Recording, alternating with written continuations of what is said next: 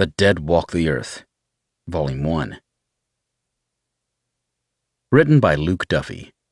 Narrated by Andrew B. Werlin. 1. The rain continued to fall heavily, cascading down in sheets and saturating the muddy ground and the dark, glistening, wet figures that trampled through the thick mire. It seemed that it had been raining for a lifetime, tirelessly pouring from the heavens with a rhythmic drumbeat from the heavy droplets that splashed against every surface.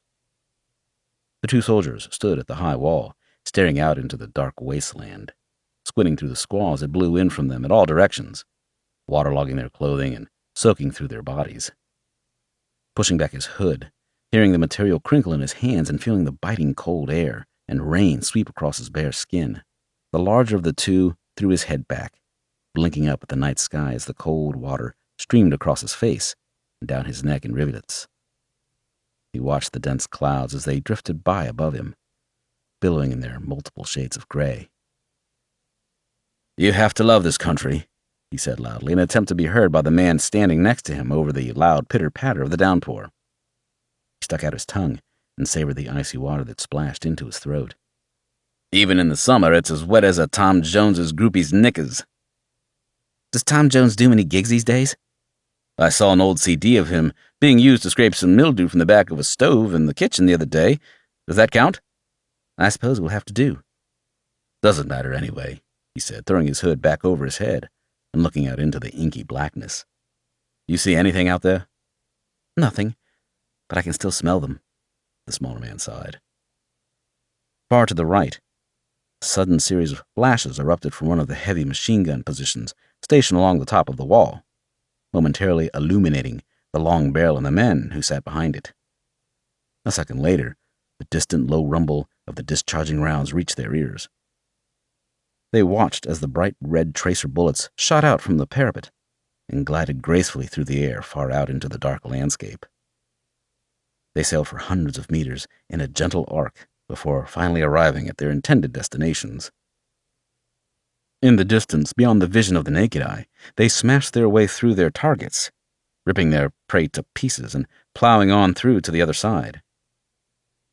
Some of the projectiles hit hard objects like rock, steel, bone, ricocheting vertically into the air and soaring high like a glowing crimson rocket, far off in the distance. The guns fell silent, and the rain quickly picked up the same pattering beat again to keep the silent night at bay. "There must be millions of them out there," the large man grunted, and nodded thoughtfully, his eyes fixed on the blanket of darkness that stretched out far beyond the wall. "When this thing began, there were 7 billion people on the planet. There aren't many places left with living people, so, yeah, I'd imagine that we have quite a few of them on our doorstep."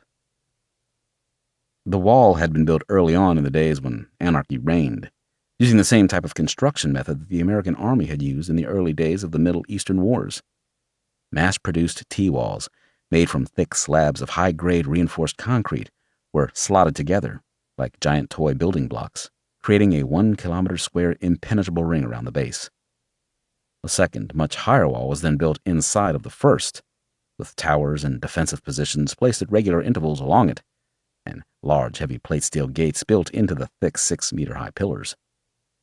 Inside, a network of prefabricated cabins were placed into a strict floor plan to act as laboratories, operations centers, offices, kitchens, and living accommodations. Even during the early days of the chaos, when cities were being overrun and armies were wiped out, the plans had gone to lengths to make arrangements for a recreation room and even a gym. It was a template taken directly from one of the many forward operating bases that the Allies had used in Iraq and Afghanistan. Originally, it had been intended as an FOB, with soldiers and scientists continuing to fight against the armies of rotting bodies. When they realized that the war was lost, the scientists abandoned the base, but many of the soldiers stayed, keeping their families safe within the walls. During the first years, a steady stream of refugees arrived at the island of life that held out amidst an ocean of death, adding to the growing community. Beyond the outer wall, for hundreds of meters, the barren wasteland was carpeted with barbed wire obstacles and deep ditches, saturated with anti-personnel mines and low wire entanglements that would snare anything that stumbled into the demarcation zone around the fortress. The machine gunners and sharpshooters stationed in towers knew the area and the exact range of each and every dip and fold of the terrain. They sat and watched, keeping a continuous vigil on their very own no man's land, chalking up their nightly kills and awarding extra rations of their toxic homemade vodka for the man with the most confirmed hits at the end of each day. For a vast area around the stronghold lay a desolate wilderness of death and destruction. Burnt and twisted vehicles, APCs, and even tanks sat silently rotting away, their occupants still inside and entombed forever. Countless bodies, dead and undead, mangled and twisted, lay ensnared within the barbed wire or trapped at the bottom of the deep trenches, unable to work their way free from their eternal bondage, while the bones of the thousands of fallen, their tattered clothing stubbornly clinging to their remains, slowly crumbling to dust as countless seasons passed by them. The place was a boneyard, with the skeletons of men and machinery, all stirred together in a thick soup of churned mud and decay. Over the years, there had been many attacks on the base. All had failed, but there were a few times when the brave defenders had believed that they were living through their final moments. Raiders, rogue army units, and armed civilians wanting to seize what was not theirs from the men and women inside launched countless assaults against the walls, only to be repelled by a ferocious defense, born from the desperation of people manning the walls to hold on to what they still had. Their most valued possession was their life and the lives of their families within the protection of their walls. They had all lost and suffered and were determined to cling on to what remained of their existence. Their deaths came at a high price to their enemies. Then there were the others, the dead. No matter how many of them were destroyed, they never retreated. Their sustained onslaught against the walls brought the men and women inside to the brink of defeat. Trapped for years, they watched and battled as the army of walking dead piled up around them, trampling over their fallen, to launch themselves at the fortress walls.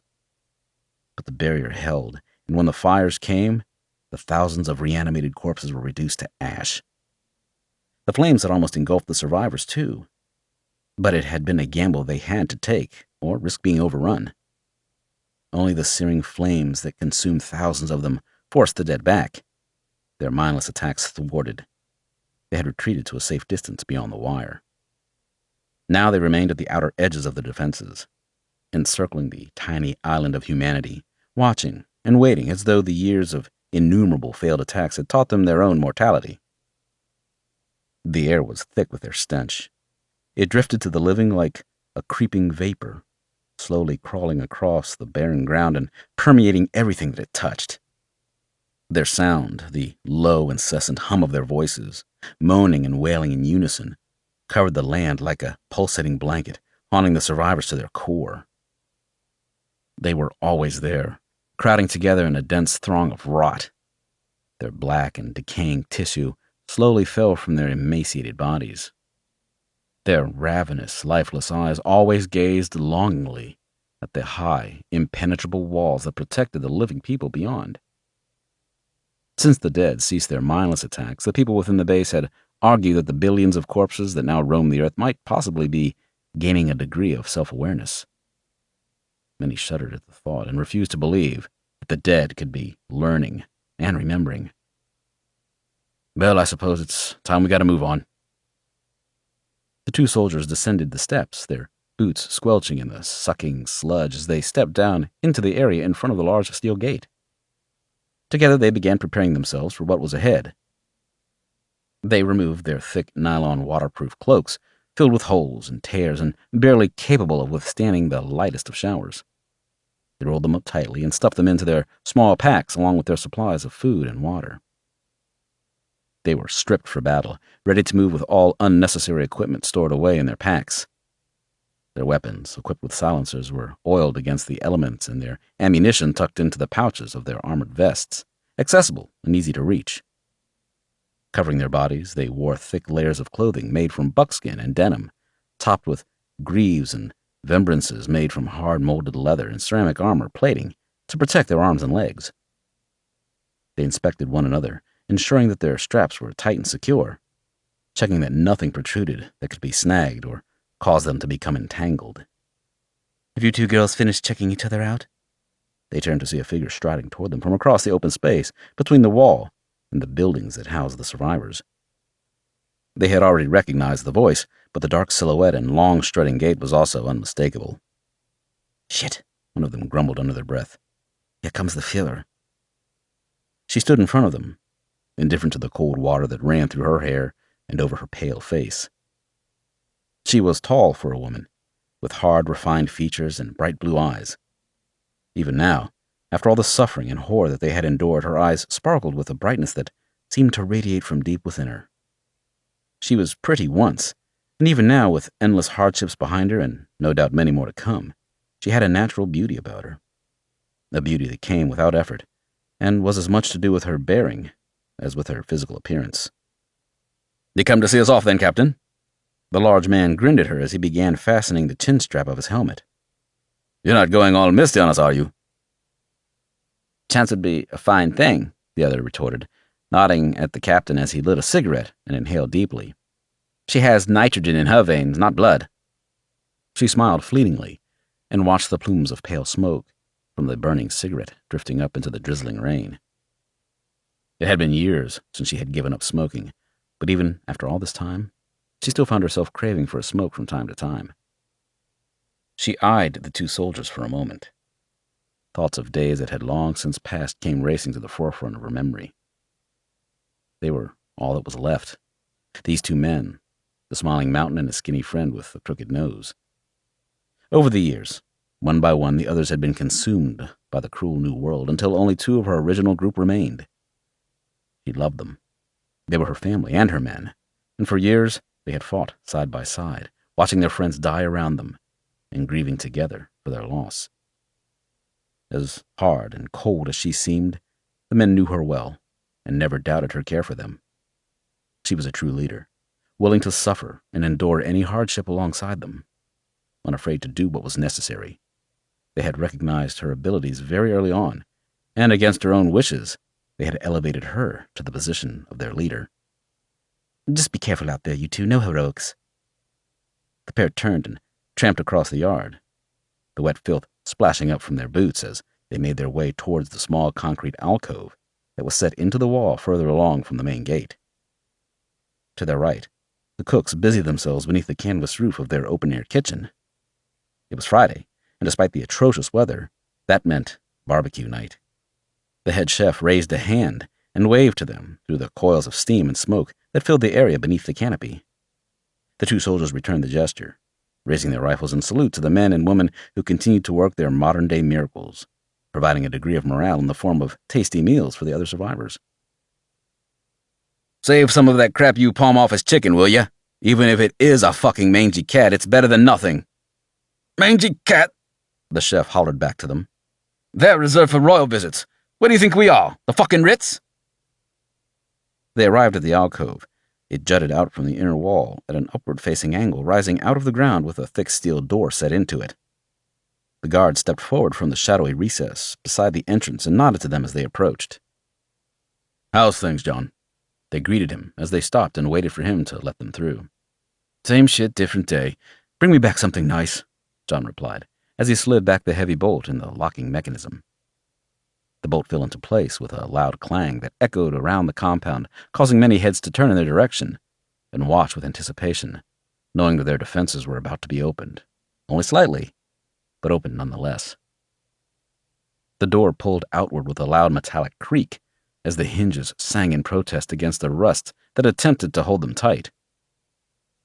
Inside, a blackness so complete that it was impossible to see past the threshold greeted them. A draft of stale air gushed out from the dark passage and brushed at their faces as they peered inside. The two men, gripping their weapons firmly in their hands, glanced at one another, feeling the hairs on the back of their necks stand to attention. "What's up?" John asked them with a sneer. "You too nervous?" The large man stepped forward, his shoulders seeming twice as broad as normal due to his equipment and armor. With a cold expression, he stared down the guard who had already began to retreat towards the comforting shadow of the recess, wishing he had said nothing and kept his mouth shut.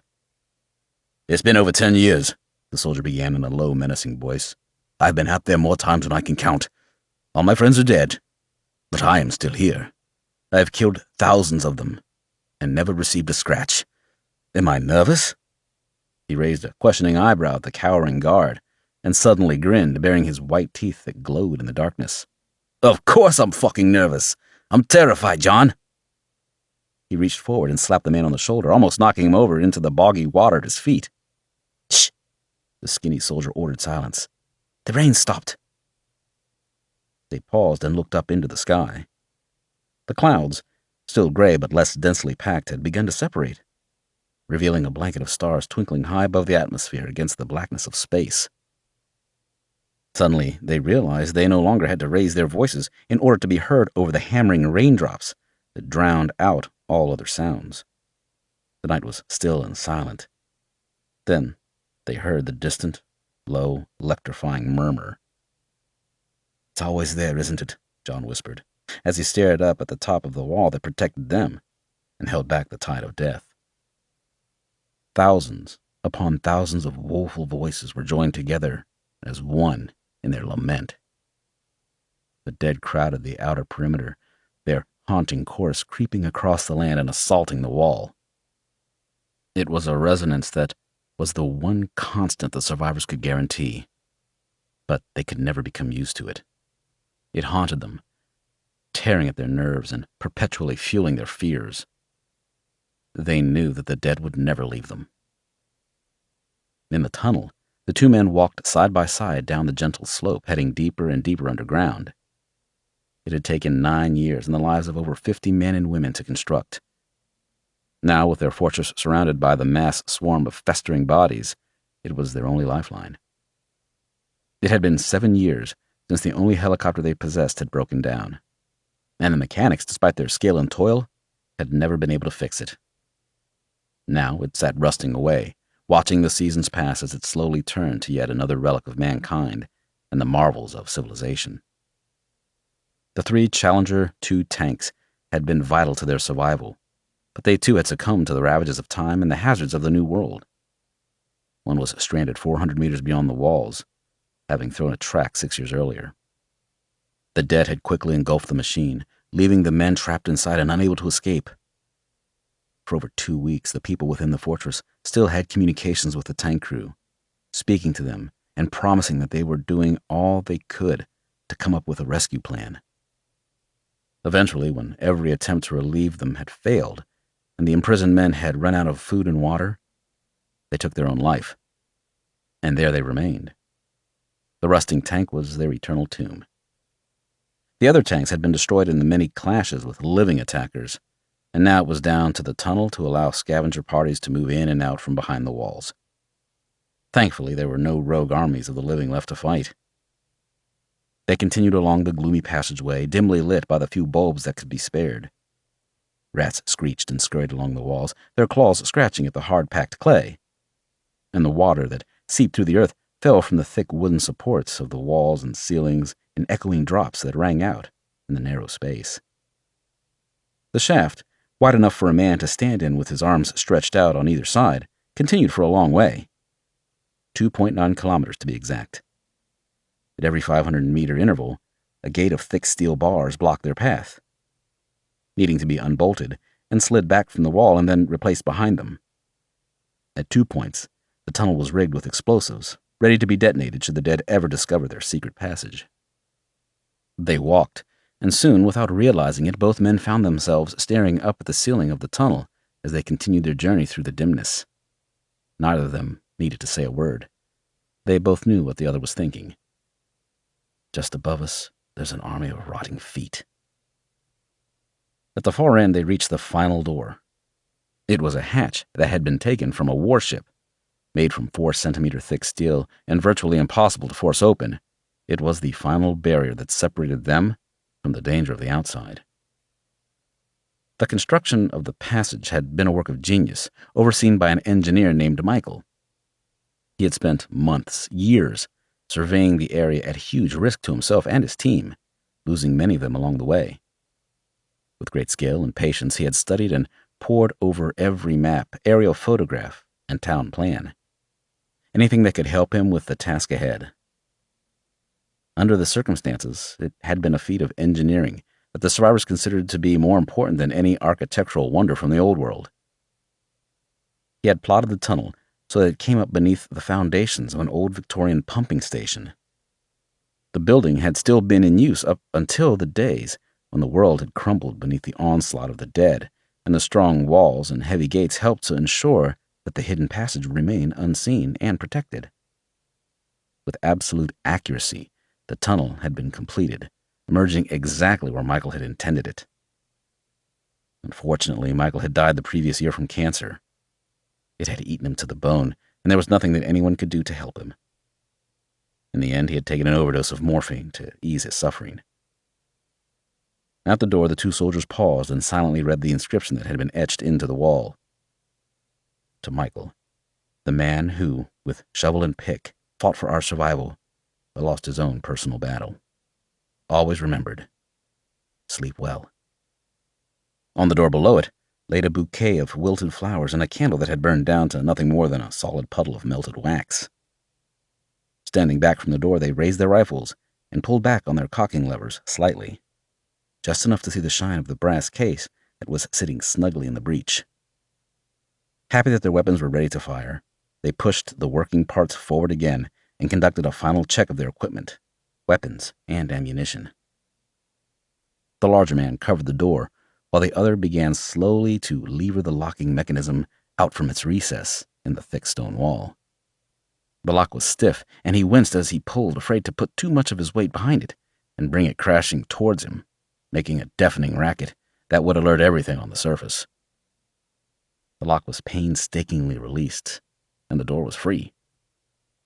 Holding the rifle firmly against his shoulder, the big soldier could hear his heart pounding against his chest and feel the sweat that soaked his brow and running down into his face. He nodded to his friend, who then pulled at the bulky hatch. It fell open with a faint whine, and both men readied themselves to receive whatever happened to be on the opposite side, stepping back and taking up the first pressure on the triggers of their assault rifles. Nothing but blackness greeted them, and both released a sigh of relief. "Why the fuck didn't old Mike put a peephole in this fucking door?" the skinny soldier hissed through the gloom. They stepped through the hatch and sealed it shut behind them, locking themselves into a small chamber containing a number of large pipes and valves. Below their feet was a heavy iron gate running into the sewers. The sound of trickling water echoed around them in the cramped space, mixing with the stench of the rats that scurried through the network of sewer tunnels beneath them. In the low light, the steel staircase leading up to the surface was barely visible, but they had been here many times before and knew it was there, and how carefully they needed to be as they climbed the rickety steps. Slowly and silently, they both began their ascent towards the dead world above. 2. Sierra Leone, West Africa, 12 years earlier.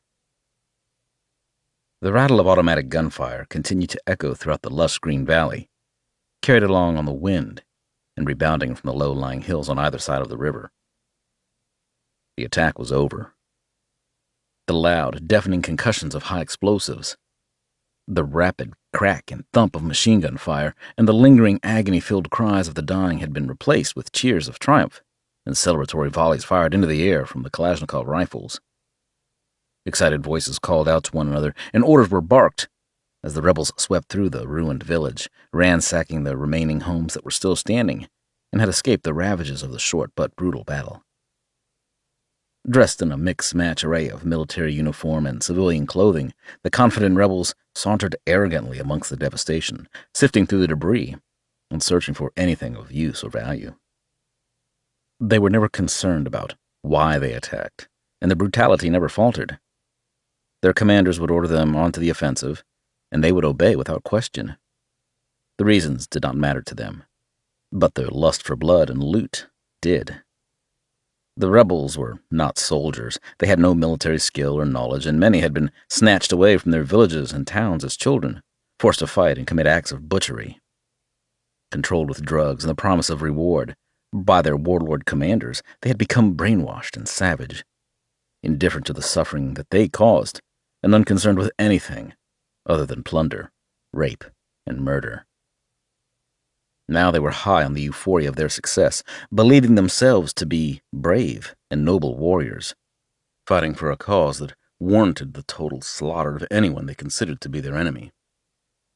They chanted and sang as they pillaged, firing their rifles into the air and claiming a glorious victory against their foe.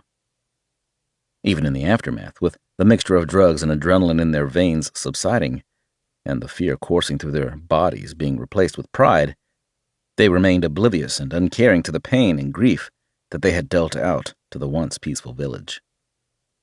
Their yellow-tinged, glistening eyes scoured the earth, searching for their rewards, apathetic to mutilated bodies splayed out on the ground all around them. Men, women, and children, lying in pools of steaming blood, were butchered like cattle. A loud horn blast from their commander's truck signaled that it was time for them to leave. With high spirits, the rebels returned to their vehicles, dragging their booty and 2 beaten and bound white men with them. They kicked and screamed at the 2 prisoners as they were hoisted up onto the bed of the truck, raining down blows with their fists and rifle butts until the men collapsed into a heap of swollen flesh and gushing blood. The engines rumbled, and the heavy wheels sent up clouds of dust into the air, cloaking their withdrawal from the area and the echoing sound of their celebratory fire steadily receding into the distance, leaving a landscape of devastation in their wake. The rebels left the village with their spoils of war. Plumes of acrid black smoke swirled in the hot wind that gusted through the remains of the huts and small farms, obscuring the blood-soaked soil and concealing the destruction and horror that had taken place just moments before. The fading gunfire added to the sound of crackling flames as raging fires continued to spread and burn all in their path. The air hissed with the thousands of scavenging insects that descended upon the shattered settlement, eager to feast on the remains of the villagers. Every structure bore the scars of battle. The homes and communal buildings lay in ruins, their roofs caved inward, and the licking flames steadily consuming everything that they came into contact with. The mud brick walls that were left standing glowed and slowly crumbled from the intense heat. An abandoned vehicle, one of the many that had brought the bloodthirsty rebels to the unsuspecting village, lay smoldering at the outskirts. Its steel frame was twisted and pockmarked with bullet holes, having fallen victim to the ferocious firefight that had engulfed the small town. In the driver's seat, still seated at the helm, was the charred and skeletal body of one of the attackers. His fingers still clutching at the wheel, and his blackened, grinning skull, the eye sockets void, staring out at the tattered remnants of the village. Countless bodies were scattered throughout the area. Some lay in heaps, families that had died together, their lifeless corpses hugging the earth while their cold hands continued to cling on to one another in their death grip. Others had fallen alone, with no one to hold on to in their final moments, cut down and slaughtered by the ruthless monsters that laughed and sang as they butchered everyone they found. The scale of the massacre and the extent of the vicious wounds inflicted were testament to the shared suffering of the unfortunate people. No one had been spared. The children of the village had suffered along with their parents. They had been ruthlessly shot, hacked with machetes, and bludgeoned with clubs. Their screams of terror and pain and their pleas for mercy had fallen on deaf ears, as their attackers had swept through, raping and killing in an orgy of blood. At the crossroads in the center, 4 pale, naked bodies lay in the dirt, their headless carcasses baking in the midday sun as their blood seeped into the earth around them. They were the remains of British soldiers. They had fallen in the hailstorm of the battle, fighting hard to defend the helpless villagers from the onslaught. Many of their attackers had died during the assault, but the soldiers had eventually been overwhelmed. When their ammunition was expended, they had fought with fixed bayonets and hand-to-hand against the merciless rebels. But one by one, they had been cut down. Now they lay mutilated in an undignified heap, stripped of their equipment, clothing, and personal possessions, the rebels carrying it all away as souvenirs of war. The cries and whimpers of any remaining survivors had been quashed by the rebels before they had left, leaving only the hush of death. Not even the birds dared to make a sound now.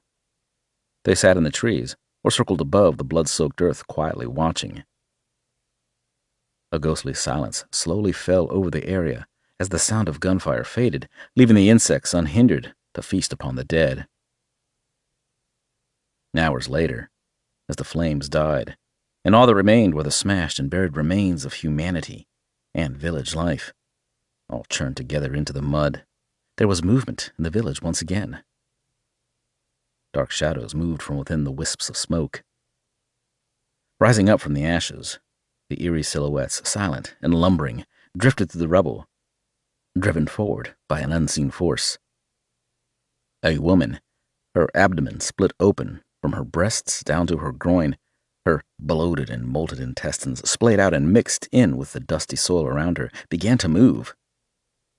Her heart did not beat from within her chest, and the remaining blood in her veins coagulated, and cold did not flow through her body. She was dead. Her fingers twitched, barely detectable at first, but soon they grasped at the black dirt, digging her broken nails deep into the soft earth. With each passing minute, her body became more animated.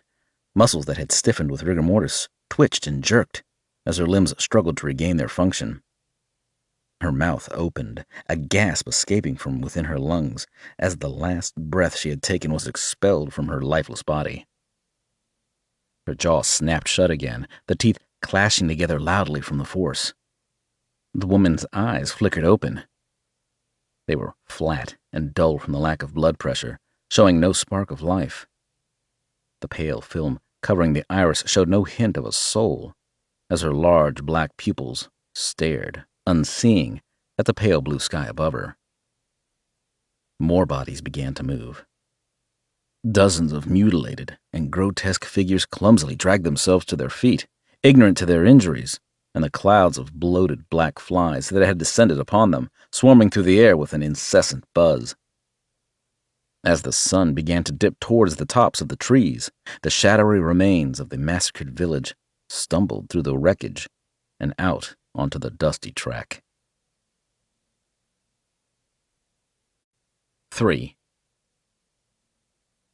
Syria. The sky had turned to a bright blue, but it would be another hour before the sun was ready to rise above the horizon and begin warming the landscape with its radiance. It was still very early in the year, and the nights were bitter. The freezing February air would attack any exposed body parts like a sudden harsh slap. A fine layer of frost coated the ground, its microscopic crystals sparkling like a blanket of stars stretched out over a hardened crust of black soil. In the severe cold, the rocky terrain seemed harder than ever, as though the low temperatures had sharpened the pointed edges of even the smallest of pebbles. He remained still. His breathing was slow and controlled, instantly freezing into a white mist that drifted up above his head and dissipated into the cold air. His bulky mass was pressed close to the ground, sinking into the earth and becoming part of the topography, while his attention stayed fixed on the target area in front of him. His unblinking green eyes and hard expression betrayed his absolute disdain for their current situation. He let out a low sigh and shifted his position to give his stiff muscles and aching bones a moment's respite from the icy temperatures that they had been forced to endure for the entire night. For 4 weeks, they had battled against the elements, suffering the extremes of the climate and the land, pushing their bodies and stamina to the limit. Methodically, they had collected all the information that they needed before putting their final phase into motion. Every aspect of the plan had been scrutinized down to the smallest detail. Nothing had been left to chance, and a number of backups and alternatives had been put into place, ready to be brought into play on the receipt of certain code words that would be given to them by their commander over the radio. "I fucking hate this place, Marty," he grumbled to the man next to him. "Why can't they send us somewhere nice for a change?" Marty shrugged, blinking his eyes rapidly to help with his focus as he pulled his face away from the thermal imaging sight. A wry smile spread across his lips. "I don't think they have much call for the likes of us in Antigua right now, Bull," he replied, in a voice that was little more than a whisper. Bull grunted. His real name was Manus, but the nickname Bull had followed him throughout his adulthood. He remembered, even as a child, one of the many foster parents had referred to him as a raging bull. Being tactful or subtle could never be considered as one of his strong points, and his approach to anything in life was to take it head on, with brute force and maximum effort, mentally and physically, as though everything was a fight to the death. Grace and diplomacy were not familiar words to him, and he was as quick with his fists as he was with his tongue. However, contrary to his own beliefs, the nickname had not derived from his personality or his large muscular frame. It had first been given to him during his time as a young soldier, and not one, not even his closest friends, had ever plucked up the courage to inform him of the true origins of his bestowed title. Early in his army career, based in the garrison town of Aldershot, in the south of England, the rugged, good-looking Manus soon drew the attention of many of the local women. In the bars and clubs, his broad shoulders and piercing eyes turned the heads of many. It was not long before one lucky girl managed to snare him, even if it was only for just one night. As it happened, she too had a nickname. Machine Guns Mary was a regular face in the barrack block belonging to the heavy weapons platoon. On most weekends, she spent her afternoons and evenings flitting from one room to the next, enjoying the company of soldiers there, often with more than one at a time. After managing to seduce the inebriated Manus one evening, she convinced him to escort her back to camp, something that Manus was more than happy to oblige her with. The next week, when Mary took up her usual position at the bar in the Trafalgar Inn, she was asked how she had got along with the mighty Manus. "It was over before I realized it had even started. He went at it like a bull in a china shop, and then fell asleep," she replied. From then on, he became the Bull. "I'm just sick of being in crap places," Bull continued to grumble as he lay in the cold beside his friend. "Everything is a pain in the arse. If I want a dump, I have to do it in a bag and keep it. Then, after a few days of walking about with a bag of shit in my pocket, we walk 20 miles just to go and bury it so no one can find it. I haven't had a hot meal for over a month, or changed my fucking underpants. What kind of life is that?" Marty stole a quick glance to his left to look at his friend, and nearly erupted into laughter. As always, Bull never failed to amuse him. His face, framed in a thick scarf and topped with a misshaped, overly large woolly hat, had taken on the appearance of a frozen slab of pork. His 4-week-old beard was covered with frost, and mucus that had solidified into pale stalactites dangled from his nostrils. His skin was a pale gray except for his nose, which was a bright crimson. But it was not the pathetic, disheveled appearance that made Marty want to laugh. It was the expression in Bull's eyes. He was miserable, and that made Marty feel better. Just knowing that someone else was there with him and sharing the discomfort, suffering just as much, if not more, than he was enough to raise his morale a notch. They had known one another for a long time, even serving in the same parent regiment together. And it was Marty who had told the others about the secret origins of his friend's name. Marty was what they all referred to as the Angry Jock. He was originally from Glasgow, Scotland. Tall, dark-haired, and with a thick Glaswegian accent. Everything he said sounded as though it was spat with anger and venom.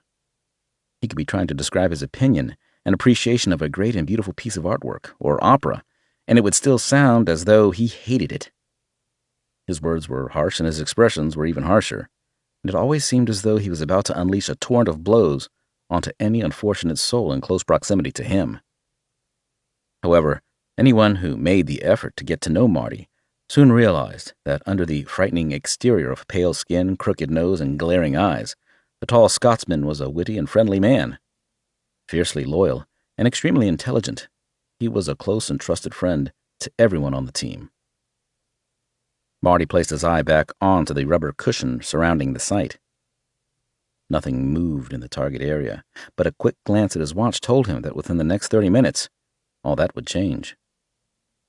Directly ahead of them, exactly 323 meters away, was a small one-story building made from a mixture of orange and gray bricks, topped with a heavy thatched roof. To the left and right of it, 3 smaller structures of mud brick and corrugated iron completed the tiny farm complex. They knew the exact distance because Bull and Marty had measured it with the rangefinder and set the sights on their weapons accordingly. The ground around the farm complex was open and flat, with a number of small enclosures fenced off with barbed wire, containing herds of scruffy goats and emaciated-looking cows sifting through the filth at their feet. The ducks and geese had been the hardest obstacle. Over the previous week, the team had infiltrated the area, planting listening devices, tiny cameras, and even explosives. Negotiating their way past the ever-vigilant poultry had been an achievement in itself. Geese were always considered as a good alternative to guard dogs or sophisticated and technologically advanced early warning systems. They were cheap and very easy to install.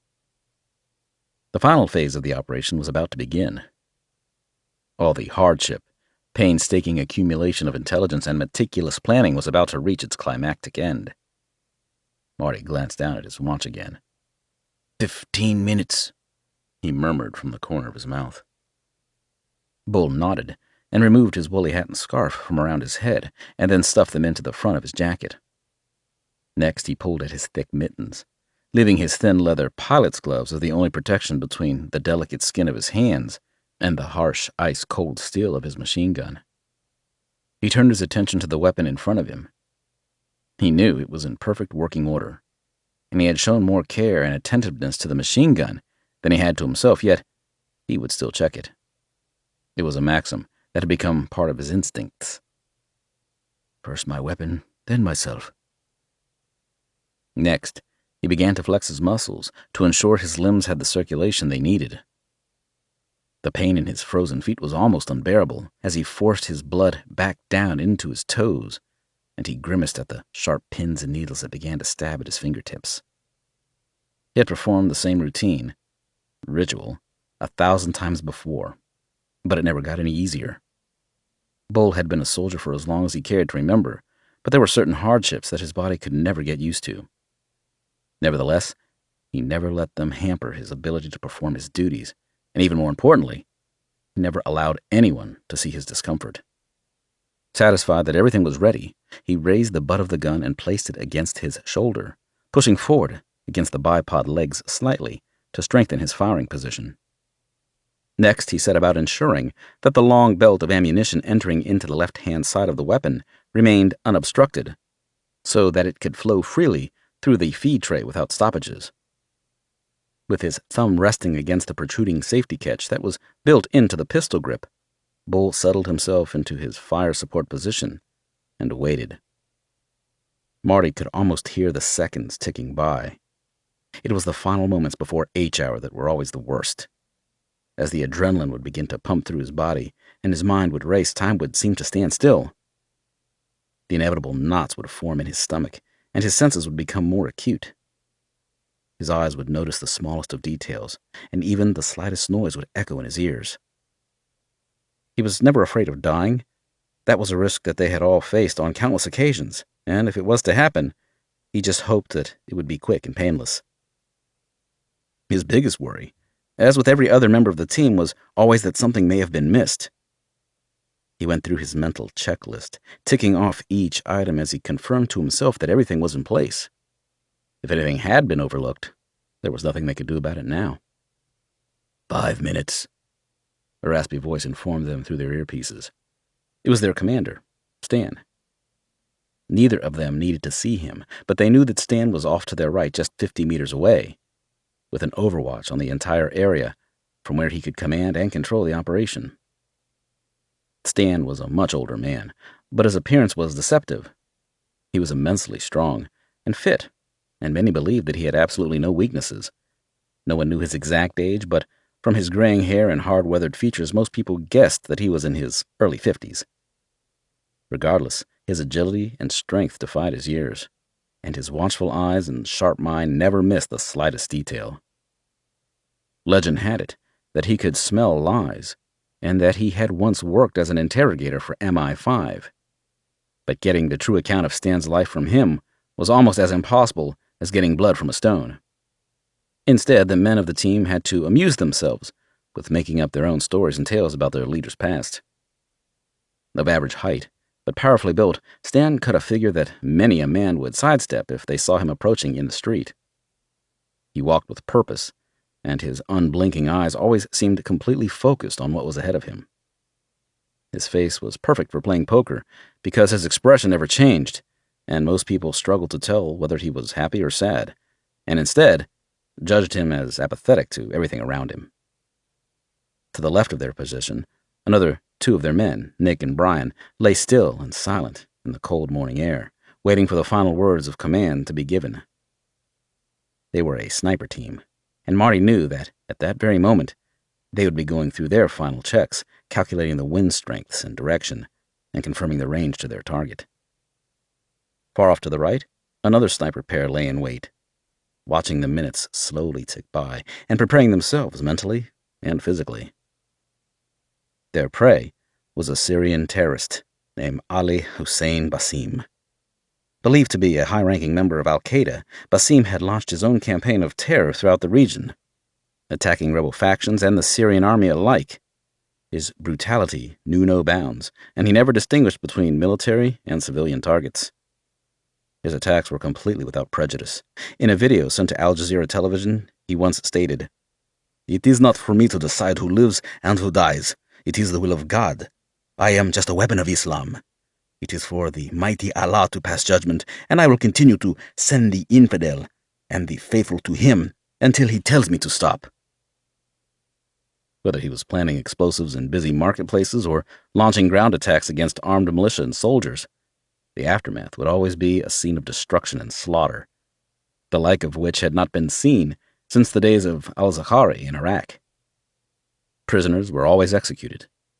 Every week, there was fresh footage circulating through the internet of captured soldiers, Red Cross workers, Christians, and suspected collaborators being beheaded by Basim and his men. For a long time, the Western governments failed to act. But when the peace talks began, and Basim increased the ferocity of his attacks in order to disrupt the negotiations, it was decided that something needed to be done.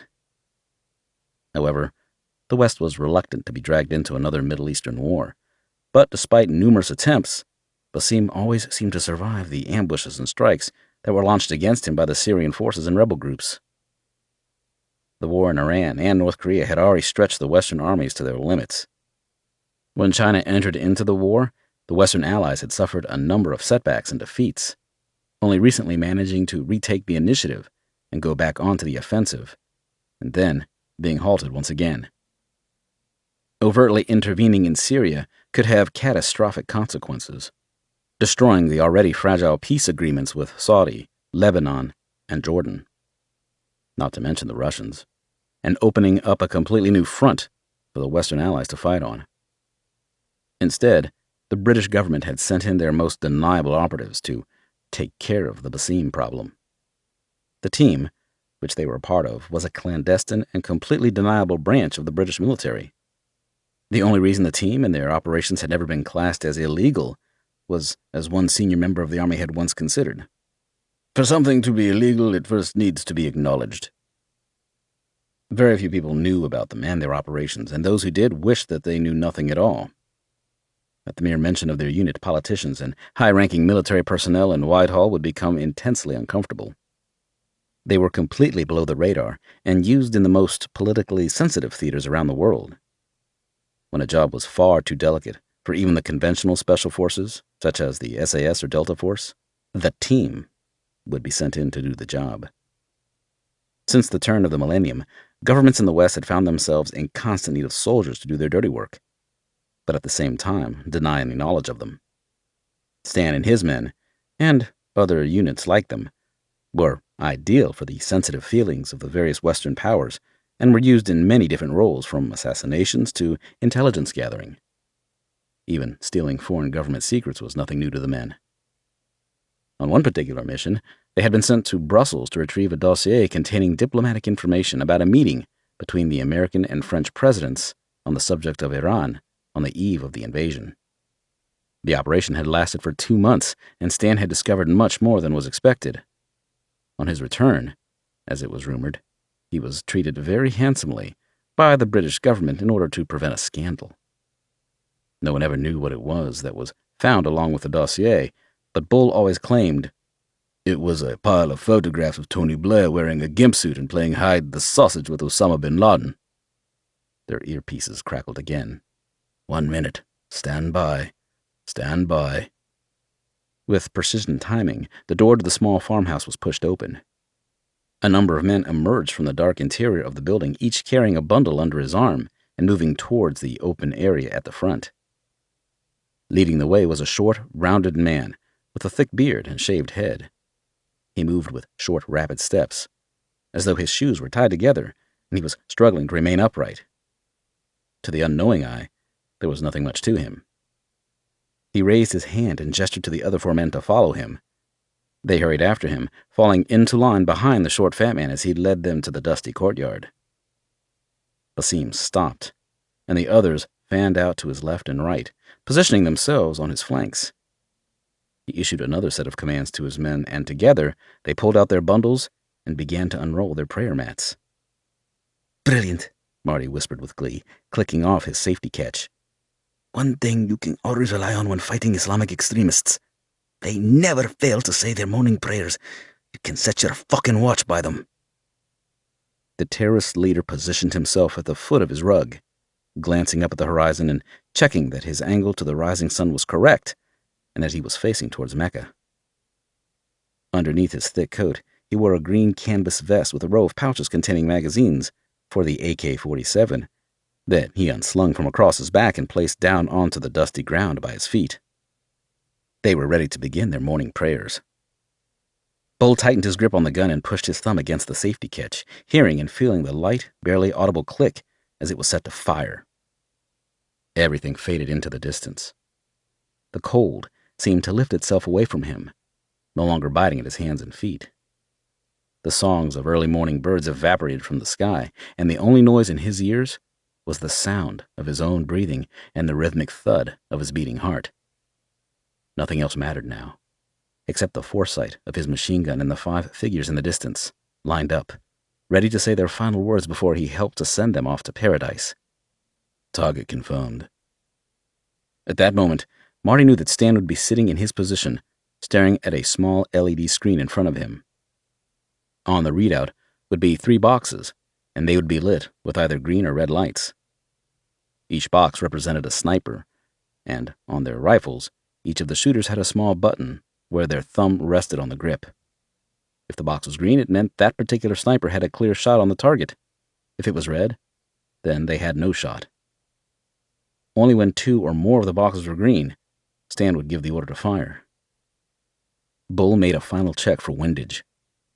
He watched the long blades of grass swaying beside the farmhouse, and the length of cloth they had fastened to the fence post of the animal pen, confirming the strength and direction of the wind. "Left 3, he whispered from the corner of his mouth. Marty made a slight adjustment and slowly released a breath until his lungs were half deflated, then paused. The telescopic sight of his rifle stabilized, and the crosshairs remained fixed in the center of his target. His aiming mark, the lower part of Basim's face. A shot placed into that area would, in less than a microsecond, destroy the brainstem, dropping him instantly, with no chance to scream, let alone survive. Far off to the north and south of their position, the other snipers would be aiming at the target's earlobes. Bobby and Taff were on the right, with Brian and Nick taking up positions on the left flank. Ali Hussein Basim was about to be taken out from 3 directions simultaneously. There would be no need for any further talk or instruction from Stan. The 3 snipers would sit and wait until he gave the word, fire, once he received the green lights. Basim and his men continued their prayers. They raised their hands, muttering their holy words, and then bowed to their rugs, making their promises to God and offering him their complete devotion. A final bow, and Basim raised himself to his feet, crossing his hands in front of him and lowering his head. 4. The operations room was silent. Literally, quiet enough to hear a pin drop. Samantha crouched down and run her fingers across the smooth linoleum floor, searching for the hair clip she had been nervously playing with in the dimly lit command center, as she stood, staring at the huge monitors attached to the wall in front of her.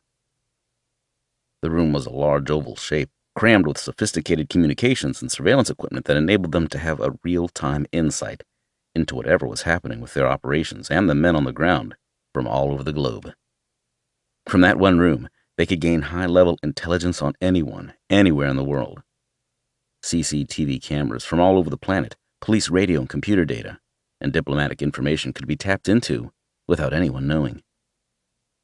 Phone records could easily be retrieved, bank accounts accessed and scrutinized.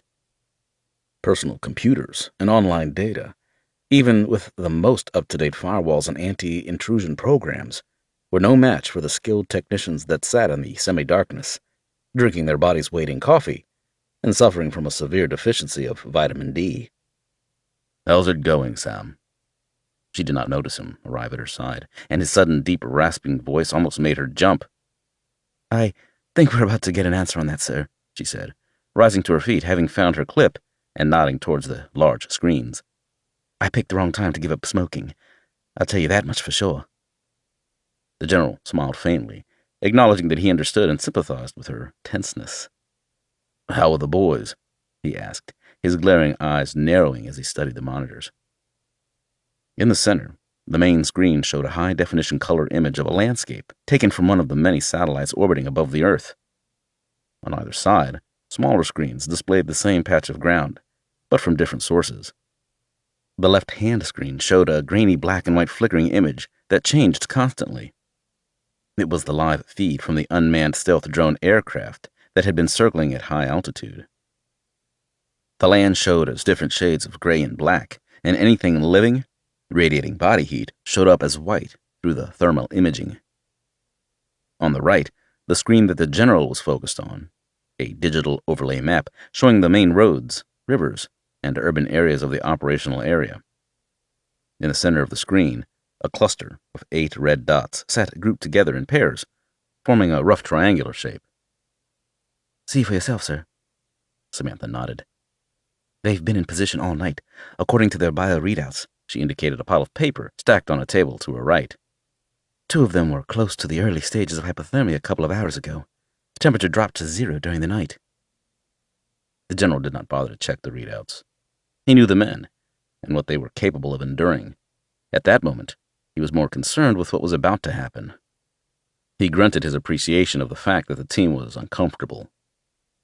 "But about video feed, do we still have it real-time from the ground?" Samantha shook her head. "No, sir. The blokes pulled their cameras last night. We have a lot of footage from the last 5 days if you're interested in reviewing it." She unfolded her hands from in front of her chest and indicated the hard drives containing all the camera data that had been collected. "I need to talk to you after this, Sam," he said, without taking his eyes from the screens in front of him. "About?" Samantha was just as transfixed with the unfolding events and the digital clock that was ticking away in the top right corner of the satellite imagery. "The Africa thing." This time, Samantha tore her eyes away from the live feed and glared at the tall, pale man with burning eyes standing next to her. "What happened?" The general looked at her and shrugged, a faint smile creasing his thin lips. "We don't know. The MOD has only just been kind enough to inform us that they have lost comms with the section that was sent in." "And the doctor?" He shook his head. "How long has it been since they last heard from them?" she asked, searching his face for any indication of whether he was holding anything back from her. In the gloom, it was hard to tell what he was thinking. 9 days. "Bollocks," she hissed. "Does the WHO know about this?" He nodded. "They're coming in to brief us. With the doctor missing, they're presuming the worst." "Are they going public yet?" He shook his head and shrugged his shoulders. "With what? Without the doctor's research, all they have is rumor and theory," he replied dismissively. "There's the reports and footage from Belize and Haiti. What about that? You've seen it all yourself, sir." He shook his head again. "Unreliable, I'm afraid. They can't announce this thing to the world without having it all nailed down." "Well, they need—" "Movement in the target area, ma'am," a voice called to her from across the room. She looked over to see the sergeant staring back at her from behind his computer, the light from the screen casting an eerie glow over his features. On the large monitor, she saw the glowing white shapes of men moving away from the farmhouse.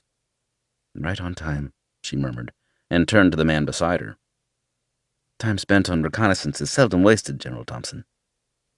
"Stowns confirmed the target, Captain Tyler," the communications officer reported to Samantha from the table behind her. She made to turn away from the general and begin dealing with the immediate matters of the operation. He placed his hand on her forearm, stalling her for a moment, and leaned across so that his lips were close to her ear. As soon as they're clear of the area, get them out of there. Don't wait for them to be at the RV. Pull them out. He stepped back from her and fixed her with a hard look. You know this is going bad, don't you, Sam? We have to get them back and ready as soon as possible. I think we'll be needing them again before the week is out. 5. Fire. Before the order was completed, 3 rifles released their shots together. Marty felt the recoil buff against his shoulder, and his ears pop as the round almost silently erupted from the barrel of the rifle. The suppressor did its job as well, keeping any signature and sound to a minimum as the copper-plated bullet sprang from the breech and raced toward its mark. A split second later, Basim's head disappeared in a swirl of red mist and splintered bone as the 3 bullets plowed through his skull, his body remaining upright for a moment before the muscles and nerves ceased to receive the signals from his obliterated brain. The headless carcass dropped, like water crashing to the dirt in a heap. The men to the left and right of his body instinctively ducked as they heard the supersonic crack of the rounds that snapped by, displacing the air and smashing through the head of the terrorist commander. Dumbstruck, for a second, they hesitated and stared at the body of their fallen leader, and then at one another. That was all the time that the snipers needed before more high-velocity rounds were sent down the range towards their next victims. 3 more men fell, blood spouting from their wounds and silent screams becoming lodged in their throats as the life was snatched from their bodies in an instant. Finally, the remaining man realized what was happening. With a quick glance over his shoulder, his eyes blazing with fear, he turned on his heel and ran for the house. He had only moved a couple of meters when the ground around the dilapidated farm building exploded in a deafening roar, throwing debris and speeding shrapnel through the air, mixing metal, rock, and bone together in a fountain of annihilation. Bull increased the pressure on the trigger, and the machine gun barked loudly and juddered against his muscular shoulders. The long belt of ammunition twitched as it began feeding through the weapon's chamber, and the empty cases sprang from the other side, clattering onto one another and forming a small, ever-growing pile of brass. Each time he squeezed, he silently whispered to himself, I can fuck you before you can fuck me. The phrase he was taught all those years ago to help control the rate of fire for a belt-fed weapon. Then he would release his finger for a moment, adjust his aim, and then begin the process again. The loud rattle of the gun was always comforting. To him, it sounded comparable to sheet metal being torn apart by giant hands, like a piece of flimsy cloth. He watched his fall of shot, seeing the bright tracer bullets sail through the air and smash their way through the rickety walls of the outbuildings around the farm complex. Even the goats and cows had not been spared, hundreds of rounds piercing through their bodies, chewing the flesh and bone to pulp and scattering them across the ground. The column of debris and dust from the explosion fell back to earth, large clumps of brick and steel crashing to the ground with heavy, dull thuds mixing with the organic material of the dead and dying. The team had been well aware that women and children, the families of Basim and his men, were inside the buildings. They had planted the explosives 5 days before when the area had been empty, and 2 days later when Basim arrived with his wife and 5 young children in tow, they had been caught in a dilemma. There's collateral damage, Nick suggested, in his thick, almost unintelligible Newcastle accent. Why should we let those little bastards grow up and avenge their old man? That reminds me, Bull added with an indifferent grin. I need to get my collateral checked by the doc when I get home. I love takeaway, you see. Although it was a rather callous outlook, Nick's opinion had been the general consensus. In the end, it was decided that they would stick to the plan, and the plan was to make it appear that Basim and his group had been attacked by Syrian forces, or another rebel cell, who would not care for a minute that they killed women and children, as long as they got the terrorist leader with them. Using a drone strike or smart bomb was never an option. They were not certain to kill the intended targets, and they always left debris that could be identified. Finding a piece of circuitry or tail fin with traceable serial numbers on it would be difficult for Western governments to explain. Close in, Stan ordered, prompting the sniper teams on the flanks to collapse their positions and begin pulling back into the rendezvous with the rest of the team. As they began to move, Bull continued to pour his long bursts of machine gun fire into the farm complex, covering their withdrawal and ensuring that nothing would be left alive amongst the ruined buildings. 2 more explosions detonated to the left and right. Much smaller than the first, they were the sniper teams sanitizing their areas, leaving no trace behind of the positions that they had occupied. Marty brought himself up into a kneeling position and began stuffing his thermal imaging sight and the spare ammunition for the machine gun into his small pack.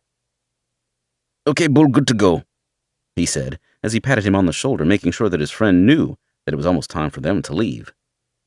"Roger that." Bull fired one long burst, the streaks of glowing tracers zipping through the air and demolishing the one remaining wall of the building to the left of the courtyard. Satisfied that there was nothing left, he jumped up into a crouched position and scooped up the heavy weapon in his arms, cradling it like a small child. He remained where he was, watching the ground to his front, while he and Marty waited for the final call from Stan to close in. "Marty, Bull, move to the RV." Together, they jumped to their feet and plowed their way through the small bushes that had obscured them from view. Behind their position, they turned onto a small goat track and sprinted along it, heading for the rally point with the rest of the group. As they approached the rendezvous, a small dip in the ground roughly 200 meters from their fire support positions, Marty slowed his pace, allowing them to get a view of the area and ensuring that they did not run blindly into an ambush. "Marty coming in," he repeatedly called in a hushed voice as he drew near. A face appeared just a few meters ahead and grinned at him. It was Bobby, the medic for the team. He had been part of the sniper group on the right flank, and it had been their job to secure the rally point once they were given the order to pull back. Bull and Marty crashed through the underbrush and into the dip. The rest of their men were already there, spread out into a circle, covering their arcs and providing all-around defense. Stan was in the center, kneeling on the frozen ground and adjusting his equipment, tightening his belt, and checking that all his pouches were secure and that he had a fresh magazine on his rifle. His eyes locked with Bull, who bared his teeth in a rueful grimace. As always, Stan's expression showed no emotion at all as he acknowledged him with a slight nod of his head. To Bull, it was as if their commander was incapable of feeling anything and was in a perpetual state of concentration on the job at hand. Even when they were back in the UK, the man never seemed to smile. Bull moved to the far side of the dip and placed his machine gun down so that it was covering the direction they were about to head in. He knew that they had a hard slog ahead of them, through a narrow rocky pass and over a steep feature. It would be a tough few hours, but every one of them were well aware that they needed to put as much distance between them and the target area as possible, and quickly. Inevitably, there would be a follow-up. They had made enough noise to alert every rebel and Syrian soldier in the district, so it was paramount that they get away from the area. Now their fitness and endurance would be the most important factor. "1 minute and we're out of here," Stan announced as he stood up and moved into position beside Bull, ready to lead the way and set the pace for their withdrawal. It was 50 kilometers to their extraction point, and he intended for them to be there before nightfall. At a pace that defied their appearance and loads, they raced off through the gorge and towards the high ground. 30 minutes later, as the men approached the top of the ridge, a resounding boom echoed up to them from the valley floor. They turned to see a large column of smoke and dust reaching high into the air, a kilometer to the north of the wrecked farm buildings. "That's the follow-up, boys," Dan grunted as he increased his stride toward the summit. Along the road leading into the complex where Basim and his men had been hiding out, Stan and Danny, the youngest member of the team, had planted a surprise for anyone who came to investigate. An improvised explosive device, IED, made from 3 105mm artillery shells attached to a pressure-release pad, would be enough to destroy any vehicle that triggered it. Anyone else wishing to follow would be more cautious on their approach, slowing them down and allowing Stan and his men to gain as much ground as possible. Once they were clear of the high ground, Stan turned south, contouring the feature as they continued at top speed towards their anticipated extraction. They were making good progress, and they now had a gigantic pile of rock and dirt between them and the scene of their crime. The hill acting as a physical and psychologically comforting buffer from any potential danger and prying eyes. The sweat was pouring from Bull's head, running down his back in rivulets and accumulating at his waist. His soaked belt was already starting to chafe his skin, and he knew that he would have a few uncomfortable nights ahead as a result. His heavy feet pounded at the dusty slope as he forced himself forward with the agility of a mountain goat, bounding from one rocky outcrop to the next. All of them puffed and panted as they drove themselves onward, carrying their heavy equipment and weapons, never letting up on the tempo. The terrain was extremely uneven, with sharp rocks jutting up from the ground that threatened to trip them at any moment, but no one could afford to fall. An injury would slow them all down and hinder their ability to react to a threat that could spring at them from any direction. Stan adjusted their direction and steered them towards the foot of the hill, paralleling the fast-flowing river that coursed along below them. Once they were on flatter ground, he pushed a few hundred meters further on and then led them into a small re-entrant that was surrounded by thorny scrub. "Go firm here," he panted, as the others followed him in and took up defensive positions. "We'll do a quick map check and then crack on. 1 minute." As Stan and Danny began confirming the location with their compasses, maps, and GPS, the remainder took in some much-needed water. Despite the freezing morning temperature, they were all soaked to the bone with sweat from the hard and fast climb over the steep feature, and they needed to quickly replace the fluids that they had lost. Bobby reached across and, without a word, stuffed a large piece of chocolate into the mouth of Stan, knowing that their leader did not have time to see to himself as well as checking their bearings. "Get that down, you old man. You look like you're on your chin strap, mate," Bobby grinned at him. Stan grunted his thanks and continued his confirmation with Danny. Bobby, slightly built but as strong and determined as any other member of the team, was always quick with a smile. Regardless of the situation, he had a natural ability to lighten the mood with just a few flippant remarks. He had spent most of his Army career as a medic in an infantry unit, but with just a few years to push before his retirement date, he had grown bored and developed a severe case of itchy feet, feeling unfulfilled with the career he had led. After being approached by Stan, he had jumped at the chance to be recruited into the newly formed unit, providing that he passed the rigorous selection course first. He had first met their commander in Afghanistan when Bobby's battalion had been attached to the same SAS squadron as Stan as a support group. His knowledge, strength, and ability had not gone unnoticed by the attentive veteran, and when the team was put together, Stan wanted Bobby on board as the medic. Since then, they had been close friends and reliant on one another. 20 kilometers further on, and Stan was satisfied that they had gained enough distance. No one would be looking for them so far away in such a short space of time. If there were a search, it would probably be localized to the area around the farm complex and the roads leading in and out of the valley to the west of the ridgeline that they had crossed. It would take some time before their firing positions were discovered, and the team hoped to be long gone and back in the UK by then.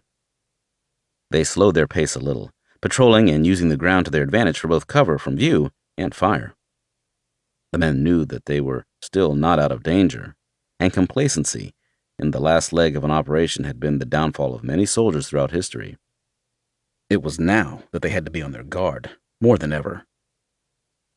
The hours passed, and the team pushed on, the sun making its slow journey across the sky, remaining close to the horizon in its winter track.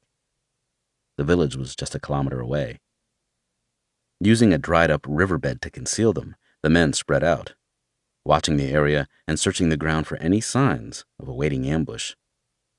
Everything was quiet, and nothing moved. Even amongst the buildings, nothing stirred, and Stan felt unsettled by the unnatural calm.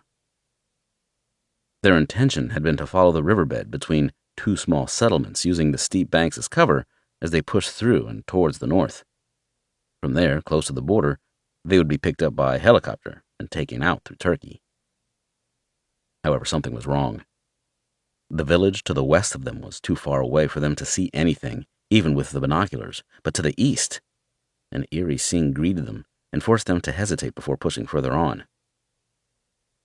Through the binoculars, Stan could see vehicles abandoned in the streets, their doors lying open, and their windows smashed.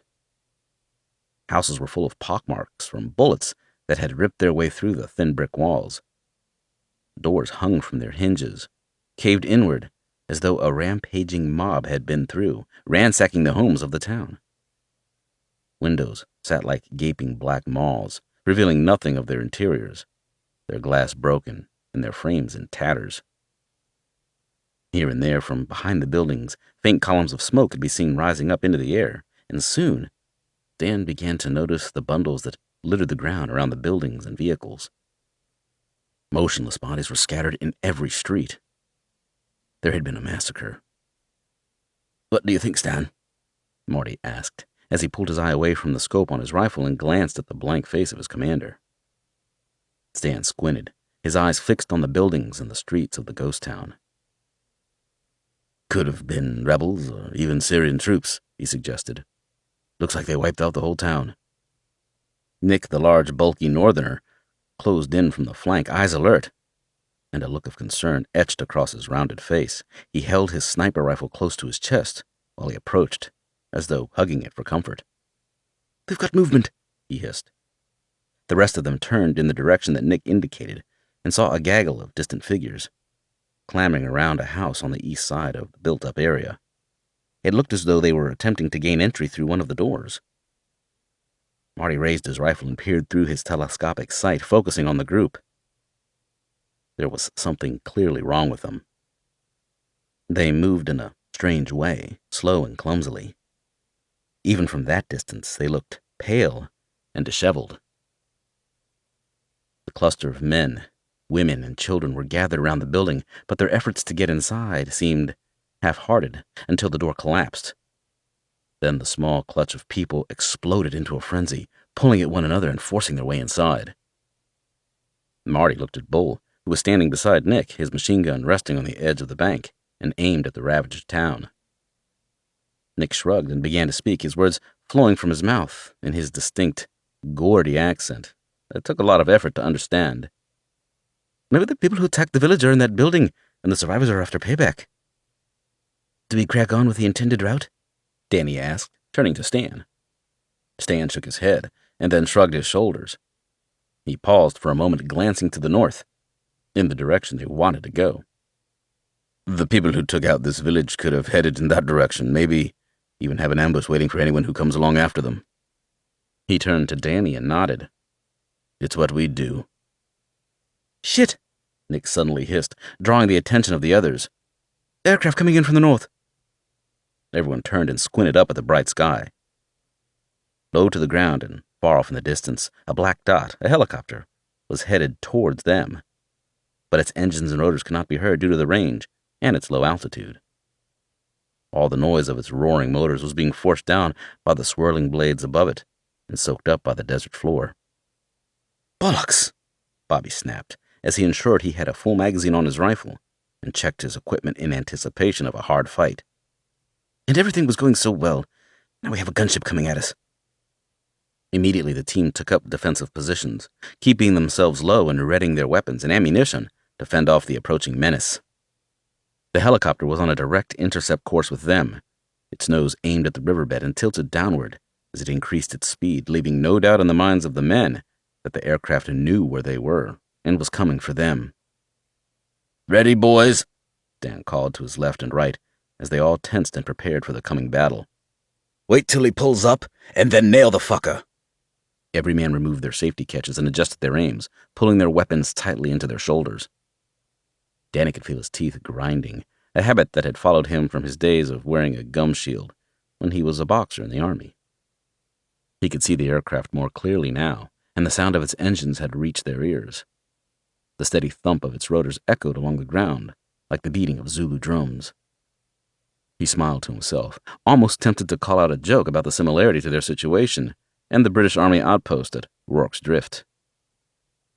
Bull took up the first pressure on the trigger of his machine gun, ready to send a torrent of whizzing projectiles toward the attacking aircraft.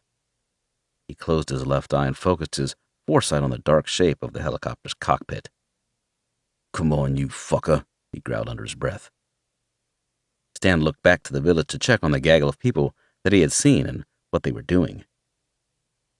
They poured out from the house, and more of them began to appear from amongst the other buildings. Glaring up into the sky and seeing the helicopter, they began sprinting through the streets and towards the riverbed where the men waited. The helicopter was close now, just a few hundred meters away, and headed straight for them, its heavy mini-guns and rockets clearly visible on either side of the fuselage. The bulky shape of the aircraft, a Black Hawk, suddenly slowed and yawed to the right, as though about to fire its weapons into the riverbed while avoiding incoming fire. "Hold your fire!" A voice suddenly rang out from the far end of the line. It was Bobby. He had seen something that the others had not. "Don't shoot!" he shouted, waving his arms, and at the same time gesturing towards the helicopter. "It's one of ours!" They all soon realized that Bobby was right. It was the aircraft that was supposed to pick them up 20 kilometers further north. The Black Hawk pulled its nose upwards and pivoted so that it approached the dried-up riverbed side-on, its downwash kicking up a tornado of dust around it as the skillful pilot hovered just a few meters above the desert floor. Stan made eye contact with the man in the cockpit, who waved back at him and pointed over his shoulder, instructing him to move towards the side doors. All 8 men jumped from their positions, moved towards the aircraft, and began climbing into the passenger compartment. "What the fuck is going on?" Stan screamed over the shoulder of the pilot so that he could be heard over the engine. "You were supposed to meet us further north in 3 hours. Why are you this far across the border?" The pilot shrugged and pointed to a screen mounted on the console in front of him. Stan looked and saw a digital map of the area and a number of glowing red dots.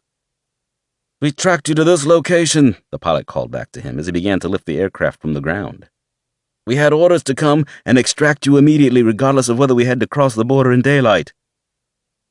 He glanced back at Stan, an apologetic expression on his face. "I can't tell you more than that, because that's all I know, mate." Stan sat back in confusion and realized that Bobby and Nick were fixated with something that they had seen through the window. Leaning over their shoulders, he could see the gaggle of people they had been watching earlier, clustered on the ground below them. They all converged towards the helicopter, staring up as it passed low over their heads. They scrambled and jostled against one another, reaching out towards the undercarriage of the Black Hawk. They did not look as though they were asking for help, but more like they were angry and wanted to attack the helicopter. Did they blame us for their village being attacked? Stan wondered to himself. Their faces, gaunt and pale and spattered with blood, stared back at him, their mouths stretched wide and their teeth snapping shut again.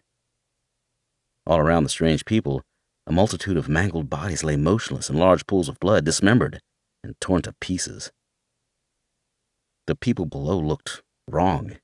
He had seen the sick and the dying on countless occasions, but he had never seen people who looked the way the villagers did. Though they moved and walked, they did not look real. They looked dead. The helicopter soared upward. The pitch of the engine changed, and the battered village and the remnants of its people were left behind. Stan sat back, his mind trying to make sense of what he had just witnessed. 6. He lay there, still breathing heavily, his chest rising and falling rhythmically while his heart continued to pound away at a rapid rate, beating like a bass drum in his ears. His naked body, worn out and exhausted, was coated in a fine layer of sweat that seeped into the sheets beneath him. His eyes had closed, unable to summon the strength to lift their disproportionately heavy lids anymore, and he was barely aware of his surroundings as sleep tugged at him, threatening to pull him over the precipice of the deep black chasm that had been created from the euphoria of orgasm.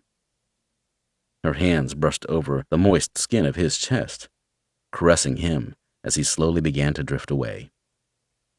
She twined the black hairs of his torso between her long, slender fingers, gently pulling at them with just enough force to keep him from slipping into complete unconsciousness. She watched the glistening chest hairs, coiled around her fingers, and tweaked them just enough to raise the skin a little and prevent him from falling asleep. Her face was close to the crook of his neck, and he could feel her sweet breath against his warm flesh. She giggled at the sight of him, twitching against the slight discomfort she inflicted upon him, but he did not attempt to bat her hand away. He liked the feeling, bordering on pleasure and pain. "Matthew?" she whispered. Hmm? He did not have the energy or desire to speak. Your phone is ringing. In his dreamy state, he had become oblivious to everything around him, hypnotized by the sound of his own heart and the endorphins that raced around inside his numbed brain. The sound of traffic outside in the street below the hotel room seemed a million miles away. The TV, the volume having been turned down to a little more than a whisper, did not register in his floating mind. He was far away, being carried along on the billowy pillows of sexual exhaustion. His phone, switched to silent, throbbed in the pocket of his trousers that had been hastily removed and discarded to the floor. The hectic movements of the device's vibration caused a light hum that he could barely hear, even when he concentrated on listening for the sound. "Fuck it," he slurred, refusing to put himself through the effort of moving to retrieve it. "It'll be the wife." Michelle, the woman beside him, who was as equally naked and coated with perspiration, was not his wife. They had first met 10 years earlier, when he was an office manager, and she had applied for a job as a receptionist. Due to her looks and flirtatious ways, he had instantly hired her as his personal assistant, justifying it to himself as, "A bit of eye candy to look at while I'm at work wouldn't do any harm." However, with Michelle's ambition to advance within the business, doing whatever it took to get where she wanted to be, becoming part of the temptation, Matthew had soon seen an opportunity presented to him that was too good to pass. He knew that he was taking advantage of her drive for success, but he could also see that it was how she operated, using her looks and charm to carry her forward rather than having to begin at the bottom, fighting hard for every inch of ground. As her teasing style of dress and innuendos became more and more alluring, he found himself encouraging her behavior, even actively taking part. He knew that she was a businesswoman, and that she was doing what she felt would help herself, but he did not care. He liked what he saw, and with the relationship with his wife waning and becoming bogged down in the bedroom department, Michelle's advances ignited a new fire within him. From the very start, he was drawn to her, seduced by her sexual powers, and he knew that it was only a matter of time before someone would make a move on her. Finally, he decided that it should be him. After their first drunken sexual encounter at the company's annual Christmas party, their relationship grew into an unspoken mutual understanding. A partnership that he was more than happy to be part of. She would fulfill his sexual desires and needs, and in return, he looked after her from a career sense. As he was elevated to the dizzying heights of company director, she too received promotion. But as Matthew scaled the corporate ladder, he always made sure that she stayed a number of rungs below him. He was well aware that if the day ever came where the tables turned and the power and dependence changed hands, he would find himself cast out and forgotten, maybe even ruined and disgraced, to keep Michelle free from any rivals. She had never shown him any evidence of a darker side. Quite the contrary, she had never appeared as anything but caring, affectionate, and charming. But in her eyes, he saw something, lurking just below the surface. Each time he gazed into her beautiful face, he caught a glimpse of a ruthlessness born from her high ambition, and he knew that she would bring it to bear if the situation called for it. It scared him, but equally excited him. For the past 10 years, they had played a silent and subtle game of cat and mouse against one another, vying for position. However, Matthew had always outmaneuvered her, using his position as leverage and always keeping a firm grasp on the advantage. He was more than pleased with himself, and especially happy with the status quo. He got what he wanted, and she seemed content to continue the game. Michelle moved her hands away from his chest and glided her fingers, delicately dragging her manicured nails along his stomach and down towards his groin area. Suddenly, she cupped his genitals and gave a gentle squeeze, just enough to get his attention and tear him away from the slumber that beckoned him. "Well, my dear Matty," she breathed into his ear seductively, relaxing her grip on his testicles slightly. "you had better answer it. You don't want your lovely wife ever having reason to become suspicious, do we?" He grunted and sat up, swinging his legs over the edge of the bed and running his hands through the sweat-sodden black hair of his head. He reached down to his trousers and pulled out his shuddering phone, checking the name on the screen. "Yeah, it's her," he croaked, holding a finger to his lips to remind Michelle to stay silent while he answered. She rolled her eyes at him, feeling slightly annoyed and insulted that he would even need to tell her something so obvious. He thumbed the green button. "Hey, darling," he answered with an air of enthusiasm and affection that he found difficult to muster. He fell silent for a moment, obviously listening to what his wife was saying on the other end of the line. "Yeah," he began again, thinking his way through the lie he was about to tell. "I've only just got out of a meeting with the partners. Clive was hopping on about production and giving us a hard time as though it's our fault." He stood up and began to pace the room, the perspiration on his body glistening in the light that filtered through the gaps in the curtains covering the large floor-to-ceiling windows. He nodded and hummed, throwing in the occasional yes and really as he continued the conversation as best he could. He stopped and stared down at Michelle, still naked and sprawled on the bed, looking back at him with a wry smile. As the voice of his wife drifted away, becoming barely audible in his lustful mind, he eyed the exposed body of the woman in front of him. His eyes burned with desire, and his tongue hungrily licked at his blood-filled lips. Her long, brown, wavy hair cascaded down over the nape of her neck and towards her breasts like a dark waterfall that had been frozen in mid-flow. Her seductive green eyes gazed back at him, silently telling him a countless amount of forbidden secrets and enticing him to experience them for himself. Even after 10 years, and now in her late 30s, she had a figure that drove him to burst with desire and would put most girls of 20 years old to shame. Her skin was as soft as a baby's and free of any imperfections. And her legs, to him, they were something from a dream about what paradise should look like. With her appearance, intellect, and physical skills, it was impossible for him to ever become bored or even want to resist her. Finally, with a great deal of effort that almost made him feel faint, he was able to drag himself back from the erotic daydream he had slipped into and focus his attention fleetingly on the grating voice of his wife in his ear. "Listen, love," he began apologetically. "I have to go. Clive is waving to me and calling me back into his office for something. That bastard isn't happy unless he's busy whipping someone half to death." His wife said something, and he began to nod. "Yep, I haven't forgotten. I'll be home in time." Again, he dipped and raised his head vigorously, acknowledging what his wife was telling him from the other end of the phone, and willing the conversation to be over. "Will do, darling. I'll pick it up on the way home. I know the one you like. It's the Italian rose that we had the other weekend, isn't it?" More nods.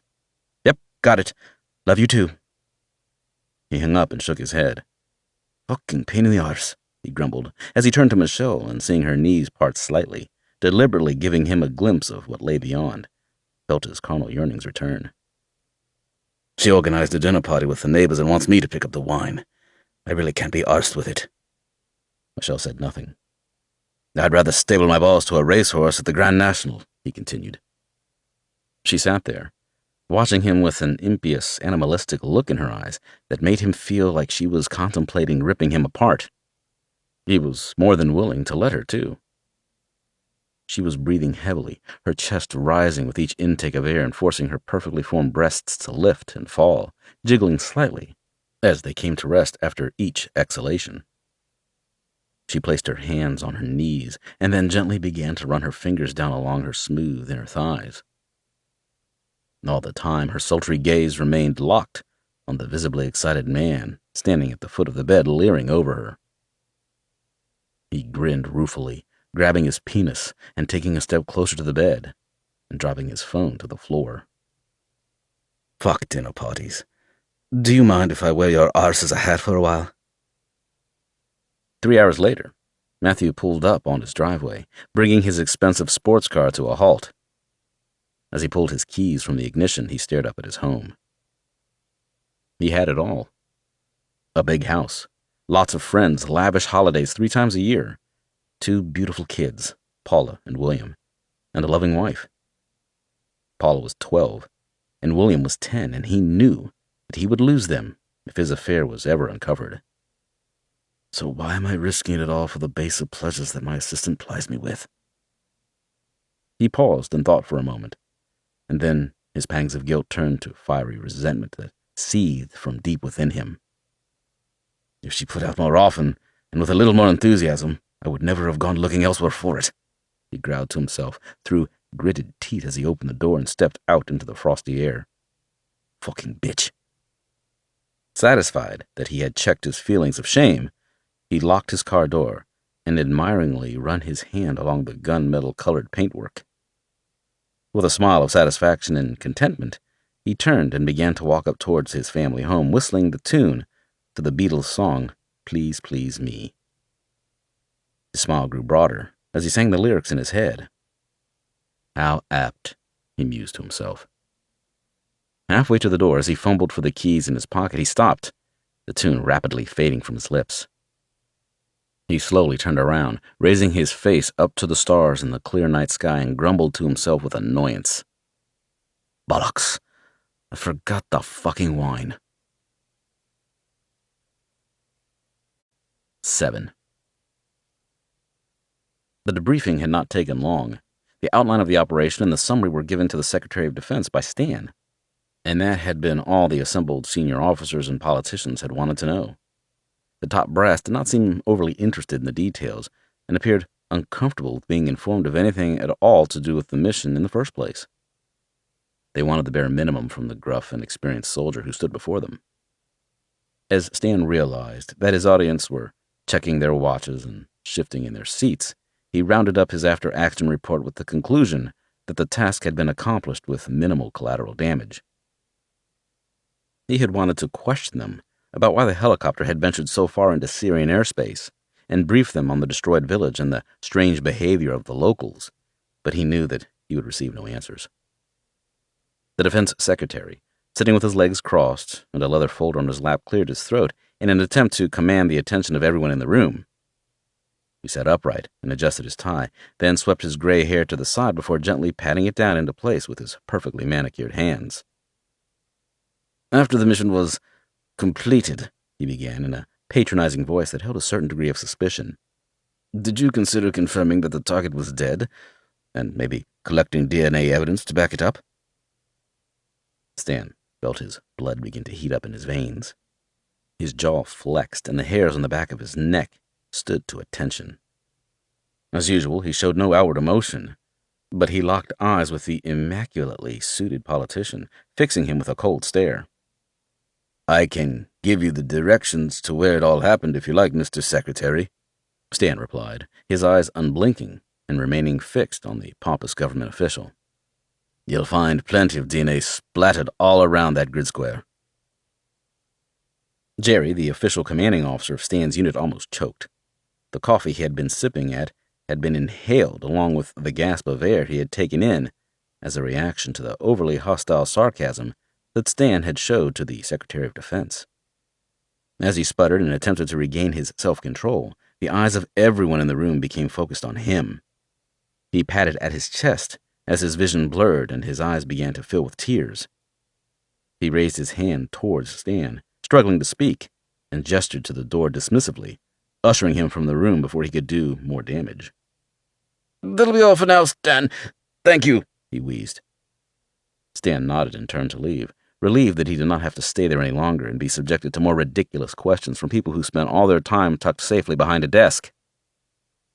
As he passed by, he caught the eye of the senior military advisor to the Prime Minister, General Thompson. His nickname amongst the troops had always been the Prince of Darkness, due to his constantly bloodshot eyes and extremely pale skin and gaunt features. Many believed that if he had not joined the army, he would have made a good career for himself playing Dracula. The general's lips curled slightly at the corners, giving a hint of a smile, and Stan saw what he interpreted as a glint of an applause in his eyes for the retort he had thrown at the Secretary of Defense. Stan left the spacious briefing room, the sound of Jerry's coughing fading into the background as he closed the large, heavy door behind him. They were deep below the city of London, the command center having once been part of Winston Churchill's bunker during the Second World War. From what he could see, structurally, very little had probably changed since the cigar-chomping Prime Minister had occupied the catacombs, conducting the war effort safely out of reach from the bombs of the Luftwaffe. The tunnels and vast collection of chambers were solidly built, but inevitably, due to it being subterranean, A degree of damp made its way through, giving the underground layer a faint musty odor. The sound of his footsteps echoed along the dark, narrow corridors, but they barely registered. The low voices, squawking radios, and ringing telephones of the operations staff seemed a million miles away as he continued to make his way through the rabbit's warren of the underground command center, his mind drifting back to the strange events in Syria. It had been confirmed through the Syrian government announcements and news reports that the al-Qaeda terrorist Ali Hussein Basim was dead, and of course, the Syrian army stole all the credit for the kill. Stan and his men had expected and hoped for that. With the Syrian commanders claiming responsibility, there would be no comebacks to him, his team, or the British government. The operation had been a great success militarily and politically. However, his confusion continued to grow. Seeing massacred towns was nothing new to any of them. Witnessing the toll that the horrors of war, poverty, and disease had on local populations were not likely to cause him to lose any sleep. He had seen it 1,000 times on every continent and in the name of every regime and religion. He was numb to it, but it was not the suffering of the innocent that played on his mind. It was what he had seen in the eyes of the Syrian town's surviving population.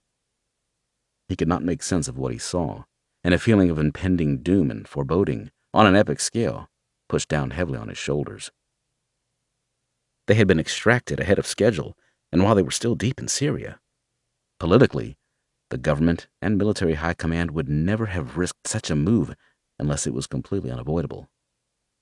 Stan's experience told him that, if the original concept of operations had been followed, and the helicopter had only gone to the planned extraction point, and the team failed to arrive, then they would have been left, written off, and covered over, with all knowledge of them denied by their government.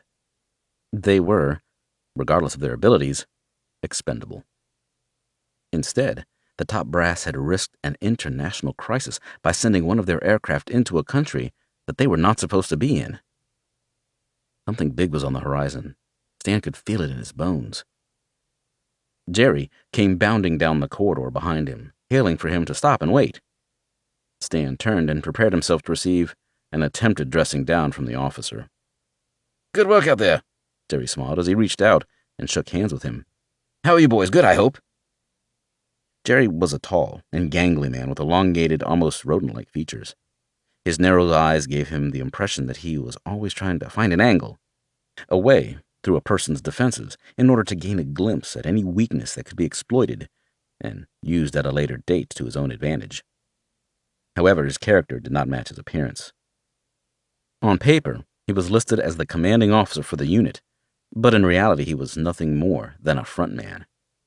An officer that could take the heat for them when things went wrong, and, alternatively, receive a pat on the back when things went right. He had been a battalion commander in the infantry, and had also served a 2-year posting with the SAS. Since then, he had held a number of staff positions, and now, because of his influence and maturity, acted as the operations officer for all the problems that the government needed taking care of, secretly. The men liked Jerry. He was a caring man, and always kept the best interests of the team at heart. Although he knew that he would never be accepted as one of them, he endeavored to make it perfectly clear to them that he would always support them, no matter what. He was never one to interfere with how they run things, and he acted more as a quartermaster than anything else, procuring kit and equipment, providing them with the most up-to-date intelligence for their tasks, and seeing to it that the team's ability to function was unhindered. Most importantly, he was the one that soaked up all the flack for them. Sometimes the men took liberties, and before he knew it, Jerry would find himself acting as their fixer, and even their nursemaid. The day when he arrived at their accommodation for the first time, he was greeted by Bull's dirty underpants being thrown at him and told to get them washed. Jerry knew that he had to dig his heels in, stand his ground, and don his stiff upper lip, which had been an integral part of his higher-class breeding. It was the team's way of testing him, and they never failed to get a kick from watching him attempt to pull rank on them or instill discipline. "This isn't the army, Jerry, and you're lucky if you get a fucking handshake, never mind a salute." In the end, Jerry, a full colonel in the British Army, realized that the men he was supposedly commanding were a different breed and, as a result, would need to be handled differently. They were not listed on any records. The regimental numbers no longer existed, and they were not subject to military law. Even their oath of allegiance to the Queen had been stricken from any database. Listen, if you're going to get all uptight over that prick in there, Stan growled and nodded back in the direction they had come, indicating the Secretary of Defense. Then I suggest you take... Jerry was shaking his head and smiling. Not at all, Stan. It was a good way of rounding it all up and gave me an excuse to get you out of there. You look bored and frustrated and keen to get some downtime. Anyway, everyone knows that the Secretary's a prick. Stan relaxed and nodded his appreciation. Did you read my report? Yeah, I did, Jerry nodded, a little too enthusiastically for Stan's taste. They both turned and began to walk along the gloomy passage. I know you have questions, but at the moment, I have no answers for you. Something is going on, and that's about all I know. The ops room has been a hive of activity for the last 48 hours, and there's something big on the horizon. That's why they pulled you all out and risked such a stunt. Stan nodded, accepting that Jerry was either in the dark or being evasive for the sake of operational security. Did you read the bit about the village? Something wasn't right, and personally, I don't think it was anything to do with rebels or Syrian soldiers. They were fucked. Jerry's expression changed, and his eyes glanced to his left and right as though he was about to reveal a dark and deadly secret. When I presented your report to the Prince of Darkness, his face went pale, more than it usually is. Almost transparent, even. After reading that, the head shed didn't care about the Basim part of the op. They were more interested in the village, even though it was just a tiny paragraph of your report. Stan bit his lip and nodded, his mind ticking over. Anyway, Jerry continued, his words taking on a more cheerful tone. Where's the men? They all okay? I have their pay and new identities in my office. A good bottle of whiskey, too. So, if you give me a minute, I will tag along with you and show my face to the guys. I'm sure they would appreciate my gifts. The accommodation for the team was not the average army barracks. Of course, they referred to it as the barrack block, out of habit, but it was anything but. It was actually an entire floor of luxury flats on the 18th story of a high-class apartment building in the heart of London, courtesy of the Ministry of Defense. The team had their leader Stan to thank for their lavish surroundings. After they had come back from the Brussels job, they had all suddenly been moved out from the 3-bedroomed flat on the outskirts of Peckham that they were crammed into and elevated to the higher echelons of society. Literally. As Stan handed them their envelopes containing money and fresh identities, Jerry poured the whiskey and continued with his overexcited tirade about how good it was to see them back, safe and sound, after a job well done. Every month, the men were paid handsomely and in cash. They had no bank accounts in the UK, their money being secretly dropped into deposit boxes and then transferred to foreign banks. As with their operations, their pay was also kept off the books. There was no trace of them with the MOD. They never wore military-issued clothing or equipment and dressed as they pleased. Everything that they used, including radios, night vision, and navigation equipment, was available on any black market, and even through the internet. Serial numbers were meticulously removed, leaving no traceable link between the men, their equipment, and their origins. Weapons were different and more difficult to arrange, but with the contacts that Jerry and the men had throughout the world, they were always able to purchase something locally to suit their needs. Back in England, they came across more as being anything but soldiers, living in comfort and always flush with money. Being accommodated in the apartments suited them because they did not draw any attention. Everybody else that lived in the building was rich and lived with a degree of discretion, so 8 burly men coming and going on a regular basis did not turn many heads. There was always one exception to the rule, though. A couple of floors above them lived an extravagant hell-raiser named Roland. He had been a bit of a gangster at one point, so the story went, but now owned a chain of magazines and newspapers and had a tendency to upset politicians and celebrities with complete indiscrimination. If he had dirt on someone, he rarely hesitated to dish it out. He had a lot of highly situated friends and just as many enemies, equally as important. The team had become very friendly with Roland, attending many of his parties and enjoying the delights on offer. He was no fool, and he knew that the mysterious men that lived below him were a surreptitious part of the British military. To Roland, with his ever-watchful eyes, it was obvious, and he laughed when Bobby introduced himself for the first time, claiming to be a rock and roll music producer. Bull especially indulged in the wild goings-on, due to the fact that there was always an abundance of beautiful women, ready to do anything necessary to become part of Roland's inner circle of friends. Naturally, Bull was always ready to pick them off, like a shark prowling through the aftermath of a shipwreck. As they counted their money, the men of the team sat back and began to sip at the whiskey that Jerry had provided. It had been their first drink in a long time, and many savored the warm, smooth taste of the expensive brand. Everyone except Brian, that is, who slugged his drink back in one gulp and demanded a refill. He raised his glass, and in his thick Belfast accent proposed his toast. "Here's to Ali Hussein Basim, gone to paradise in a million pieces, and I hope his 72 virgins can't find his dick." Brian, having grown up in Northern Ireland during the height of the Troubles, was as tough as they came. His words were spoken with aggression, and every sentence contained at least 4 or 5 profanities. His shaved head and staring eyes, coupled with his overtly hostile speech and body language, made him appear like a football hooligan. He could never hold his tongue, and if he had an opinion on something, he gave it, without thinking through on the consequences. He considered this to be a good trait of his. But his 4 ex-wives begged to differ. Next, they all turned their attention to the envelopes containing their new identities and documents. Each month, new passports, driver's licenses, credit cards, and even gym memberships were produced for them.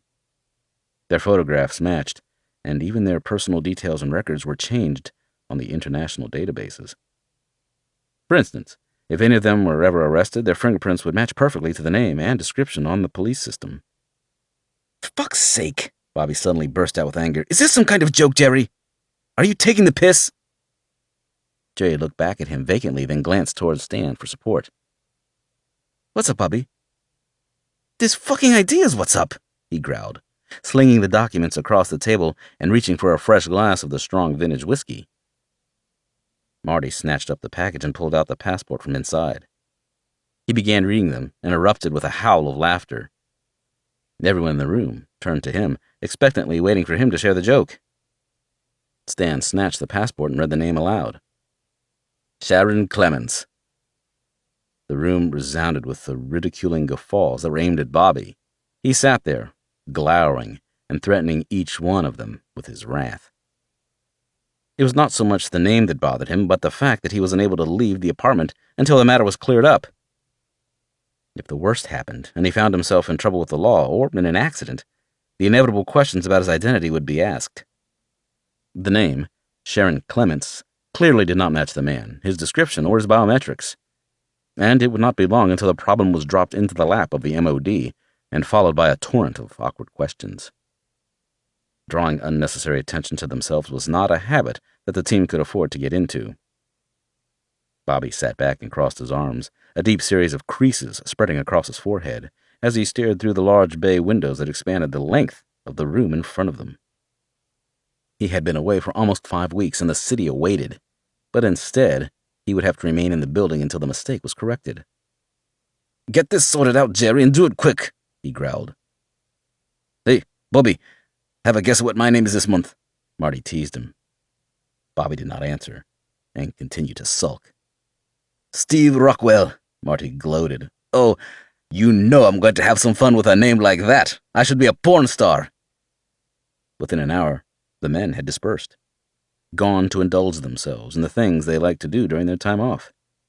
Danny, Nick, Marty, and Brian, as usual, headed into town to get drunk and party hard. Stan and Taff, being the older and more mature of the group, decided to pass on the bars and clubs, opting for some decent food and a few quiet drinks in one of the local pubs, and then the hotel bar. "Right then," Bobby announced, finally snapping out of his foul mood. "Looks like I'll go up and see Roland. There's always something to do at his place." "Yeah, you do that," Stan replied with a stern look. "Keep away from that white stuff he's always shoving up his nose." "Yes, Dad," Bobby retorted with a dismissive wave of his hand as he headed for the door. "You know me. I'm not into that shit. Anyway, I prefer to sniff glue."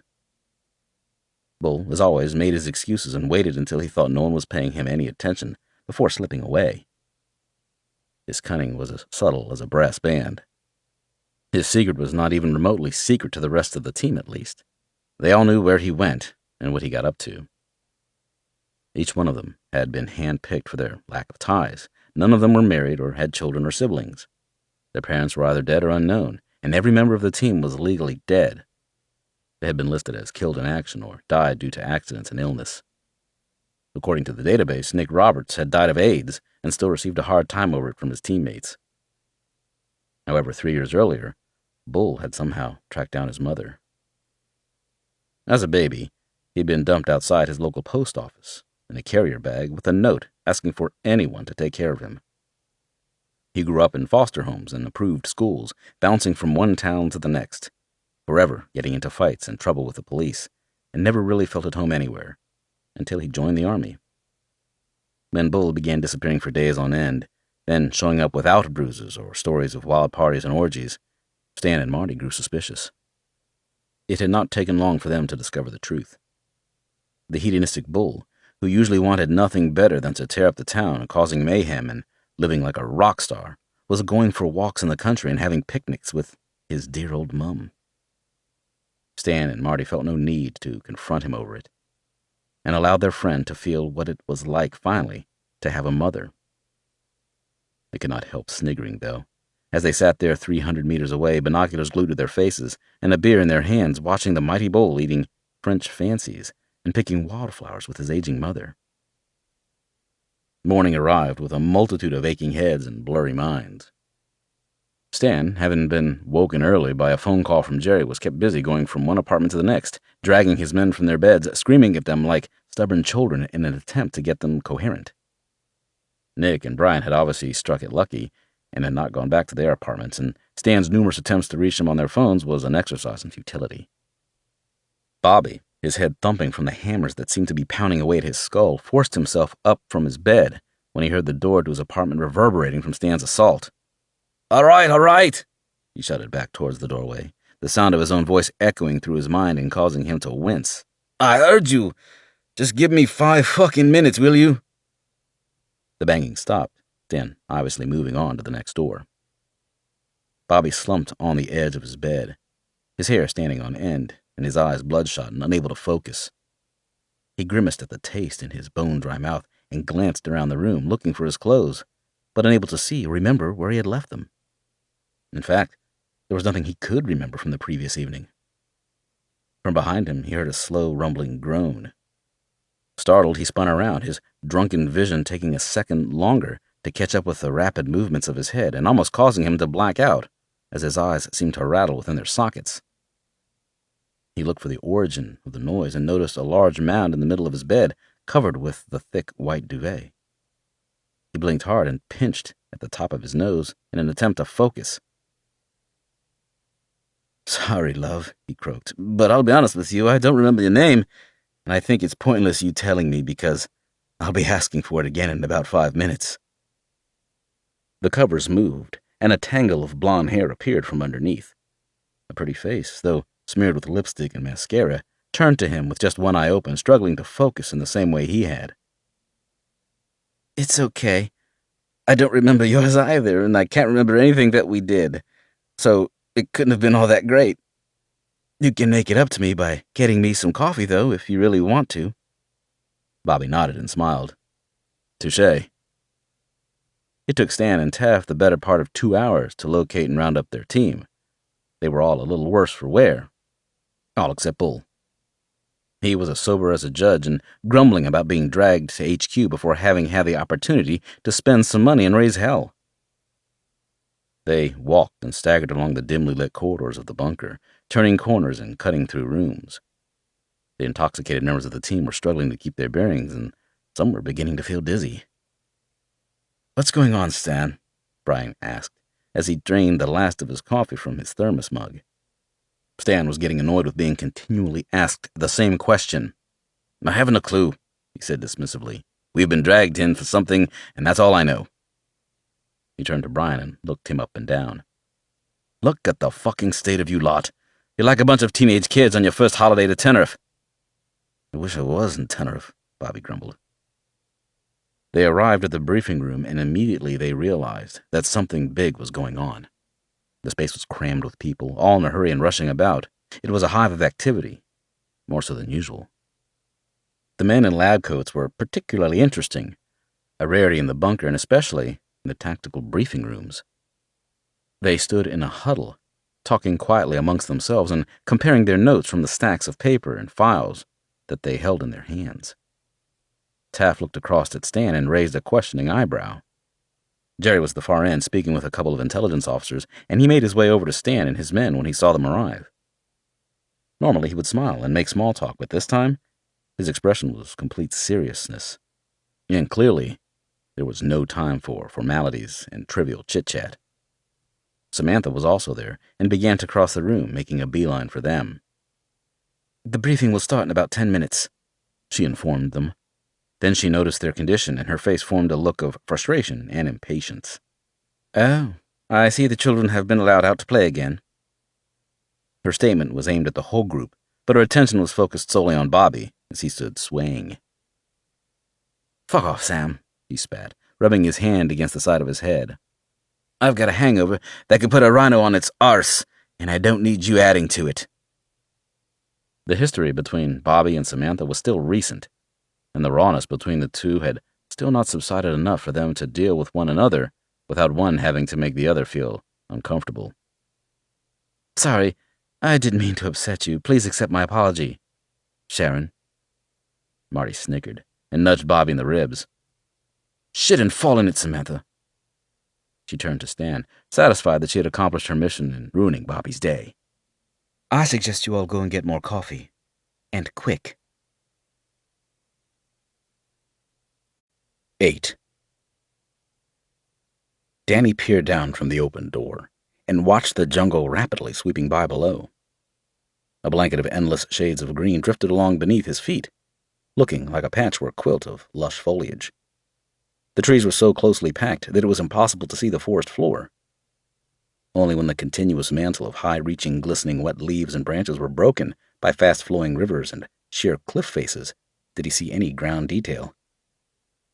It had been many years since he had dressed like a soldier, but now, wearing jungle uniform and boots and carrying an M4 Armalite, he once again felt like he was on operations with a regular army unit.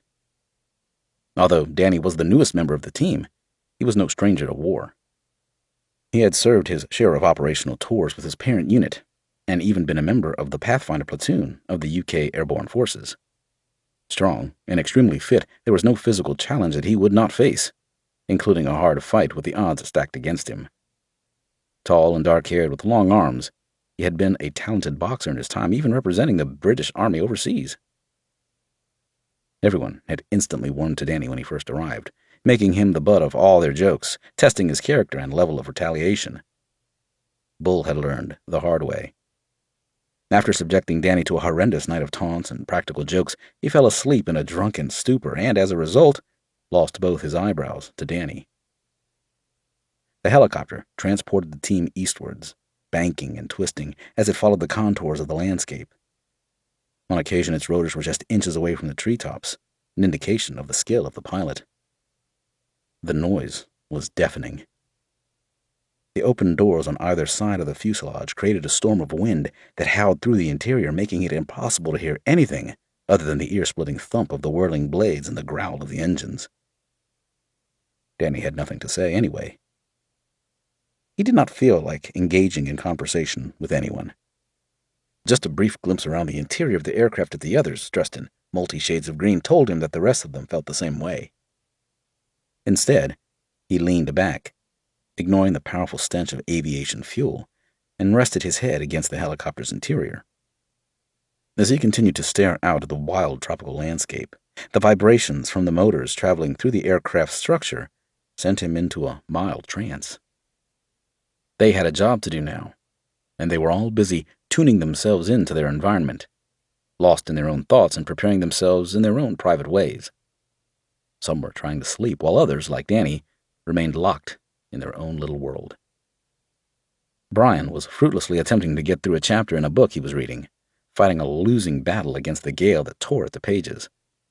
In the end, he gave up and angrily stuffed the novel into the space beneath his seat, wedging it between two heavy steel boxes of ammunition. Stan was busy staring at a map and a number of photographs, glancing out of the doors on either side as he orientated himself to the ground, while speaking with the pilot through the headset at the same time. Danny caught his eye, and Stan nodded at him, holding up 5 fingers, informing him that they were almost at the landing zone. The mission brief had revealed nothing new at first. As usual, they were given a summary of the global situation. Military reverses in the wars against Korea and Iran were forcing the Western governments to rethink their strategy. China had managed to sink the aircraft carrier USS George Washington, creating a severe dent in the ability to provide air operations and close support for the land-based units engaged in South Korea, having already been pushed back during the massive Korean counteroffensive from the north. The Iran front had become bogged down in a stalemate. The war had lost its momentum and had begun to resemble something from the First World War, with both sides digging in and occupying heavily fortified positions and launching small-scale assaults that yielded very little in the strategic sense, and neither side gaining the upper hand. The technologically advanced West did not have the resources to sustain a prolonged war in the Middle East. To begin with, things had gone well, and it looked as though the American and British armies, along with limited supporting units from France and Germany, would secure another easy initial victory against the conventional troops of Iran. Then, as had happened in Iraq, an anticipated insurgency would need to be dealt with. But Britain and the U.S. believed that they had adequately prepared for that eventuality. When Iranian resources proved to be much stronger than what their neighbors Iraq had been able to muster, the Western armies immediately run into problems. The enemy hit back with similar state-of-the-art weapons provided to them from Eastern Europe and China, and wielded them with a skill and strategy that matched the invading troops. Iraq had been a relatively easy invasion, with the Iraqi commanders unable to think in a completely three-dimensional perspective and adjust for their lacking of sophisticated weaponry. Their infrastructure had been severely damaged through years of sanctions, and their army was already demoralized. Iran was a different beast. Their soldiers proved to be of a much higher caliber, and the Iranian commanders were extremely well trained and practiced in the arts of warfare. They had better tanks, weaponry, and even their pilots were better skilled than the Iraqis had been. When the invasion began, the Allied airstrikes proved ineffectual. Due to the concentrated and extremely effective anti-air defenses of the enemy, many of the guided missiles and manned aircraft were shot down before reaching their targets. In the end, the Allies had to push on without having gained complete air superiority. Soon, all the stocks of the technologically superior weapons that the British and American forces relied upon so heavily began to dwindle, and the troops on the ground had to rely solely on their skills as soldiers. It had become a war of attrition and a political disaster, as more and more body bags were sent home, containing the remains of fallen sons, fathers, and brothers, fighting in wars that the majority of the public did not agree with. The Allies were fighting multiple wars on multiple fronts, and things were not going the way they had wanted. The words nuclear strikes were often thrown around in the media, and to many people, it seemed that the world was on the brink of an apocalypse. None of this had been revealing news to the men of the team, but when the men dressed in lab coats stepped forward and began to explain the situation through the eyes of the World Health Organization, WHO, Stan and his teammates were enlightened to a much larger and potentially more devastating threat, one that none of them had realized even existed. They had all seen the news footage of South America and Africa in the grip of famine and disease, but that was nothing new. The Third World was always suffering, while the First World got fat and happy. What really caught their attention was the epic scale of it all, and the distinct similarities of the suffering and the effects it was having on them socially and economically. Considering that both continents were separated by a vast ocean, their symptoms were very similar, almost identical. Entire towns and cities had been wiped out by a mysterious virus, and the authorities were battling hard to keep it out of the limelight for now. Described as an extremely lethal strain of flu by the nerds in white, as Bull referred to them, was all the detail that was given to them. A doctor named Joseph Warren had been searching through the villages of Sierra Leone, east of Freetown, where he believed that the virus had originated. He had been hoping to find patient zero, dead or alive, but no one as yet could explain how the illness could have crossed the Atlantic and seized South America in the same vice-like grip. The doctor, along with a group of British soldiers assigned to protect him, had gone missing nearly 2 weeks earlier, and no trace had been seen since. A report containing pictures of a massacred village arrived from the Sierra Leone government, but it was unclear if the doctor was amongst the dead. "So why are you sending us?" Stan had asked. "Surely this is a simple search and rescue op that could be carried out by a regular army unit, even the SAS if you wanted to give them the VIP treatment.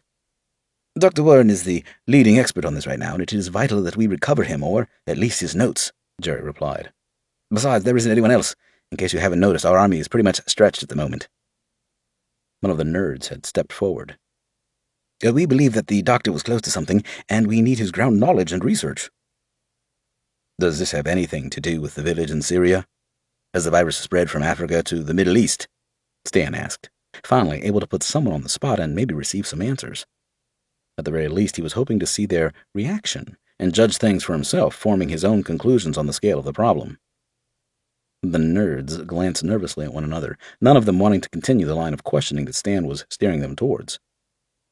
They turned towards Jerry for support. "It's strictly on need to know at the moment, Stan. When you get back and you've recovered the doc, then hopefully more information will be made available," Jerry replied, coming to the rescue of the uncomfortable scientists. Stan nodded. He had heard that same phrase 1,000 times. "You and the guys will be going in as conventional soldiers on this one, Stan," Jerry informed him as they came to the end of the briefing. "Weapons and equipment will be arranged and issued. We're using the quartermaster for Hereford. They've been kind enough to let us do a supermarket sweep of their stores." From there, they had gone into detailed mission planning, collating all the intelligence they could get their hands on, scrutinizing maps and aerial photography, and studying the political situation and the likely rebel groups who may have been responsible for the disappearance of the doctor and the soldiers. 4 of the bodies from the village had been listed as being Western, and it was assumed that they were part of the British unit attached to the doctor. Other bodies were so badly burned or already decomposing so rapidly that their DNA was having to be checked before any identification could be made. At the very least, the team had a potential starting point for their search. 2 minutes, Stan shouted at the top of his lungs, trying to be heard over the din of the aircraft. He held out his hand, showing 2 fingers to each of the others to ensure that they had all understood. They nodded back at him, confirming that they had received the message and began preparing themselves to move. They unbuckled their harnesses, checked their pouches were secure, and then pulled the cocking levers on their rifles and machine guns, chambering around, ready for action should they happen to arrive at a hot landing zone.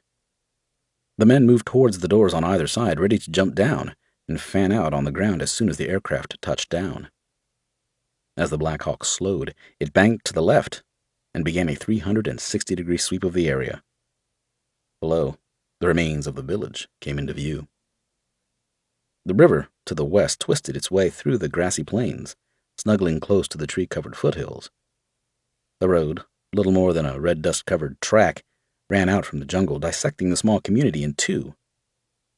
On either side, the crushed and scorched mud brick huts, once the homes of the families that had worked the land, now sat empty and dead, their roofs caved in or burned away, and their owners butchered. Animal carcasses, their bodies bloated and swarming with insects, littered the sides of the road, gradually being consumed until only bones remained. Danny immediately recognized the signs of a battle, not just a massacre. A number of trucks, mangled and burned to their frames, lay discarded on the outskirts. They had been destroyed as they made their way along the track during the rebel advance on the village. The earth around the vehicle remains was scorched, and splinters of metal and piles of fragmented glass were scattered in a wide arc around them. He knew that the only thing that could have caused the widespread shrapnel were detonations from high explosives. The fuel tanks igniting would not cause the metal frames to twist and shatter, and the windows to blast outwards. They had probably been hit by the 40mm grenade launchers attached to the weapons of the British soldiers. As the helicopter completed its circle and moved closer, the evidence of battle became even more apparent. Piles of empty brass cases, strewn in the dirt and scattered between the small huts, could be seen twinkling in the bright sunlight. Disintegrated masonry and small craters marked the spots where grenades had exploded. Pockmarks where machine gun and rifle fire had punched through brick and steel sheeting scarred the walls that had escaped complete destruction. The Black Hawk slowed to a hover and began decreasing altitude. The downwash from the rotors flattened the long grass in a large circle below the aircraft, and as it settled to just 2 meters from the ground, Stan gave the order to jump. Together, they dropped from the doors on either side, landing on the soft soil, then pushing forward to create a defensive perimeter around the landing site. As the pilot adjusted the angle of the rotor blades, the machine lifted back into the air, the squeal of its engines rising as it increased power and gained altitude, leaving the 8 men on the ground to fend for themselves. As the sound of the aircraft faded, Stan and his team remained still and silent, maintaining their defensive perimeter as their senses adjusted to their new environment. As always, they waited a few minutes, allowing their hearing to acclimatize to the silence of the open landscape, as averse to the harsh mechanical noise of the interior of the helicopter. With a nod of his head, Stan signaled for Danny to lead them off towards the center of the devastated village. Everywhere they looked, the team saw traces of the horror that had befell the locals.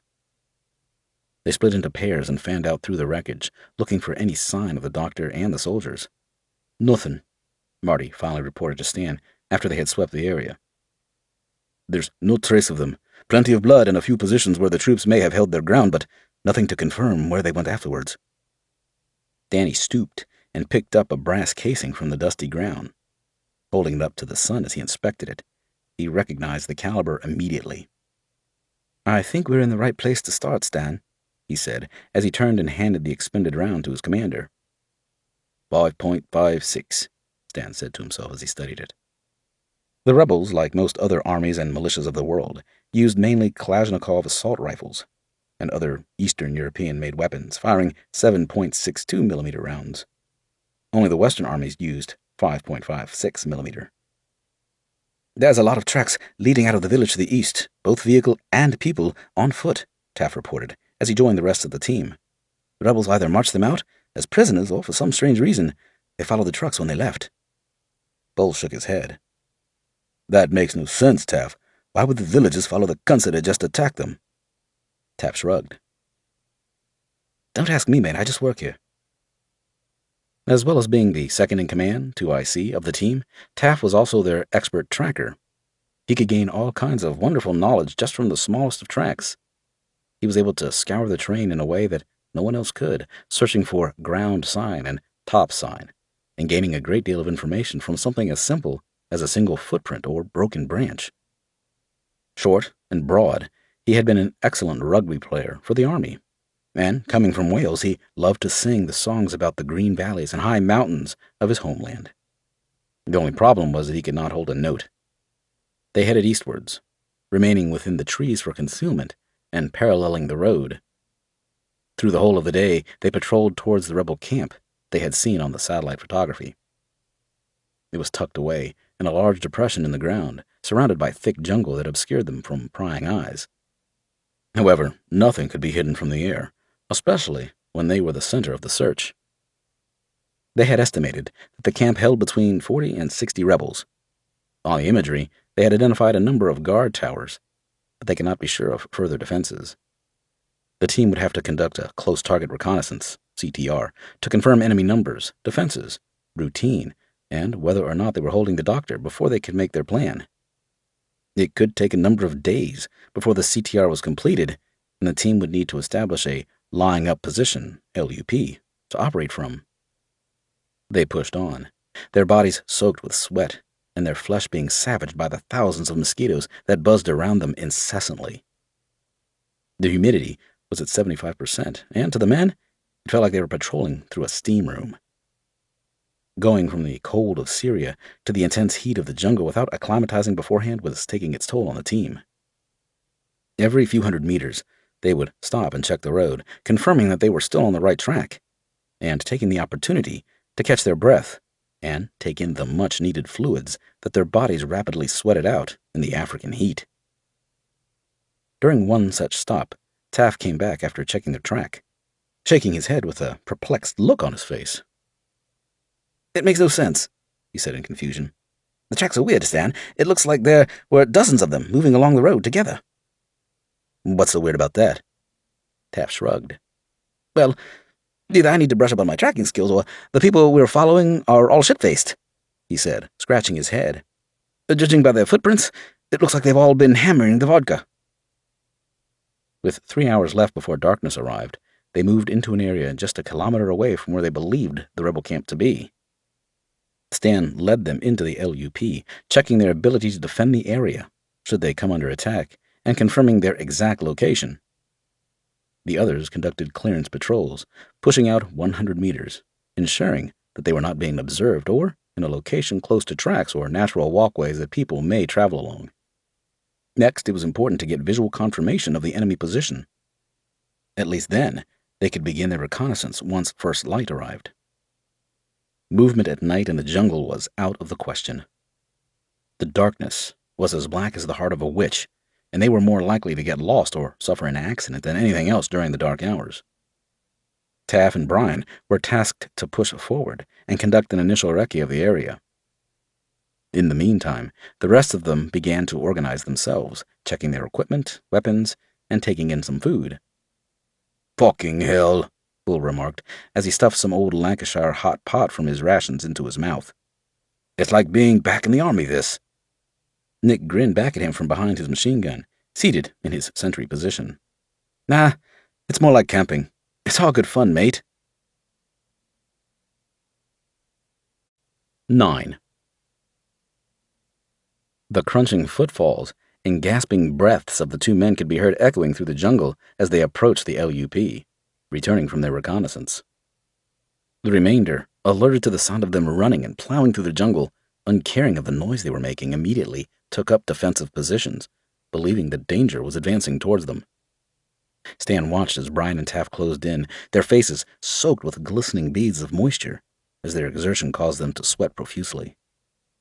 They were moving fast, indifferent to any tactical requirements, or the sign that they were leaving behind as they crushed the jungle foliage beneath their heavy boots and bashed against trees with their equipment. Stan began to feel angry at their reckless behavior, but he knew that they would not be acting in such a way if the situation did not warrant it. They crashed into the LUP and fell into a heap, cursing and panting for breath. Their faces were pale, and their startled eyes darted from Stan to one another, continually glancing over their shoulder in the direction they had come from. Everyone turned to them, waiting for an explanation to why they were behaving in such a way and what they had seen. "You need to see this for yourself, Stan," Brian gasped, visibly shaken. "See what?" Taff looked at Brian and then turned to their commander. "The camp, it looks like they were attacked." "Saves us the job, then," Bobby remarked with a shrug. Taff shook his head as he regained control of his breathing and wiped his brow with the back of his hand. "Whoever did this," he panted, "was severely pissed off over something. There are bits of them all over the fucking place." Brian nodded. "Weapons, ammunition, equipment, supplies. It's all there, so I don't think it was a raid of any sort." "Bits of them all over the place?" Danny repeated, unsure if he had heard correctly. Taff nodded. "Yeah, the rebels. They looked like they were fed through a fucking meat grinder, mate. Proper butchery-style stuff." The light was steadily growing fainter, but they needed to move forward. It would soon be pitch black, and Stan did not savor the idea of a night under the trees without knowing what was happening in their immediate area. Quickly, they covered the ground to their target and arrived at the outer perimeter of the rebel camp. As they drew near, they began to see an abundance of ground sign. Footprints swathed the whole area, leading in all directions. Strike marks covered the trees from bullets that had smashed into them, their bark stripped away, and the white pulp shining brightly in the fading light. Blood spatter was clearly visible and ground into thick mud at their feet. He began to see dozens of bodies. "Looks like they've been trampled," Danny whispered. He continued forward, glancing down at the lifeless corpses leading up to the outer perimeter of the rebel base. They were twisted, with arms and legs splayed at strange angles, and rib cages crushed and flattened. Barbed wire had been erected, strung from one tree to the next as a barrier against anyone attempting to penetrate the defenses. In a number of places it had been leveled and pushed to the side. Scraps of clothing hung from the barbs, and below, numerous feet had churned the ground to squelching mire. They could see bullet casings littering the ground all around them as they carefully stepped through the dismantled defenses. Weapons, their magazines empty, were everywhere, discarded by their owners as they ran out of ammunition and fled from whoever was attacking them. Inside the perimeter, rows of canvas tents and huts lay in tatters, tables and chairs overturned, and boxes containing equipment scattered far and wide. Then, there were the bodies, dozens of them. It was hard to estimate the number of dead due to the condition of the corpses that lay in piles all around. The one thing that they all had in common was that they had all suffered head wounds. Skulls lay open to the air, congealed blood and mashed brains oozing from the gaping holes. Dismembered limbs and crushed rib cages littered the muddy jungle floor, buzzing with flies and already crawling with tiny white maggots. The stench was overpowering. It hung in the air, trapped beneath the canopy of trees as though it had a physical form and clung to anything that it came into contact with. Danny gagged and had to step to the side to avoid vomiting over the man in front of him. His stomach churned, and he swallowed hard to keep his last meal within the confines of his stomach. "Jesus," Nick grunted, holding his hand over his mouth and nose. "What the fuck happened here?" "These don't look like rebels to me, boss," Bobby commented. He squatted beside the body of a woman that had been torn open from her neck down to her genitals. He leaned in closer and inspected the ghastly wound, then looked up at Taff, who was standing close by. "She's completely empty." "Empty?" Taff questioned, looking down at the mangled corpse. Bobby nodded, poking at the woman's ribcage with the muzzle of his rifle. "Yeah, empty, as in there's nothing inside her. Fucking weird, mate." None of the dead looked like rebels, Stan suddenly realized. They were all dressed completely in civilian clothing, men, women, and children alike.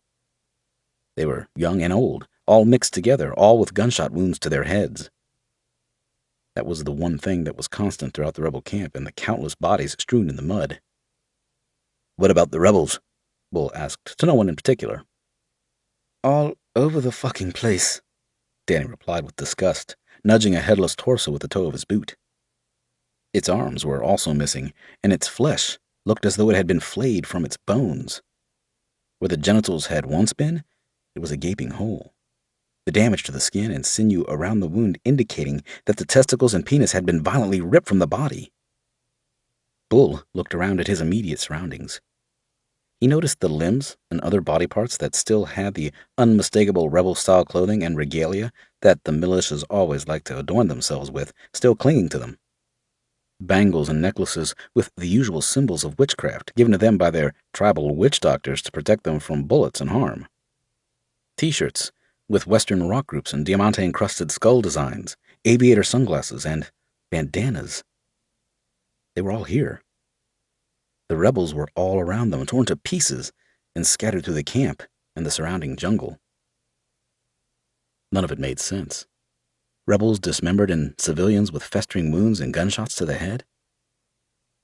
All around the perimeter fence, countless footprints could be seen, all headed into the camp, from every angle. It appeared that the civilians, possibly from a local village, had decided to neutralize the threat that had taken up camp on their doorstep. It was the only explanation as far as Stan could see, and he suddenly felt a great deal of admiration for their bravery, but he had never heard of anything like that happening before. He heard a clicking noise. He turned to see Bull and Marty walking in a crouch with their weapons at the ready, both headed towards a collapsed tent connected to a structure made from bamboo. Bull was holding out his hand, snapping his fingers to get the attention of the rest of the team, while he kept his eyes to his front, taking careful steps as he drew closer. Stan and the remainder did not need an explanation and immediately raised their rifles, covering their arcs and their friends as they closed in on potential danger. Bull had seen or heard something, and that was all they needed to know for the moment. Bobby and Taff pushed out to the left, ensuring that their flank was protected, while Danny and Brian pushed to the right. The team was now fanned out into a baseline, ready to send a devastating amount of firepower into anything they perceived as a threat. Bull, just a couple of meters away from his objective, paused for a moment and nodded to Marty, signaling him to be ready and to cover him. They had both heard the noise, a low groan, and the sound of a body moving in the sucking mud beneath the canvas sheeting. It was unmistakable, and they knew that someone was in there. He stepped closer. The barrel of his Belgian-made mini-me machine gun pointed at the center of the collapsed structure, and his finger taking up the first pressure on the trigger. His body was tense, ready to jump into action and away from harm. Every muscle was taut, filled with oxygenated blood, as his heart rate increased his circulation and the adrenaline pumped through his veins. From the corner of his eye, he glanced across to Marty and saw the M4 rifle pulled tightly into his friend's shoulder. His finger was resting on the trigger, and Bull knew that the safety would already have been switched to fire, with the barrel aimed in the area where Bull's hand gripped the thick canvas material. With a heave, the sheet was ripped back and tossed to the side. Bull released it and grabbed his gun with both hands, ready to open up with a long burst of 5.56 millimeter rounds into whoever was beneath waiting for him. It was a cage. Held together with wire and cord, the bamboo structure was no bigger than a meter square. At the bottom of the cage, a dark mound quivered and whimpered in the mire. Bull nervously glanced at Marty before taking a step forward and tapping the bars of the enclosure with the barrel of his weapon to gain the attention of the person inside. Nothing happened. The shivering form did not react. "Hey, you," he hissed, this time nudging the bamboo prison with his foot. "Can you hear me?" The body inside suddenly became still. The jerky movements stopped, and it paused for a moment. Then slowly, it turned around to face Bull. The man's face was ghostly pale. His sunken eyes seemed to disappear into the depths of his skull, and his hair, covered with filth and grease, was matted to his grime-covered forehead. He saw Bull standing just beyond the bars, peering down at him.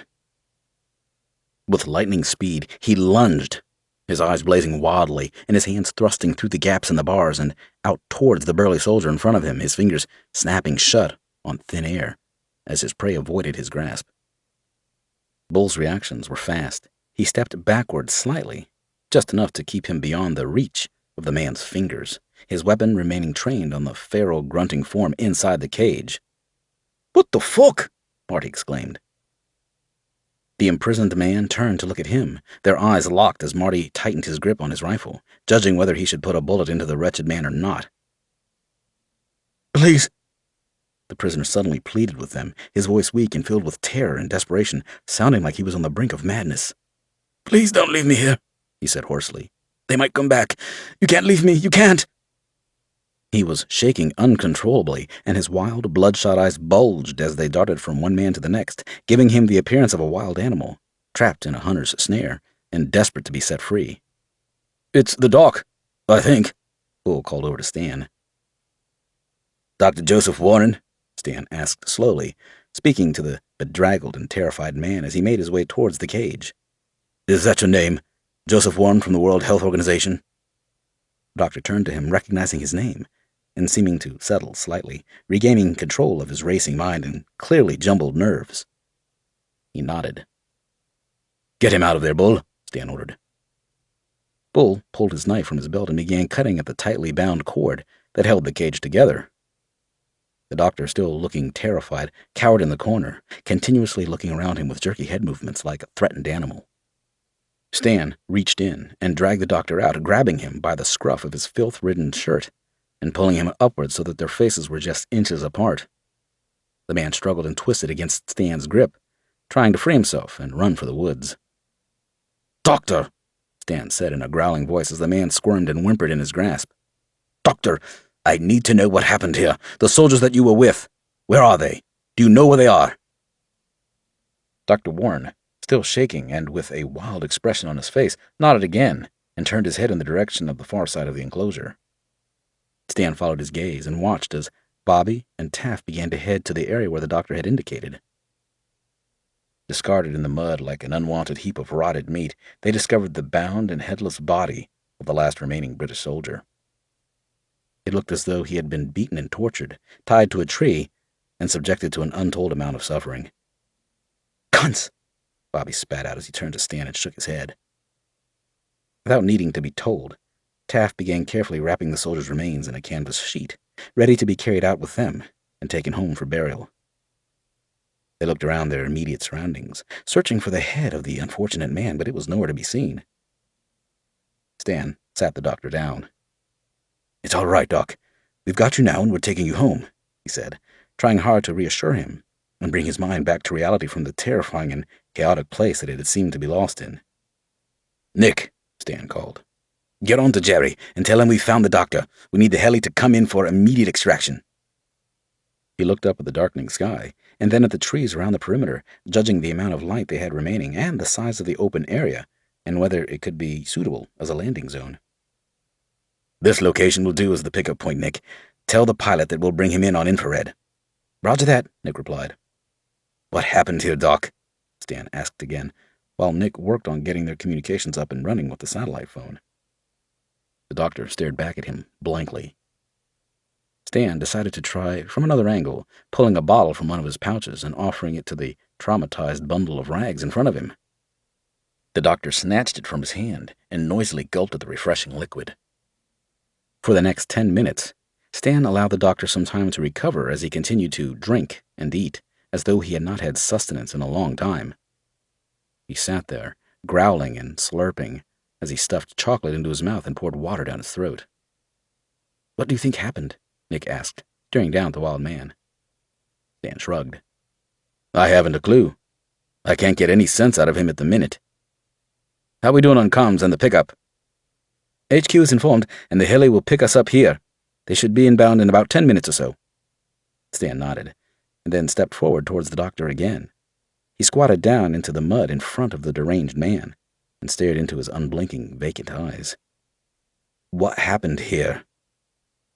This time, Stan's voice held a hint of menace, his patience wearing thin as he and his men tried to make sense of what had occurred at the rebel camp. Finally, the doctor wiped his mouth with the back of his grimy hand, his eyes remaining fixed on the harsh face of his rescuer. Stan's dark brown eyes, almost black, like a shark's, burned into him. They were dead, the doctor replied, in a hushed voice, glancing to his left and right, seemingly worried that someone may overhear what he had to say. The rebels? Stan replied. You mean the rebels are all dead, or do you mean the soldiers that were with you? Dr. Warren shook his head. I mean, everyone. They were all dead, he repeated slowly, emphasizing his words and leaning in towards Stan as he spoke them. They came and killed everyone. No one could stop them. They just kept coming. Before Stan could question him further, alarmed voices to his right grabbed his attention. Danny and Brian both had their weapons up, pointing them at the tree line and taking up fire positions behind nearby overturned crates and boxes. Stand to! They called over their shoulders, warning the rest of their teammates of possible approaching enemy. They've got movement to the right in the trees! Everyone reacted immediately, turning to face the potential threat and checking their fields of fire. They all pushed out to the left and right, creating a baseline where they could send up a wall of fire from.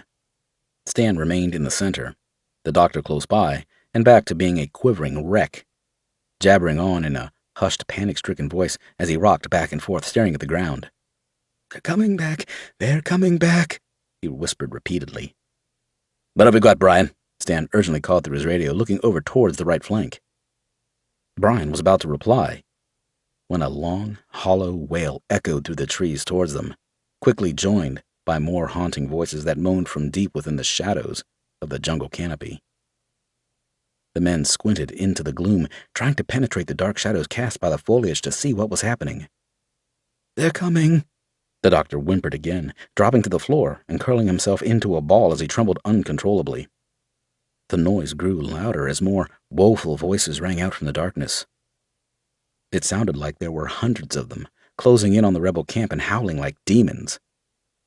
The men glanced at one another, their eyes flashing with uncertainty as the din reached fever pitch, and the voices were joined by the sounds of snapping branches and heavy footfalls getting louder and headed towards them. Growls, shrieks, and screeches came to them through the trees, rising in volume and number as whatever it was approaching closed the distance fast. The team was tensed, feeling the imminent fight advancing upon them. They tightened their grips on their weapons and focused their eyes and ears on the rainforest that surrounded them on all sides. You see anything? Bobby called from the far left. Nothing, Danny replied from the right of the line. The jungle continued to echo with the eerie resonance and the thumping of running feet. Here they come! Bull shouted, squirming behind his machine gun as he adjusted and reinforced his fire position, his eyes locked on the tree line. "Stand by, stand by!"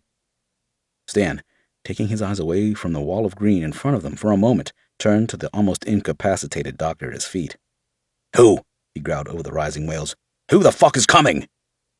Dr. Warren, his eyes growing impossibly wide and filled with fright as he looked up at Stan and then at the jungle, raised his pallid hand and his grimy fingers pointed towards the trees to their left. "Them!" Stan turned to look in the direction that the doctor pointed and saw a dark figure emerge from the gloomy shadow of the forest canopy.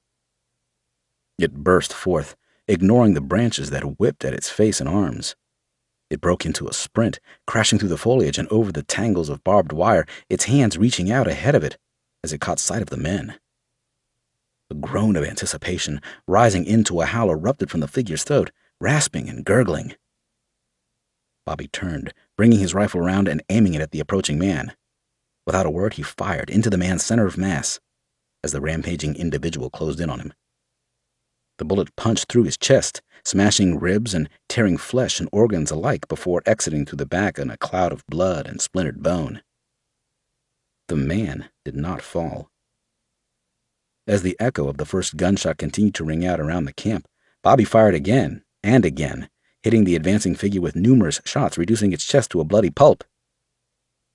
Bobby felt panic rising inside him as he watched his rounds hit, but have no effect on the advancing wild man, who had closed the gap quickly, still howling and showing no signs of slowing. He fired again, feeling the weapon jerk in his hands and the recoil pushing against his shoulder. Again he squeezed the trigger, the round exploding in a bright fountain from the muzzle of his rifle. Again the bullet hit its mark, ripping another hole through the torso of the approaching person, who continued to snarl, snapping his teeth as he drew near. With just a few meters to go, the man threw his head up, his gaping maw stretched to the point where all of his teeth could be seen in his black, cavernous mouth, a moan of excited expectancy emitting from his ruined and perforated lungs. Bobby squeezed the trigger again. The bullet erupted from his M4 and smashed a hole through the man's skull. His body buckled and lost its momentum and veered to the right before dropping to the ground with a heavy thud. The man skidded through the mud, the devastated head coming to rest just inches away from Bobby's boot. "Fuck!" Brian exclaimed as he saw more of the screaming and flailing people emerge from the trees. "Contact front!" he bellowed. As one, all their guns fired in a deafening roar. Speeding projectiles of copper and lead snapped through the air, piercing bodies and trees alike. Everybody opened up their machine guns and rifles, cutting down the numerous figures that burst forth, indifferent to the deadly wall of fire that they ran into and the countless hits they received. Limbs were ripped away, abdomens split open, and heads exploded, but still the fanatical attackers surged onward, smashing their way through the trees and charging towards the men as they continued to cut them down in their droves. Dozens of them had fallen as the jungle rang with a crescendo of gunfire. They tumbled through the mud, their arms whirling and paying no interest to the wounds they had sustained. Many, having been shot, fought to regain their footing and continued the assault, dragging themselves through the mire and snarling at the men in front of them. The inferno continued. "Magazine!" someone screamed out. "Contact left!" another hollered. The bodies continued to drop, but more of them emerged from the trees, taking up the places of their fallen comrades. Despite their casualties and the futility of their attack, Stan soon realized that the crazed people were not going to yield. Cat. They must be high on cat, he thought to himself. He squeezed his trigger and saw another person, an incensed child, collapse in front of him, the round smashing through her delicate head and creating a gaping hole at the back of her skull. "We can't hold them!" Brian cried out from the right flank as he and Danny began to step backwards, still firing their rifles into the advancing crowd. Stan glanced to his left and saw Bobby and Taff doing the same, slowly retreating under the pressure as more of their attackers launched themselves at the line. They were being overwhelmed by unarmed madmen, he thought. His mind raced and struggled to understand what was happening.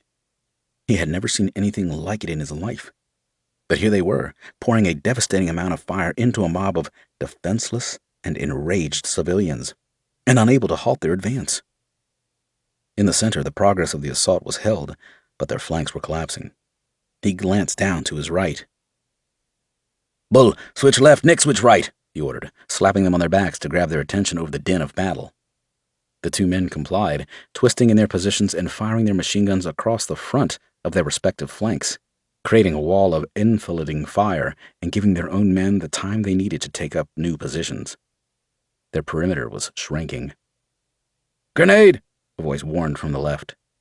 A second later, a deafening thud rang out from in front of Bobby's positions as the high explosives detonated, sending out a wave of pressure and flinging twisted bodies in all directions mixed with mud, debris, and shrapnel. Another loud bang to the right, and a flash, followed by a cloud of smoke, denoted the deaths of more of their attackers, but still they came. "Hotel 10, Hotel 10! Marty was screaming into his radio from behind Stan as he attempted to warn the helicopter of their situation. "Be aware, the LZ is hot, I say again, the LZ is hot. Approach from the south and give fire support. Enemy positions will be marked with infrared." Over the thundering machine guns, rifles, and exploding hand grenades, Stan could hear the distant, rapid thump of the approaching helicopter. They were on their way, but he could not afford to let up on their weight of fire. "Stoppage!" Bull hollered as his weapon ceased firing. Immediately he pulled back the cocking lever and began carrying out the drill to clear the misfired round, his hands a blur as he expertly worked his gun. The area was awash with the bodies and blood of mangled people. The smoke from the rifles and detonations filled the air, stinging the eyes of Stan as he fought to keep control of the battle and his men. The flanks were still retreating, firing, and maneuvering their way back towards the center as they yielded under the enormous pressure of the assault. Although they were not receiving any incoming fire, the men knew instinctively that something was seriously wrong, and that they could not allow their attackers to come close. Everywhere they looked, more twisted and hideous faces sprang towards them, howling and wailing as they pressed forward through the hailstorm. The sound of the approaching aircraft grew louder. Stan reached into his vest and pulled out a red plastic object, roughly the size of a cigarette packet. He pressed a button on the side and then tossed it high into the air. It landed close to the tree line where the attack was coming from. A couple of seconds later, a high-pitched tearing noise rang out from behind them as the guns of the Black Hawk opened up, firing thousands of rounds into the jungle from its spinning barrels. Mixed in with the rumble of the guns, Stan could hear the clinking sounds of thousands of empty bullet cases being expended from the many guns, landing in piles on the forest floor. The cannons roared, cutting trees in half, turning up the muddy ground, and disintegrating the wall of maddened human beings who continued to converge on the team. The brightly lit tracers zipped through the air over the heads of the men, fanning out in a wide arc to their front as the skilled gunners created an impenetrable wall of fire. Through the chaos, Stan could see bodies exploding and being scattered into the mud as the guns reduced them to nothing but organic smears of bone and tissue. The men slowed their rate of fire as the helicopter's guns helped to ease the pressure on them and continued to slow the enemy advance. They changed out their magazines and took precision shots at the figures that managed to fight their way through, quickly realizing that only headshots were effective and capable of stopping them in their tracks. The attack was halted, and the pilot ceased firing, the echo of its guns slowly receding through the jungle. He kept the Black Hawk in a hover, remaining close to the treetops and its weapons trained on the perimeter as the men below began preparing themselves for extraction. Down on the ground, the team stared around them at the carnage they had created. The ground was thick with the dead. Body parts of men, women, and children were scattered in a wide area, piled on top of one another like macabre pyramids. Bull stepped back, his face black with the carbon from his machine gun, while pale gray wisps of smoke drifted up from the glowing hot barrel. "Fuck me," he said hoarsely, his mouth dry from shouting and fear. "I've never seen anything like it." The team closed in, checking their ammunition while keeping their eyes on the perimeter, expectant of another fight. "Let's get the fuck out of here," Stan shouted to his men over the whirl of the Black Hawk's engines. They did not need to be told twice. In the flat area, in the center of the camp, the team fanned out to protect the landing zone, their weapons held at the ready and aimed at the tree line. Stan signaled the pilot, and the helicopter began to lower, its downwash kicking up a storm and sending debris in all directions around the rebel camp. Slowly it descended, and Stan was able to see the bewildered expressions on the faces of the pilots. He understood that they must have been pretty shocked and confused about what had happened, but all he could do was give them a slight shake of his head and shrug his shoulders. The aircraft settled into a hover just 1 meter from the ground. Stan moved forward, dragging the unresponsive doctor with him, and bundled him through the side door and into the passenger area. Next, Bobby and Taff scooped up the body of the dead soldier and carefully lifted him into the helicopter. The cordon moved back, and the men, still covering one another, began to board the Black Hawk. Through the pounding of the blades and the scream of the engine, Stan heard a howl and spun to see Nick, jumping backwards and falling into the sucking quagmire below the aircraft. A black figure, its body cut in two at the waist, was dragging itself through the mud, clawing at Nick's legs as he kicked at its face. Stan jumped from the door, landing heavily in the sludge and almost losing his balance. Without hesitation, he grabbed Nick by the webbing straps of his vest and pulled him back away from the mutilated man who defied all laws of nature and continued to pull himself along the ground. The thing crawled towards them, staring up at him. Stan looked into its eyes and saw no sign of life. They were devoid of anything. His blood froze in his veins as he stared back at the monstrous face, its gnashing teeth snapping shut as it snarled at him. Stan knew what he was seeing. At that moment, he realized that he had seen it before, in Syria. The man at his feet was already dead. The noise of the gunshot was subdued beneath the clatter of the helicopter's motors as the bullet from Stan's pistol drilled a hole through the man's head. The body went limp and sank into the mud, his brains ruined and seeping from a fist-sized hole above his ear. Stan looked down into the shocked face of Nick and began pulling him to his feet, dragging him to the waiting helicopter where Bull leaned out, stretching his arms so that he could pull his friends to safety. Nick groaned and hobbled towards the door, reaching down to a dark stain on the leg of his trousers and grimacing. "The fucker bit me!" he shouted over the thumping blades and howling downwash. "He bit me, Stan! Why the fuck would he bite me?" "You're lucky that's all he bit, mate," Stan screamed back as he pulled him up into the powerful arms of Bull. Stan climbed in after him and patted the pilot on the shoulder, informing him that they were all on board. The pilot nodded and took the aircraft up above the trees and headed away from the camp. Stan turned and eyed each of his men. They were veteran soldiers, hard and steadfast, but they looked traumatized and exhausted. He told no one of what he had realized on the ground, and he wondered if he had really seen it, but he knew that he had. There was no mistaking what he saw in those eyes. The words of the doctor echoed through his mind. They were all dead. Now he understood. Turning back to look at the slaughter in the devastated rebel camp below them, Stan silently thanked the gods that his men had all made it out alive. 10. Marty paced the room, alternately flexing his fingers, then screwing them into a fist. He was beginning to feel cooped up and ready to lose his temper. He glanced about at the others, who slouched and slept around him, sprawled out on the uncomfortable Army-issued cots they were expected to rest upon.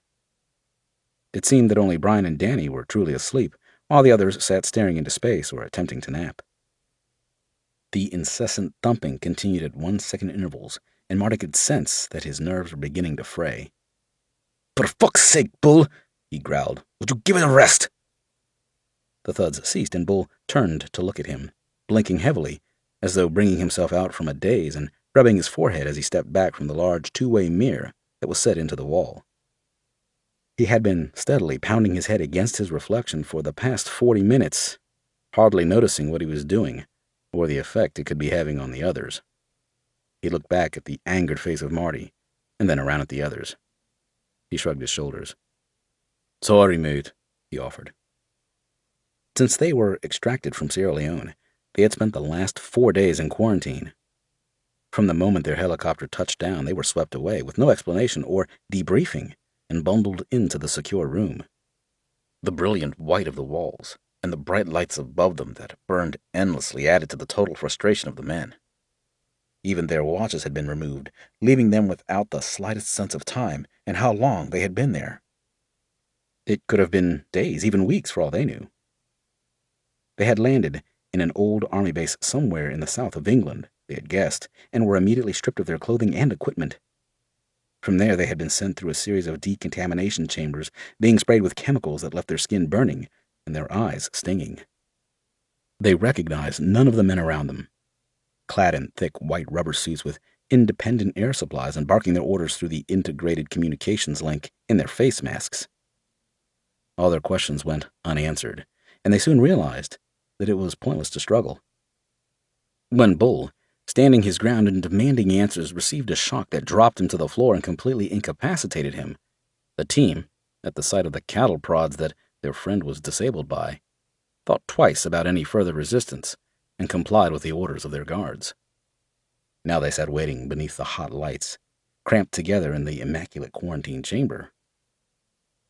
Bobby suddenly sat up, resting his elbows on his knees and leaning forward, letting out a long sigh as he did so. What do you think all this is about, Stan? Their commander had been doing his best to try to sleep, but was finding it impossible.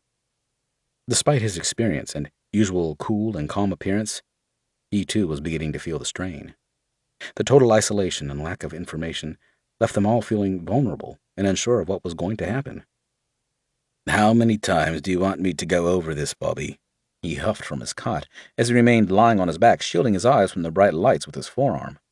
I know as much as you do. I told you what I saw, and all I can think is that it's something to do with the dead bloke in the jungle.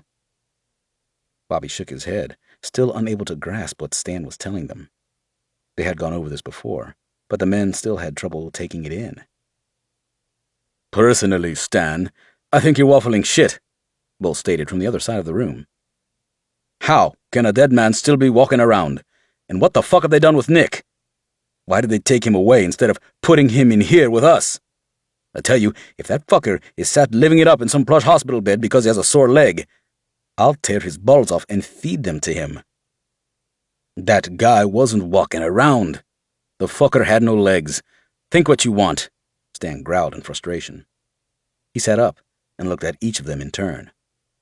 Whatever it was that the doctor was doing out there, it's nothing to do with some weird strain of flu. That man, the one who took a bite out of Nick, was dead. They all stared back at him in silence, seeing that their leader truly believed what he was saying. They had never felt any reason to doubt him over anything in the past, but what Stan was telling them seemed completely absurd. Bull was pacing now, shaking his head and growling under his breath. Stan looked up at the bulky man, and then across to Taff, who sat with his back to the wall. Do you know me, mate? Taff shrugged. And I know you, Stan. We've worked together for a long time, and I've never questioned you before, so I don't plan on starting now. I'm willing to have a little faith on this one, until proven wrong, that is. Bull stopped mid-stride and looked down at the rugged face of the Welshman. He could see that Taff was tired, but despite his expression of disinterest, his eyes remained clear and focused. So you're saying that you believe this bullshit? Taff remained indifferent and continued to wrap one of the ties from his hospital robe around his finger. Stan could well be right, Bull. Those people who charged at us in the jungle, they definitely weren't normal. And if Stan says that they were dead, then I believe they were dead. Or at least something like it. He turned and nodded towards Bobby. How many rounds did you put into that guy that came at you out of the woods? Bobby shrugged, unable to remember the exact number. Not sure, about 5 or 6, I think. All I know is he didn't go down until I put one through his head. Taff turned back to Bull. I've never heard of a man taking 5 or 6 hits to the chest without so much as a flinch. Have you? Bull said nothing. From the minute we landed, they've stuck all sorts of needles in us, taking blood and doing tests. We've had no comms with Jerry, and no one is telling us anything. Nick was swept away to Christ knows where, and now we're sat in here, while they watch us from the other side of that window. Do the math yourself, mate. Something has them scared, and I think we came into close contact within Sierra Leone. Bull turned to look at his reflection, and thought as he panned his eyes along the length of the glass. With a grunt and a nod to himself, he swept his flimsy hospital gown to the side and tore it from his shoulders, exposing his naked body. Staring at the mirror, he grabbed hold of his penis. Well then, he roared, I hope there are some pretty women doctors watching this. He approached the glass, and standing on his tiptoes began to press his testicles against the two-way mirror, glaring at his reflection and allowing his tongue to flop from his mouth and his eyes to roll upward simulating the appearance of sexual ecstasy. "How do you like that?" he hollered at the glass. "Come on, then. Don't be shy. It isn't that big. Come on. Come and fucking get it." The rest just sat and watched while Bull vented. They knew it would be a waste of time to try to encourage him to just sit down and wait patiently, and having him behaving in a lewd way was better than having to watch him lose his temper and begin trying to break down the door with his head, or worse, someone else's head. After 20 minutes of smearing his genitals against the glass and unleashing a torrent of profanities and insults, Bull lost interest and collapsed back onto his cot with a loud sigh. "All right, Stan. Now that's out of my system. What do you think will happen next?" A metallic clunk interrupted them before Stan was able to give his opinion. They all turned towards the door as a hiss of air announced the release of the locking mechanism. Immediately, they felt the air pressure within the chamber change, causing their ears to pop. As one, they jumped to their feet, unsure of what to expect to come from the other side of the heavy steel hatch. They stood shoulder to shoulder, in the center of the room, ready to attack anyone that they saw approaching them with one of the hated cattle prods. With a whir and a heavy click, the door slowly separated from its frame and then stopped, revealing only darkness on the other side through the small gap. Barely visible, a pale hand appeared and pushed against it from the room beyond. The men tensed, prepared themselves. Jerry's face appeared from the gloom. His expression was one of uncertainty, and he hesitated as he stepped through the airlock, immediately locking eyes with Stan, desperately needing his support and hoping that he had control of the men after their frustrating time in quarantine. Stan stared back at him, and, as usual, showed no signs of anger or affability.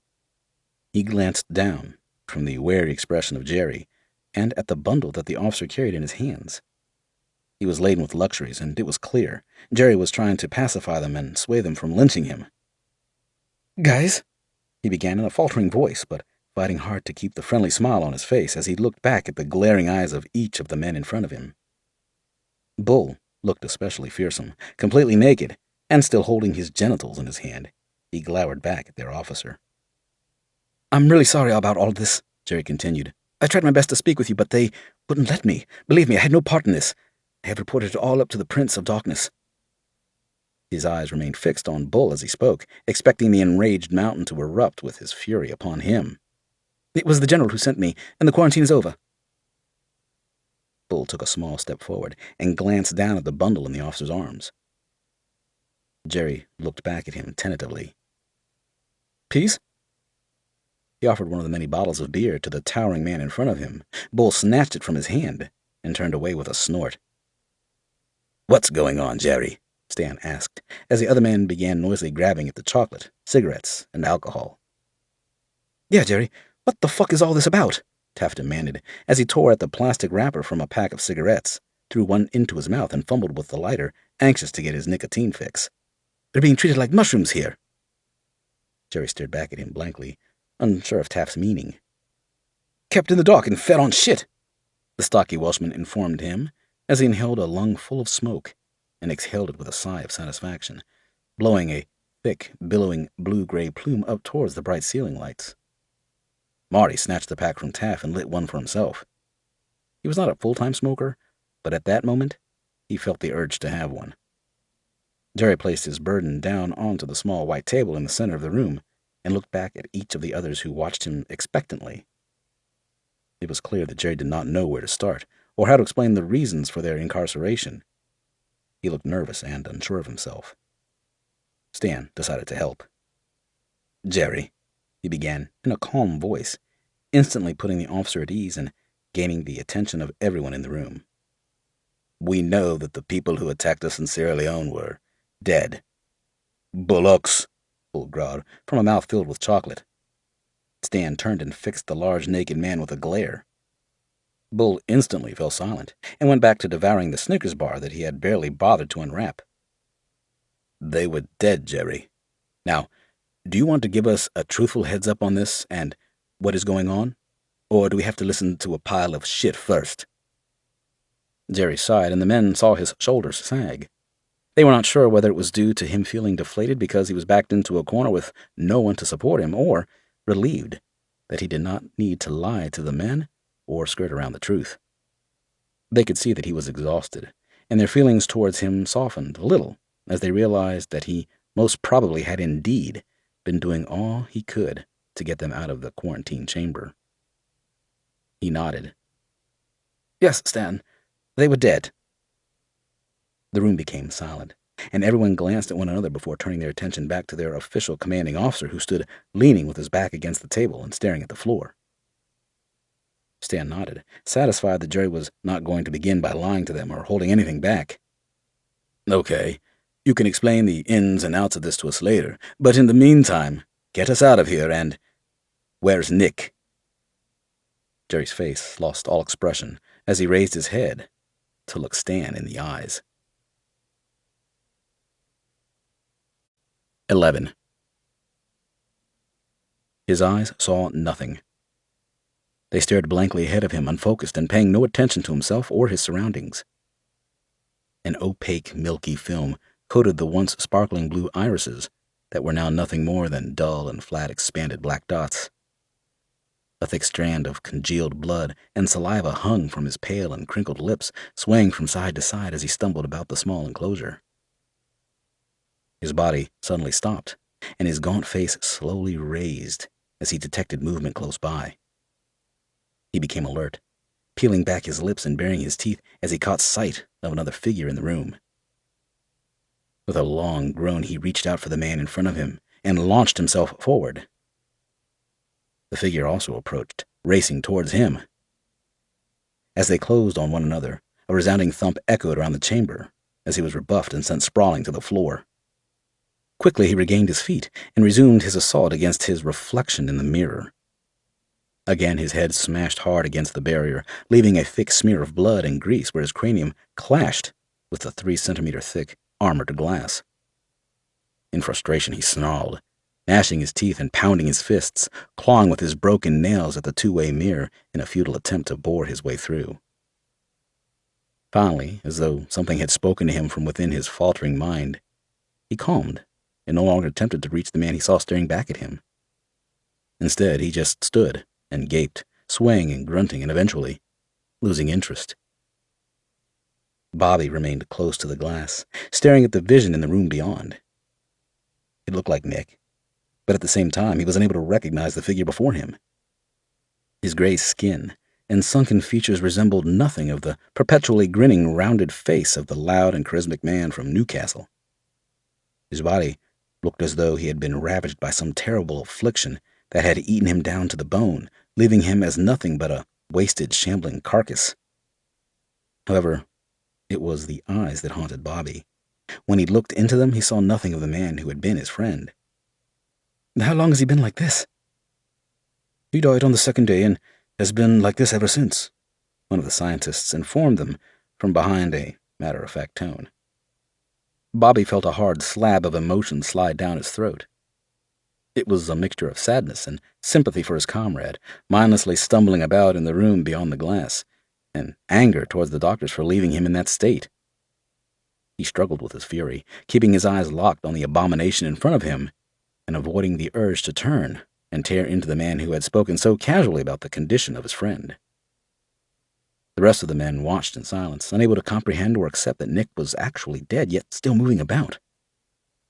They had all known Nick well, and considered him as a brother, as they did one another. As far as they were concerned, they were the closest that each of them had to a family. Now seeing one of their own in this way sickened them to the core. "Can he talk?" Bobby asked, keeping his eyes on Nick.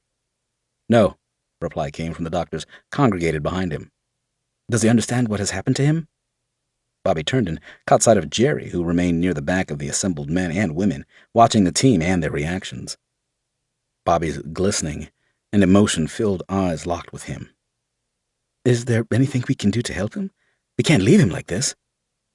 A tall man of middle age, wearing a gray fleece jacket, pushed his way through to the front and approached Bobby.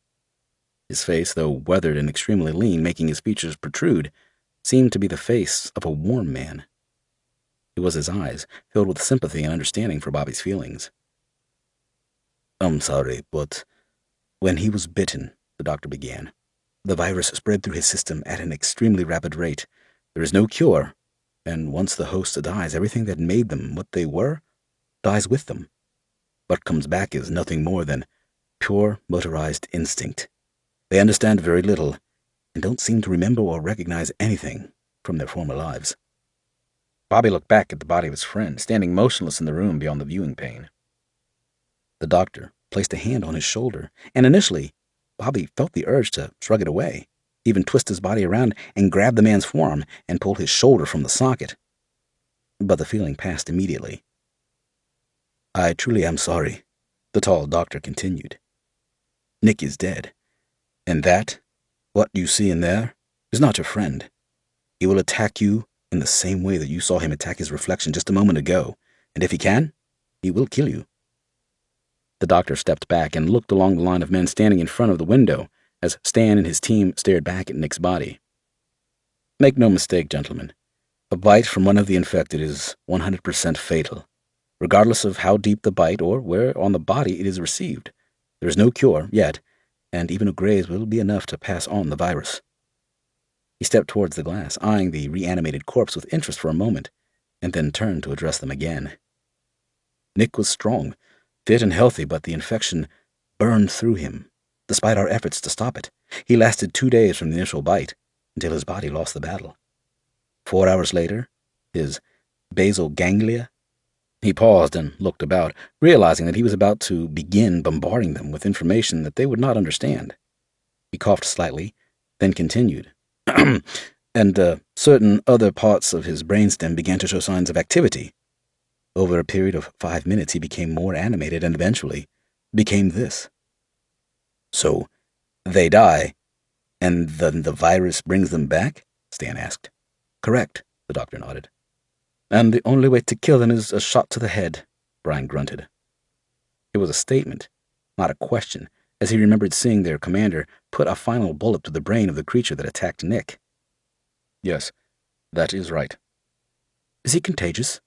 Bobby asked. No, the doctor replied, staring through the glass at his subject. This strain of the virus passes only through the bites and the exchange of bodily fluids. Before anyone knew what was happening or could react, Brian had drawn his pistol and pointed it at the doctor's head. The room resonated with gasps and whimpers as the doctors and technicians watched and expected Brian to pull the trigger. The rest of the team, Stan and the others, did not bat an eyelid as the angry Irishman stood, staring along the sight of his weapon, looking directly into the eyes of the tall, gaunt-faced doctor. Good, Brian said with an air of satisfaction that his assumptions were correct. He glared at the doctor, his eyes narrowing as a number of metallic clicks broke the shocked silence as he pulled back the hammer on the gun in his hand. Now, open the fucking door! The doctor saw in the eyes of the man in front of him that he was more than willing to kill him. They were not the eyes of a crazy man, but the eyes of a loyal friend, of a brother to the thing that now occupied the room next to them. No matter what he said or did, one way or another, the doctor knew that the door to the isolation chamber would be opened, whether he was dead or alive. You'll gain nothing from this, you know, he said calmly, as he took a step back towards the panel at the side of the airlock. I'll get plenty, and most importantly, I'll know that my friend isn't walking about like one of those fucking things we saw in Sierra Leone. Brian snapped back at him. Jerry took a tentative step forward, his eyes darting from the doctor to the gun in Brian's hand, and then to Stan. Stan, he hissed, the general will... Shut up, Jerry, Stan growled back at him, without even looking in his direction. Jerry fell silent and realized that Taff and Bobby had stepped behind him, blocking the entrance and preventing anyone from exiting the room. Everyone remained silent, holding their breath with anticipation as the assembled group of scientists, their faces pale with fear and their bulging eyes glowing in the semi-darkness, watched Brian and waited to see what he and the doctor would do next. Open the door, Doc, Brian encouraged the tall man as he continued to keep his pistol trained on him. The doctor made a half-turn and faced the electronic key panel beside the airlock door. He glanced back at Brian nervously and then began to type in his access code. Please, he spoke as he kept his attention fixed on the electronic panel. I know what you intend to do, and to be honest, I understand why you're doing it. I would want to do the same if it was my friend in there, but please, we need to be rational about this. Rational? Brian repeated mockingly. I'll rationally drill a hole through your fucking head and then stick my dick through it if you don't open that door within the next 5 seconds. The doctor stared back at him and blinked. He knew that the man meant every word and turned back to the panel to press the final key. He nodded. Okay, I'm opening it, but please remember what I said, and don't let it near you. The lock thudded as the hydraulics released the heavy deadbolts, and the doctor stepped back, his face glistening with sweat. He turned and looked at Brian. It's open. Danny stepped forward and gently guided the doctor away from the door as Bull stepped up and positioned himself, ready to push it open and allow Brian inside. With a heave, Bull forced the thick steel barrier away from the frame. A hiss of air sounded, and the smell of decaying flesh instantly assaulted the senses of everyone in the room. Without hesitation, Brian stepped through and over the threshold, the pistol still raised, and immediately aimed at the body of his comrade. Nick saw him immediately and turned in his direction, his pale eyes locking onto the living being that entered into the room. For a fraction of a second, there was a pause as their eyes met. In that instant, as Brian aimed his pistol, he hoped that Nick would recognize him. The soulless body of Nick showed no signs of familiarity and sprang forward, reaching out for the man he had once knew in his former life. Sorry, Nick. The shot boomed in the airtight room, and the recoil forced Brian's hand to rock back as the 9mm parabellum round burst from the barrel. The bullet struck squarely between the eyes, and Nick's body fell to the floor, spilling thick, dark blood across the immaculate white tiles. Nick was finally dead. 12. As the seasons changed from winter to early spring, so did the global situation. There was a virus spreading at a phenomenal rate, enveloping the southern hemisphere and quickly spreading into the north. While the World Health Organization and government scientists struggled to find a solution to the outbreak, thousands of people were succumbing to the deadly plague. Those who contracted the airborne virus soon found themselves fighting for their lives, and with a high mortality rate, many of the victims were losing the battle. It took 2 weeks from when the infection first hit Europe and America for the governments to acknowledge the problem and go public, informing the populations of the effects. Even then, many people refused to believe what they were being told by the various and conflicting experts and their statements. The effects of the flu strain are varied from one person to the next, but it has been noted that some of the sick develop heightened aggression, attacking the people around them, while others suffering from the infection remain immobilized and eventually die from the disease. As yet, we have found no cause for why people are reacting in different ways, but it has been proven that the bites from the aggressive strain carry the infection and is 100% lethal. Anyone coming into contact with the infected through bodily fluids will contract the virus. As yet, we have found no viable vaccine or cure, and it is recommended that the victims of this outbreak be avoided at all costs. Riots were widespread throughout the cities of Europe and America. Looting had become a problem very early on as people panicked and began to fend for themselves. Supermarkets were ransacked, and in a short space of time their shelves sat empty as more and more people failed to turn up for work and deliveries ceased to arrive. Areas were cordoned off and placed under quarantine. The infected within the closed-off areas then attacked the people guarding them at the blockades, and it was soon realized that any attempt at quarantine would fail. The police, having lost many from their ranks, were close to breaking point, having to cope with a massive strain on their limited resources, and before long, entire regions were left to their own devices, becoming lawless and off-limits to anyone wearing a uniform. It was not long before soldiers and volunteers, wearing bright biohazard suits, began turning up to collect the dead.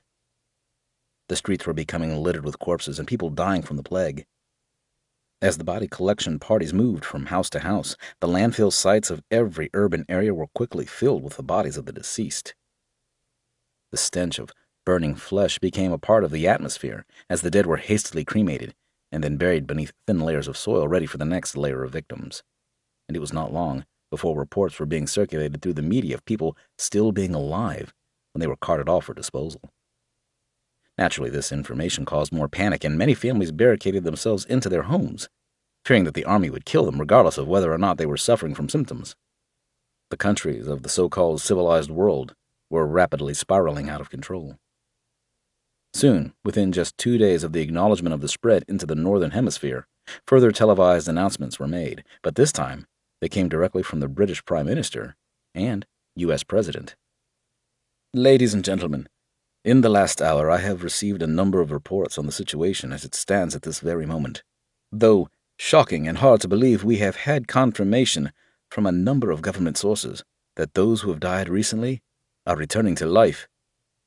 At the moment, we have no solid evidence on the cause of this, but it is widely speculated that the flu virus, which has now swept the entire globe, has again mutated. I am informed that whether death is from the flu, natural causes, or even a bite from an infected person, anyone who passes away will reanimate and then attack the living. I have been in contact with the President of America, Russia, China, and France, as well as the German Chancellor and many other country leaders. They have all confirmed the same facts. Every country in the world is being stretched to its breaking point, and resources have become minimal. I am in negotiations with the Chinese and North Korean governments to come to an agreement to end the hostilities and to focus on the more urgent matters on our home soils, and to work together to come up with a solution. At this moment, I have no further information to give you, and I'll now pass you over to Dr. Joseph Cox of the Department of Health. A gray-haired man appeared on the screen. Over the past 5 days, we have taken samples from numerous flu and attack victims. The findings were the same, but at different levels. While most of the flu victims, except for the aggressive strain, become lethargic and sick for up to a week, with some making a full recovery, the bite victims become feverish and incapacitated within 24 hours. So far, at the most, we have seen a bite victim continue to fight the virus for up to 4 days before they succumbed and died. On reanimating, they show no vital signs. Heart rate, blood pressure, and core temperature are exactly what you would expect from any cadaver. They do not react to stimuli or even recognize the people around them, and will attack on sight any living organism they encounter, including humans. The bite victims of the aggressive strain die, on average, within 72 hours, and then revive and attack the living within a few hours after death. The time period has been recorded from as little as 2 hours to as long as 8. Now, we have found that all recently dead reanimate, whether they die from the flu, a bite, or even a car crash. Every dead body will rise and attack the living. The virus seems to have mutated once again and is now part of the atmosphere, causing the recently deceased to revive. From what we know, mutation to airborne does not mean that the living will be affected any further. It only causes the dead to reanimate. The bite victims develop a high fever, vomiting, headaches, and eventually death. The results on revival vary. We have discovered that the fitter and more active the patient before death, the more mobile they are once they reanimate. Some of the cadavers on revival have been known to run, albeit at a slower and more uncoordinated pace than their living counterparts, and some can even problem-solve with the likes of opening doors and using stairs. They do not recognize authority or even family members and will not react to emotional or sentimental encouragement.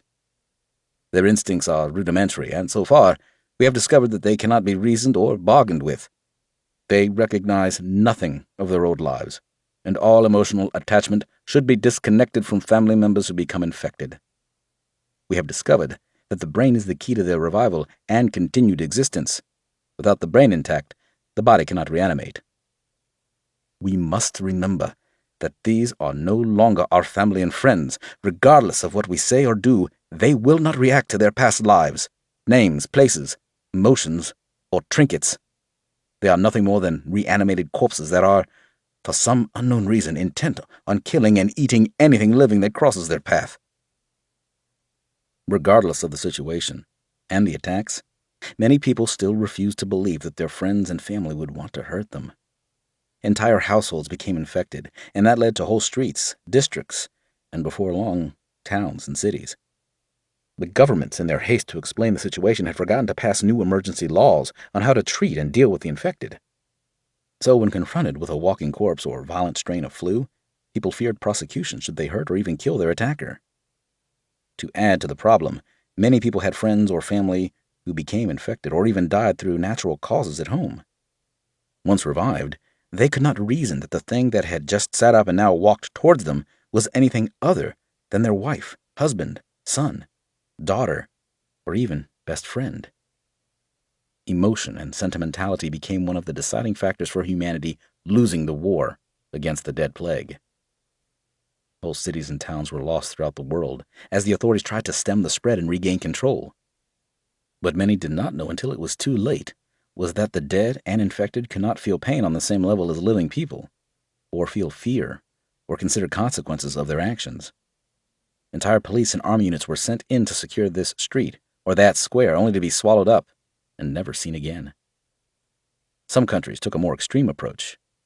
Having lost cities and large areas to the infection, they tried reclaiming them with airstrikes. Many of the infected were blown apart in the attacks. However, the airstrikes created more dead than they destroyed. Most cities were still heavily populated by the living, holed up and trying to survive. Once the bombing started, they were either killed in the blasts and the fires, or their defenses were destroyed and left open to the dead. For all the reanimated they killed, the ranks of the infected were replenished by the collateral casualties of war. The Third World countries were written off by the West and Europe. Africa and Asia were left to die, and America closed its borders and waterways along Mexico and the Gulf area. Whole army divisions were sent to those areas to shoot anyone attempting to cross onto U.S. soil. In the meantime, the other states fell to pieces with the spread of the infection within their own borders. Worldwide communications began slowly to deteriorate. Mobile networks became temperamental, and even the internet showed signs of failure. With people dying or abandoning their posts, the daily maintenance that was vital to the upkeep of the smooth-running global communications network was not being carried out, and the more delicate systems were beginning to suffer. City after city across the world fell silent, except for the moans and wails of the dead who shuffled aimlessly en masse through the streets. Any survivors were left to fend for themselves. 13. Matthew, returning from a long weekend away from work with his family, made his way through the office building. He strutted with vigor, whistling cheerfully as he sauntered along the corridor, gently swinging his briefcase in step with his feet. He was wearing his favorite suit, a deep blue Italian-cut three-piece with white pinstripes. It fit like a glove and always made him glow with confidence. He felt fresh and re-energized, ready to meet the day head-on. The break had been seriously needed for all of them. It had been a while since the family had the chance to enjoy a weekend together without him having to think about work. Instead, he had left on the Thursday and treated himself to 3 days of ignoring phone calls, refusing to even consider reading an email, and in general, forgetting the world outside of his front door as he savored the time he spent with his children. For the whole weekend, thoughts of anything serious had been banned from the house. News channels were forbidden, and only movies and cartoons were allowed. The four of them had spent the day in their pajamas, watching the likes of Shrek and Spider-Man and playing board games, completely oblivious to the government announcements that were being made with regards to a flu epidemic that was sweeping into the country. He could have taken longer, but 72 hours of pretending to still be in love with his wife was more than enough to renew his appreciation of having a workplace where he could hide from her. Besides, thoughts of Michelle and the delights she had to offer were becoming more frequent in his lusting mind. He needed his fix. He had not heard from her for the whole time he had taken off, and the absence of communication and the lack of the provocative picture messages that she normally sent to him during their time apart were making him begin to feel needy. The building seemed strangely quiet, just as the journey to work had done. The streets were empty, compared to how he usually found them on a Monday morning. His drive to the office had been easy, stress-free, and he had not felt the urge to scream at anyone for their lack of consideration on the road. He had begun to doubt himself at one point, needing to pull over and check his diary, making sure that it was not a bank holiday. Now in his office building, it too seemed devoid of most of the people he expected to see on a daily basis. Office doors, normally open with the sounds of phones ringing and voices speaking loudly, were closed and silent. Familiar faces that he would normally pass on the way to his office were absent, and more of the workspaces that he passed by were abandoned, their usual occupants nowhere to be seen. Was there a big meeting that I didn't know about? he wondered. He turned the final corner before his office, still whistling and hoping to see the teasing, smoky eyes of his assistant. Instead, he was met with a pale, withdrawn face that looked exhausted and about to collapse at her desk. Michelle's eyes were rimmed red, looking sore and barely able to focus while her hair looked lank and hung over her face in unkempt strands. Her nose, normally slender with a very slight upturn at the tip, seemed bulbous and glowing a deep pink. The extremely attractive woman had been replaced by an apparition. She looked up at him as he swaggered along the corridor, the smile rapidly evaporating from his lips and being replaced with a look of alarm. His confident walk changed to a hesitant shuffle as he stared in disbelief, unable to relate the ghostly vision to the woman that he spent so much of his time thirsting over. "Jesus, Michelle," he gasped. "Are you okay?" "Do I look it?" she replied hoarsely with annoyance and immediately began to sputter with a rattle that emitted from her chest. Matthew stopped, subconsciously keeping a healthy distance from her desk, and sheepishly looked down at his shoes. "Well, no, not really. What is it?" "Flu, I think," she replied, paying him no particular interest and giving him the impression that she was in no mood to talk to him. Matthew got the picture just from her body language, but he did not want to leave it at just that. In the 10 years he had known her, he had never seen her in such an ill state, and he felt genuine concern for her. "Michelle, you should go home. Seriously, you look like you're at death's door." "Thanks, Matt," she replied sarcastically, still looking at the screen in front of her and avoiding his eyes. "You look great." Again, he realized that he was not approaching or handling things in a particularly skillful manner. He knew that he would need to be more sensitive, but his mind was still filled with other thoughts. He was having to slowly but surely push them aside and make room for other feelings that did not involve them both having a quick sex session in the stationary room and away from prying eyes. "Sorry," he replied finally, after a moment of awkward silence. "I just think that you shouldn't be here, and you should be at home, tucked up in bed. I read something last week about a particularly nasty African strain of flu going around, and to be honest, I worry about you. I could drop by after work and bring you whatever you need if you'd like." Finally, she gave him a faint smile. "It's okay. Honestly, I've been in bed all week and trying to sleep it off. I think I'm over the worst of it. I'll manage." He stepped forward, suddenly feeling the urge to show her a degree of affection that would not result in sex. He reached across and placed his hand on hers. Her skin, although glistening with feverish sweats, was cold to the touch. He instantly wanted to withdraw his hand, but fought against it and forced himself to remain in sensitivity mode for the sake of harmony within their relationship. "Well, if you feel like you need to, let me know, and I will take you home. I could get that ginger-haired freak, young Scott, to bring your car to your house for you. Saves you having to worry about driving it yourself." With her insisting that she looked much worse than she actually felt, Matthew headed to his office, feeling pleased with himself that he had shown her a little more than just lust for a change. As he sat there with the TV on, drinking his morning coffee, whilst reading the paper with his feet up on his desk, the news reporters seemed to be speaking of nothing but war, famine, and disease. Every story seemed to be showing riots and chaos. He considered switching it over and maybe watching the all-female talk show panel as they discussed current affairs, but in reality, he would really be watching in the hope of catching a glimpse of the host's shapely legs and behind. "Oh, Carol," he smiled to himself, as his mind drifted into a particularly pleasant fantasy about the extremely attractive, middle-aged female host. Then the screen changed, and he saw the face of the Prime Minister looking grave and disheveled. He was no fan of the Premier, and considered him a man unfit even to be a member of Parliament, never mind the leader of the country, but something told Matthew not to change the channel. For the next few minutes he watched and listened, all the while his mouth slowly falling open, wider and wider, as the country's most senior politician told them of something that was beyond believable. When the announcement was over, Matthew found himself unable to move from his office chair.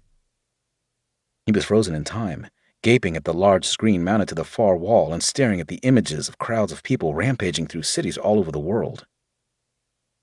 He had heard the Prime Minister's speech, but his mind was refusing to accept it. It was as though the words, in the context in which they were spoken, were being refused entry into his brain. As the reality slowly fought its way through the fog within his skull, he blinked, bringing himself out from the trance he had slipped into. Wiping the drool that spilled from his open mouth on the sleeve of his pristine suit jacket, he sat up and reached for his phone. He scrolled through his contacts list and found his wife's number. Standing up on unsteady legs and beginning to pace the room, he hit the call button. While the phone rang against his ear, he stepped over to the interior window that looked out over the office floor. Carefully, he parted one of the horizontal blinds with his thumb and forefinger. Michelle remained at her desk, wearing her thick coat, shivering and sputtering and surrounded by a pile of used tissues. She has that fucking flu, he concluded to himself. He looked down at his hand, the one that he had placed on hers, trying to comfort her. Fuck! He exclaimed in a sudden panic and rushed back to his desk. From the top drawer, he pulled a small bottle of disinfectant hand wash and, clasping his mobile phone between his head and shoulder, pressing it to his ear, began to pour the entire contents into the palms of his hands. As he vigorously scrubbed, hoping to kill and remove any trace of the virus, his wife's phone continued to ring. By now, he had broken into a sweat and began to feel lightheaded. He could feel his fear creeping through his body, making its way up his legs and traveling along his spine. He shivered, then gritted his teeth, giving himself an emotional shake as he fought to keep his feelings under control. Get home, get safe, then you can have your mental breakdown, he heard a voice say within the walls of his own head. For fuck's sake, Emily, answer your fucking phone, he growled in frustration. Finally, after what seemed a lifetime, she answered. She sounded sleepy, probably not long since out of bed and having overslept, again causing the children to be late for school, again. He checked his watch. It was coming up to 8:30. William and Paula were due to be in school at 9 o'clock, and for once, he was grateful that his wife had a habit of repeatedly hitting the snooze button on her alarm clock. Emily, he said with relief. Thank Christ you're in. Please tell me that the kids haven't gone to school yet. They had not. Right. Listen to me. Stay in the house and don't go outside for any reason, okay? For any reason, do you hear me? He paused, allowing her sleepy mind, slowly becoming alarmed at the tone of his voice, to take in what he was instructing her to do. Keep the kids in and don't send them to school. Do you understand? She answered that she did, and began to ask a number of questions. I don't have time to explain, darling. I'll be home soon. Turn the telly on and watch the news. Stay inside and keep the doors locked until I get there. He hung up and hastily looked around his office, searching for something he could use as a weapon. On the newsreels, he had seen and heard how the infected were attacking and killing people. The announcement of dead people returning to life was still battering away at his stubborn mind, unable to seep in, and at the moment his thoughts were filled with violent, living, sick people, attacking anyone that they saw, and not reanimated corpses. It would be a while before the full reality of the situation would finally hit home. He picked up a stapler and immediately dropped it to the floor, wondering why he would even consider using it as a weapon in the first place. Dickhead, he thought. Finally, his eyes fell upon the old-fashioned wooden hat stand by the door. He grabbed it and placed it so that it was leaning against the wall at a 45-degree angle with its base on the floor.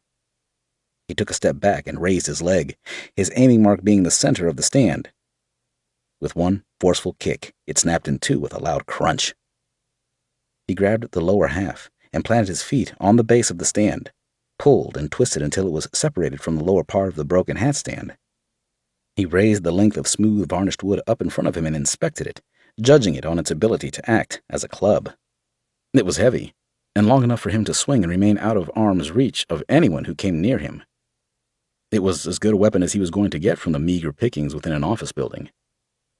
He suddenly remembered that Dave, one of his friends from the opposite side of the building, had a decorative samurai sword mounted on his wall. The thought was quickly dismissed from his mind. He doubted that it was real and was probably incapable of cutting its way through a wet paper bag. Also, he did not want to be running about, searching through offices. He wanted to get out and get home as quickly as possible. Grabbing his keys from his desk, he then stooped to pick up his briefcase. Years of habit, ensuring that he never left it behind, was hard to break. He hesitated, then pulled his hand away from the handle, leaving it where it was, sitting at the side of his desk. Fuck it, he grumbled. If things were as bad as the television was saying, he would need to have both of his hands free to wield his club. He stepped back over to the interior window and again peeked through the blinds. Everything appeared as it had just a few minutes earlier.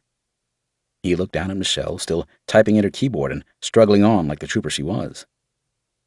Does she not know what's happening? He asked himself. Does she not know about the flu and that people are dying? He then remembered that Michelle told him that she had been in her bed for the whole weekend, suffering and attempting to shake the illness off. Matthew was beginning to feel sick from nerves. He knew what he needed to do. And the streets, if they were still like anything they had been when he was on his way to work, would be easy enough to travel through. But, all of a sudden, in his mind, they were filled with monsters, all out to get him, and only him. He formed a plan in his head. He would have to run through the building and out to the car park as quickly as he could. From there, it was 5 miles to his house, on the outer reaches of the city.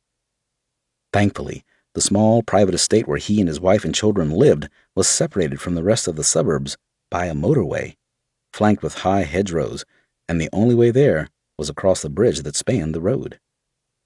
The house where he lived had only been completed 2 years earlier. The estate was modern and styled similar to the large suburban housing developments seen in movies set in the United States. The houses were spacious, with long lawns and driveways stretching out to their front, joining onto the wide road that dissected the main street. If he could get home, he was confident that their location and the layout of the estate would help to protect them. But if I can't get to my car? In his younger days, he had been an amateur athlete running the London Marathon twice when he was in his mid-20s, and at a respectable time. In his prime, he had always worked hard at his fitness and physique, taking pride in his ability to continue to outperform most of the men around him. However, as the years passed by, and his body needed to work harder to gain the results he wanted, coupled with his increased workload as he climbed up the corporate ladder, his priorities had changed, and his interest in physical activity had taken a nosedive. Now in his late 30s, and having not even thought about training of any sort for the past decade, he doubted that he could run and fight his way through the building, let alone the 5 miles it would take him to reach safety if he had to attempt it on foot. He glanced down at himself, and without realizing he was doing it, pinched at his stomach with 2 of his fingers. I'm in decent shape, actually. These shoes won't get me very far, though. He continued to watch Michelle for a moment. She was oblivious of what was happening to the world around her, just as he had been 5 minutes earlier. Now he was in the know, and once again had the advantage over her. Matthew shook his head, whipping all thoughts of such matters from his mind.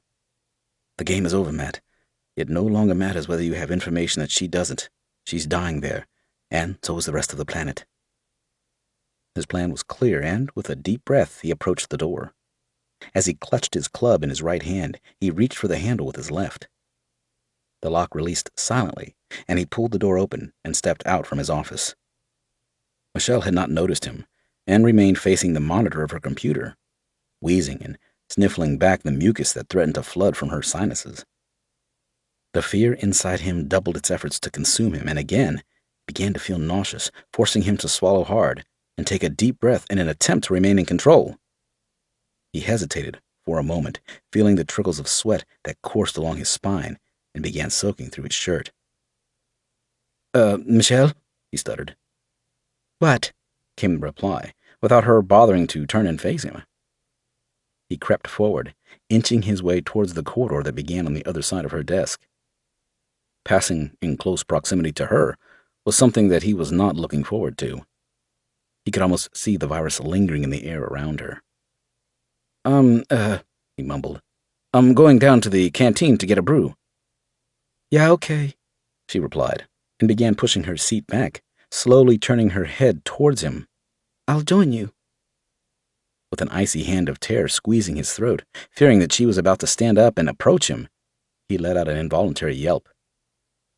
Before he knew what was happening, he swung his club, striking her squarely on the back of her head. He felt the vibrations of the impact travel along his arm, and heard the crack of her skull as he watched her upper body, propelled forwards from the force of the blow, crash into her workstation, and her face smash down onto the keyboard. Suddenly he was sprinting along the corridor, with tears streaming down his cheeks as his heavy footfalls echoed all around him. Whimpering with panic-filled gasps as he ran, he headed for the double doors that led into the stairwell. 14. Bull stood by the door, holding the bouquet of flowers close to his chest and unsure whether he truly wanted to enter the room. They were lilies, her favorite, and their strong scent reminded him deeply of her. He stared at the bed and the motionless shape in the center of it. He scanned the room, and his eyes fell upon the multitude of wires and tubes running into the machines by the bedside that continually monitored her condition. Her heart rate, blood pressure, and respiratory systems were being displayed on the screen with a number of readouts, accompanied by a steady beep that sounded with each beat of her weakened heart. She looked peaceful. He stepped back from the private hospital room and peered in both directions along the corridor. The hospital was noisy, more so than usual, with doctors and nurses rushing from one room to the next. A never-ending stream of porters dressed in blue coveralls and wearing surgical masks and gloves pushed gurneys through the wards, collecting the bodies of the deceased and hurriedly sweeping them away towards the mortuary. To Bull, the hospital no longer bore the pristine appearance of a highly organized and disinfected facility. Instead, it looked more like a clinic from Africa or the Middle East. Machines and equipment lay scattered about, pushed to the side, out of service and unattended. Dark stains smeared the usually polished floors and walls, left to fester until the inundated cleaning staff got around to washing them away, while soiled dressings littered the hallway, piled high in the corners, awaiting collection and taken to the incinerators. However, the furnaces and the crews that worked them were now working overtime with more immediate and desperate matters. The passageways that crisscrossed through the building resonated with the sound of the sick and dying, and the suffering lament of the wounded. Sobs drifted through the hospital, often accompanied with sudden screams and cries of alarm. Panicked voices, barking orders, or calling for help reverberated from within every ward and operating theater, while the telephones rang incessantly, with no one to answer them. Nobody seemed to care anymore about keeping the conditions sterile and free of bacteria. The hospital staff, running on their reserves and pushed to the point of exhaustion, wore the same uniforms for days on end, covered with the blood and bile of their patients. They drifted through the building with dark rings around their bloodshot eyes, looking disheveled and ready to collapse. More and more of the much-needed doctors, nurses, care workers, and support staff failed to turn into work anymore, putting extra pressure on the dwindling number that remained at their stations throughout the crisis, hoping that things would be brought under control. Each day, more of them slipped away and deserted their unattainable positions, realizing that the situation was hopeless. Everything appeared to be rapidly breaking down. In the weeks since their return from Sierra Leone, Bull and the rest of the team had watched as the virus steadily spread, jumping from one country to the next at an extreme rate, and soon it was no longer isolated just to the southern hemisphere. There had been breakouts reported in every major city in Europe and the United States. Cities, towns, and even once quiet little villages were put under quarantine, with special units being brought in to clean them up. But the scale of the problem was severely underestimated, and most of the people sent in were never seen again. As the catastrophe spread, communications, law and order were steadily breaking down on a global scale. Already India, Mexico, and a host of African countries had gone dark, with no more information being received from within their borders or from their governments. More and more cities in Europe and the West were following suit, being overrun and written off. Germany had already begun using firebombs on the most infested areas in an attempt to cleanse them of the infection. In many of the so-called civilized countries, riots were commonplace, with looting, rape, and murders, forcing many states in America and even Russia to declare martial law as the deadly flu spread from one person to the next. Confusion reigned, and it was only when the virus had gone airborne that the scientists at the World Health Organization and the world leaders acknowledged the problem and went public, confirming the thousands of unofficial reports on the internet and informing the world's population that the dead were indeed rising and attacking the living.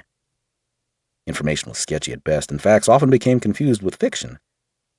Hundreds of thousands of people fell victim to the flu and the infected without knowing what was actually happening, forcing the WHO and world leaders to announce, "All recently deceased human beings with an intact brain, regardless of the cause of death, will reanimate and attack anything living.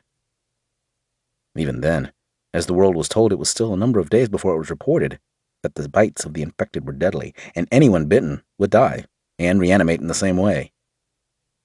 The final announcements and acknowledgments coming from the Western leaders in a personal address to their respective countries. Too little was done too late to stem the spread, and by the time that the army and police forces were brought in to tackle the situation, things were already hopelessly beyond repair. Bull had watched the broadcasts with Bobby. They had listened to the details about the flu and the different strains and the mortality rates. They had looked on as the scientists had informed them of the aggressive behavior of some of the infected and how their bites were deadly. Then they had listened as the same scientists had revealed how a bite from someone carrying the infection would cause the victim to die and reanimate. They saw how the British Prime Minister stumbled on his words and struggled to say what he needed to tell the public. Normally, they were used to seeing him stare at the camera, playing the part of the strong statesman who understood the people he led, sharing in their hardships and concerns, but during the announcement he looked a little different from one of the dead himself. He appeared uncomfortable, unsure of himself, and for a change, not in control of the situation. The announcements did not come as a surprise to Bull and the rest of the men. Unknowingly, they had seen it in Syria, and had fought against it in Sierra Leone. Then they had watched as one of their own had been infected and turned into one of the reanimated corpses. Bull blinked as his thoughts drifted back to Nick. It was still hard to comprehend what was happening, but since they had seen and dealt with the dead firsthand, they were better prepared to face the problem. However, he knew that the general population of the world did not have their insight or ability. The war is already lost, he thought to himself, as he looked about the corridors and saw the confusion and anarchy. He stepped into the room and quietly closed the door behind him, pressing the catch in the center of the handle and ensuring that the door was locked. Next, he stepped over to the viewing window and pulled the curtain across, giving them complete privacy from the rest of the hospital. He tentatively approached the bed, watching his mother as she lay sleeping. Her skin was ashen, and her features looked sunken and frail. He felt a sudden pang of guilt, and had to look away in shame, inadvertently raising the bright flowers up towards his face to shield his features as he stared out through the windows across the rooftops of the city. He took a deep breath and walked towards the bed. "Mom," he whispered, gazing down at her withdrawn face, and placed his hands on hers. Her flesh was warm, but her slender hands felt too delicate beneath his, and he pulled his arm away, afraid that he was about to crush her brittle bones. "I've brought you some flowers, Mom, your favorites. I know you can't hear me, but I will leave them here, beside the bed." He fell silent for a moment, still watching the fragile figure of his mother, as she lay inert and snugly tucked into the starched hospital sheets and blankets. His eyes began to sting, and a flood of emotion began to build up inside him, lodging in his throat like a hard slab of rock and causing him to struggle with swallowing. His whole life, he had never known his parents. He had grown up in confusion and wondering why he had been abandoned, and what it was that he had done that was so terrible that his mother had deserted him for it. For so much of his life, he had felt angry and unwanted, rejected by his family, and cast out into the world before he had been given a chance to survive it. Throughout his childhood, he had bounced from one foster home to the next, never really allowing himself to feel anything for the people around him or to settle into his surroundings. Attachment was something that he had naturally avoided, fearing that anything he grew fond of would eventually be snatched away from him. Love was an emotion he had never experienced, but 3 years earlier it had all changed. While collecting information on a target that had dropped from the radar and they needed to find, he accidentally stumbled upon a way of tracking down his parents. Initially, his anger had returned. He had wanted to find them and confront them, but when he arrived at her door, with teeth and fists clenched, he had been immediately disarmed at the sight of his mother. Although he had never known her, his love for her bubbled inside him and forced its way past all the negative emotions he had been harboring. As she explained to him her reasons for what she had done and how sorry she was, Bull's hard exterior had crumbled to reveal a soft, mushy center. He soon learned that she had spent years searching for him, racked with grief and regret, and unable to feel true happiness, knowing that her boy was out there somewhere, But no matter how hard she looked or how deep she delved, the trail always went cold, forcing her to begin her search over again. From there, their relationship had flourished, and he spent much of his spare time visiting her and taking her out on trips to the country. They had even discovered a mutual love of bingo together, and he secretly indulged himself, surrounded by aged men and women in the local gala hall, enjoying the thrill he felt when one of them won a prize. Normally it was something along the lines of a kettle or a toaster, but none of that mattered to him.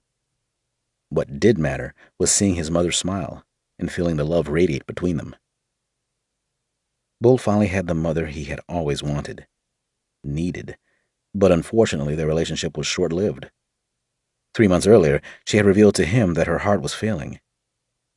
The news hit him hard, leaving him feeling deflated and lost, even cursed. Then, as Bull was wrestling to come to terms with the inevitable loss, a stroke had left her in a completely unresponsive state. As he had always feared, the love that he had finally allowed himself to feel for once in his life painfully burned a hole through his heart as his mother was mercilessly torn away from him. Now she lay in the hospital, waiting for the end.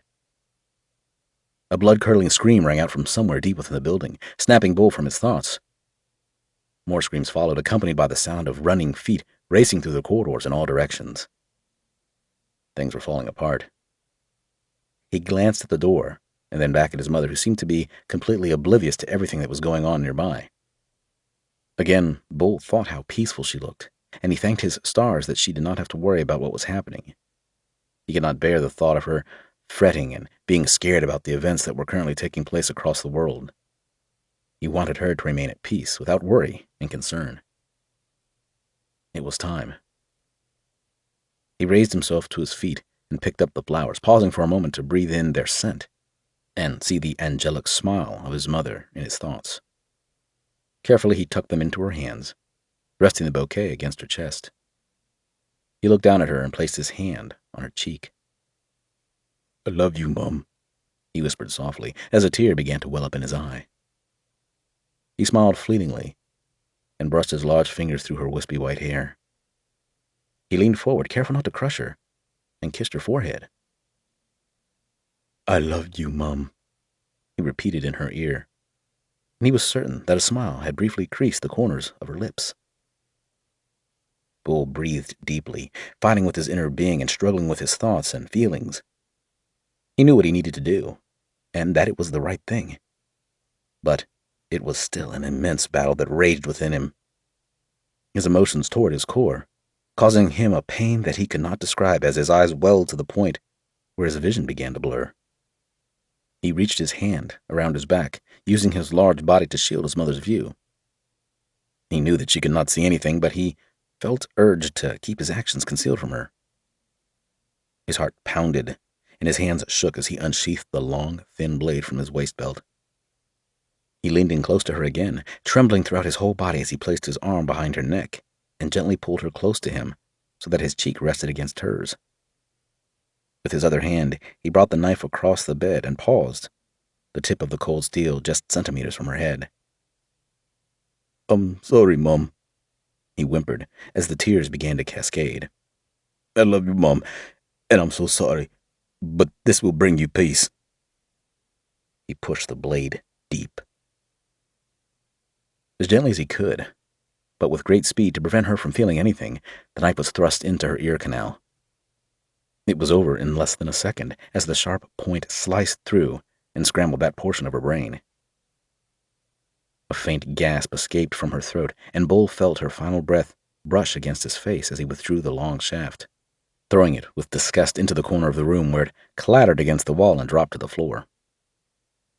The rhythmic beeps of the ECG machine suddenly stopped and emitted a high-pitched squeal as the monitor showed a flat line, indicating that her heart had ceased. He kept a tight grip on her, holding her close and not wanting to let go. He was overwhelmed with grief. He sobbed and rocked gently as her limp body, feeling more delicate than ever, was pressed to him in their final embrace. He had never felt this kind of pain. It was stronger and more debilitating than anything he had known. He struggled to form his thoughts, even breathe, and his once strong and powerful body suddenly felt weak and feeble. He had killed many people during his life, some deserving, some not, but he had never felt anything towards it. He had lost many friends and truly suffered their loss and mourned them.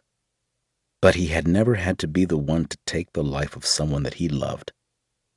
The feeling of guilt and loss was so powerful that he was afraid to stand upright, fearing that his legs would collapse from under him and he would never be able to get up again.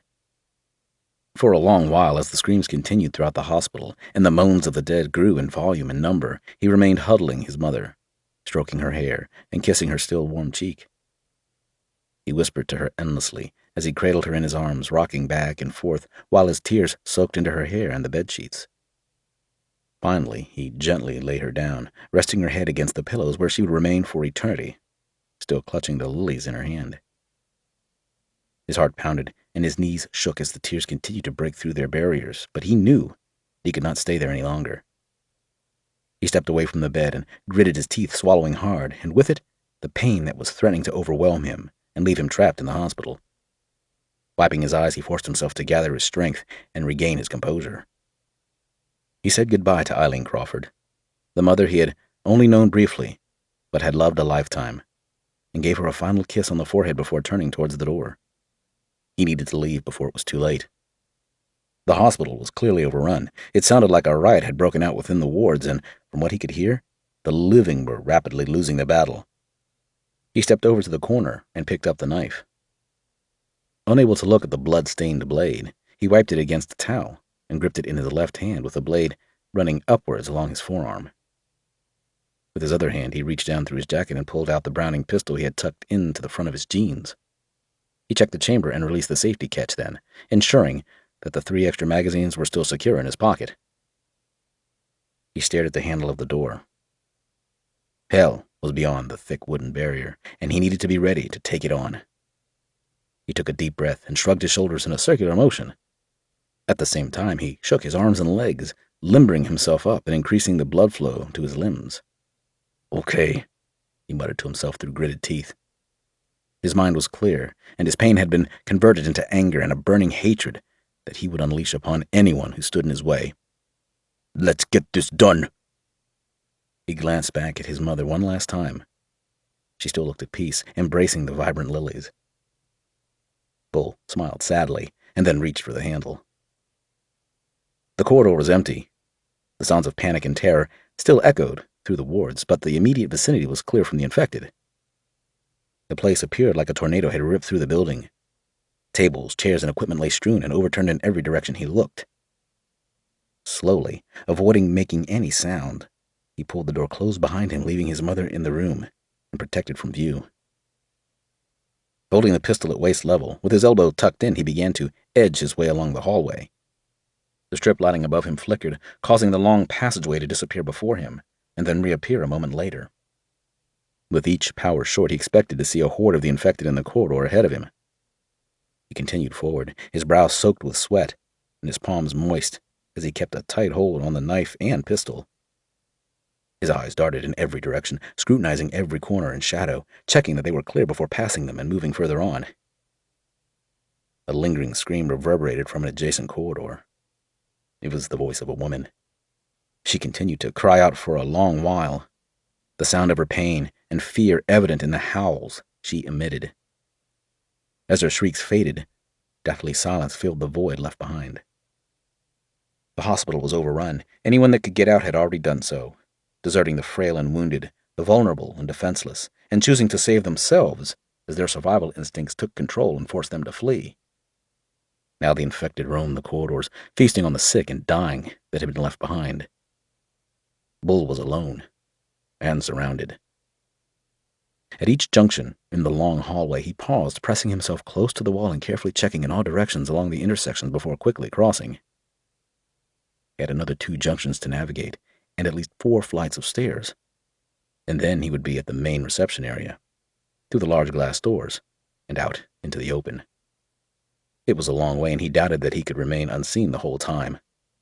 Ahead of him, the floor of the corridor was awash with blood. A large puddle of bright crimson stretched from one wall to the next, turning black in the moments where the lighting failed. A long smear of the precious red liquid stretched along the hall and then veered off into a room on the right. Bull paused and glanced back the way he had come, wondering whether it would be worth turning around and finding an alternative route. He did not know the hospital, and it would be easy for him to become lost within the rabbit's warren of wards and twisting corridors. If the power finally failed completely, he would never find his way back. He was 3 stories above ground level, so the option of going out through a window was not viable. "Stick to the proven route," he whispered to himself, dismissing the voice from the other side of his consciousness that urged him to turn back. At the pool of blood, he stopped again and pressed his back to the wall. Carefully, he took a long stride to his left, straddling the puddle and trying hard to avoid getting any of it on his feet. With wet shoes, he could slip, or at the very least make noise as he walked and in the otherwise silent hallways. The sound would carry and attract the unwanted attention of every infected in the area. He kept the smear of blood to his right as he advanced, keeping his pistol aimed to his front, and the dark, open doorway with the blood trail led into. There was no light or sound coming from the room, and Bull squinted, fighting to see past the frame and distinguish any sign of movement in the gloom beyond. It was impossible to see, especially from the angle and distance. Instead, he decided to rely on his ears, hoping that they would warn him of any danger long before it became an immediate threat. He was just a few meters away from the door now, moving extremely slow, placing each step with deliberation, holding his breath, and keeping his eyes locked on the entrance to the dark room. The Browning pistol remained tucked in close to his body, with the muzzle pointed to the threshold. Bull drew level with the ominous black rectangle set into the wall of the corridor. The darkness inside was complete, giving no indication of what lay beyond the doorframe. It loomed at him like a cavernous maw waiting to swallow him up. As he passed, he imagined 100 ravenous eyes watching him from the shadows, but nothing stirred from within. He breathed again as he left the doorway behind him and continued along the corridor. He was approaching the final junction before the stairway. The lights flickered out again, but this time, they did not come back on. Shit. Further along, he could see the shafts of light that penetrated the large glass panes of the tall stairwell. They illuminated the final section of the corridor with the sun's rays, giving an impression that everything was okay in that small section of the hospital, as it was protected by the brightness. But the light did not penetrate far, and for a long stretch, Bull could see nothing but the inky blackness. Unable to see, he carried on forward, sensing his way and keeping his right shoulder in contact with the wall. After a few more paces, the wall disappeared, and he immediately realized that he had reached and stepped past the final intersection. A noise came from his left. It was a scrape, like the sound of something being dragged along a rough surface. In that instant, the lights suddenly flooded the hallway with an intensity that almost blinded him. The powerful glow from the ceiling lights, though they dazzled him, did not prevent him from seeing what had caused the noise he had heard. The corridor was packed with the infected. They were crammed in, spanning from one wall to the next, and they were all facing in his direction. As the light had returned, the living man had been bathed in a brilliant whiteness, making it impossible for them not to see him. The crowd instantly swarmed toward him as he turned to sprint towards the stairs. He was no longer attempting to remain undetected, using stealth to make his way to safety. Now he was running for his life, hearing the moans and cries of the reanimated corpses as they chased after him along the corridor. "Fuck!" he hissed to himself as his heavy feet pounded against the smooth floor beneath him, echoing through the building like a jackhammer. "Fuck!" Halfway to the stairwell, the lights went out again, leaving him sprinting through the pitch black and towards the light at the end of the corridor, with the sound of the horde of infected close on his heels. Suddenly he burst out from the shadows and into the brilliance of the stairwell, bathed in sunlight. Without slowing his pace, he reached out for the wooden banister and pivoted himself around and onto the top rung of the first flight. He bounded down the steps, taking 4 of them at a time, and quickly reached the U-turn for the next flight. Again, he swung his body around without losing any momentum, and more importantly, his footing. Higher up to his right, his pursuers had reached the stairs and pounded down the steps after him. Many of them, in their haste, lost their balance and tumbled down the hard steps. The sound of their bones snapping and shattering could be heard over the din they made as they continued to howl, the sight of the fleeing man driving them to fever pitch. Directly above him, as he continued down the next flight, Bull caught sight of the landing and the bars and banister running out from the wall of the corridor he had run along, leading on to the first flight. More of the infected were coming from that direction. Suddenly, with a sickening slap, a body landed on the steps in front of him. It was quickly followed by another, then another, as the infected hurled themselves over the railing and dropped through the air for 10 meters before smashing into the concrete steps. With the impacts, some of them almost exploded as their heads were split open and rib cages were crushed. Blood spattered the walls while the stomach-churning thumps continued as bodies stubbornly fell from the floor above. Bull sidestepped a number of mangled corpses as they hit and continued to roll downwards, never slowing his pace and relying on his fast reactions to traverse the bloodied organic hazards that rained down around him. At the next turn, he skidded to a halt. The stairs below him were filled with hundreds of mutilated figures, heading upwards towards him. He needed to think fast, and with a quick glance to his rear, he saw the infected closing on him from the flight above. He had no choice but to turn into one of the corridors, running off from the stairwell. He did not have time to consider which direction to turn, so he sprinted into the nearest passageway. As with the floors above, this one was also in darkness, confirming that the power grid for the hospital had failed, and more than likely would not return. The deeper he went, the less he could see, but the sounds from behind him kept him moving forward. Fear of the unknown was less terrifying than what he knew was following him. His feet slipped in something wet, which he assumed was blood, and he barely managed to remain upright as he twisted and pivoted to keep his balance. His shoulder crashed into something he could not see. It was soft and cold and gave way against his weight. It released a grunt with the impact, and Bull sensed it slip through the viscous liquid and fall to the floor with a thud and a splat. "Shit," he thought as he plowed forward. "They're in front of me." More bodies crashed into him and were sent flying in all directions as the heavily built bull charged and smashed his way through. He felt their hands blindly grasping at him, fighting for grip as he slipped away from them and continued to force his way forward. He was running blind, hoping for the best, but he could feel that the crowd in front of him was getting thicker. He raised his pistol and fired ahead of him. For an instant, as the crack of the bullet boomed through the building, rattling windows and causing his ears to ring, the flash of the muzzle momentarily illuminated his surroundings like the flash from a camera. Bull saw the mass of gaunt and pale faces around him, imprinted on his retina like a haunting memory. Beyond them he glimpsed the silhouettes of many more. The way ahead was blocked.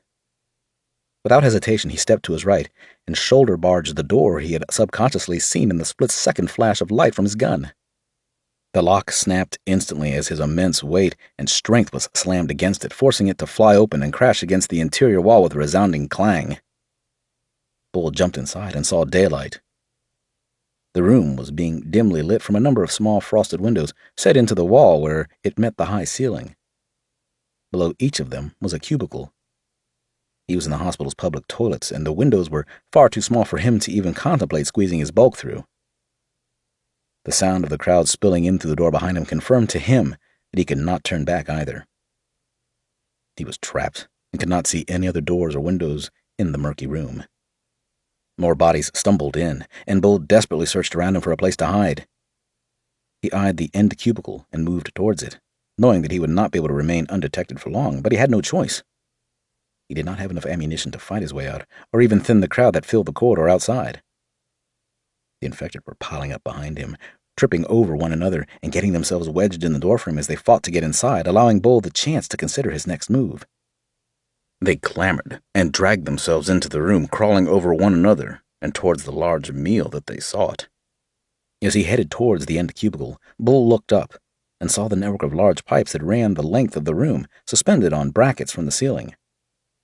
Realizing that he now had a better option than barricading himself into a flimsy plywood box with a feeble lock to hold back the ravenous creatures, he vaulted himself up onto one of the sinks, silently praying that the pipes were strong enough to hold his weight. He heard a metallic clatter and looked down to see that the knife had slipped from his waistband and landed on the tiled floor, skidding out of his reach. Already the bodies of the infected were clamoring towards him. They were too close, and the knife would need to stay where it had fallen. Under his bulk, the sink struggled to remain seated to the wall and threatened to collapse underneath him. Before it was torn away from its fixtures, Bull reached up and gripped on to the thickest of the conduits, allowing it to take his weight for a split second before hauling himself upward and to safety. He threw his legs up and sprawled himself along the length of pipes, facing down into the room below him. Just a meter beneath him, the infected packed themselves into the room, snarling and swiping at the air in a vain attempt to reach their prey. Bull exhaled and rolled onto his back, staring up at the ceiling. He tucked the pistol back into the waistband of his jeans and reached into his pocket for his phone. He watched in horror and helplessness as the single bars in the top right-hand corner of the screen dwindled, then disappeared. Bollocks. 15. Everybody had been called in at short notice and told to be ready for a new task. One by one, the men had arrived separately, having dropped whatever they were doing and rushed back to the bunker. No information had been given to them on what the job was, only that they were to prepare for a conventional-style operation as normal soldiers. There was no need for their covert abilities this time, and whatever it was they were going to be doing, they would be doing it loud. The spacious storeroom was stacked from floor to ceiling with steel shelves, lockers, and large black boxes where the men of the team kept their personal operations equipment. Each man had a number of boxes, and depending on what the task was, depended on which container he opened. Marty grabbed the heavy tin of machine gun ammunition and placed it on the bench in front of him. It thuddled and rattled slightly as its weight dropped against the wooden planks and the bullets shifted inside. He pulled the long belt out from the container and eyed the links and rounds, checking that they were fitted correctly and unlikely to cause a stoppage. Satisfied that they were in good order, he slid them into one of the large pouches of his vest. The 200 spare rounds of 5.56 millimeter linked ammunition would be his to carry until they found themselves in a position where the gunners needed resupplying. Every man in the team would be carrying spare, along with their own assault rifles and ammunition, while the 2 gunners would be loaded with 1,500 rounds each, giving the team a heavy amount of fire support should they need it. Marty looked to his left and saw the unopened boxes and the unoccupied space at the bench beside him. He looked to his right, and then around the rest of the men in the room, making a mental note of who was there. "Where's Bull?" he asked in bewilderment when he suddenly realized that the one person that could not be missed was actually missing. Subconsciously, he had known that there was something absent from the atmosphere of the crammed room, but it had not registered in his mind because he had been too concerned with his own equipment. As the group pulled on their clothing, secured their armor and vests, and began their checks, readying themselves for the briefing and the subsequent operation, Marty had noticed the silence. Then again, he had not.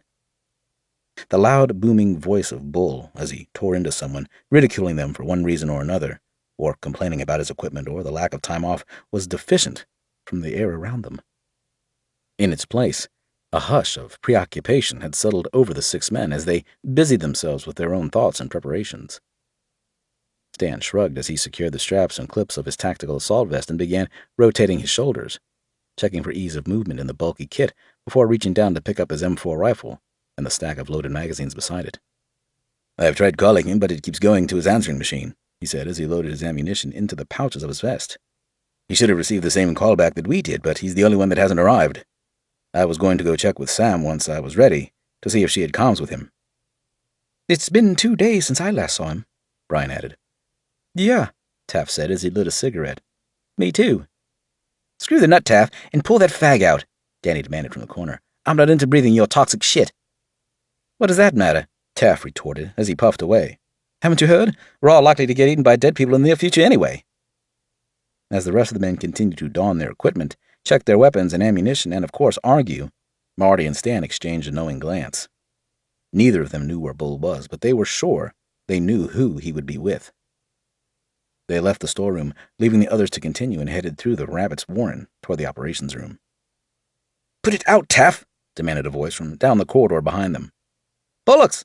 came the reply, and then a sudden crash as the sound of boxes and bodies hitting the floor rumbled along the passageway.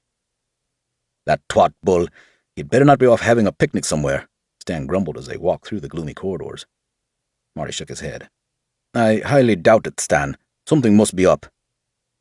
They entered into the dark void of the command center and immediately caught sight of Samantha standing by a computer console and reading through a thick wad of paper attached to a clipboard.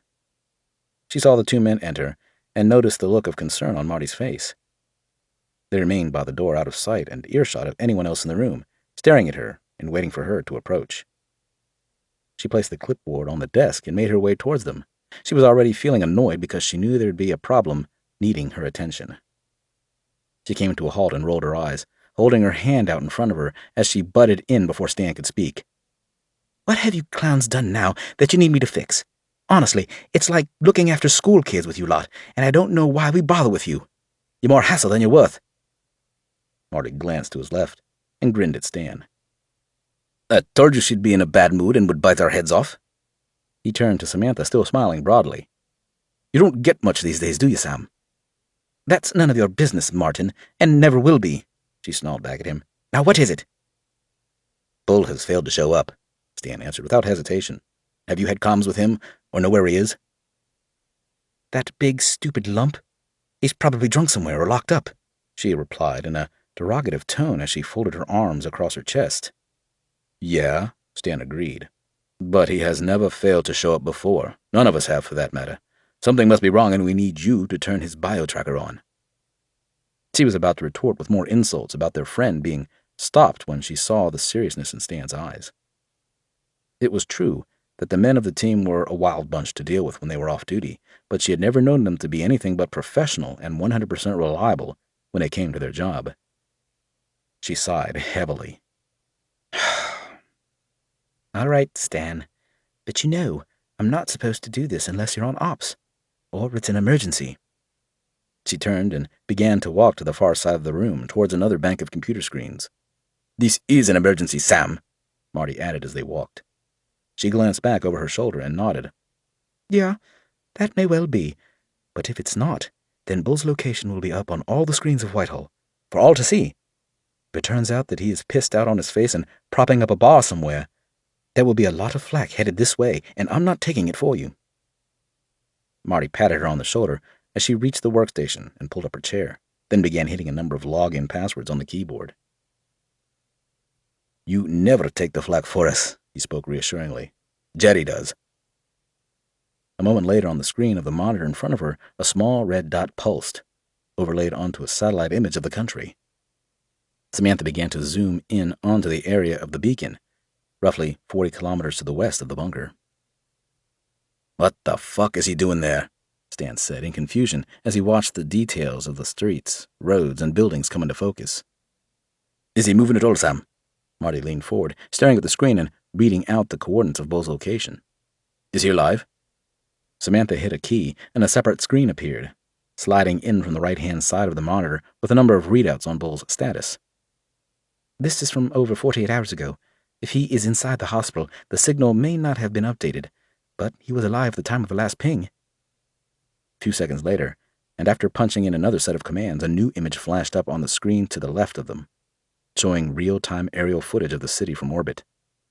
With great accuracy, Samantha zoomed into the area of the hospital where Bull's red beacon hovered, unchanged for more than 2 days. Although the picture was grainy, they could clearly make out the slow-moving figures that swarmed through the hospital grounds like thousands of ants crawling over a detailed model. Marty stepped back and looked at Stan. Neither of them said anything, but they both had the same thoughts. Bull could very possibly be dead, and Marty shuddered at the vision of his friend walking about as one of the reanimated undead. "Is the whole hospital overrun?" Stan asked, as he squinted at the screen. "Can't be sure," Samantha replied as she began scrolling the images and scrutinizing them. "This thing is spreading like wildfire. Whole cities and towns are falling to the infected at a rapid rate, and we can't keep up. That's why we called you back." "Called us all back?" Stan asked. She turned in her seat and looked up at him. "We're evacuating," she replied, staring back at Stan. "The government is about to write off the mainland, and we're going to be transferred across to the Isle of Wight. Other units from the Army, Navy, and Air Force are being sent to the Hebrides, Isle of Man, and the Channel Isles. They have managed to keep it quiet up until now, but a lot of units have been decimated by this thing." "Evacuating?" Marty considered, still staring at the screen. Stan leaned forward, bracing his arms against the desk and lowering his head so that he's just a few centimeters away from Samantha. "How bad is this thing, Sam? We've seen the news and had plenty of intelligence updates from you lot. We've even seen it ourselves here, on the streets of London over the last couple of weeks, steadily getting worse. The army and police are out in force, and it looks as though chaos is winning the battle. So don't bullshit us, Sam." He paused, looking deep into her without blinking. How bad? She had no intention of lying to him or trying to play down the situation. It's bad enough for the MOD to begin considering nuclear strikes on the most heavily affected areas. She paused, watching their reactions. Airstrikes have been planned for Edinburgh and Glasgow once the army have cleared out the civilian population, and fortresses are being thrown up all around the country to act as forward operating bases. When the government and military forces have regrouped, they will begin an offensive that will, supposedly, reclaim the mainland. There'll be nothing left to reclaim. What about the average Joe public? Where are they going? Samantha looked down at her feet, feeling a strong sense of shame and despair. Only essential personnel will be evacuated, she mumbled, before turning her face back up towards Stan's piercing eyes. They're being left to their own devices, Stan. This thing has spread too fast and too far, and no one was prepared for it. Stan stood up straight and took a step back. Fucking hell, he whispered. Will the government announce anything about the evac? She shook her head. How can they? What would they say? Sorry, folks, but we're off now and leaving you to get on with it? So, what's our part in this? Marty asked. She turned to him. You've a special mission to do before you join the evacuation. What's the mission? I'm not sure of the full details. General Thompson will be briefing you personally. Stan turned and looked at Marty, then brought his attention back to Samantha. It can wait, he stated in a decisive tone. We're off to get Bull first. Samantha was about to say something, but Stan cut her short.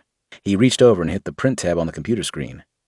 Somewhere to their left, within the gloom of the command center, a machine sprang to life and began churning out sheets of paper with the printed satellite imagery of the hospital in fine detail. Don't bother. Just get the heli ready. We go in and get Bull, then crack on from there. Get the orders for the flight crew changed, or falsify them if you have to, but have them standing by. We'll be wheels up in 20 minutes. Stan grabbed the mapping and satellite images and headed for the doors with Marty close on his heels. Samantha watched after them, feeling a warmth swell inside her stomach. Though she could not show it, she was glad that Stan had made the decision that he had. Of course, outwardly, she would need to show a degree of protest against such actions, but she knew the men well and had worked with them for a long time. Secretly, she had the greatest admiration and respect for them, though they were never allowed to see it from her. She smiled and shook her head slightly. Bull, it's always him. 16. Another one of those biohazard trucks has just pulled up, Emily said, as she turned from the window to face him. Matthew remained seated on the couch and did not bother to look up from the television as he flicked through the news reports. Who's it for this time? He asked in a detached voice. His wife, still wearing her nightgown, looked back out through the window and craned her neck, attempting to see further along the street and identify the house where the van had pulled up in front of. Oh, no, she muttered, placing a hand over her mouth. I think they've gone to Mr. Hardy's house. His wife is a teacher at the kids' school. That bit of information was enough to grab Matthew's attention and force him to get up, move towards the window, and stand beside his wife. Are you sure? He asked rhetorically, leaning forward into the windowsill, trying to see further along the road himself. It was early evening and beginning to get dark, but he could clearly make out the brake lights on the back of the truck. Yeah, she teaches English, I think. Matthew shook his head with annoyance. No, you silly bitch. I meant, are you sure that it's their house that the biohazard truck has gone to? Oh, Emily replied, looking down at herself and feeling embarrassed and a little more than worthless at the way he had spoken to her. For as long as she could remember, he had gone through phases of speaking to her in a disrespectful manner. Now was obviously one of those phases. No matter what she did, or how hard she tried, he always seemed to be cold and distant towards her, rarely showing her any affection. On occasion he would suddenly appear warm and loving, but she could never tell when that was likely to be. Even when he seemed happy, there would still be a distance between them, and to Emily, they seemed to be just drifting through the motions of marriage. The spark was gone, and their relationship had become stagnant. But no matter how hard she tried not to, she loved him still. She continued to look down at the floor and herself. Below the nightgown, she knew that she was no longer the woman that she had once been, at least in a physical sense. Giving birth to 2 children and leading the life of a bored housewife had taken their toll on her. She had become disinterested in looking after her appearance and rarely felt sexy. Emily was well aware of how important that side of the relationship was to her husband, but was unable to reignite the fire that had once glowed within her. Over the years, she had tried to change things, but never had the stamina to completely turn the situation around. She knew that she was in a rut, but could never seem to climb out from it, no matter how badly she wanted to. Especially when her husband had given up ever trying to make her feel special a long time ago. She blamed herself for the decline of their marriage, despite knowing deep down that there were 2 sides to every coin. Over the years, through endless arguments, she had become convinced that any downfall would be her own doing. She remained silent, standing there and feeling insignificant and inferior to her husband. Matthew, noticing his wife had taken a step away from the window and realizing how quiet she was, turned to look at her. She refused to meet his gaze, and although he could not see her eyes and expression, he could feel the tension and upset, and he knew he had been wrong to speak to her in the way he had. He always knew. Sometimes he would hear the words flowing from his mouth, screaming inside his own head to stop, but he could not stem their flow, and before he could bring himself under control, the damage was done, and his frustration had been vented upon his wife with venom spat from the bitter half of his mind. "Sorry," he said, moving towards Emily and putting his arms around her. He pulled her close and kissed her cheek. "Sorry, darling, I didn't mean to speak to you like that. I'm just worried about all this, and I'm worried for you and the kids, too." She nodded her head against his chest, accepting his apology as she always did, and sniffed back the tears that threatened to flood out from beyond their seals. They were all scared and stressed. The latest news had shook them to their cores and was hard to accept. However, Matthew also had a large chunk of guilt planted firmly in his mind, and it was growing tentacles through his conscience. After clubbing Michelle and probably killing her, he had fled from the office. Sprinting from the scene of his horrific and cowardly crime, he tore his way down the stairs. Descending through the floors of the building, panicking and crying as he ran, he finally made it to his car. He was barely able to control his shaking hands as he attempted to push the key into the ignition, and his tear-filled eyes refused to focus. Eventually, he opened the driver's door, leaned out onto the street, and began to vomit uncontrollably until there was nothing left in his stomach to bring up. The streets were much busier than they had been earlier in the morning. Everything had changed since the Prime Minister had announced that the dead were getting up and eating the living. It seemed that the entire city was on the move. People ran in panic, grabbing their loved ones and what belongings they could. Every car in the area was filled with terrified faces, all trying to get out from the built-up area. Within 30 minutes, the whole city had come to a standstill. Businesses closed their doors, and many of the people responsible for the smooth flow of the metropolis deserted their posts, all headed for home. Soon the streets were gridlocked. Horns blew, and angry voices cried out. A lot of people, overcome with fear, began to hear screams that were not there, leading to many cars unable to move being suddenly abandoned as their owners took to their feet and ran from the impending doom that they imagined was approaching them, leaving the road system almost impossible to negotiate. It took Matthew the better part of 3 hours to travel the 5 miles from his office to his home. As he pushed his way along the packed roads, he looked on in shocked silence, unable to comprehend how quickly things could fall apart within such a short space of time. By the time he got to the front door, he was shaking uncontrollably and almost collapsed in the hallway. Emily had propped him up, guiding him into the living room and placing his quivering body on the couch. She had seen the news shortly after Matthew had phoned her in a panic from the office, and was up to speed on current events.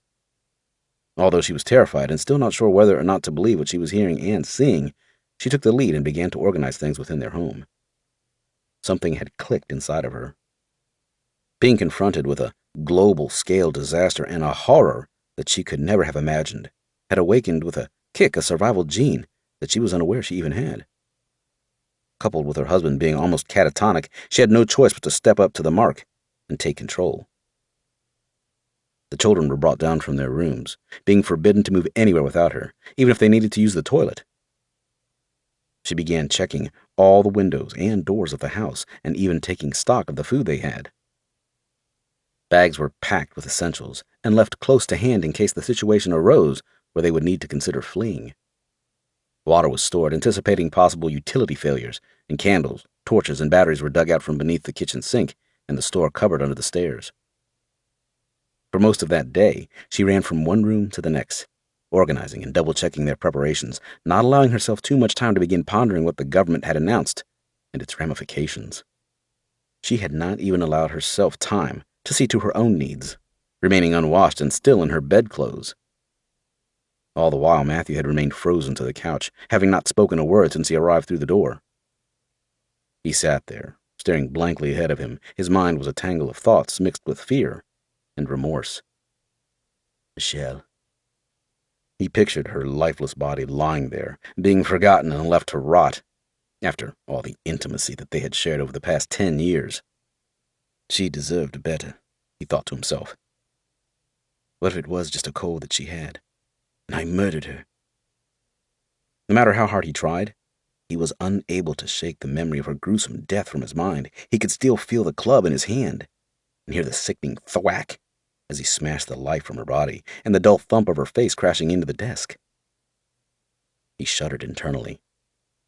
It was a number of hours before he had begun to react to his surroundings again, and finally swallowing his guilt down into his stomach to deal with on another day, had forced himself to become a functional member of the family again. 3 days had passed since that morning.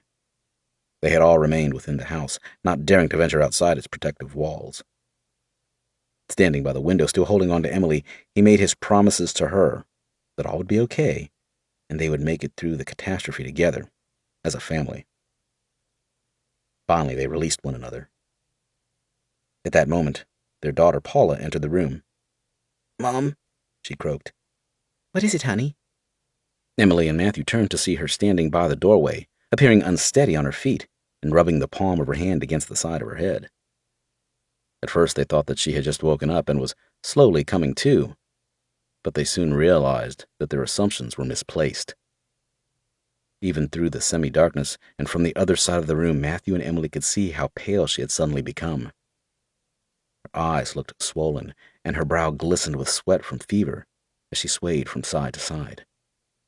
She coughed, her chest sounding phlegmy and her throat rasping. Matthew and Emily looked at one another with horrified eyes, feeling their throats tighten and their hearts become heavy as tendrils of dread began to creep through their nervous system. "I don't feel well," Paula replied, weakly. 17. "Shut up," he growled into his forearm as he lay on his back, shielding his eyes and nose and trying to ignore the endlessly shifting and moaning infected in the room below him. "Fucking shut up, you pus-filled walking piles of shit!" Every muttered demand or movement that he made, regardless of how slight, was answered with dozens of shrieking, excited voices. For a while he had attempted to remain still and silent, in the hope that they would lose interest and go away. But they remained, crammed into the open area between the cubicles and sinks of the hospital's public toilet. Their attention focused solely on the pipes above their heads. He was tired, dehydrated, and starved. Most of all, he was battling with despair. It felt like he had been trapped there for weeks, abandoned and forgotten, but it had been 2 days. Intermittent screams still rang out through the building as survivors were discovered and set upon by the meandering bodies staggering through the corridors in search of fresh victims within the wards. There was nothing he could do to aid the people he heard crying out in agony or pleading for help. He was just as trapped, desperate, and forsaken as they were. It was only a matter of time before they would finally get him, too. He lay on his makeshift mattress on top of the pipes that ran the length of the ceiling and attempted to sleep. It was no use. Sleep had only come to him in fits and starts, and for extremely short periods. No sooner had he drifted off, he would awake, startled, after only closing his eyes for a few minutes. Despite his exhaustion, sleep was evading him, and his body and mind were beginning to suffer. On the first day of his ordeal, within hours of finding himself stranded, a low rumble had vibrated along the conduit that acted as his island of safety above a sea of snapping teeth and haunting eyes. Soon, The pipes had begun to heat up, carrying boiling, high-pressure water and steam through the maze of the hospital. His howls of pain and anger, as the flesh of his hands and knees suffered from the extreme temperatures, fell on unsympathetic ears, and only fed the exhilaration of the swarm below him. For 4 hours he had endured the agonizing pain brought on by the scalding steel and iron pipes, searing his palms and the skin of his legs as he continually shifted his weight in an attempt to prevent his flesh from melting. When it had abated, and the building's automated heating systems had clicked on to standby, Bull vowed to himself that he would never undergo such torture again, at least from something as inanimate as a water pipe. "Right, you horrible bastards," he sneered, as he hooked his legs around one of the supports that fixed the ducts to the wall and ceiling and carefully lowered his upper body down into the room. "Who wants to join me up here and keep me company?"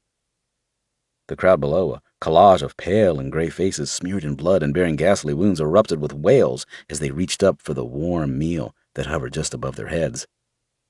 They surged, pushing and pulling at one another, their fingers digging deep into the tissue of the bodies around them as they fought to get closer. Bull watched them for a while, carefully measuring each one of them up and choosing his target. "You'll do nicely," he announced as he singled one of them out. He reached behind him and grabbed his jacket, having already prepared it to form a noose. He checked the knots, tugging at them and making sure that they could take the strain. Directly below him, a man's torn face snarled up at him. His right eye was missing, as was the flesh from most of that side of his face and neck, exposing the glistening white bone of his skull. The image reminded Bull of an album cover from a heavy rock group he had once seen. The man was big, broad-shouldered, and thick-set, and almost a head taller than all the others, perfect for Bull's needs. Carefully aiming his jacket noose, Bull lowered it over the man's head. It was a relatively easy task, because no matter how hard the bodies around him pushed and jostled against one another and his massive frame, he remained rooted to the spot, like a stubborn old oak tree. Once it was in position, Bull gave the jacket a quick jerk, causing the knot to tighten around the man's neck.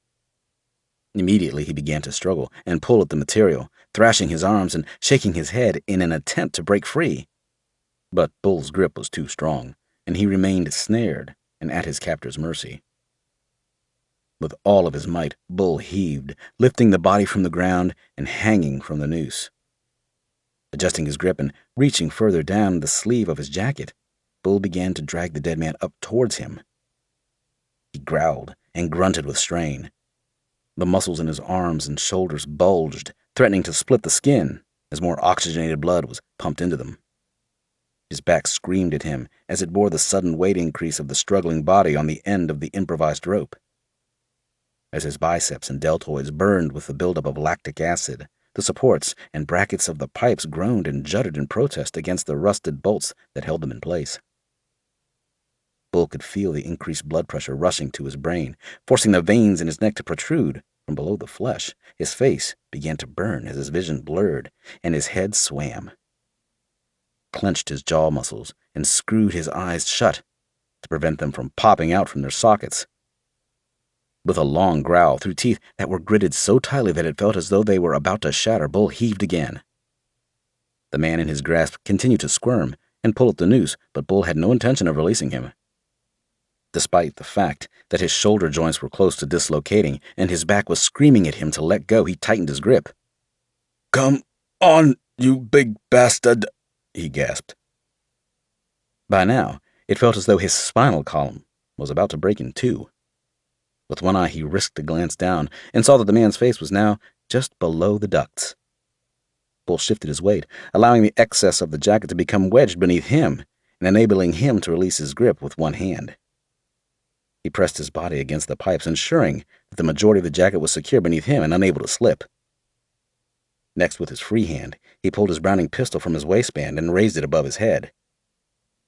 "Okay," he huffed, looking down into the pale, flat eyes of the reanimated corpse. "Keep still for a minute, please." He steadied the jacket with his left hand, just centimeters away from the man's chin and gnashing teeth. With all the power that he could rally, he smacked the man with the pistol. The magazine housing smashed down against the bone of the skull, and even above the racket of the bodies below, Bull heard an audible crack as the cranium split. For a moment, the dead man's face stared back at him, bewildered. Then, as the thick, dark blood began to seep from the large gash in his head and down over his face, he renewed his efforts to break free from the noose and reach for the man above him. Again, Bull brought the weapon down, feeling the impact vibrate along his arm and causing the joint in his shoulder to jolt. More blood spattered outwards, splashing onto his hands and forearm, smearing the butt of his pistol in the glistening deep red fluid. A dark fissure appeared as the man's skull split further, opening up like an overripe watermelon being dropped onto a hard surface. The man fell limp, and Bull began to heave him upwards again. It seemed to take forever to get the upper part of the corpse onto the pipes and allow Bull to take a moment to catch his breath and let his heart slow down to a rate that was not on the verge of causing it to explode through the walls of his chest. As he sat back panting and sucking in all the air that he could, stars began to float through his vision. Every muscle in his body throbbed, and he became dizzy, causing him to almost lose his balance and the grip on the body that he had fought so hard to keep. "Fuck me," he gasped. "I hope this works." With renewed effort, he pulled the dead man the rest of the way onto the conduit. He paused for a moment and studied the pistol in his hand. It would have been so much easier just to shoot him, he thought, but he wanted to save his ammunition for when he really needed it. With the carcass sprawled out flat on its back, Bull took rough mental measurements of the gap between the man's chest and the ceiling of the room. "It will be a bit of a squeeze," he concluded after a minute or two. "Looks like I'll need to flatten you out a little, mate." He rose to his knees, stooping over with his own head just millimeters from the ceiling, and leaned over the body with the mangled face head between his thighs. From that position, he had a good deal of leverage and a stable platform to work from with minimal risk of losing his balance and falling from the ducts. He lowered both his hands to the corpse's chest and locked the fingers of both his hands together to form a single fist. Again, he checked his position and looked across at the brackets holding the network of pipes to the wall. Somehow, despite the added weight, they remained tight and secure. Bull took a deep breath and raised both his arms together up over his head. At full stretch, he paused for a moment, steadying his aim, forced his shoulders around, and brought his arms down with all the power he could bring to bear.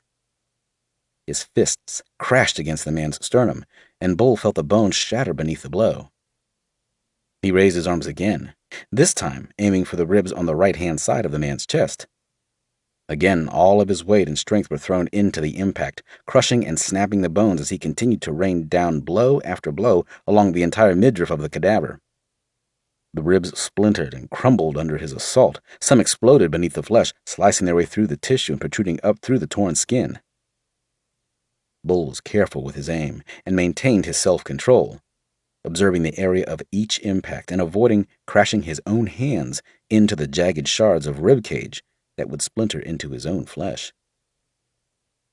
He still did not know much about the infection, but he was pretty sure that allowing their blood to mix with his own bodily fluids through a cut would be deadly. He continued to pummel away at the carcass. It shook under each blow, and the pipes beneath them vibrated noisily. Again and again he smashed his fists into the torso of the dead man until every bone from the shoulders to the waist was broken and crushed.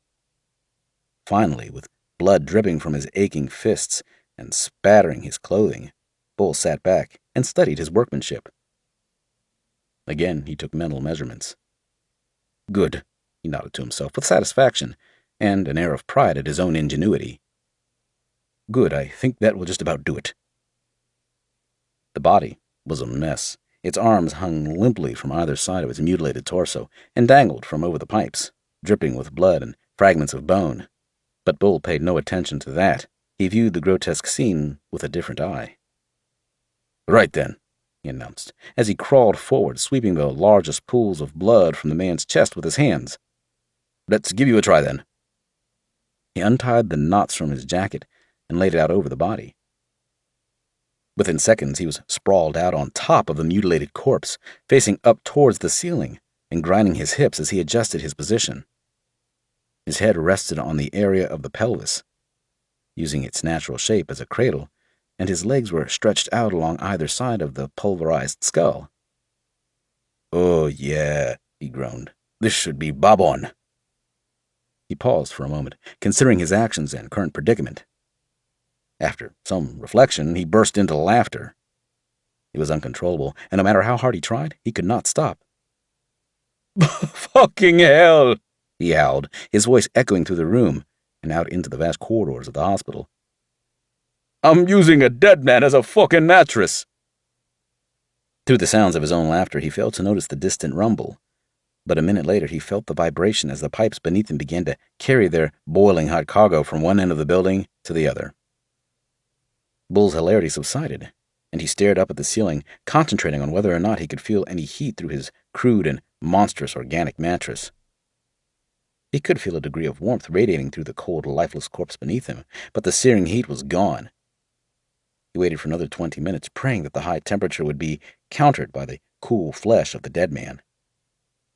Eventually, Bull began to find the experience quite pleasant, to a degree.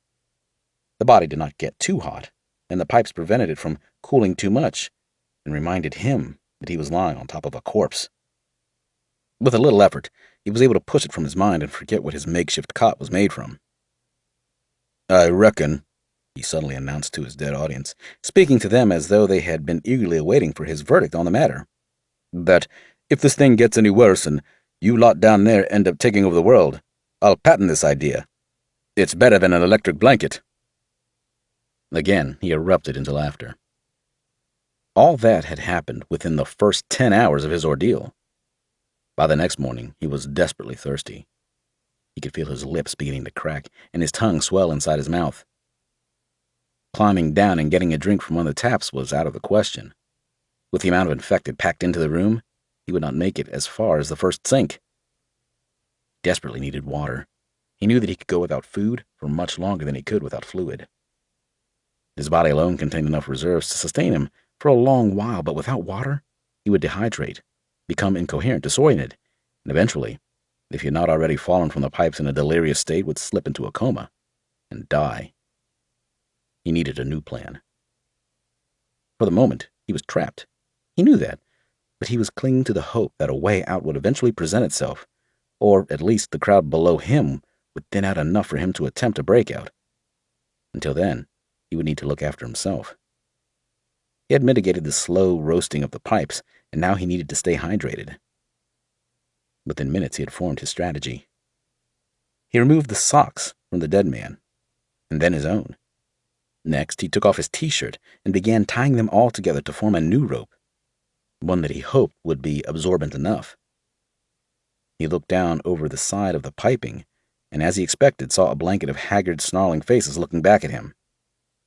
Their eyes never left him, and each time he exposed his head over the side, a ripple of excitement swept through the throng of bodies, even out into the corridor, as their adjuration spread from one to the next. Luckily for Bull, the pipes ran directly over the last stall in the line of toilet cubicles. It was the only one he could reach without having to climb down from his vantage point. He began to crawl along the ducts toward his target, holding the bundle of dirty underwear in his hand. The pipes were cool to the touch, and by his reckoning, he probably had another hour or so before they would begin to heat up for the first time that day. However, he could not be sure, and could only guess. As he approached the cubicle, he began to whisper to himself, "Please don't let there be a shit floating in there. Please don't let there be a shit floating in there." If he did get there, and indeed there was an unpleasant gift waiting for him, he would have no choice but to continue with the plan. He would die of thirst before anything that he caught from the bacteria in the feces killed him. He was having to use a rotting corpse as a bed, so he felt that he deserved at least one small mercy in the form of a clean toilet. The infected people below him followed his every move, shifting as the living man made his way along the network of pipes above them. Their pale eyes remained locked on him, and their mouths gaped with anticipation. Many of them watched in silence, as though willing him to fall into their ravenous throats. Others groaned or hissed quietly, but in all, the room was relatively silent. Bull could almost feel their tension, if they had any, that is. Before he reached the end stall, he stopped and pulled out the long, narrow piece of copper pipe he had ripped from the side of the ducts. Carefully, he tied the skirt of his t-shirt around one end, making what appeared to be an odd-looking fishing rod. He remained where he was, knowing that if he ventured any further, the door to the cubicle would swing open the moment that a body leaned its weight against it. Instead, he would need to reach across with his rod, lower the socks into the toilet bowl, and hopefully soak up enough clean water to rehydrate him. From his position, he could see little more than the top of the cistern and the flushing handle. He could see nothing of the bowl or what was in it. "Please, God, don't let there be a floater," he muttered in prayer. He lowered the socks gently, and with as much accuracy as he could summon from the quivering rod, he fought to keep it steady. The weight on the end of the pole changed, and he guessed that the material of the socks had touched down on the water. Carefully, he allowed the tip of the rod to dip a little more, hoping to absorb enough water so that it would not have all dripped away by the time he retrieved it again. He raised the long pipe, and in the sunlight that filtered in through the small frosted windows above the cubicle, he could see that the spongy sports socks were sodden and still clean, or as clean as they could be after being pulled from a dead man. He smiled ruefully as he began to pull in his catch. As it came closer, he inspected the material for signs of having come into contact with anything unpleasant left behind in the toilet bowl. He saw none and continued to draw the dripping white socks towards him. Finally, they were within his reach, and he licked his cracked lips in anticipation. One final inspection of the textile revealed nothing at first, but then he saw it. His eyes blinked, and he squinted, trying to see more clearly in order to identify the mark that he was sure had not been there before he had gone fishing. It was unmistakable. The offending smear was dark brown in color, and Bull felt his heart sink. The mercy that he had believed he had earned was not meant to be, and he now had to content himself with drinking unflushed toilet water, as well as sleeping with a dead man. "Bullocks," he snapped as his shoulders drooped. With a sour face and a somber mood, he took in the fluids that he greatly needed, then placed his water collection device to the side. For the remainder of the day, he remained still and quiet, nestled on top of the bed he had constructed from flesh and bone, listening to the sounds of the infected below and along the corridors. They grunted and snorted incessantly, and from time to time, a yearning moan would drift in through the door, coming from deep within the building as one of the dead sang out. Often, as though communicating to one another, the lone voice would receive a number of wailing replies that would linger in the still air of the hospital walkways. Just their wretched cries were enough to drive most men to despair and break down with fear. Their voices were haunting, like a signature to the pain that they had suffered in their final moments of life and now clung to them in death. Other noises reverberated through the corridors. The clatter of equipment being flung to the floor, and the crash of furniture being overturned and doors forced open. From time to time, a terror-filled scream accompanied the sounds. But they were becoming less frequent now, and Bull believed that he was probably the only person left, still alive, within the walls of the building. He shook his head, attempting to sweep away the sounds of the dead hospital. As he lay there, with his hands placed behind his head, he began to think about his mother. On the floor above him and along the corridor into the next ward, she lay dead, never to return. His emotions were mixed, and despite his efforts, he could not force his mind to think of anything else. He was torn between feeling glad that he had ended her suffering and ensured that she would not come back to be one of the mindless, rotting shells like the ones below him, but he was also filled with shame, regret, and a huge sense of loss. He had loved his mother. There was no doubting that.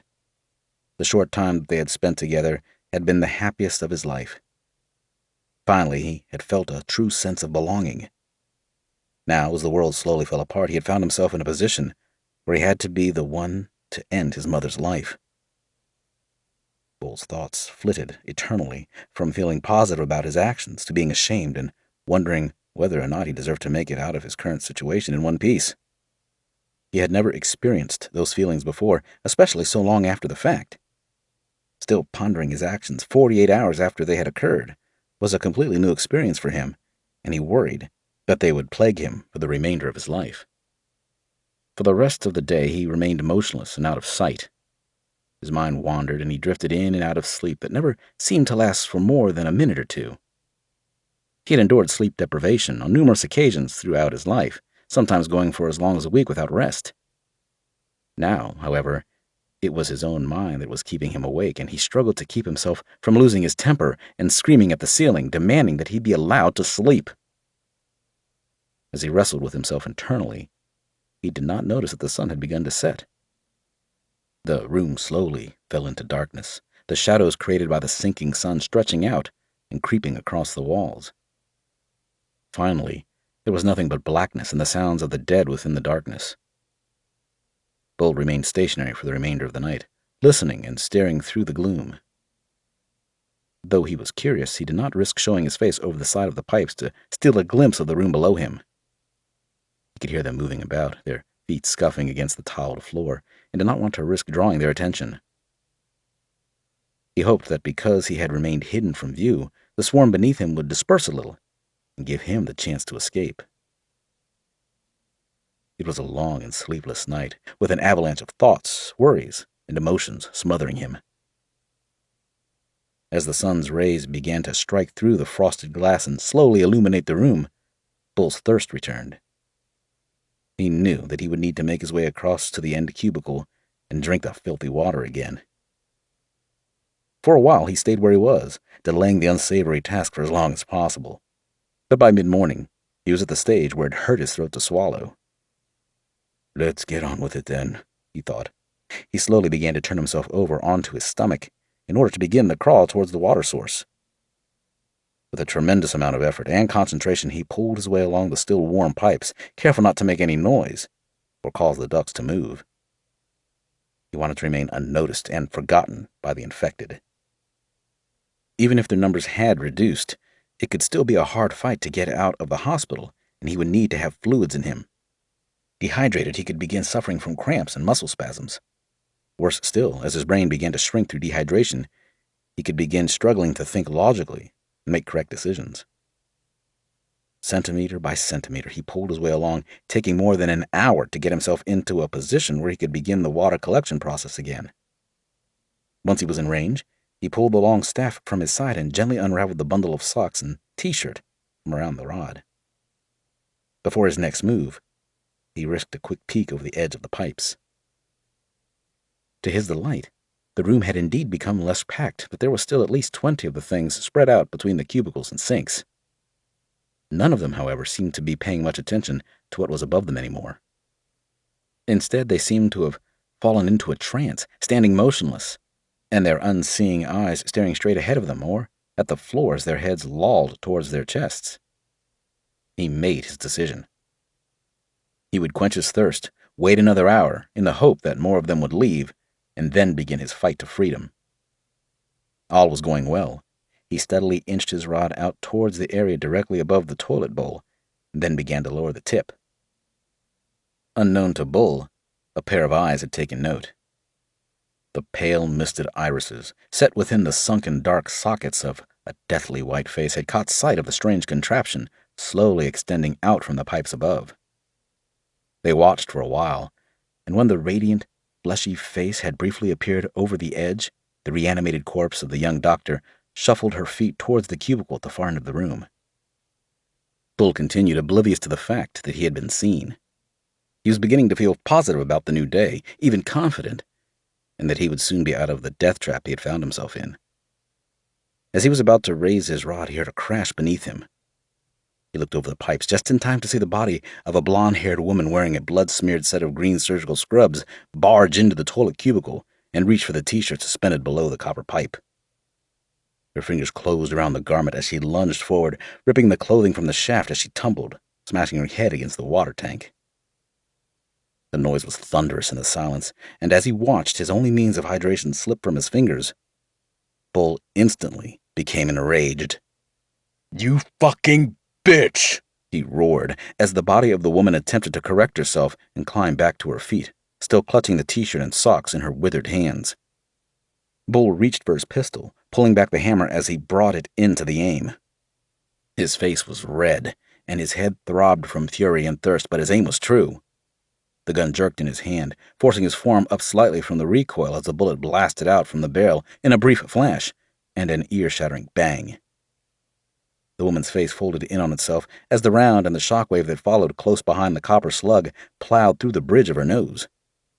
The bone disintegrated and imploded, being dragged along the vacuum caused by the velocity of the projectile, and erupted from the back of her head in a spray of broken skull and pulped brain matter, all mixed together within a mist of deep, red, congealed blood.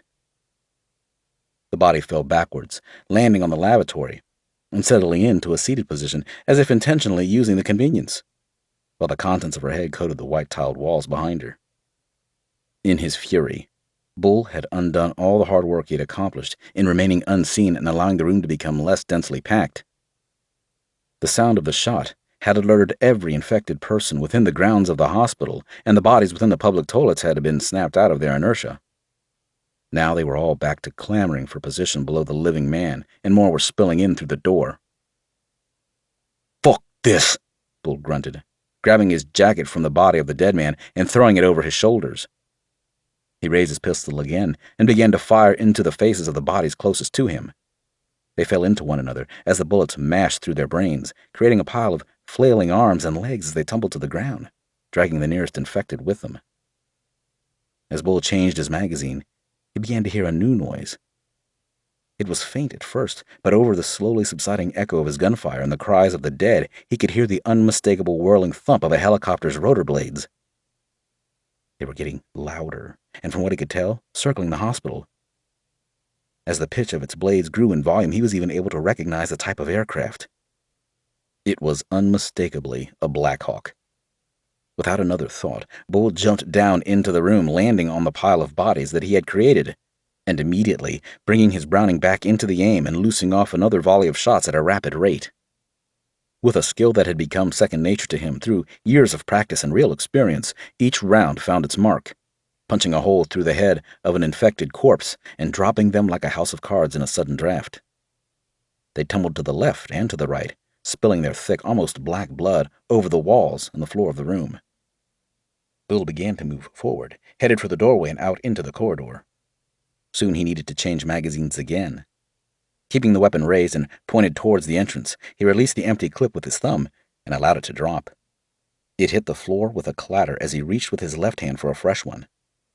He slid the loaded magazine into the pistol grip and pushed down on the bolt-release catch with his right thumb, chambering around and continuing to fire. More infected fell under his accurate and rapid rate of fire.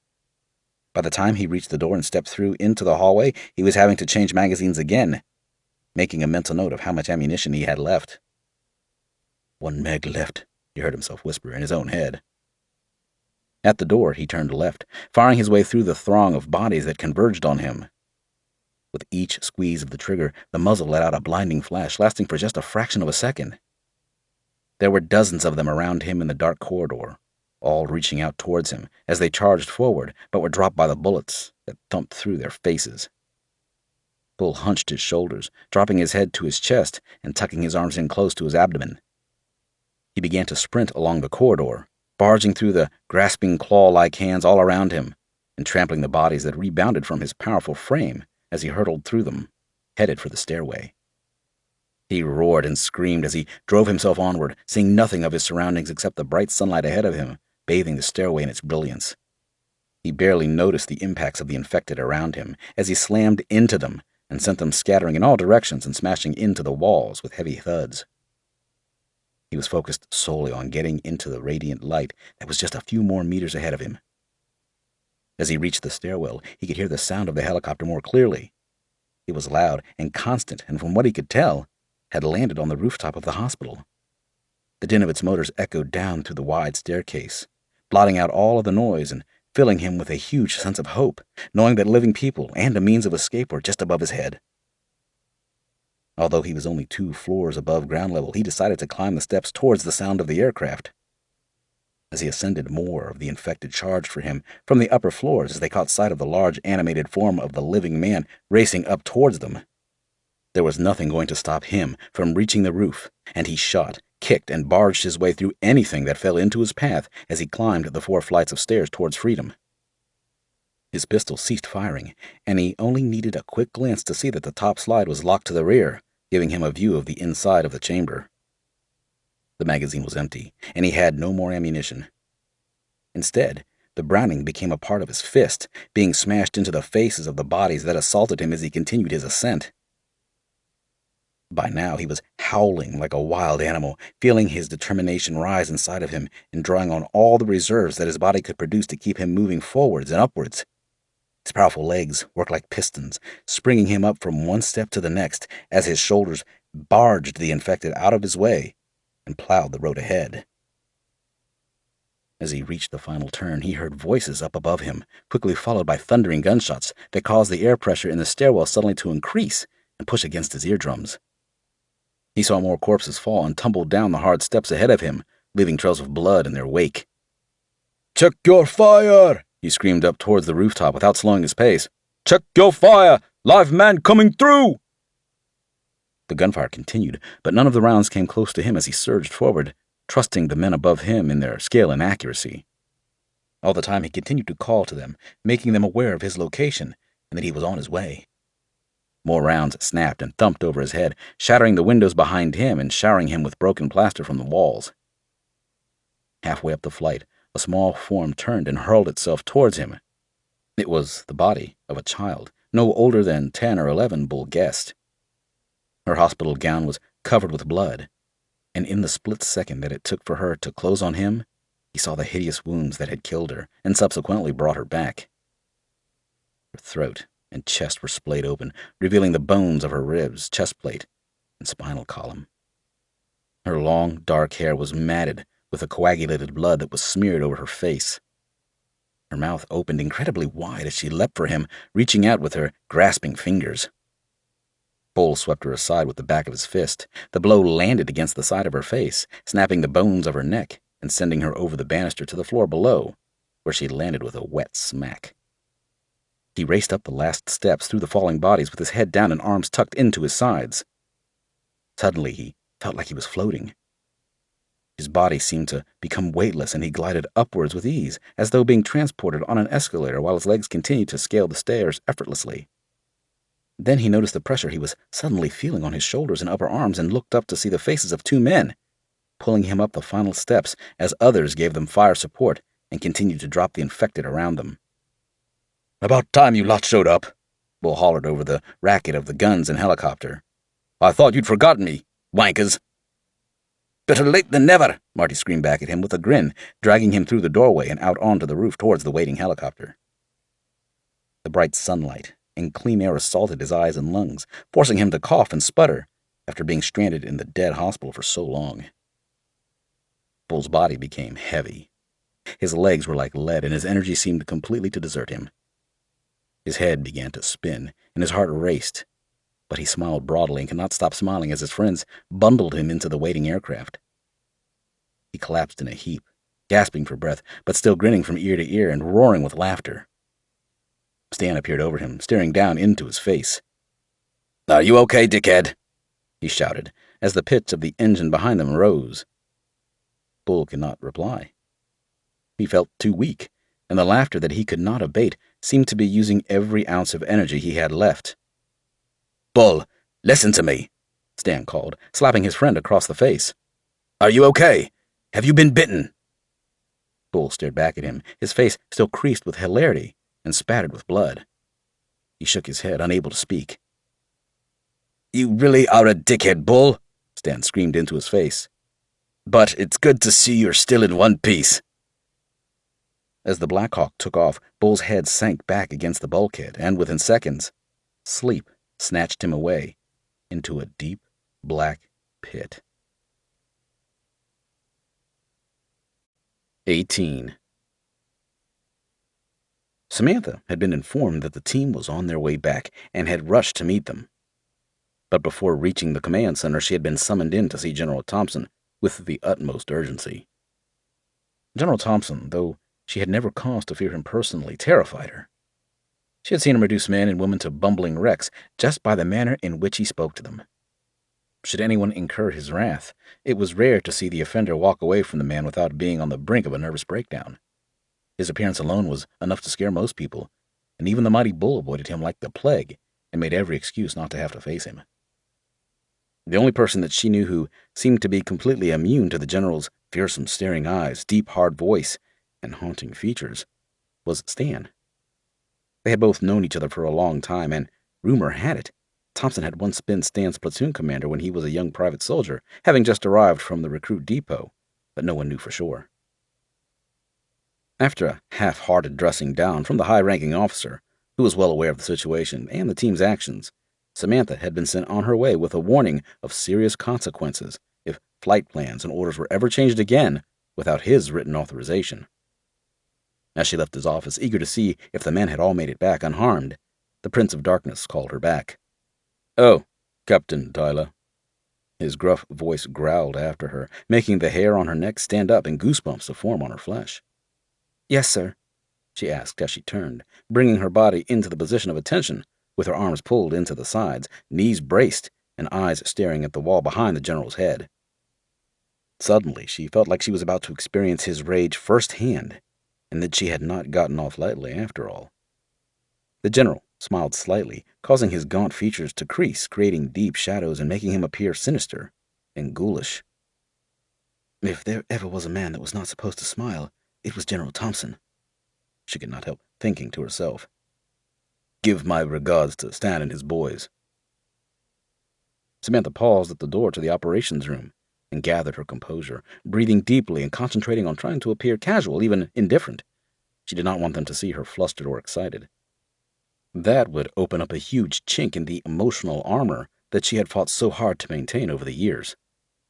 She brushed her hair back from her face and rubbed her sweating palms against the material of her trousers.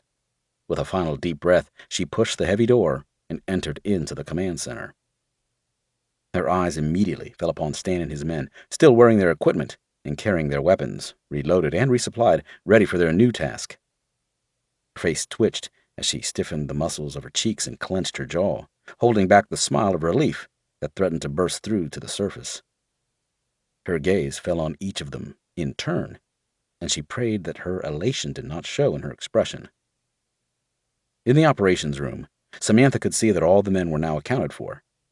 The only person missing was Nick. Her heart gave a resounding thump against her chest wall at the memory of the jovial northerner and about what had happened to him. Bull was standing at the refreshments table that was used to sustain the operations staff in their caffeine addiction. Already, there was a pile of empty water bottles piling up around his feet, mixed in with the discarded wrappers of chocolate bars and energy snacks. He stood there, oblivious to everything around him, cramming as much chocolate into his face as his mouth would hold and washing it down with large gulps of fluid. He let out a large belch that echoed up to the ceiling, unseen somewhere high above them, in the darkness, and turned to see that there were no bottles of fresh water left. Instead, he switched his attention to the cartons of fruit juice in his mission to quench his thirst and replenish his body of their vital fluids and nutrients. "I'll never turn my nose up at cranberry juice again," he gasped, after sucking dry the second carton and tearing into another. "You finally with us, Bull? Or have you got to go off doing your own thing again?" Samantha asked sarcastically.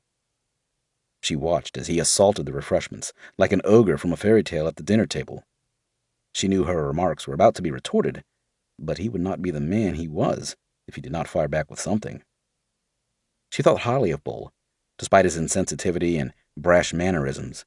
In fact, his personality was what she loved about him, but again, as far as Bull was concerned, she viewed him with disdain.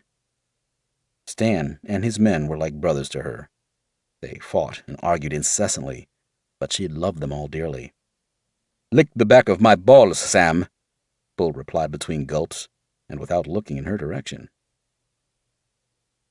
"He's been drinking shitty water for the past few days," Brian said, in a way of explanation to Samantha for Bull's lack of manners and uncouth response. However, they all knew very well that the large man did not need to be stranded for a number of days drinking toilet water and surrounded by dead people to be the way he was. Bull was naturally rough around his edges. "I'll tell you this," Bull finally gasped, seemingly having had his fill and wiping his mouth on the back of his sleeve. "There are some right inconsiderate arseholes out there. No matter what is going on around you, you can at least flush the chain. Dirty bastards. And it was the ladies' toilets. Bob saw an opportunity to cross-examine his friend and show everyone a glimpse into the inner workings of Bull's mind. So, the whole building is suddenly overrun with dead people that have come back to life and would like nothing better than to eat you. But before they made a run for it, they should have flushed? Is that what you're saying? Bull pondered the question for a moment, and then nodded with absolute sincerity. It only takes a second to yank the chain, he grunted. Bobby was grinning broadly as he spoke, always finding Bull's reasoning a great source of amusement. So, if it was you sitting there, and you had a choice between wiping and flushing, what would it be? Flush? No one will see your shitty arse, but they won't miss the big dump you left behind for them. Danny began to laugh, unable to hold it back any longer. What would it matter? No one is going to see it or even care. Bull turned to him and fixed him with a harsh stare. I saw it, and I cared. I had to drink that water, Danny. What's the matter, Bull? Brian added. You never been camping? Obviously not the way you like to go camping, you heathen. What if it was a stubborn one and refused to go on the first flush? Bobby continued, wanting to gain as much entertainment from the conversation that he could before the briefing began and their serious heads were donned. I'd wait, Bull nodded. You'd wait for the cistern to refill while reanimated dead people are banging at the door, and then flush the toilet to make sure that no one is offended by a turd? Hey, you have your principles, and I have mine, Bull stated passionately as he ripped open another chocolate bar and stuffed the entire thing into his mouth, signaling that the debate had come to a close. 5 minutes later, the doors of the operation room were flung open, and in walked the general, cast in a shadow and looking ominous as two smaller officers walked on either side of him. Bobby watched the scene and in his mind compared it to the entrance of a bad guy from a movie when he appears on screen for the first time. He wondered to himself if it was the actual intention of General Thompson to command the room with his presence, without even saying a word, or whether he really was the Prince of Darkness. Bobby smiled at the thought. As the general moved to the center of the room and turned to face the assembled team and operations staff, everybody focused their attention upon him. He was easily a head and shoulders above most of the people around him, and his extremely slender frame made him appear even taller. With everyone seated, he seemed to tower up into the dark recesses of the ceiling. "Stan," Thompson began in his rumbling voice and staring down at the team commander, "are you and your men ready?" Stan nodded, and that was the extent of the formalities. Thompson did not need any more information than that, and Stan knew that he did not need to give any. They were both men of action, and they liked to be straight to the point. "Okay, ladies and gentlemen, I will keep this very brief. The situation of enemy forces is this virus has gone global. I'm sure you're all well aware of that, but what some of you may not know is that whatever it is that is making the dead reanimate, it is in the air. No matter how they die, all bodies of the recently deceased will return and attack anything that is living." A number of people shifted in their seats at the revelation about the virus and their lack of ability to escape it. Nowhere on the planet is faring well, and the U.S. especially is having trouble trying to contain the problem. Much of the southern hemisphere is now in the dock, and Europe and North America is following close behind. Thompson cleared his throat before moving on to the next heading of the briefing process. Situation-friendly forces. As some of you are already aware, the mainland is being evacuated of all necessary personnel that are vital to the continued war against this plague. To be blunt, we're losing, and as a result making a strategic withdrawal to regroup and lick our wounds. Our armed forces fighting in the Middle East and Asia have been ordered to pull out and return to the UK. Until they arrive, we have to make do with what we have and hold our positions until reinforced. General Thompson paused to allow his words to sink in. A few heads turned to look at one another in surprise, but for the majority, they either had prior knowledge, or they had seen the writing on the wall for themselves, and were not surprised that the government had come to the decision they had. Most of the cabinet, General Thompson continued, eyeing everyone in the seats in front of him, has already left, and the majority of land, sea, and air forces have either withdrawn or are in the process of withdrawing. Within the next 48 hours, the mainland will be clear of all essential personnel. Some small units will stay behind within specially erected fortresses to keep the pilot light on, providing us with intelligence updates and acting as collection centers for any survivors. Ships and aircraft under the command of the newly created MJOC, Mainland Joint Operations Command, have begun evacuating as many of the civilian population as they can. But do not be in any doubt. Millions will be left to fend for themselves on the mainland.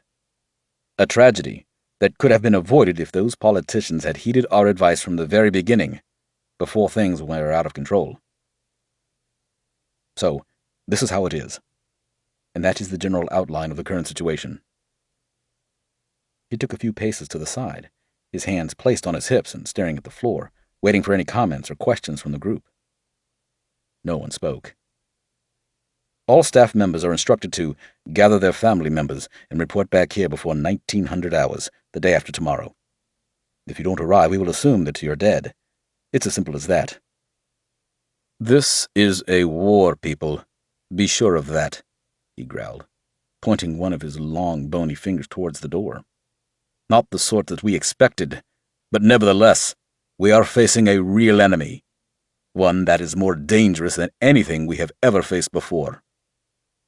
Jerry stepped out from the shadows by the door, carrying a piece of paper in his hand, and began to read off a list of names. You are dismissed. Go to your homes and gather what you need. You are to report back here before 1900 hours on the 12th, ready for evacuation. The majority of the assembled rose to their feet and exited the room. Left behind were Jerry, Samantha, and 2 other staff members along with the team. Stan sat up in his seat. What's our role in all of this, General? Thompson immediately focused his attention on him, understanding that the men were anxious to know what their task would be.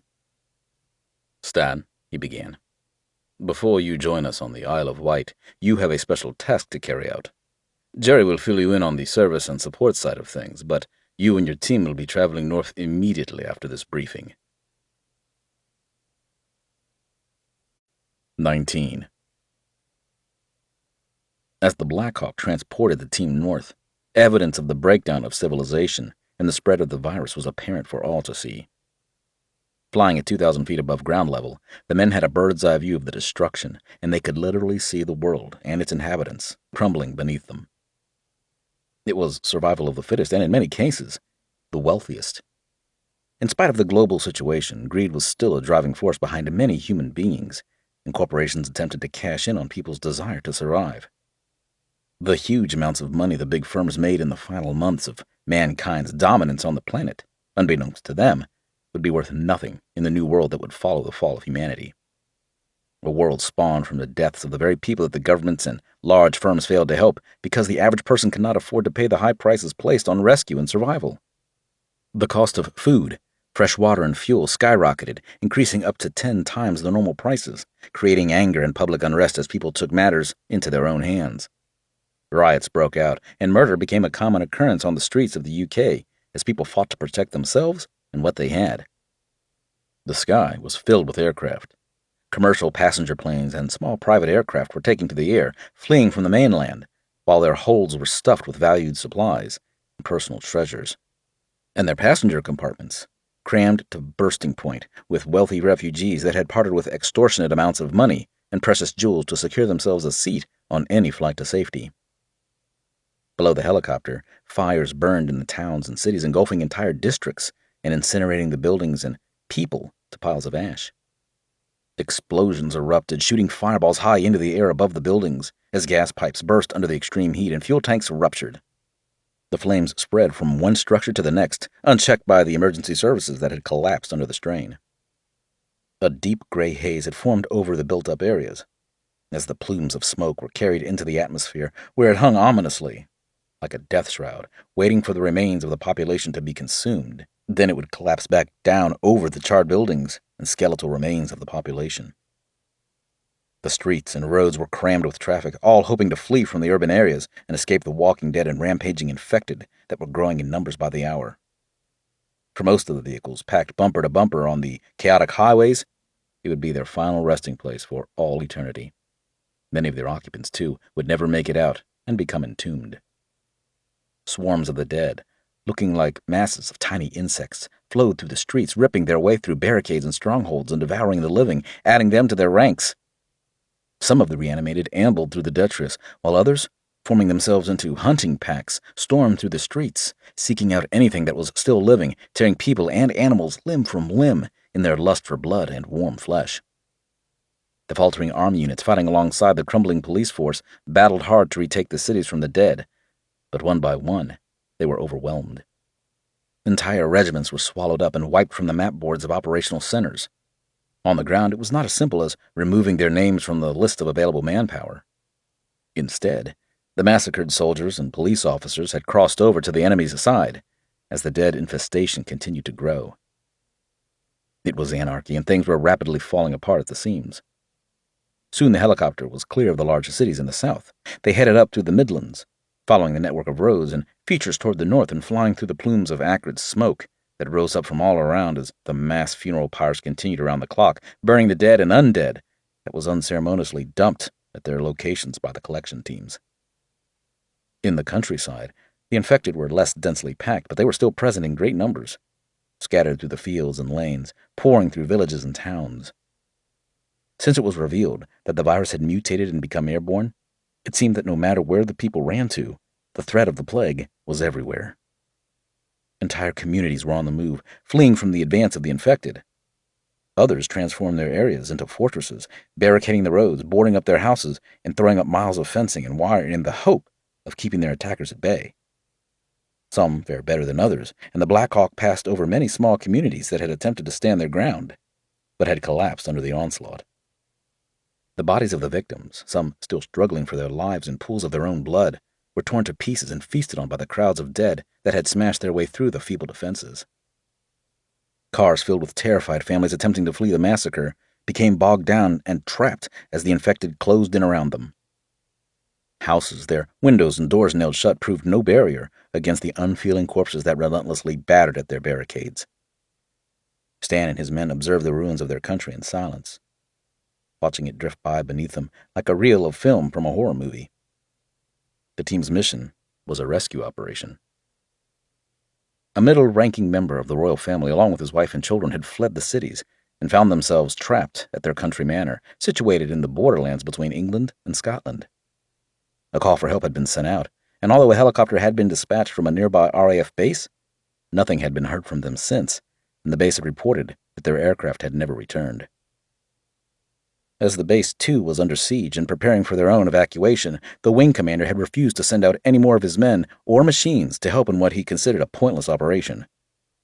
As the Black Hawk approached the target, climbing over a large wooded feature, the country estate came into view.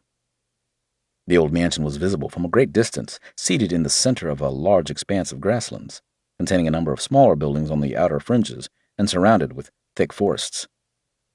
The house was huge and grand in its design. It had stood for hundreds of years, being passed down from generation to generation. Around the outside, immaculate lawns and blooming flowers and trees gave way to an expanse of grasslands and woods that would be filled with pheasant, hare, and deer, and even from that distance and altitude it was easy to see the flocks of white sheep roaming the fields. Stan leaned forward into the cockpit, poking his head between the pilot's shoulders and watching for any sign of the trapped Earl and his family. The area around the house was free of movement, but he could tell that something had happened there and began to wonder whether they were wise to land at all. The place looked deserted, and Stan indicated to the pilot to conduct a sweep of the area to give him a complete picture of what they were going into. "Give us a full 360, Mac," Stan instructed through his headset. "Come in close to the house, then sweep us over the tree line. I want to make sure we're not landing in the middle of a gang fuck." The pilot nodded and skillfully complied with the team commander's orders, gliding the machine over the grounds and giving the team a clear view. Having completed its circle of the large mansion and its surroundings, the aircraft began to slow and angle its nose upwards, losing altitude and coming in to land on the wide open space, 100 meters to the rear of the house. The downwash from the rotors scattered any loose debris in all directions, flinging paper, clothing, and garden furniture out across the lawn and tumbling away from the center of the landing site. The men were ready, and the doors had already been opened, creating a whirlwind within the interior of the Black Hawk. As they descended, the team moved up towards the hatches on either side, ready to jump down and allow the aircraft to take off again and provide them with air reconnaissance. "Stand by," Dan hollered, as he squatted, leaning his body against the doorframe for support and eyeing the ground and the buildings for any sign of movement. The wheels touched down with a bump, and immediately the 7 men sprung from the fuselage, dropping down onto the soft lawn and bringing their weapons to bear, moving with a grace and speed that defied their heavy loads. Immediately they fanned out, pushing forward to form a perimeter that encircled the Black Hawk, covering their arcs and studying the area for anything they conceived to be a threat. They needed to be ready, physically and mentally, for a sudden attack, and, with the noise of the aircraft and the abrupt change in environment, they were at their most vulnerable. Each of them took up firing positions with their weapons at the ready, their safety catches removed, and their fingers running along the side of their triggers. Stan turned and gave the pilot a thumbs up, signaling that they were complete and that he was to take off again while the team remained in their positions, allowing for a soak period while they adjusted to their new surroundings. As the Black Hawk took to the air just seconds after landing, the crescendo of its motors faded to the point where the men could communicate verbally without having to shout or use hand signals. "Taff, take your team up towards the right and cover the outside," Stan ordered through his radio. "I'll take my team in through the southwest corner and begin our clearance, pushing north through the building from there." Taff acknowledged the command with a double click of his radio and moved off, roughly 50 meters away with Brian and Bobby, onto a small rise in the ground that gave them a good view of the east, south, and west of the house. Once in position, Brian flipped down the bipod legs of his machine gun and snuggled in behind it, adjusting his firing position and checking that he had a clear line of fire, ready to give support to the others. "That's us in position, Stan. We have eyes on the front of the house. All clear." "Roger that, Taff." Stan's voice was barely a whisper. "Moving now." Stan, Bull, Marty, and Danny fanned out into a line and silently patrolled towards the rear of the building, taking fast but careful steps and sweeping the area with the barrels of their weapons. Already they could see the damage to the entrances and windows of the ground floor. Shards of glass and splintered wood littered the granite paving that stretched out from the patio. A number of bodies, crawling with flies and larvae, lay close by, their heads either smashed open or completely missing. "Looks like someone used his prize shotgun on them," Danny noted, more to himself than anyone else in the group. As they drew closer, they were able to see into the interior through the large openings that had been left from the broken doors and shattered panes. Inside they could see the piles of furniture that had been thrust up as barricades, scattered and pushed to the side. Another 2 bodies lay amongst the wreckage. At the smashed doorframe they paused, studying the room beyond the threshold for movement and listening for any noise from within. After a moment, Stan nodded to Danny, directing him to enter into the house. Inside, they spread out, covering the entrances and checking that the bodies, sprawled out on the floor with grisly head wounds, were down for good. "Looks like they put up a good fight," Danny commented, rising to his feet after studying the wounds of the nearest corpse. "If this room is anything to go by, though, I don't think it did them much good," Marty replied, pessimistically. "Taff, we're at the black-green southwestern entrance and in the first room," Stan informed his second-in-command. Taff had a mental picture of exactly where they were and the layout of the room that Stan and his team had entered. They had been given a full briefing of the design of the house and shown diagrams of the floor plan. As per their standard operating procedures, SOPs, they had color-coded the different points of the building for ease of communication and navigation.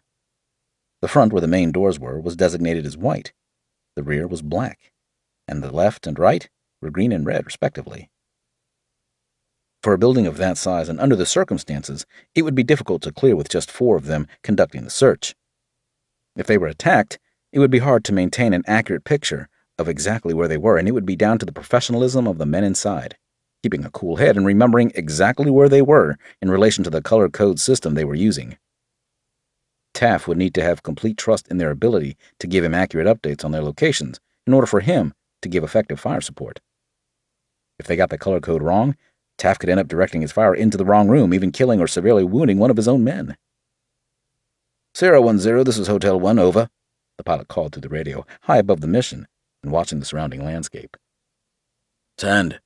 Dan's voice sounded distant and faint due to his location inside the house through the VHF communications each of the men carried. "We're down to our reserves here. Our recce of the area is complete. Nothing's seen. We suggest moving to the airbase to refuel. Roger that, Hotel 1.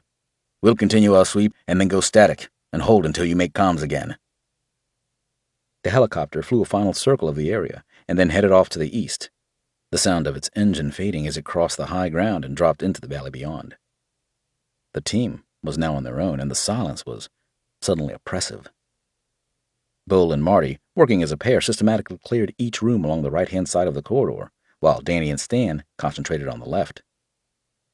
According to the diagrams they had been shown, and judging by the standard of the furnishings, they were still in the staff quarters, where the butler, cleaners, and cooks would have been housed.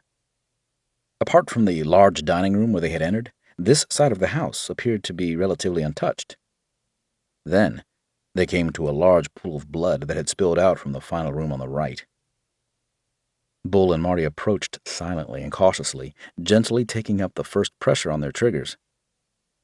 Bull remained upright as Marty, taking the lead, moved into a crouch, keeping himself clear of his friend's line of fire and preparing to enter the room. With a grunt, Bull indicated that he was ready. Marty took a wide step to avoid slipping in the blood beneath his feet and jumped through the doorframe, sweeping his rifle across to the right and scanning every inch of his side of the room. Bull checked the left. The bedroom was relatively small in respect to the grandness of the house. A single bed sat tucked under the window on the far wall, with a double wardrobe on the right. The small bedside cabinet completed the entirety of the furnishings and comforts, presenting a rather Spartan room. Then, there was the mutilated remains that sat in the center of the blood-soaked hard wooden floor. "Room clear, one body," Bull hissed into his radio.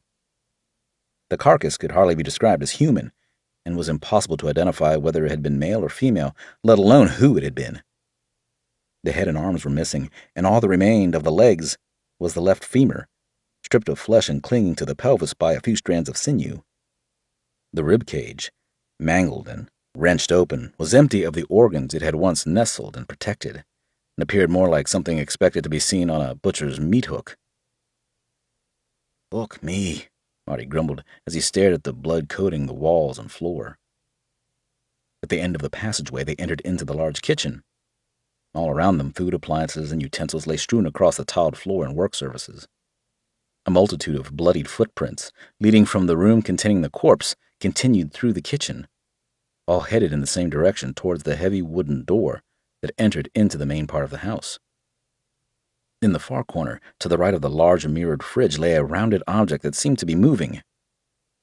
On closer inspection, it became clear that it was a severed head, and probably once belonging to the remains they had found in the servant's bedroom.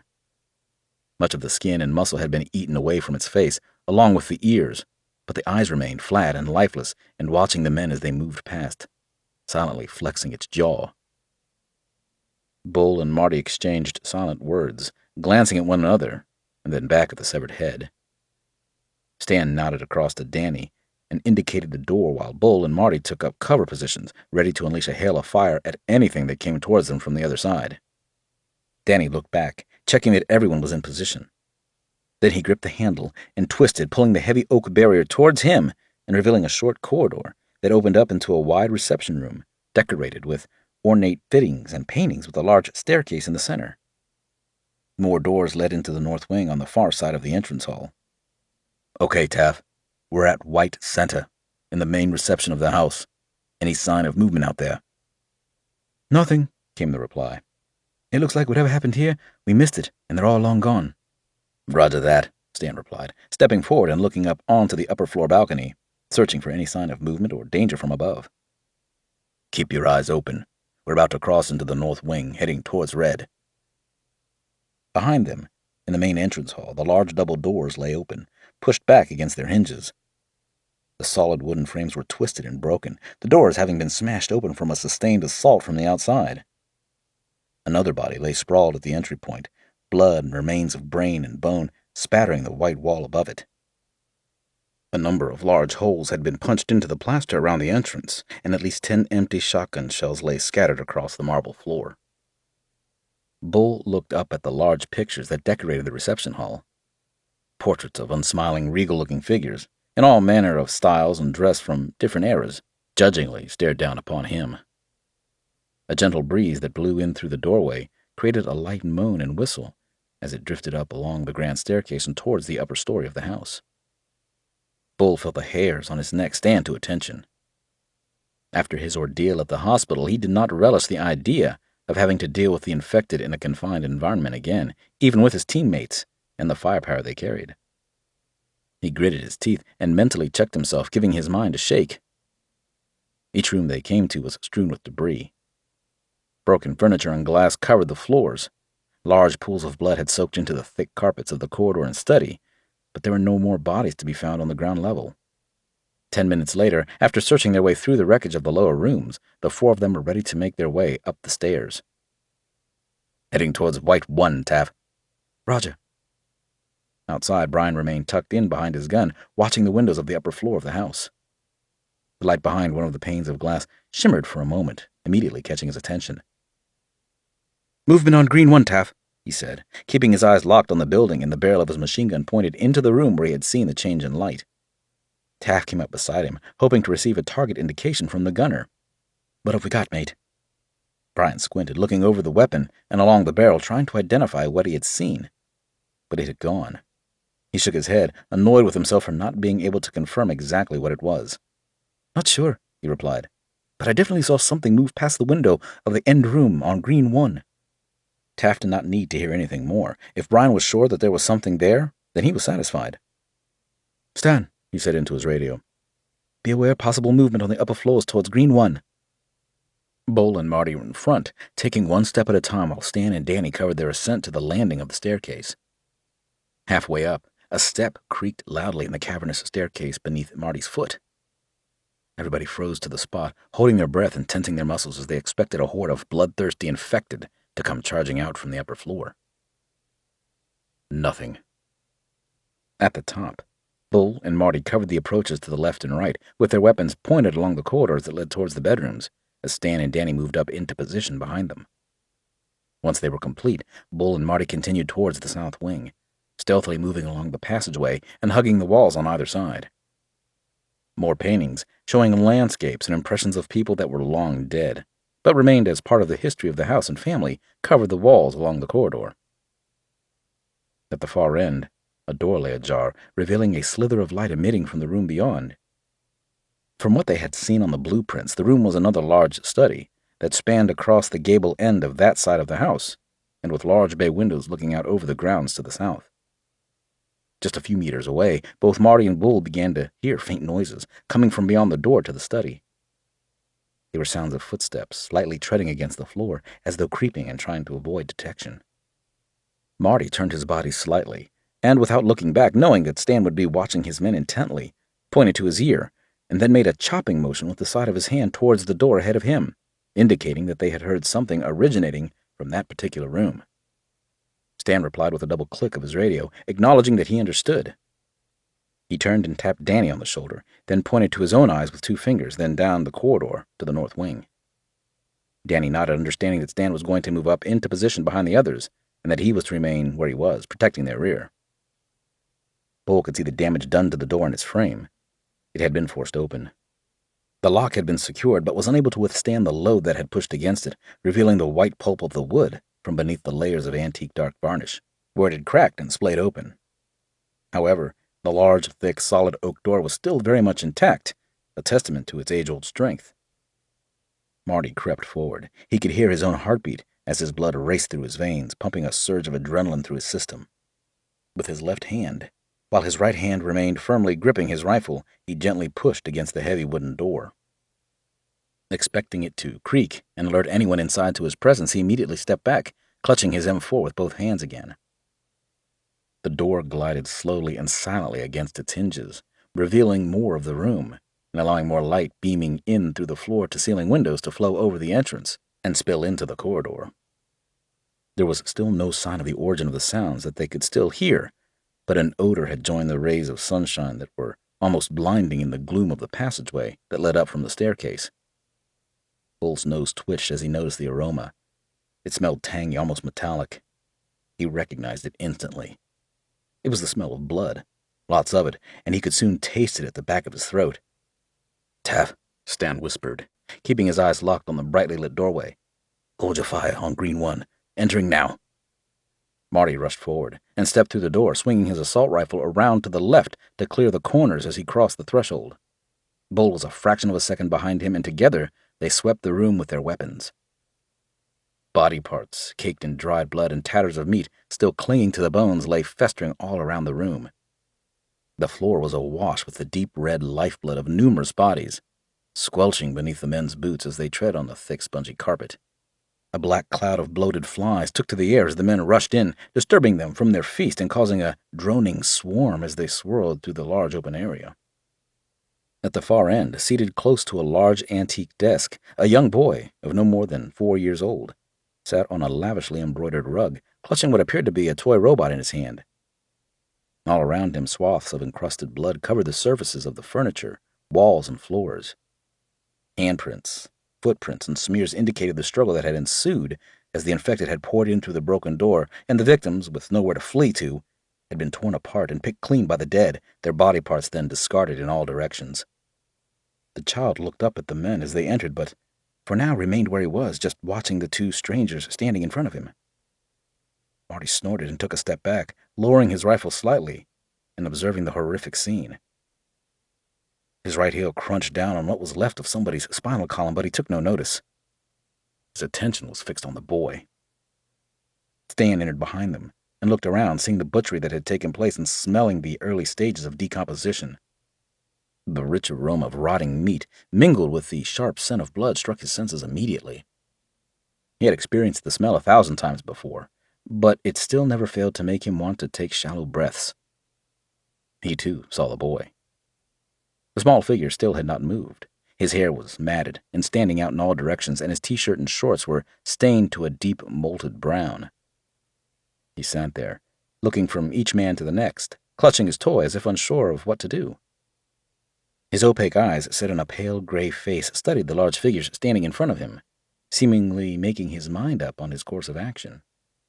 Finally, the young boy clumsily rose to his feet, dropping his toy robot, and on rickety legs that had a number of large bloody tears ripped from the soft flesh, exposing his shin bones and the network of tendons and veins running along them, began to stagger towards the closest man. Bull, being the nearest, took a hesitant step backward as the dead child approached him.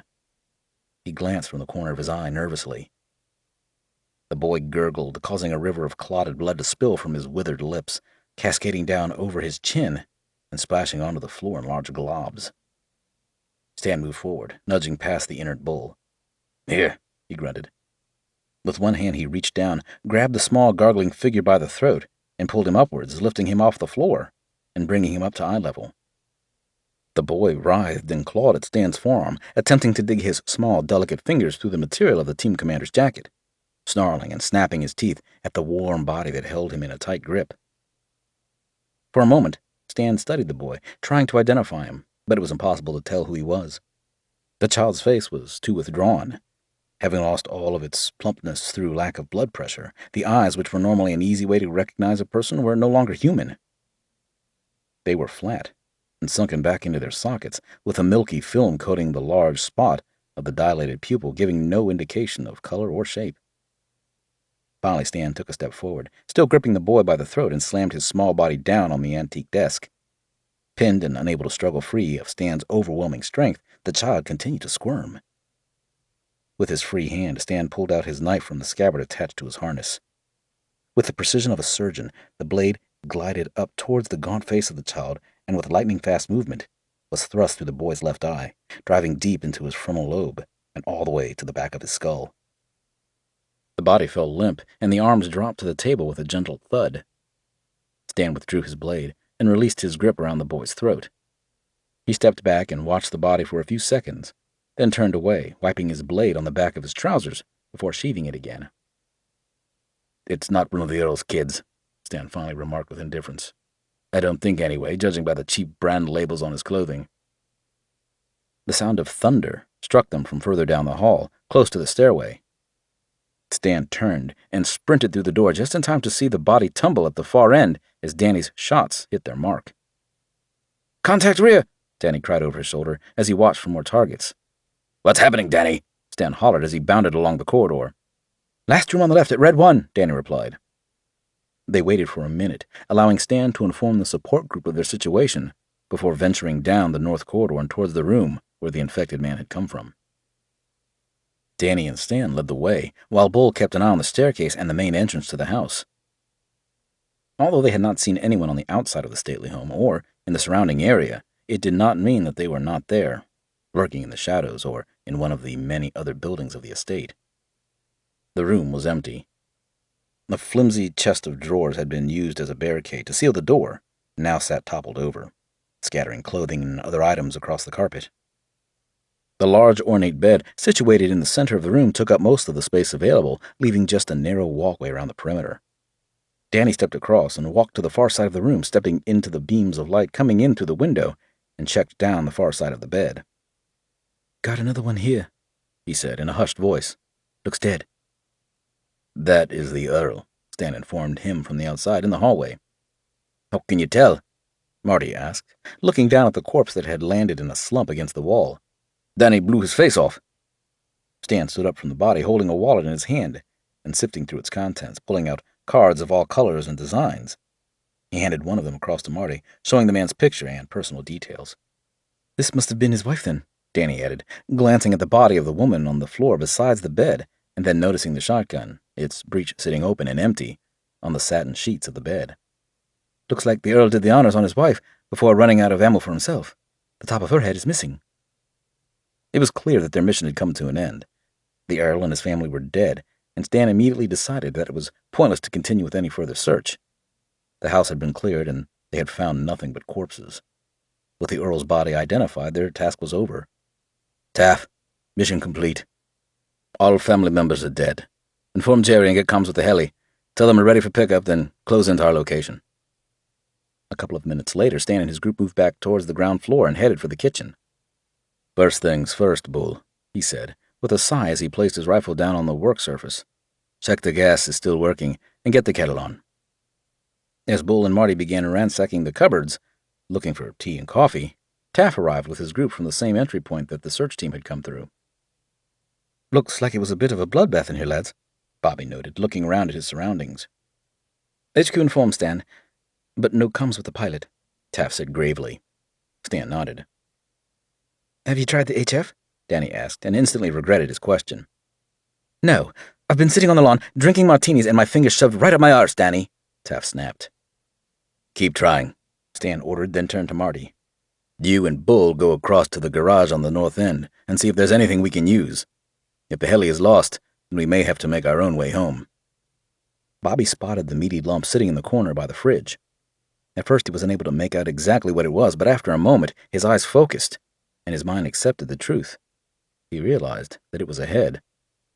He walked across the room and reached down, grabbing a fistful of its hair and lifting it from the pool of sticky blood. The dead eyes locked on his as he turned the shredded face around, studying it with curiosity but remaining wary of where he placed his fingers as the mouth continued to open and shut.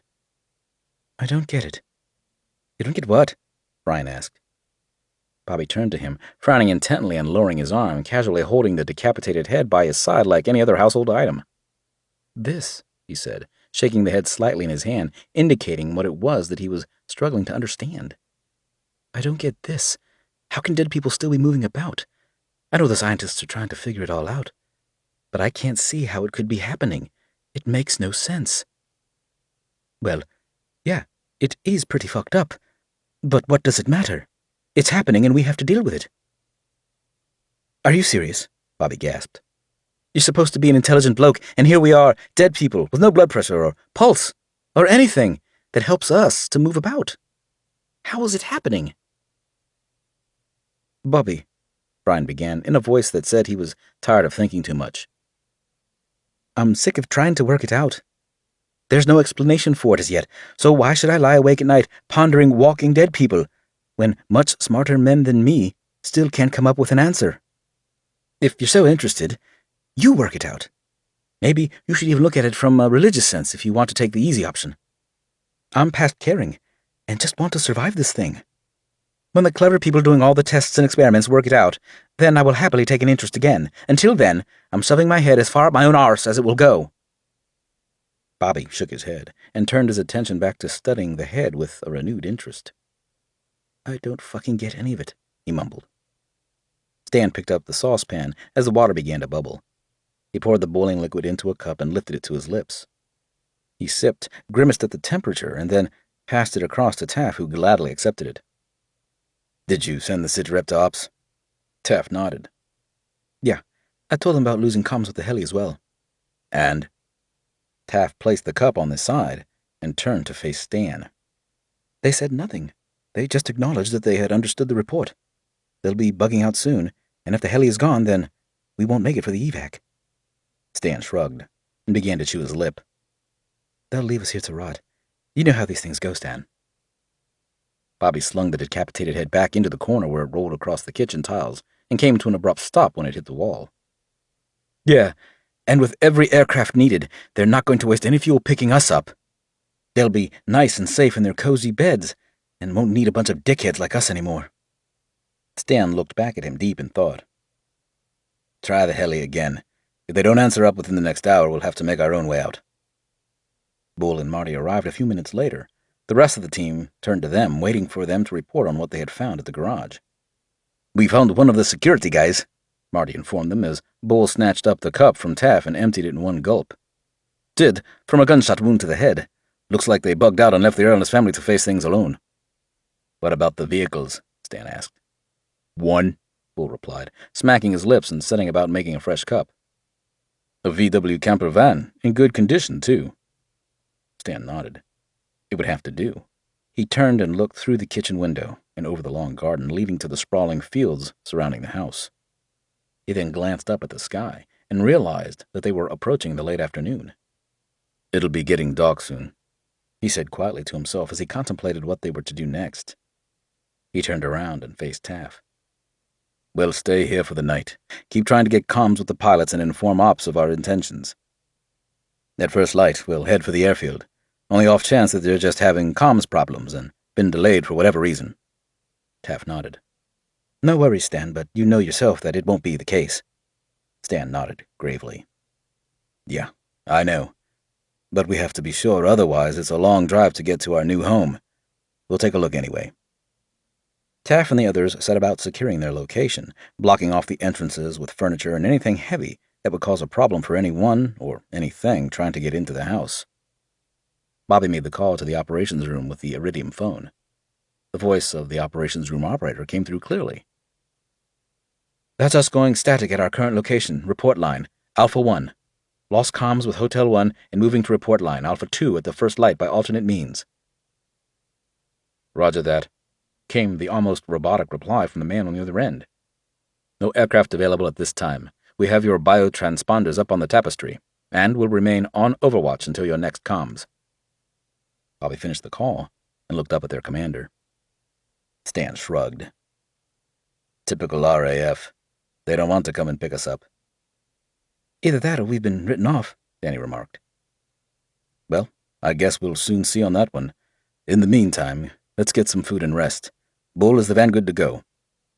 Yes, Stan, full tank, and like I said, in good order, Bull replied. If we're staying here for the night, I'm going to try out one of those 4 poster beds upstairs. I've not slept for 3 days, and I'm on my chin strap. Could do with a cleanup as well. Dan looked over at him. He was still dressed in the same blood-stained jeans he had been wearing during his time trapped in the hospital. Good idea, Bobby agreed, indicating the state of Bull's clothing. You look like you've been hanging out with Hannibal Lecter on his annual Rude Person's All-You-Can-Eat buffet. 20. She continued to call out for help from the bedroom window overlooking the street, but no one came to her aid. She pleaded into the night, her terror-filled words echoing through the small private estate and falling upon deaf ears. Everyone was scared. Those who could hear her pretended they could not, burying their heads in their hands or beneath pillows, trying desperately to blot her plight from their guilt-filled minds. Please, she whimpered as her voice began to falter from hours of entreating.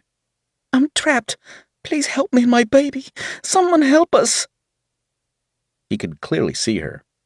Silhouetted from the dim light behind her, she clung tightly to her child, keeping him close and doing all she could to protect him. Below, a small crowd had formed on her lawn, clamoring at the entrances and windows. The thumping continued as they hammered at her door, their noise joining her screeching cries that lingered in the deathly silent streets. Earlier in the evening, as the dark of night had begun slowly to spread across the sky, the first of them had shown up. A lone figure, its shoes scuffling against the hard surface of the road, ambled along the street. Its movements were clumsy, and it twitched and jerked as though invisible strings were pulling at its limbs. Nobody knew where it had come from, but it was soon accompanied by others. The houses that remained occupied extinguished their lights, and their owners hid themselves from sight. The ghostly figures had sauntered along, bumping into parked cars and knocking over dustbins and garden ornaments, creating a commotion that attracted more of their kind from the surrounding area. They prowled through the housing estate like a pack of hungry wolves, grunting and groaning at their reflections in windows while searching for their prey. Before long, there were at least 20 of them, scattered along the road, their dark silhouettes standing out against the bright moonlight. At first, it seemed that the infected would continue through the street, passing by the houses, and on to wherever they were going.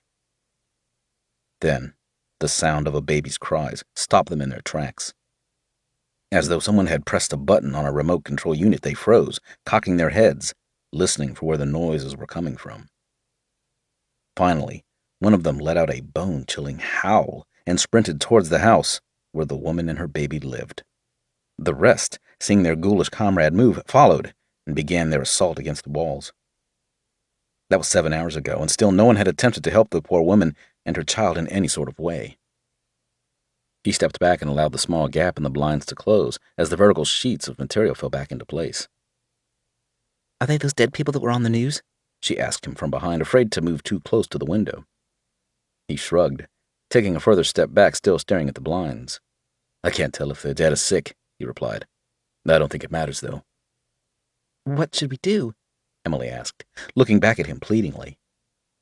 Matthew turned to her, barely able to see the left side of her in the darkness, while her right was illuminated by the moon that shone brightly from the street beyond their window. "There's nothing we can do," Matthew whispered back. "There are too many of them out there, and it won't take much for them to turn their attention on us." Emily shook her head, glaring at her husband and unable to accept that her friend, Catherine, and her baby, Thomas, would be left to the mercy of the infected. "We have to do something." "Listen," Matthew hissed, stepping towards her and placing his hands on her shoulders. His words were filled with belligerence and desperation in his attempt to make her understand what he was about to say. "We will do nothing, Emily. Do you understand? Paula is sick, and we don't know what with. William is scared, and we can't risk putting their lives in danger for the sake of your fucking mate. Do you get what I am saying to you? My heart goes out to Catherine and her baby. It really does, but we need to look after ourselves and forget everyone else. We will do sweet fuck all, Emily." She turned away from him, understanding some of his reasoning, but baffled by his indifference towards a woman that they had both known for a long time. Just 2 years before, Catherine and her husband had gone with them on a holiday to southern France, but now it was as if he could not care less for the stranded and terrified woman. Emily sat down on the couch, leaning forward with her head in her hands as Catherine's wavering pleas continued to resonate from beyond their windows. "Her husband was killed a year ago," she said quietly. "Do you remember?" "Yes, I remember. I went to the funeral in case you've forgotten. Killed in Afghanistan when his truck was blown up." Emily nodded as a tear escaped her cheek. "Yeah, and now she's all alone, Matt. She has no one to help her, and they will both die over there." He nodded and sat down beside her, placing his arm over her shoulder, changing his approach to one of understanding and tenderness.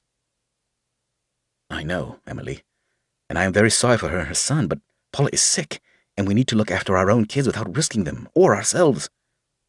Believe me, if there was anything we could do, I would do it." Emily suddenly felt her blood begin to surge, and anger that she had not felt in a long time began to rise up within her, screaming at her from inside her own mind. "There's a lot we could do." "Spineless wanker," she spat through closed teeth as she pulled herself away from him and jumped up from the sofa. Leaving him sitting there in the dark, stunned and unable to react, she stormed out from the room and into the hallway. She scooped up the cricket bat she had placed by the porch and began hurriedly to remove the chains and locks from the front door. She worked frantically, unsure whether or not to believe that it was really her that was in control of her body and mind. She did not feel the same. Usually, anything that her husband said or decided would be the final word, and the course of action that they would stick to. Now, over the past few days, she had felt different, stronger in her thinking and her actions. Faced with impending danger and knowing that Matthew was unwilling to do what was necessary or right, she took matters into her own hands. Finally recovering from his wife's unexpected outburst, Matthew heard the sounds of the chains being released. Realizing what was happening, he sprang from the couch and burst into the hallway, seeing his wife about to open their home up to the infected. "Emily!" he cried hoarsely, trying to gain her attention but remain inaudible to the world outside. "What the fuck are you doing?" She did not turn to speak to him, or even interrupt herself from turning the final key. Releasing the bottom deadbolt in the frame of the door, then reaching for the handle with the cricket bat held tightly in her right hand. "Something that you don't have the balls to do," she uttered over her shoulder. Matthew felt panicked. He could see that she was determined to go out there and help her friend, but he could not let her. She would be killed, and they would all probably suffer the same fate shortly after. He ran forward and grabbed her by the sleeve of her jacket, pulling her away from the door, causing her to lose her grip on the handle before she could turn it. "Get the fuck off me, Matthew!" she growled, shrugging her shoulders and breaking free from his grasp. She reached for the handle again, her mind set on helping her friend across the street. Rattled by the sudden change in his wife and her actions, Matthew felt like he was about to lose control of her. Unable to stop himself, he grabbed her again and spun her around to face him. Before he knew what he was doing, his fist shot up from his side and landed against the side of her cheek with a sickening smack. Her head shot backwards from the force of the blow, straining against the muscles and bones in her neck. She felt her brain clatter within her skull, as though suddenly being knocked free from its foundations. Emily fell back, crashing into the wall of the hallway. Her legs buckled as her eyes rolled upwards in their sockets as darkness took her. Her body went limp and slid down towards the floor. Matthew stepped back, his fist still clenched at his side and his body shaking uncontrollably. Despite all his faults, he had never hit her before, and seeing his wife unconscious at his feet, through his actions, terrified him. Realizing what he had done, he dropped to his knees and began to sob. "Emily," he pleaded, "I'm sorry, darling. I didn't mean to." She groaned, rolling her head, but still oblivious to the world around her.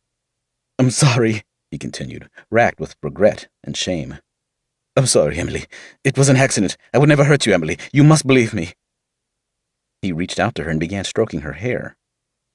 Even in the low light, he could see the swelling of her face and the bruise that had already begun to form. Her head continued to move, but her eyes remained firmly shut. As her mind slowly focused, her features became contorted with pain, feeling the throbbing ache of her cheekbone. She raised her hand towards her face and immediately pulled it away, wincing with agony. "What?" she mumbled distantly. "What happened?" Matthew, still sobbing, saw his chance to carry out a degree of damage limitation, attempting to reason with her and justify his actions. "You were out of control, Emily. You were going to open the door and let those things in. I had to stop you. Her eyes opened fully and focused on his. Again she raised her hand to her swollen cheek and glared back at her sniveling husband as he sobbed over her. "You hit me!" she exclaimed. "You hit me, you bastard!" Even after him knocking her to the floor, she was still aggressive and assertive, unlike the demure woman he was used to.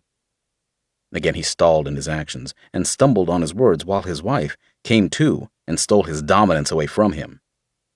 "You fucking bastard!" she hissed, climbing to her feet and pushing his arm away as he tried to help her stand. "You hit me! You fucking coward!" Matthew felt his shame begin to ebb away and become replaced with rage. She was speaking to him in a way he had never experienced from her, and it scared him.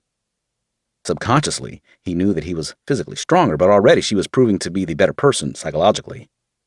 His grip on the household was being snatched away from him at a time when he needed to feel confident in himself and assert his claim to supremacy. His wife, half his size and a fraction of his strength, was ripping off his testicles and throwing them onto the rubbish pile. Emily saw his hand form itself into a fist again as she reached her feet and turned to face him square on. She could see his face creased with anger and turning red as his blood boiled within his veins. "Go on," she growled at him, with wild eyes that burned deep into his. "Hit me again, and I'll stick a fucking knife through your throat when you're asleep." He could see that she meant every word and knew that he needed to do something to put his wife back in her place. What he was about to do he did not know, but a noise from within the house snatched their attention away from one another. The door to the cupboard beneath the stairs juddered, accompanied with muffled screams.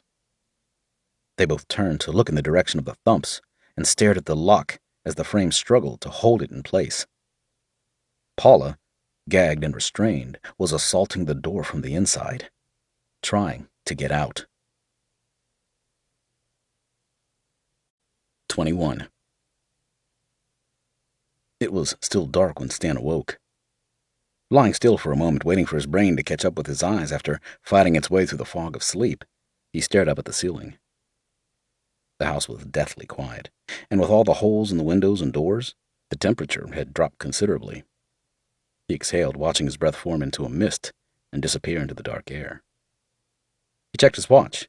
It was coming up to 5 o'clock in the morning, and still another hour until first light, but he knew that there was no chance of him getting back to sleep.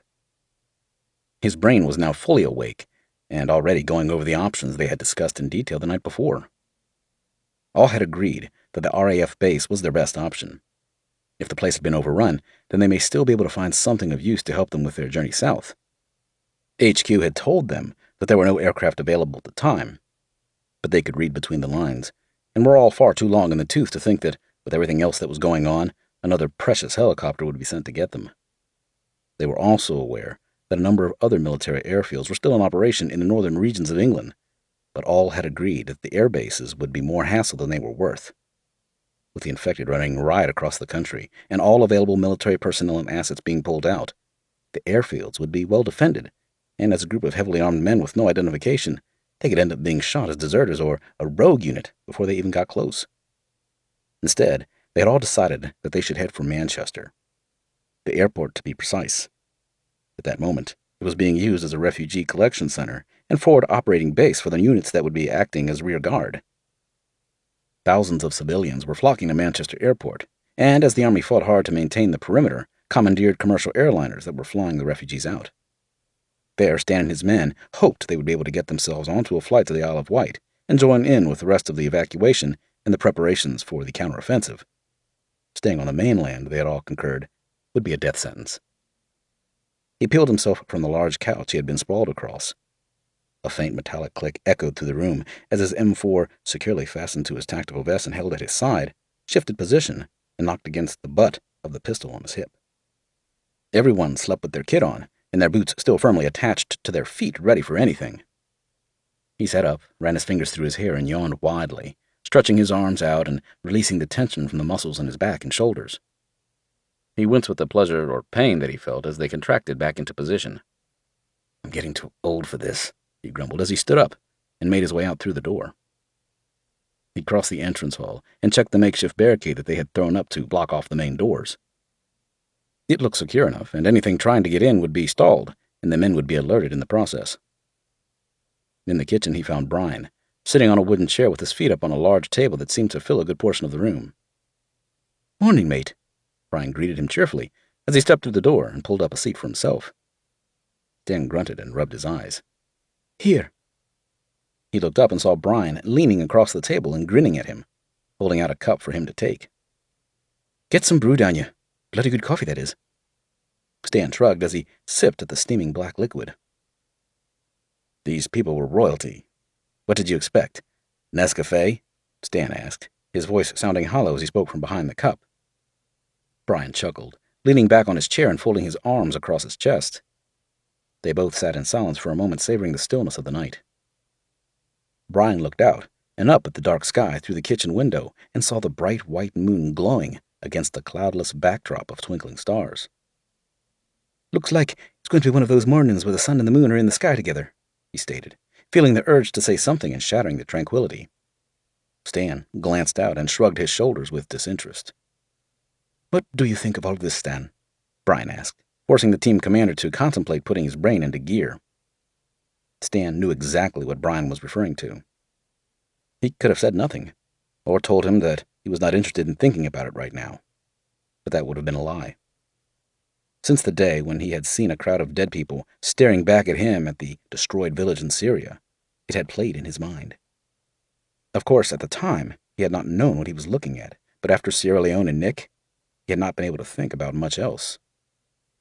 Now, everybody knew, and it was everywhere. "I thought you weren't interested in pondering the whole thing." I've slept since then, Brian replied.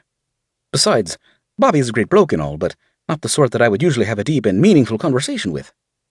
But I am, Stan asked, placing his cup onto the table and nodding at Brian, informing him that it was empty and needed refilling.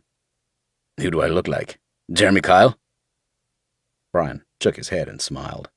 With his feet still resting on the kitchen table, he leaned further back on his chair, balancing on the two rear legs. He reached over, stretching his arm out to the stove. With the equilibrium and grace of an acrobat, he scooped up the old-fashioned tin kettle and skillfully shifted his weight, bringing all four chair legs back into contact with the kitchen floor. We've known each other for a long time, Stan, he said, as he began to refill the cup with hot, expensive coffee. Since the late 80s, when you saved me from getting a bullet through my head from the IRA. Stan nodded. He remembered the operation well. Brian, born in Belfast, had grown up during the height of the Troubles in Northern Ireland. At the age of 18, he joined the British Army and eventually was recruited into 14 Intelligence Company, also known as the Det. In the mid-1980s, Brian infiltrated an IRA terrorist cell that was operating in South Armagh, close to the border with the Republic of Ireland. For 3 years, he remained undetected, helping to smuggle people and weapons across from the south and organize attacks against security forces in the north. All the time he relayed his information back to the Det, and in turn, they conducted their own operations based on the intelligence that he had given them. An extremely covert and complex system of counter-terrorism operations, surveillance, disinformation, and intricate backstories were put into place and built up around Brian to give his cover a great deal of depth. Any operation planned by his cell or any other cell that he had information about was thwarted before it could be put into practice, and the Det were always careful to conceal any knowledge of the attack from the suspicions of the IRA. They had to make it appear that bad luck and equipment failure were always to blame, and not the fact that the British and RUC were wise to their plans and allowing them to think for 1 minute that someone was operating against them from within their own ranks. At one point, they went to the extent of using a flock of sheep to trigger an explosive device that had been planted beneath a culvert, intended for a British patrol that was due to pass through the area. On another occasion, a careless bulldozer operator who was actually a member of the SAS accidentally crashed into the car that had a boot full of explosives and was parked close to a police station. Its heavy, thick steel bucket dropped on top of the rear of the vehicle and absorbed most of the blast, resulting in no casualties. Brian's mission was to remain within the cell and gradually become close to the commander of the South Armagh Brigade, an event that finally took place in 1987. Over the next 12 months, British intelligence slowly built their file on the man responsible for all the attacks, kidnappings, murders, and other IRA-linked crimes in the turbulent country that was known as Bandit Country. But nobody knew was that the IRA had begun to suspect that there was an informant within their midst, and that Brian had been singled out. When they began to investigate him further, with their own secret network of information gathering and informants, Brian's cover was removed, layer by layer. The IRA walked him into their trap like a lamb to the slaughter. As they launched a diversionary strike intended to draw away the security forces that protected him from afar, they closed in on Brian. At the time, Stan had been part of the counterterrorism team with the SAS and was the commander of the reaction force, ready to move at a moment's notice to either help their principal, Brian, or act on his intelligence. As the bombs began to detonate in the town of Market Hill, more and more of the reaction force were siphoned off to help with the carnage and the follow-up operations. Stan and his team, suspecting the intentions of the IRA, refused to allow themselves to be drawn in and kept their vigil on Brian. When Stan's gut instincts began to scream at him that something was wrong and they needed to act, they moved. Disobeying all orders to stand down and allow Brian's cover to remain intact, they jumped into the 2 Ford Cortinas assigned to them. They raced to the safe house they had seen Brian enter, accompanied by a number of known high-ranking and particularly ruthless and sadistic IRA players. The 4 of them stormed the building, killing 8 terrorists, including the brigade commander, with a well-placed shot through his mouth before he was able to pull the trigger of the pistol that was being held to Brian's temple. When he had recovered from the torture he had received at the hands of his captors, Brian repaid Stan in the only way he knew how. Having heard a rumor that Stan had become particularly attached to it, Brian stole the Cortina that had been used by the team during the raid. From there, he smuggled it across the Irish Sea and drove it down to Hereford, presenting it to his emotionally retarded rescuer at Stirling Lines. Stan had kept and drove the car to the point where the wheels were virtually flying from the chassis. His face showed no sign, but Stan smiled internally with nostalgia, remembering the old Ford with fondness. "And now you want to talk about current events?" Stan asked, with a slight smirk that Brian could not see in the gloom of the kitchen. "I'm just curious to know how you see things going. Better than just sitting here in the dark for the next hour, don't you think?" Stan sighed and shifted in his seat. "It's clear to see how things are going, Brian. The mainland is lost. How it managed to get that way is beyond me, but it's gone. If the bulk of our forces manage to get back from the Middle and Far East, then we can recapture it, but until then, it's every man for himself, and the majority of people—" He paused and leaned forward slightly, nodding with confidence in what he was saying. "Will die."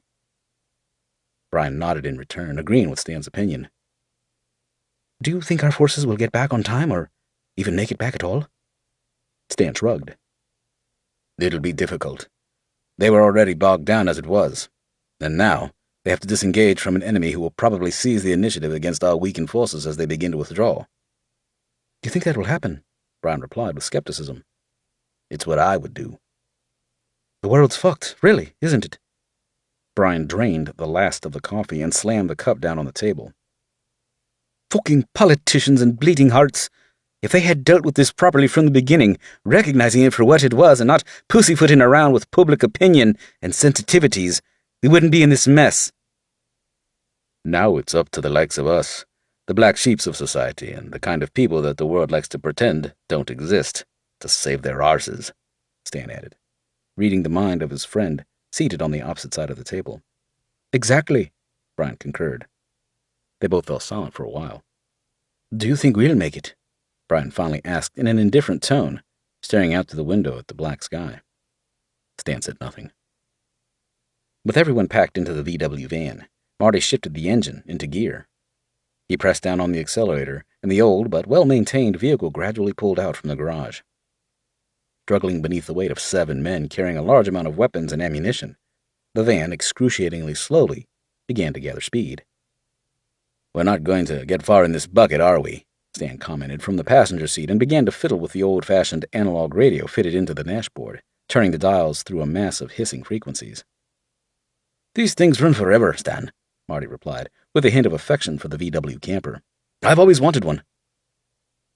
"Well, we're not keeping it and we're not going camping," Bull added from the seat behind him, reaching across and slapping his shoulder. "As soon as we find a tank, I'm cross-decking into that, thanks." Stan finally gave up on the radio, realizing that either the aerial was damaged or all the stations had shut down. Not even the emergency broadcasts were running anymore. The wheels crunched against the gravel of the courtyard, slipping and struggling to maintain traction. Finally reaching more compacted ground, the tires gripped and they headed away from the house.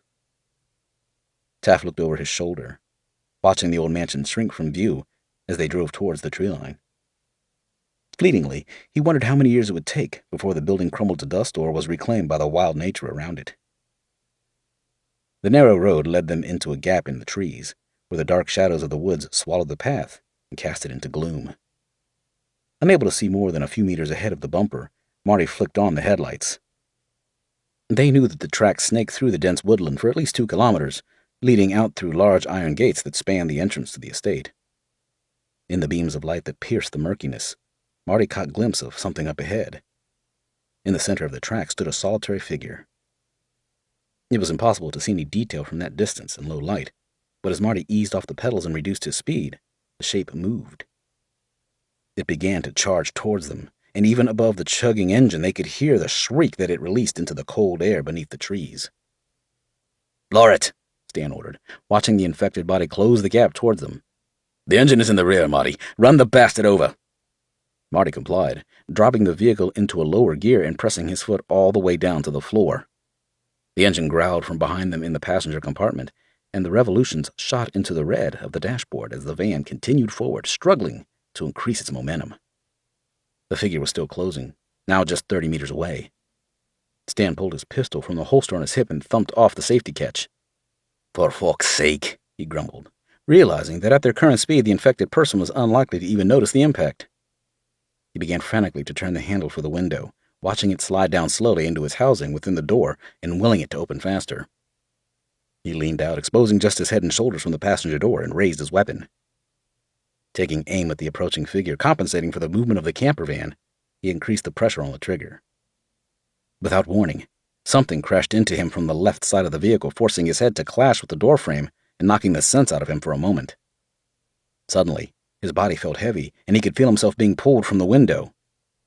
His eyes focused on the ground rushing by below the van, and he quickly realized that something was holding on to him. Clutching the material of his jacket, a pair of hands stubbornly clung from his arm. Its weight hindered him from using the pistol he still held in his hand as he tried to prevent himself from slipping through the open window. At the end of the clutching hands that gripped so tightly, they had begun to pierce his skin. Through his jacket, he could see a dimly lit face. Its lips were curled back as its teeth snapped up at him, and its vacant eyes stared into his own. Its legs, being dragged along the road and battered against the hard surface, slowly began to disintegrate as the tarmac took its toll on the flesh and bone. The woman, her attention focused solely on reaching up to take a bite from Stan, was completely oblivious to the destruction of her lower limbs. Another impact, and Stan was vaguely aware of a second body coming around from his right as the hood of the vehicle smashed into the sprinting figure on the road. As it hit the van, it spun and was sent hurling around towards Stan, who was still unable to pull himself back inside. Before the second infected was able to collide with him, it smashed into the wing mirror with its head, and its legs were swept beneath the chassis.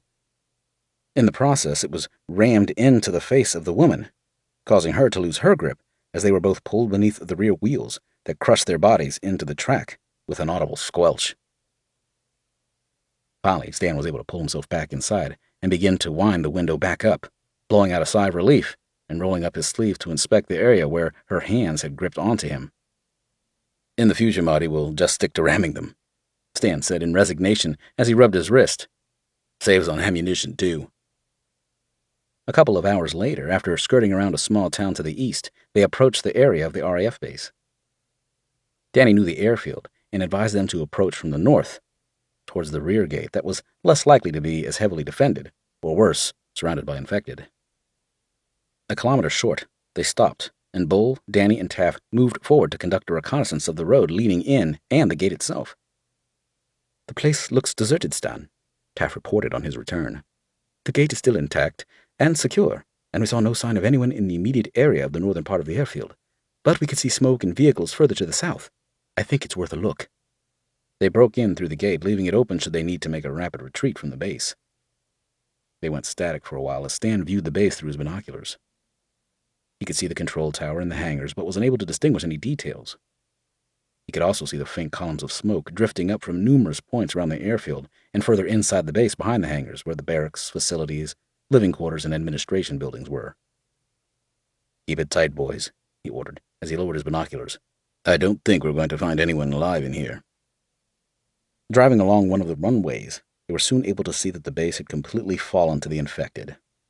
The buildings, many of them having lost their windows and doors, lay in ruins, peppered with bullet holes and the black scars of fire. A number of vehicles sat abandoned, some burned to their frames, and the wrecked and ravaged bodies of dozens of people lay scattered all around. The majority of the dead were wearing civilian clothing, but there were a few that were dressed in the remains of military uniforms, having been brought down by the hordes of infected that had somehow breached their defenses. The camper came to a halt in front of one of the large hangars that appeared to remain untouched by the fires that had burned most of the buildings beyond use. The men debussed, and as Taff and his team pushed out to provide an overwatch on the area, Stan moved forward with his group. The air was thick with the smell of aviation fuel, burning rubber, and the distinctive stench of decaying flesh. The men felt their bodies stiffen and their grips tighten on their weapons as they moved, their eyes scanning every inch of ground around them and watching the shadows of the buildings and destroyed vehicles for movement. The huge hangar doors were open slightly, leaving a 2-meter gap in the center. Beyond the threshold, nothing but blackness could be seen. The dark chasm loomed out at the men like the gaping mouth of a giant steel monster as they approached. With their weapons held at the ready and their fingers resting lightly against the triggers, they moved towards the foreboding black void in the doorway. They took up position at the side of the opening, and Stan began to edge his way forward towards the cavernous maw. At the edge of the door, he paused, then pushed his head into the gap, just enough to allow him to see inside without silhouetting his body against the light from outside. The sharp tang of rotting blood and festering innards struck his nostrils immediately. A second later, his eyes adjusted to the change in light, and he was able to see the carnage that had taken place inside. The large space of the hangar echoed with strange and haunting noises. Some sounded like a mournful wind blowing in through the entrance, becoming trapped within the walls of the building and drifting through the ceiling rafters. Other sounds were comparable to the lament of a tortured soul, moaning in protest. More noises, resonating across the hard concrete of the hangar floor, appeared beastly and filled with unthinkable horror and pain. They grunted aggressively, growling in the darkness, accompanied with the crack of bones and the ripping of flesh. Stan pulled his head back, having seen enough and not wanting to remain exposed for too long in case one of them decided to look up. He looked across to his left and nodded at Marty. "This place is packed with them," he whispered. Inside, Stan had seen hundreds of the infected scattered throughout the hangar. They were obscured by shadow, but in the dim light, he was able to see them glistening with the blood that coated their bodies in the ground all around them as they fought and squabbled over the scraps of human remains. "What do we do?" Marty asked. Stan stepped out, moved towards the far end of the doors, and began to inspect the closing mechanism. "I think the powder is out, but we can still get it shut by hand," he whispered to the others as they fell into position behind them. They looked up at the thick chains attached to pulleys and wheels that would allow them to seal the doors. "We'll have to be quick," Bull grunted, understanding what Stan had in mind. "As soon as those doors begin to move, it'll be like a dinner bell to those fuckers." "Agreed," Stan nodded, then keyed his radio. "Taff, we're sealing the doors. The hangar is full of them, so be ready to slide anything that makes it through. We don't know if there are more in the area, so don't fire unless you really need to." "Roger that," Taff replied. "Why don't we just leave it and fuck off?" Danny asked, glancing back at the ominous gap in the doors. "If one of those things suddenly decides to take a walk in the sun, they'll see us, and we won't exactly make a rapid getaway in that hippie wagon, will we?" Bull pointed out to him. "Besides, there might be some useful kit around here we could use." As Stan counted down from 3, they positioned themselves on the chains, ready to begin heaving the door closed. Together they pulled with all their combined strength, yanking on the chains, releasing their grip, and reaching hard to begin the process over again. The heavy steel of the shutters began painfully to rumble along their runners, squealing and grinding as they moved. As Stan and his men worked feverishly on the chains, Brian watched from his position by the VW camper. The gap in the heavy doors was closing, but nowhere near fast enough for his liking. He could hear the grating noise of the wheels as they screeched their way along their rails, struggling against the efforts of the men and the corrosion that fought to hold them in place. The clangs of the hangar doors, as they jostled in their frames, echoed out across the open space of the airfield, sounding like the beating of a steel drum. "Come on, you bastard, close," he growled between his teeth as he tightened his grip on the machine gun, pulling it tighter into his shoulder. "Come on." With just a half a meter to go, a figure suddenly appeared at the entrance and stumbled out from the darkness and into the bright light of day. It looked around in confusion, unsure of what to do at first as the doors continued to shut behind it. Then it caught sight of the 4 men to its left, struggling with the chains to force the door through its final few centimeters. With no time to warn the others, Brian took off towards the hangar, intending to intercept the creature before it reached Stan and his men. The infected man also launched itself into a sprint, silently speeding its way along beside the hangar doors, its arms outstretched and its eyes fixed on its target. As he closed in, Brian saw the reason for the man's silence. He ran with his head thrown back, and his windpipe and trachea hanging down to his chest. His lower jaw, attached to his face by strands of torn flesh, swayed as he ran, leaving his long, bloated, and blood-soaked tongue hanging out from his ruined mouth. With a loud bang, the doors finally closed. The huge, heavy shutters shuddered as they began to settle into position, and already the sound of pounding fists could be heard from within the hangar, accompanied with the cries and wails of the infected. Brian flung himself forward, his feet leaving the ground and his shoulder aimed for the body of the man as he continued to run toward the others. He slammed into the side of the infected corpse, launching it into the air and crashing into the hangar wall. The body hit with a wet slap, spattering thick, congealed blood in all directions as the impact caused the body partially to explode. With the momentum of his assault, Brian continued forward, unable to change his direction in mid-flight. He hit the same spot that his target had whacked against just a split second earlier, smashing his head into the hard steel of the hangar door and falling into the putrid remains of the infected man. He blacked out. Bull raced across to Brian's aid, reaching his friend just as the deceased creature had managed to crawl on top of him. With a heavy kick, Bull virtually removed the thing's head, snapping the spinal column and sending it sprawling backwards and bouncing into the shutters again. Marty joined him and helped to drag Brian's limp body away from the danger. They knew that their friend could have sustained serious neck and head injuries, but they needed to get him away from further harm. Together they hauled him back towards the camper, where Bobby and Taft lay him out in the back and began to check him over.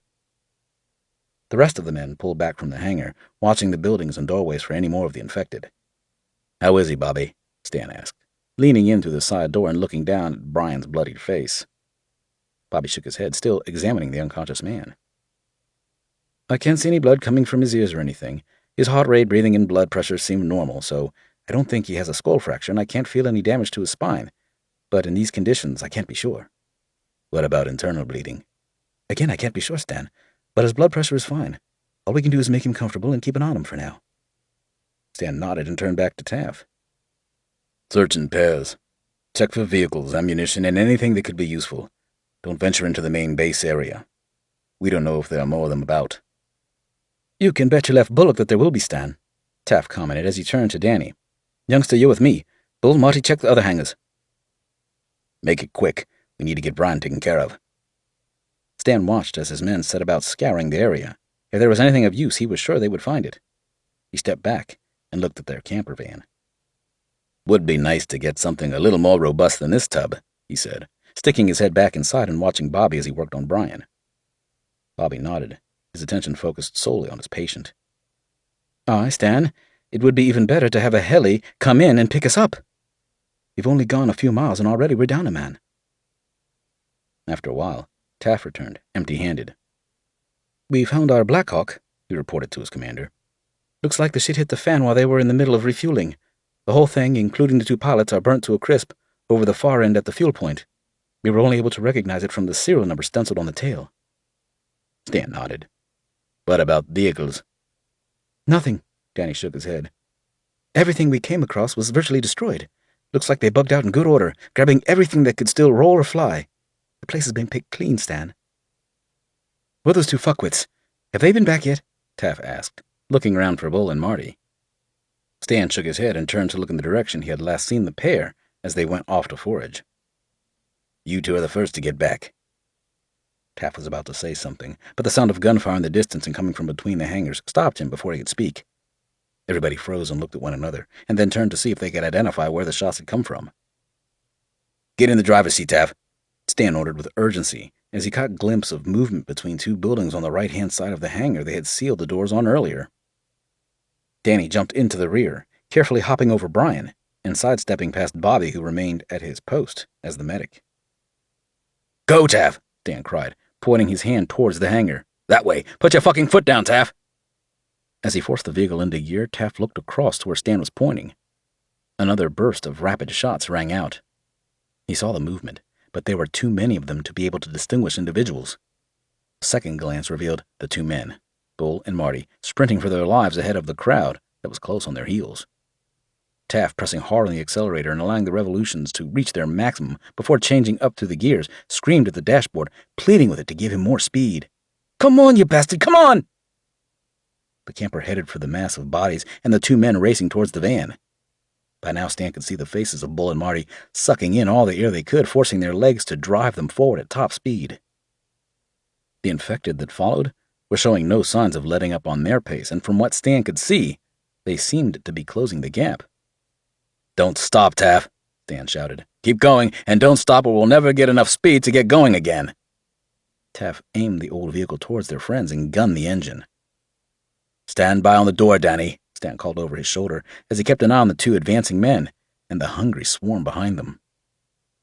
By now, the cries and moans of the infected could be heard over the rattling engine of the old Volkswagen. A mass of screaming voices rose up into the air, seemingly filled with excitement and rage as they chased after the men that fled from them. Bull was running flat out, keeping a tight grip on his machine gun and panting for breath, feeling his fear rise by the second. Marty, being much lighter and more athletic than his friend, had taken the lead, and a gap of a few meters had opened between them as they headed for the van that was closing in. The camper suddenly spun to its left. Its wheels screeched, and its engine howled as it turned in a circle that was far too tight for what it had been designed to do. Smoke poured out from behind its tires, and as it completed the maneuver, momentarily balancing on the two right-hand wheels, it almost toppled over onto its side. A volley of shots snapped through the air, whizzing by Bull as he continued in his run. They cracked the air around him as they slammed into the bodies directly behind, dropping them to the floor and dragging others with them. The mass fall allowed Bull to gain a meter or two, but they still relentlessly charged in his wake. Marty reached the van and was pulled in by Danny and Bobby and hurled to the back as they continued to fire at the bodies behind Bull. The camper was still moving and beginning to pull out from its tight circle, ready to gather speed. Taff could not allow them to slow any more than they had done already, and hoped that Bull still had the stamina to catch up. Even over the screaming of the infected, Marty could hear Bull's heavy feet slapping against the tarmac and his wheezing breath. As the van turned away from his friend, Marty raised the butt of his rifle and smashed it through the glass of the rear window. It shattered into a million pieces, scattering tiny beads across the asphalt of the runway. The open door was turned at a 45-degree angle from Bull, just a few meters beyond his reach. It was turning slowly, and soon, if he did not catch up, would be headed away from him. He could hear the snorts and growls behind him, but he could not afford himself even the most fleeing of glances backwards. He would slow his pace, only slightly, but worse still, he could trip and fall. "Come on, Bull!" Marty encouraged from the rear window, hollering over the noise of his M4 as he ripped off a number of shots in rapid succession. "Move your fucking arse, mate! They're right on top of you!" In his mind's eye, Bull pictured the pale and withered hands of the plague-ridden monsters reaching out behind him, their fingers just centimeters away from his collar, ready to grab him and drag him down into their midst. With a panic-filled gasp, as his body surged with fear and adrenaline, Bull felt his legs begin to increase their pace. He reached out for Danny, their hands almost touching as the hot fumes of the vehicle's exhaust brushed against his face. Another clatter of fire erupted close to his head as Marty continued to empty his magazine into the advancing throng of rampaging, snapping teeth. Bull heard them fall heavily against the runway, their bones smashing as they crashed to the floor, and were subsequently trampled by the others as they raced over them. His fingers came into contact with Danny's, and they closed around one another. With the forward motion of the vehicle and Danny heaving with all his strength, Bull was carried along, his feet barely touching the ground beneath him. Allowing his weapon to hang free, crashing against his blood-filled thigh muscles, Bull reached out with his other hand and gripped onto the doorframe. As the camper gathered speed, Bull vaulted into the rear compartment. The crowd continued to give chase, but Taff was able steadily to pull away from them, watching them in his rearview mirror as they began to fall behind. He blew out a loud sigh of relief, blinking the nervous perspiration from his eyes as it poured down over his forehead. Marty and Bull collapsed to the floor of the passenger area, gasping and screwing their eyes tight from the pain in their legs and chests as the lactic acid began to disperse and their bodies screamed out for oxygen. "Jesus!" Marty panted, leaning back and breathing deeply through his nose as he attempted to bring his exhausted and shaking body back under his control. "They came from the hangar. Fucking hundreds of them!" "Yeah," Bull confirmed, coughing and sputtering between words. "We forgot to check the side door, didn't we?" Taff drove the van in a wide arc, maneuvering the vehicle through a 180-degree turn, careful not to allow the speed to drop, and giving a wide berth to the mass of bodies that continued to head for them. They passed by them, with 20 meters to spare from the closest of the infected. Bull rolled over, coughing uncontrollably and almost vomiting. "I'm sick of this. That's twice now. I've had to run like a lunatic with those things chasing me," he complained, wiping the bile that dripped from his mouth on the back of his hand. "What now then, Stan?" Taff asked from behind the wheel. "We head for Manchester." "We'll need to find some fuel, though, at some point," Bobby added, leaning forward from the rear and peering over Taff's shoulder at the fuel gauge. Taff steered the camper towards the exit, heading for the northern gate where they had come through earlier. "We'll find something," Stan mumbled. He watched the road ahead, noticing that the sun was beginning to dip towards the horizon, and the shadows of the trees stretching out across the ground. "It'll be dark soon," he said thoughtfully. 22. "Captain Tyler!" A voice called out to her from across the room. She looked up and turned around from her desk and saw Jerry entering into the operations room, making a beeline for her. A young woman, possibly in her late 20s, with dark hair tied up into a neat bun at the back, walked at his side. Samantha instantly recognized the American Air Force uniform that the new arrival was wearing, but there was something different about it. It looked darker than usual. Normally, the U.S. military were pristine in their appearance, their uniforms crisp and spotless. The woman walking beside Jerry, however, looked bedraggled, and as though her uniform had not been cleaned in weeks. As they drew closer, Samantha was able to distinguish that the dark patches covering the young woman's clothing was actually blood. "Samantha," Jerry said, sounding pleased to have found her and smiling with relief as he shook her hand. "Are you ready to go?" She looked at each of them in turn, feeling confused and caught off guard. She could see in Jerry's eyes what it was that he was referring to, but she could not believe that he was actually expecting her to join the evacuation. "What are you talking about?" she gasped. "Our lads are still out there, trying to get themselves back here. We can't leave yet." He shook his head. "I'm sorry, Sam. I really am, but we can't wait any longer. London has fallen." He glanced up at the ceiling, as though he was able to penetrate the layers of rock and dirt and see into the infested streets high above them on the surface. "So has most of the country, for that matter. The whole of our infrastructure is collapsing. The last of the choppers are pulling out, and they won't be back to pick up any stragglers." "I don't fucking care," Samantha snapped, not having the patience or desire to remain diplomatic. "Stan and his team are headed south towards Manchester as we speak. Brian is hurt and we don't know how badly. They need us to do all we can to pull them out from the shit that we dropped them into." She paused for a moment, and Jerry took it as an opportunity to press his argument and continue trying to convince her that she needed to leave. Before he could speak, she raised her hand, pointing a long, slender finger at his chest. Her face changed shape and color, glowing red and contorting with anger. "Don't bother, Jerry, because I don't want to hear it. Our boys are out there, and as soon as we shut down, they're on their own, and we won't have a clue what's happening to them. The mobile networks are crumbling, fast, and they are unreliable at best. Satcoms are overwhelmed, but at least here, we have eyes on their progress.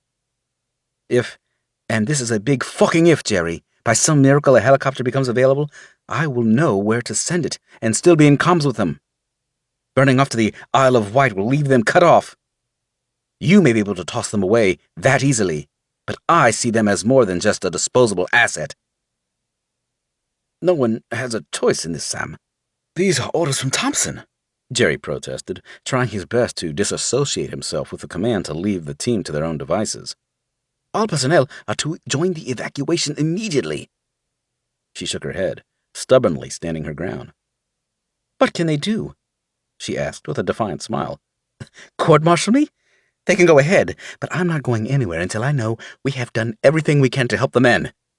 And you're a cunt for even contemplating that I would even consider deserting them and leaving them to rot, Jerry." Her last comment made him blink, and his words became lodged in his throat, unsure if he had heard her correctly. He could see that she was adamant in her decision. Nothing would persuade her to do otherwise, and he wished that General Thompson were still there to reinforce his orders and have Samantha dragged to the helicopters if necessary. Jerry, as the operations officer, was the most senior rank left on station, the others having already been evacuated. "Sam, please," he implored her. "As soon as we get to the other end, we can re-establish comms and see what we can do." "Save it, Jerry," she spat, holding up her hand and then turning away from him. "I know how much of a gangfuck it will be, and it will be too late by the time we have our systems up and running again." He sighed heavily, feeling his control slipping from his fingers and knowing that he was beating his head against the hardest stone wall on the planet. Samantha was a strong-willed and extremely loyal woman. The sense of duty she felt towards Stan and his men was surpassed only by her efforts to make them believe that she did not care. "Okay," he finally succumbed, speaking in a defeated tone as his shoulders dropped and his body physically deflated as he realized he had lost. "Do what you think you need to do, Sam. But can I ask just one favor?" She turned back to him, her arms folded tightly across her chest and a scowl carved into her features. Her defenses were up, and Jerry knew there was no way through or around them. Only a complete surrender of his own convictions would bring a ceasefire at that moment, and he would need to compromise. "What is it?" she asked, unwilling to show any cooperation or sign that she was prepared to negotiate. "When I get to the island, I'll do my best to get the ops up and running as soon as I get there. Hopefully, within the next 24 hours, we will have comms and a full overwatch on Stan and the lads. Once we've established comms, will you drag your stubborn arse out of here and join us?" A smile, both of victory and satisfaction, threatened to crease her lips, but Samantha fought against it and managed to keep her poker face intact. "Once you're up and running, Jerry, but not a moment before," she nodded. "Great," Jerry answered, feeling relieved that they had reached a settlement. "I'll cover for you, and if the Prince of Darkness asks, I'll tell him you've gone sightseeing around the island or something like that." Samantha finally smiled. "In the meantime," Jerry continued, turning his body slightly and indicating the woman standing beside him, "I'd like to introduce you to Lieutenant Frakes. She is your pilot and the poor soul you have just stitched up to stay in this hellhole with you. I'm sure she'll be pleased about that." Samantha suddenly felt a pang of guilt. She reached out, shook the American pilot's hand, and smiled apologetically, unsure of how to react or what to say. "Melanie, please, call me Melanie," the pilot replied in a distinct New York accent. "I don't see the point in using rank with all that's going on." Samantha looked at them both with concern. "No, you should leave. Honestly, I'll be fine here. Jonesy and Emma have already said that they won't leave until I do. You should join the evac, Lieutenant." She paused and corrected herself. "Sorry, I mean Melanie. We have weapons and can take care of things. There's no need to risk anyone else." Jerry shook his head resolutely. "No chance, Sam. If this place falls, you need a way out. The lieutenant will stay ready to pull you out at a moment's notice. I'm not leaving you stranded, and me having to face Thompson, being forced to explain why his favorite captain was left to rot. That's a rock in a hard place that I don't want to find myself wedged into." Samantha almost blushed. She had no idea that General Thompson thought so highly of her, but it would explain why he was always more understanding and lenient to her rebellious moments. "Okay," she finally nodded, and turned to Melanie. "I'm really sorry to drag you into this. It's not what I wanted." The lieutenant smiled back at her sympathetically and looked down at the state of her own uniform. "Don't worry about it. It will give me a chance to clean up a little. Besides, it's good to meet someone who cares what happens to their troops. You're tenacious, I'll give you that." She reached up and began to untie her hair, sighing with relief as she felt the tension ease from her scalp. She ran her fingers through the knots that had formed in her long brown locks, massaging them with the tips of her fingers. "We were the last to make it out from Lockheath. The place fell pretty quickly once the perimeter was breached. Our commanders, they either died in the fighting or fled. Most of our people never made it." Again, she looked down at the encrusted bloodstains, smeared all over her gray and dark blue camouflage-patterned uniform. Her voice became hollow and filled with sadness. "Me and my crew, we had to fight our way through hundreds of our friends. They had turned and were attacking us. When we finally made it to our aircraft, there was only me and the co-pilot left." The three of them remained silent for a moment, seeing that the young woman was vividly remembering the events that had brought her there. "Do you sound like you could do with a brew?" Samantha finally said, making light of the atmosphere and encouraging a smile from Melanie. "We British folk can deal with anything, as long as we have a cup in our hand." "Right then," Jerry began as he took a step forward and grabbed Samantha by the hand. 24 hours, Sam. It's time for me to leave, but I promise that I'll get the ops up and running as quickly as I can. Good luck." "You too, Jerry." He turned away and headed out through the door where his security team waited for him on the other side, ready to escort him to his aircraft and to join the evacuation. Samantha walked away and returned a few minutes later, placing a plastic cup filled with coffee onto the desk where Melanie had taken a seat. She paused for a moment, considering her approach, then began asking the questions that she had been fighting the urge to bombard her with while Jerry was still lurking within earshot. "What kind of aircraft is it? How much fuel do you have?" "It's a CH-47. "A Chinook," Melanie replied. "Not much in the way of fuel, though, I'm afraid. Just enough to get us to the Isle of Wight, hopefully." She looked up and watched the response of Samantha as she took a sip from the cup. She could see that the captain was working something out in her head, and Melanie believed she knew exactly what she was contemplating. "I know what you're thinking, but we won't make it. The Hilo was pretty banged up as it is, and with our current fuel levels, we wouldn't be able to reach your guys and make it back. We would end up having to ditch somewhere." "Shit," Samantha hissed. That was her plan, scuttled before it could even be seriously considered, never mind put into practice. She suddenly felt deflated and sighed heavily. "Where's your co-pilot?" "On the landing pad with the Chinook," Melanie replied, motioning toward the door with a slight cock of her head. "He'll stay there until we're ready to leave. Jerry was kind enough to supply us with a couple of guys to fill the gaps in our air crew. They'll act as our door gunners, if need be. We have plenty of weapons and ammo, but only dregs in terms of fuel, and I don't know of anywhere else to get any." Samantha pictured the aircraft in her mind. She knew where the landing pad was, along one of the tunnels and up into the basement of one of the high-rise office blocks. To get to the roof, they would need to climb the stairs behind the service elevator of the offices. All in all, it would probably take them at least 7 minutes to get there, and that was on a good day without the added threat of dead people chasing them. She reached under her desk and pulled out a green canvas satchel. A number of metallic clunks resonated from within the bag as she placed it onto the table. Next, she pulled out her rifle, a British Army-issued SA-80-A2.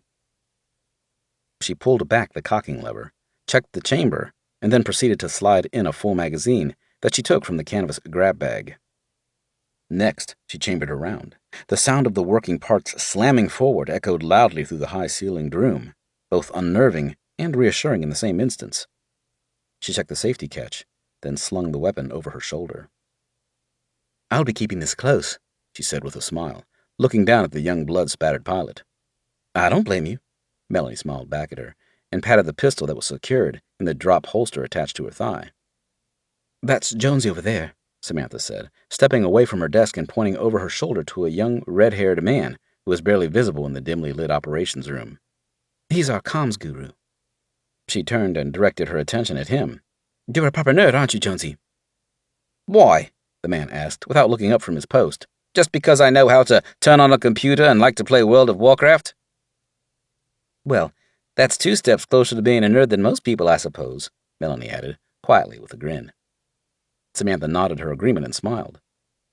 Already she was warming to the young American, seeing that despite the horror she had obviously been through, her character refused to be broken.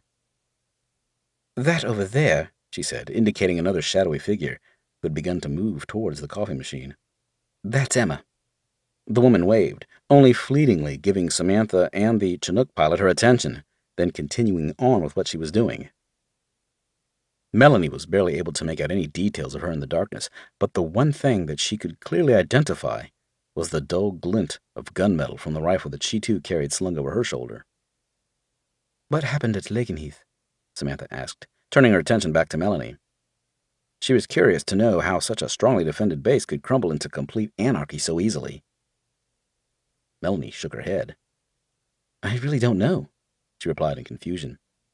"We had been out for almost 24 hours running rescue missions and supporting the ground units that were being forced back and getting overrun. We were exhausted and trying to get some rest. Then the alarms went off and the guns started." She hesitated for a moment. "It was total chaos. People were running everywhere. The base was full of refugees, and I think that's how they got in. No one knew what was happening, and people were being caught in the crossfire." "We had to run," she added with a hint of shame. "There was nothing we could do, so we ran. Mike, my co-pilot, and I were the only ones to get out from our unit.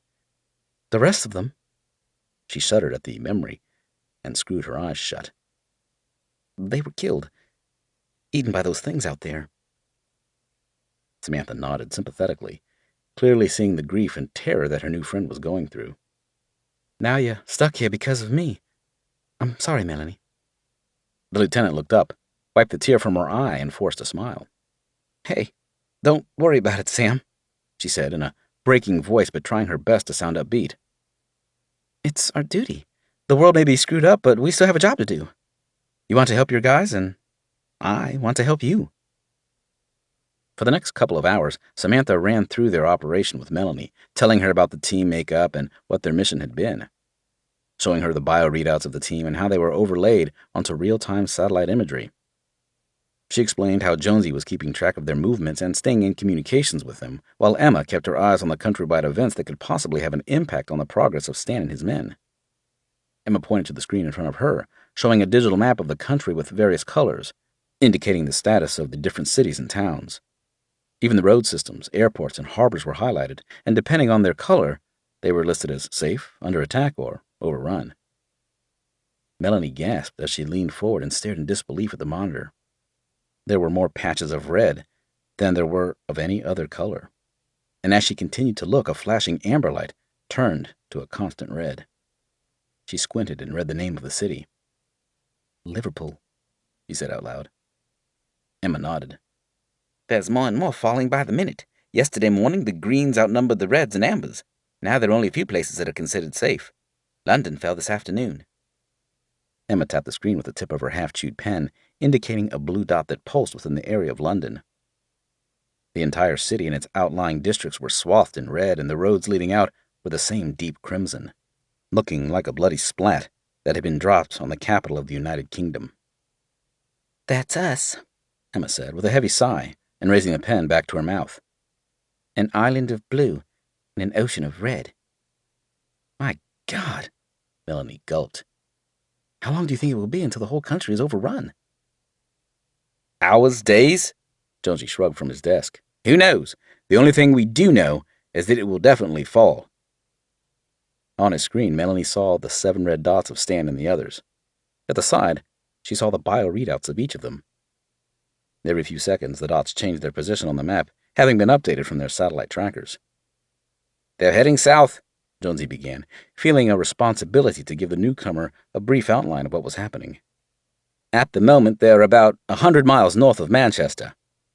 They're heading for the airport, and one of the last places in the northwest that is still securely in our hands. He pointed to the airport, and Melanie glanced at the city to the left of the screen. But Manchester has fallen. It's all red, she noted, and the area of the airport is flashing amber.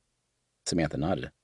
Yeah, they're under siege. The infected have completely surrounded them, but the perimeter is holding for now. How will your men make it through? Stan and his boys are the best at what they do, Melanie. She smiled proudly. They could get into the Queen's underwear drawer, sit there for a week, and no one would know they were there. If there's a way through, they'll find it. Now there was nothing left to do but wait. Jonesy kept in regular communications with the team through the satellite communications, and Emma passed on any updates on the routes they were taking and any large concentrations of infected. By midnight, Stan had informed the operations room that they were going to try to find a place to hole up for the night and hopefully find fuel. You should try and get some rest too, Samantha suggested to her new friend. Yeah, Melanie replied, brushing her hands down over her uniform and grimacing in disgust as she inspected her palms. I think I'll get that cleanup I've been promising myself. Is there anything around here that I could change into? Samantha was about to answer. Then the lights went out.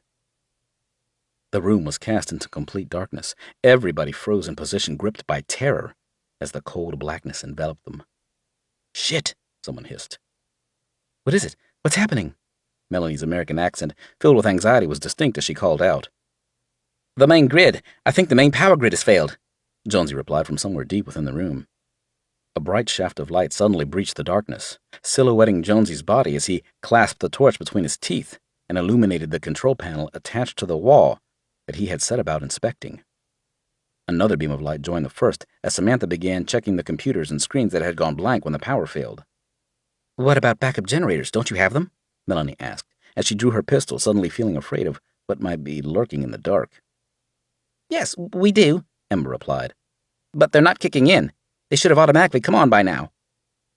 All systems are down, Samantha announced, as she stepped back from the computers. We're completely blind. She looked down at the iridium phone in her hand and saw on the glowing yellow screen that the signal was gone. With the power out, the antenna, which was fixed to the office buildings above ground, was not able to transmit or receive, and they would not have communications again until they were on the surface. Without a line-of-sight signal to the communications satellites orbiting high above the Earth's atmosphere, they were in a dead spot. Fuck, Samantha growled. Without the iridium, contact with the team was impossible without them exposing themselves above ground. Do you think the power will come back on? Emma asked optimistically as she stepped up behind Jonesy and took over control of the saliva-smeared torch he had been gripping between his teeth. I doubt it, he replied, as he continued to stare at the blank control panel. The whole thing is dead, and there's nothing we can do from down here. What do we do? Emma asked. Her voice had begun to break. How the fuck should I know? Jonesy snapped back at her, turning away from the control panel and picking up his light. Ask Captain Tyler. She's the one in charge here, not me. I'm just a fucking nerd, remember? Emma turned and headed for the captain. Halfway across the room, she stopped dead in her tracks. From beyond the door, and somewhere high above them, they heard the distinct sound of gunfire. Shots, fired in rapid succession, boomed through the darkness, carried along the narrow corridors and down through the tight stairwells. Other noises soon joined in with the cracks of the guns. They were the sounds of people dying. Screams from the men and women who had still not been evacuated rang out in blood-curdling cries. The thudding crashes and bangs as doors gave way and defenses crumbled reached the ears of the people in the operations room, confirming that the bunker had fallen to the infected. "Shit," Samantha said quietly, staring up at the dark ceiling. "They're inside." 23. Banks of thick gray clouds had drifted across the night sky, obscuring the moon and preventing its light from penetrating through to the land below. As a result, the small private estate had become a jumble of long, dark shadows and blackened buildings, and any detail had become impossible to distinguish. In the house across the road, Catherine and her baby had long since fallen silent. The infected had finally managed to break in through the door, and for a while, her screams had filled the night air. Even then, no one had rushed to help her. The houses lining either side of the road remained dark and still as their owners hid behind their protective walls and doors, cowering in the shadows and hoping that they would not be detected by the creatures that stalked their way through the outside world. In the silence, even the slightest noise seemed to echo like the reverberations of ringing church bells. Throughout the nights, crashes and bangs were carried for miles on the wind, and the sounds of agony and terror rang out as people were set upon by the dead. Everyone had heard Catherine's cries, but they were scared, terrified of stepping outside. Matthew, standing by the window and peeping through the gap in the blinds, watched the dark figure with a curiosity as it made its way along the gloomy street. It was different from any of the others he had seen. It moved with purpose and coordination, creeping between the parked cars, pausing at each one for a few moments before moving on to the next. He could not see any details of the figure, only the dark outline, but it was clear that whoever it was, they were alive and not one of the infected bodies that lurched through the estate searching for living flesh. "Emily," he whispered, not wanting to take his eyes from the street and instead vigorously waving his hand behind him to get her attention. The low, soft rumble of his wife's gentle snoring came as her reply. "Emily!" he hissed, louder and more urgently than before. He reached out with his foot and kicked at the bed, his toes just about reaching the mattress and able to make it shift beneath her. "Wake up, Emily!" With a sudden movement of the springs below her, she woke with a start, forcing her body upright and her eyes darting about the room with shock and dread, trying to identify the threat before it was too late. What is it?" she asked, searching through the darkness for her husband, her eyes still adjusting to the dimness. "Where are you, Matt? What's happening?" Matthew remained quiet for a moment, an invisible smile stretching his lips as he watched the confused and distressed reaction of his wife. "It's okay, Emily, I'm here." He waved to her from the side of the window, hoping that his hand movements would be easier for her to see against the faint ambient light that managed to penetrate into the room from the outside. She crawled across the bed and stepped over to join him, where he stood, hidden by the long, thick curtains. Instinctively, she pressed herself close to him, needing to feel his body in close proximity to hers. She still hated him for hitting her, but under the circumstances, she understood what had driven him to do it. He was afraid, just as she was. Remembering the incident, she subconsciously raised her hand to her face and gently pressed at her swollen cheek. He had never laid a finger on her before, and with all that was going on, she was able to forgive his reactions to a degree. However, she had vowed herself if he ever did anything like that again, regardless of the circumstances, she would make good on her promise and drive a knife through his throat while he slept. "What's happening?" she whispered. "Take a look," Matthew replied in a hushed voice, nodding down into the street. "There's someone out there, someone living." She looked along the road and saw the shadows of the infected lurking around a number of houses, trampling across lawns and staggering along the curbside. At first, she was unable to see what Matthew was looking at, but then she caught a glimpse of movement from the corner of her eye. It was fast and deliberate movement, motion that was only capable from someone that was uninfected by the virus. She looked closer and focused. There, she saw the silhouette of a man making his way towards them, bounding between the static vehicles carefully and silently, and passing through the infested estate. "He's alive," she stated. She was about to turn to her husband, but something else caught her attention. There was more movement, further along the street. A dark shape was following the man's progress, noiselessly traveling along in the middle of the street. By now, the living man was just a few houses away, still hopping from vehicle to vehicle, and the bulky object gliding along behind him. "Oh my God!" Emily gasped. "He has a fan following him." Matthew screwed his face in confusion, wondering if he had heard his wife correctly or if she had seen something he had missed. Making a separate gap in the blinds, he peered out to see for himself. Emily had not been mistaken after all. A van, an old-style Volkswagen camper from what he could tell, was quietly gliding along in the man's wake. On closer inspection, Matthew realized that there were more men at the rear of the vehicle pushing it from behind, while one of them remained inside to steer. "Jesus," he said, his breath misting against the cold glass as he leaned closer to the window to get a better view. "What are they doing?"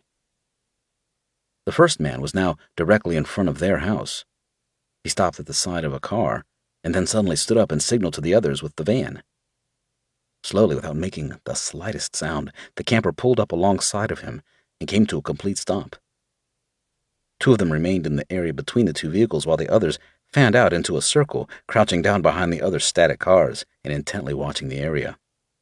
Matthew strained to see what the two men were doing in the gap between the camper and the estate car that they had stopped beside of. Then he realized what was happening. "They're siphoning fuel, I think," he whispered to Emily, watching the scene, totally absorbed in the events taking place outside of their house. "Holy shit, and they have guns!" he exclaimed, pointing to the nearest of the men and the long, slender object he carried in his hands. "They must be soldiers or police or something like that, but they're definitely armed." In his excitement, Matthew had caused the blinds to move, attracting the attention of the closest of the men. Remaining in cover, crouched behind the next-door neighbor's people carrier, the man swiveled and brought his rifle around, aiming it at Emily and Matthew as they peered down at him through the window. Both of them froze to the spot, inhaling a silent gasp as they waited for a torrent of gunfire to burst through their bedroom window that would end their lives. After a couple of seconds, without the expected projectiles plowing through their window and bodies, Matthew peeked through his half-closed eyelids. The man had already turned his attention elsewhere, having realized there was no threat and continuing to cover the street. Matthew, his heart beating loudly in his ears and his knees suddenly feeling weak, pivoted away from the window and pressed himself against the hard cover of the wall. He blew out a long, gusting breath that he had been holding and felt his body begin to tremble. "Fucking hell," he gasped. "I thought he was going to shoot us." Emily had not moved. She remained at the blinds, watching what the men outside were doing and following their progress. Silently, she cursed her husband for his cowardly and self-preserving reaction. A muffled shriek erupted from down the stairs and was soon accompanied by loud crashes and bangs that were deafening in the silent night. Once again, Paula was assaulting the door of her cell beneath the stairs, barging her body at the barrier to get out and screaming that awful, pain-filled and hateful wail beyond the gag that appeared to be slipping from position around her mouth. Matthew and Emily looked at one another, their eyes blazing with terror and grief as they listened to their daughter and the horrifying sounds that emitted from her. Never in their lives had they heard such a noise, and the fact that it was coming from their precious little girl was more distressing to them, as they pictured Paula causing herself all sorts of harm, while she viciously attacked the solid door of the cupboard. Emily reached up and clasped her hands over her ears, shaking her head and crying, trying to blot out the heart-rending pain that the wails of her daughter caused her. Matthew, realizing that the noise could possibly be heard in the street, stepped back to the window. The men below were moving, turning their bodies and pointing their weapons in all directions. At first he wondered if they could hear Paula and were looking for where the noise was coming from. Then he saw the multitude of figures that were closing in from the peripherals, headed towards the epicenter of the sound, and inadvertently closing in on the 7 men in the street below. As the racket of Paula's assault continued to haunt their souls, tearing at their hearts and their minds, Matthew looked on as the circle of death slowly tightened around the soldiers. The closest of them looked up at the window again, feeling no need to raise his rifle this time. He turned around, and Matthew believed that he was saying something to the others. A few more heads swiveled and glanced in his direction. By now, Matthew could no longer hear his daughter. He had managed to blot her from his thoughts as he became more concerned with what the heavily armed men, just meters from their front door, were intending to do next. 2 of them stood up from their positions behind the cars and stepped out onto the pavement.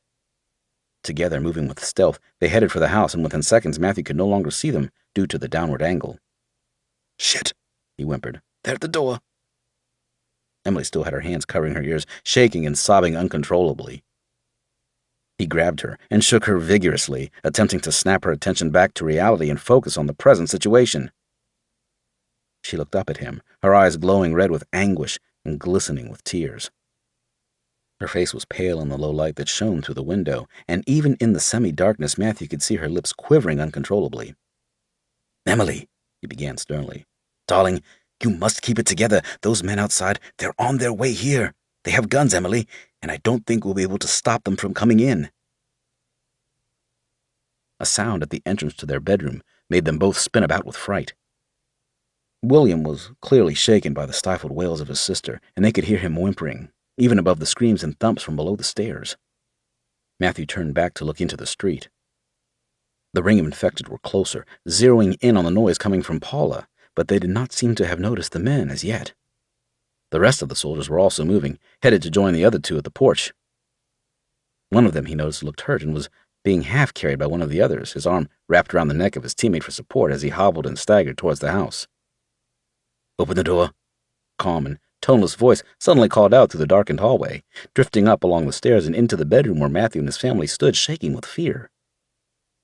Matthew felt his blood freeze in his veins and stared down at his wife and son, unable to form his thoughts or even respond to the man's words.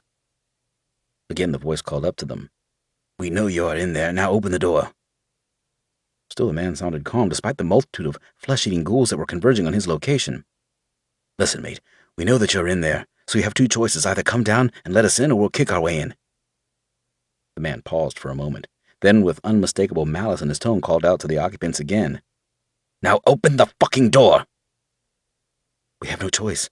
We have to let them in," Matthew said to his wife, as he stepped out onto the landing and leaned over the banister, staring down at the shadows that moved beyond the frosted glass panels. "But," she began to protest, stammering her words. "But they might shoot us." Matthew shook his head as he began to descend the stairs. "If they were going to shoot us, I think they would have already done it. But if we don't let them in, then there's a chance they will shoot us." He reached the entrance to their home and paused for a moment, stealing a deep breath as he stretched his arm for the first lock at the top. Paula continued to hammer away from inside the cupboard behind him, screaming so loudly that his ears buzzed and pressed inwards against the sides of his head. It was clear now that the material they had secured over her mouth had completely slipped from its position. He could see the movement of the men outside and hear their anxious whispers as they identified the closing threats to one another. From what Matthew could tell, they were getting ready to force their way into the house. "Wait!" he called out through the glass. "Wait, I'll let you in!" With shaking hands, he set to work on releasing the locks and deadbolts that held the door firmly in place against the frame. Finally, there was just the handle left. He twisted it, and as the lock slipped from its housing, the barrier suddenly sprang open, crashing against his left temple and sending a blinding flash across his vision. He stumbled backwards, distantly aware of the bulky shapes beginning to pour into the hallway. With a thud, the entrance was sealed. As his senses drifted back to him, Matthew found himself looking back up the stairs at his wife and son as they remained on the landing, fearfully watching the new arrivals as their dark frames filled the area at the bottom of the stairs. Matthew turned around and saw nothing but blackness. For a split second, his mind spun with confusion, but quickly realized that he was staring at the massive back and shoulders of a man that must have weighed twice as much as he did. With nowhere else to go, he had no choice but to step back up onto the bottom rung of the stairs. From there, he was able to see the men that had entered into his home. At the moment, they paid him no attention, as they stood in a tight circle, deep in hushed discussion. Paula's screams suddenly abated, and the clatter of the door faded to a half-hearted thump. The men fell silent and looked in the direction of the space beneath the staircase. Still, they remained oblivious to Matthew. Finally, feeling the urge to gain their attention, he let out a low, grumbling cough. The 7 heads, blackened by shadow, turned to look up at him. For a long moment they just stared at him, not moving and saying nothing. Then they turned away and continued their whispered group conference. Behind them, dark shapes began to flutter across the glass of the door, and soon the first of the fists clashed against the heavy frame. The door shook, and Matthew suddenly felt panicked, realizing that he had not locked it tight after the man had piled in over the threshold. "It's all right," said the same calm voice that had called up to them from the letterbox. "We locked it while you were busy dancing about in the hallway. It'll take them a while before they can get in. The porch is too narrow for them to combine their weight, and at a bad angle to the driveway for them to get any leverage. Yeah, another voice agreed mockingly. Thank fuck you're a keen gardener and planted those bushes so close to your door. Aye, another of the men concurred. They bloom lovely during the summer, Bobby. Together, the 7 men moved away from the hall and headed to the rear of the house and into the kitchen. Matthew followed, and Emily and William gingerly crept down the stairs, hesitating at the bottom as they watched the ghostly shadows that beat at the entrance to their home. They moaned incessantly, but gone was the vigor in their efforts and the aggression in their voices. Since Paula had ceased her assault, there was no more noise to stimulate their excitement. In the kitchen, Matthew watched the men as they set about searching through the cupboards, scouring with their pinpoint LED lights, and rummaging through the family's food stocks. He did not protest, afraid of provoking them, but he felt that he needed to say something, anything, to get them to acknowledge his existence. He felt someone move behind him and turned to see his wife and son standing in the doorway, glaring back at him with uncertainty. He could see their fear-filled eyes shining in the gloom. They stared at him, turning to him to protect them from the band of armed and frightening men that had invaded their home. "I'm Matthew, and this is my wife and son, Emily and William," he stated, in a voice that held more than a hint of trepidation. One of the men stopped and handed the carton of orange juice that he had been glugging from to the man standing next to him. He gasped and let out a stifled burp, then wiped his mouth on the back of his gloved hand. "Pleased to meet you," he said, without bothering to introduce himself. Matthew once again recognized the voice as the calm-mannered but intimidating man who had called them to let him in. Already Matthew was scared of him. He had seen nothing of his features and heard only a few of his words, but the man held an aura of terror about him, and it chilled him to the bone. Another of them stepped forward. In the beams of light that flitted about the room, Matthew was able to see the camouflaged patterned vest that he wore, and the multitude of pouches attached to it, stuffed with rifle magazines. His face, covered with grime and sweat, did not appear threatening. Although he did not smile as such, his eyes did not convey any malicious intent. "I'm Bobby," he said, and then turned to his left, indicating the man with the frightening voice who had gone back to draining the last of the orange juice. "And that scary old bastard is our leader, Stan. He's a big teddy bear once you get to know him." "I'm Matthew," he nodded in return. "Yes," Bobby replied. "You've already told us that." A number of flashes emitted from the rear of the room, and shortly afterwards an orange glow lit the kitchen. One of the men had found a large candle and placed it onto the kitchen work surface, illuminating him from below and making his hard features dance with the flickering flames. "That's better," his gruff voice snorted, clearly pleased with the difference that the dim light from the candle had made. "Now I can see what I'm eating. I just threw a fucking OXO cube down my neck, thinking it was chocolate." Matthew recognized the man as the huge bulk he had found himself wedged behind and pressed up against the wall by when they entered. Bobby took another step closer, his face shrouded with shadow and nothing but blackness. He shone his light over the 3 family members and paused when he saw Emily. "Looks like someone was talking when they should have been listening, eh?" Emily raised her hand and covered the large bruise on her cheekbone and turned away from the scrutinizing eyes of the soldier standing before her. Bobby turned his light to her husband and glared at him accusingly. Matthew, feeling ashamed and afraid, looked down at his feet. "Do you have an infected in the house, a loved one, I presume?" Matthew turned to him, suddenly feeling defensive. "Yes," he nodded. "My daughter, Paula. She's sick." "Sick? Is that what you think this thing is? She has a cold or something?" someone asked sarcastically from the rear of the room. "She's infected, Matthew," Bobby continued. "Believe me, there is no cure for this, and she won't get better. You saw the news." He nodded, feeling his throat tightening, and the atmosphere in the room changed from one of indifference to one of impending danger. "This virus is nothing like the world has seen, mate. Believe me, because I've seen most of them. How long ago did she become sick?" 2 days ago, he croaked, stepping back and reaching out for his wife's hand for support. "She got sick 2 days ago. She became uncontrollable, so we tied her up and locked her in the space beneath the stairs." Bobby glanced at their group leader.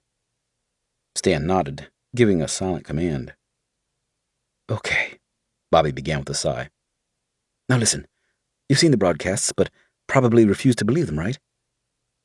He did not wait for a reply, and instead nodded towards the door leading into the hallway, indicating the world outside.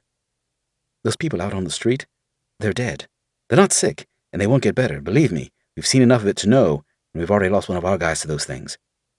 Paula's not dead, William said protectively, his voice breaking with despair as he clung to his mother's waist. She's just very ill, and when this is all over, she'll be okay. Bobby shook his head. I'm really sorry, little man, but you need to understand. He looked back at Matthew. You all need to understand. This won't be over. This thing is worldwide, and even the big and powerful countries like the US and Russia are crumbling. Anyone that catches the virus will die. Anyone coming into contact with the people carrying the virus will die. Your daughter isn't your daughter anymore. Anything that she ever was died with her, and now she's just like those things out there. I understand that it's hard to accept, but it's the truth, and you need to accept it, or you won't survive this, another voice offered from the darkness of the kitchen. Emily began to sob and buried her face against her husband's chest, feeling her legs weaken, as what she had already known was spelled out to her. She had watched the broadcasts and listened to the doctors, but when Paula had fallen ill, she refused to believe that her little girl could be taken away from her and become one of the monsters that were attacking people and spreading their infection across the world. Matthew could see the change in the attitude of the men. They had gone from one of apathy towards the family to becoming completely focused on them. He began to fear that they were being viewed as a hindrance or even a threat. What are you going to do? He asked, swallowing hard as a tall, slender figure stepped forward from the rear of the group. I'm sorry, Bobby continued sympathetically. Our only form of transport is stuck in the road. We managed to get some fuel siphoned, but those things are stopping us from reaching it. You saw how your daughter's screams attracted every one of them from the surrounding area. Right now she's quiet, and hopefully those things will lose interest and go away, but we can't risk her making more noise and bringing them back. Plus, she's too dangerous to keep in the house. If she got loose, she could infect us all. Matthew stared back at them, watching the tall man approach, and then saw the glint of the knife he held in his hand. Shaking his head, he stepped back into the doorway, shielding his wife and son behind him. No, he pleaded. No, please, you can't. The men followed and closed in on them. In a flash, two of them had forced the family members into the rear dining room and blocked the door with their bodies. Matthew, suddenly feeling like an animal backed into a corner by a hungry predator, charged forward. Before he reached his target, a hand shot up and caught him, stopping him in his tracks and gripping him by the throat. Immediately, he became completely helpless as the fingers closed around his windpipe, squeezing him like a vice for a moment, and then tossing him back towards his family. Don't, the voice growled down at him. I'll kill you if I have to. The three of them huddled together, cowering beneath the menacing shadow of the huge man standing over them. Bobby pushed his way through into the room and struck the man-shaped mountain across the chest with the back of his hand. Fucking hell, Bull, he snarled. You're scaring the shit out of them. Sorry, I just didn't want them to see, Bull replied innocently. Bobby reached down and grabbed William from his parents, picking him up in his arms and seating him against his hip as he pulled out a chair from the dining table. Here, he said, as he sat down with him across his lap. Do you want to see something really cool, William? The boy nodded. Bobby angled his LED light and shone it into his face. His lips parted, and he stretched his head backwards as he pointed the light inside, illuminating the interior of his mouth. You see that? He asked, pointing to the rear molar on the right with his tongue. William shook, stooping his head to get a better view, curious to see what Bobby was trying to show him. It's a silver tooth, he announced, thinking that he had seen all there was to see and feeling disappointed. Nope, Bobby replied with a smile, knowing that the child would not have the slightest idea of what he was looking at. It's titanium, the strongest metal in the world. Can you guess why I have a tooth made from titanium, William? The boy shook his head. I have a titanium tooth in my head because, and this is the really cool bit, underneath it, there's a little bomb. William's eyes grew with intrigue and doubt as he pulled away, smiling and shaking his head, looking to his parents for them to confirm that the man was lying. Honestly, it's a little bomb, Bobby continued with sincerity. I flick off the titanium casing and then bite down on the primer. We all have one. He looked over to Bull, who in turn replied with an enthusiastic nod. Why would you have a bomb under your tooth? William asked with skepticism. Bobby smiled and leaned in close to him, patting him on the back and making it seem as though he was about to share something of extreme importance with him. So that if the bad guys catch me, they can't make me tell them all my secrets, he answered in a loud whisper. Actually, that is really cool, William concluded. Are you guys like Call of Duty Black Ops or something? Yeah, something like that. Outside in the hallway, while William was too busy being distracted by Bobby and his cool tooth, Matthew and his wife heard the door of the cupboard beneath the stairs being opened. Immediately, there were a number of grunts, growls, and snorts, joined with the sound of a struggle. They knew what was happening, but something held them in place, stopping them from doing anything against the men around them. It was not fear of the soldiers or what they would do to them. It was acceptance. They had even considered doing something similar the day before when Paula's body had become lifeless, knowing what would happen to her as the virus moved into its next stage. However, despite their knowledge of what was coming, the love they felt for the little girl who they had cherished and watched with pride and joy as she grew prevented them from doing what was necessary.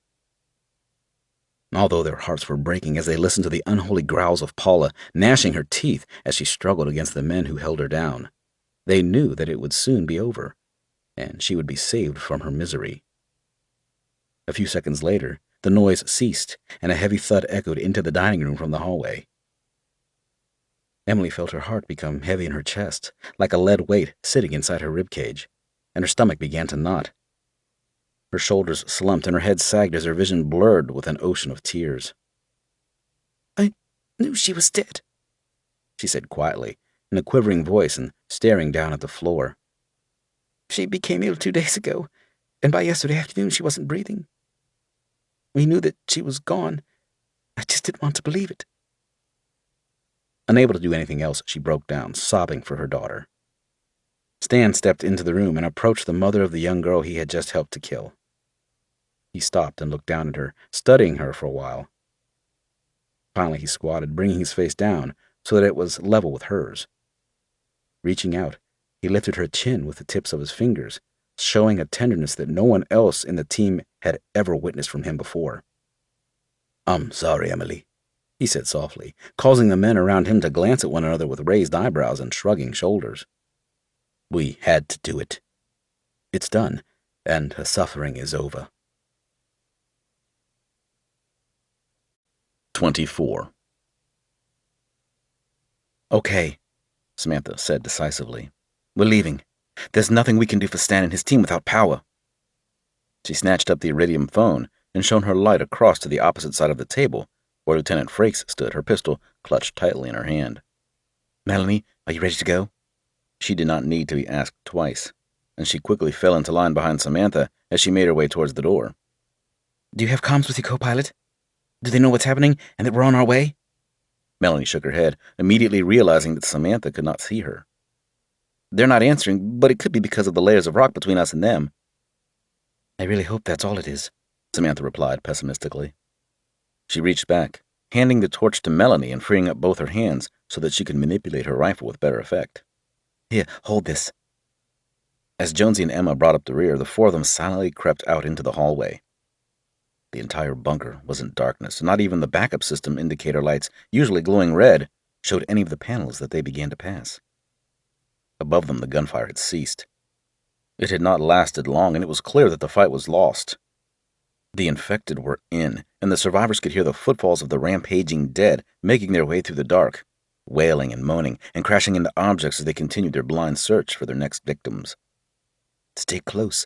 Don't get separated, and for fuck's sake, keep quiet," Samantha whispered over her shoulder as she began to gingerly make her way along the corridor, keeping her body close to the cold, damp wall on her left. Another cry of pain and fear rang out from high above them. It lingered in the moist air and shook the four survivors to their cores as it rattled through their ears and clawed at their nerves. All of them knew that eventually the infected would find their way down the stairs, either deliberately or by accident. It did not matter which. They just hoped that they could get out before it happened. Somehow their defenses had been breached. Either they had succumbed to the combined weight of the swarming mass pressing against the blast doors on the top level, or someone had deliberately allowed them into the bunker. Samantha knew that the doors would not fail due to the power shortage, and she felt confident that even 1,000,000 people pushing against the 2 inches of steel plating could not force them to buckle out from their hinges. She shuddered at the thought of someone deliberately compromising the integrity of their subterranean shelter. But if they're still here... Their lights glimmered against the concrete walls, glistening against the tiny rivulets of water that seeped in due to their position below the Thames waterline. Patches of moss that were growing in the cracks stood out sharply, their vibrant greens contrasting distinctly against the dull gray of the skimmed walls. The cool breeze, heavy with the smell of mold and decay, blew towards them from the far end of the corridor, confirming that somewhere high above them the bunker doors lay open to the outside world. Finally, as they slowly made their way through the oppressive darkness, surrounded by flickering shadows and the echoes of dripping water and crashing footsteps from the upper levels, Melanie's light bounced from something that reflected dully up ahead of them. With a second sweep of the torch, they were able to see the metal railings of the staircase at the far end of the passageway. Samantha paused and studied the steps for a moment.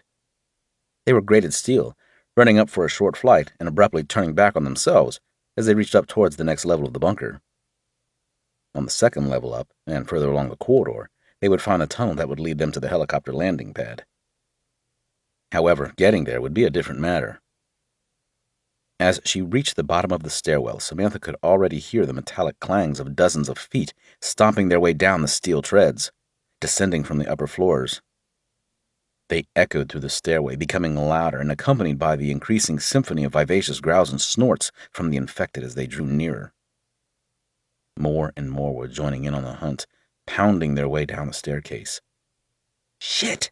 Samantha fizzed, her attention focused on the stairs above them as she began to ascend. "They're coming down. Keep her tight. We need to make it up to the next level before they cut us off." Melanie's torch beam bounced from the walls as she raced up the stairwell behind Samantha. Jonesy and Emma were close behind her, and she could hear their heavy breathing as they battled with their fear. The noise above them was growing louder by the second, heralding the approach of the infected. Melanie began to panic, believing that their escape would be blocked if they did not move faster. "Come on, Sam," she encouraged from behind. "We need to move." Samantha, almost blind to what was in front of her, was climbing the stairs as quickly as she could. Already she had misplaced her footing a number of times, her boots slipping from the edge of the steps and almost sending her crashing into the hard steel plates. If she was not careful, she could very easily slip on the damp grating and find herself stranded with a broken ankle or worse, unconscious. She reached the top of the first flight and turned the bend. She brought her rifle up, ready to fire at anything that came at her from the floor above them.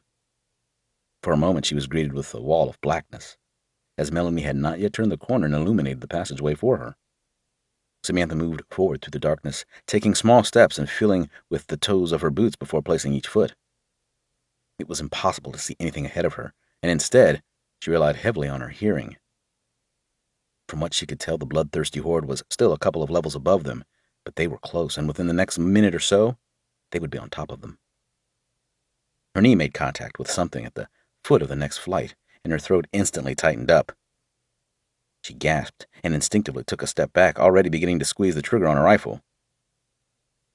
Melanie's light suddenly illuminated the area in front of her, having caught up from the turn in the stairs.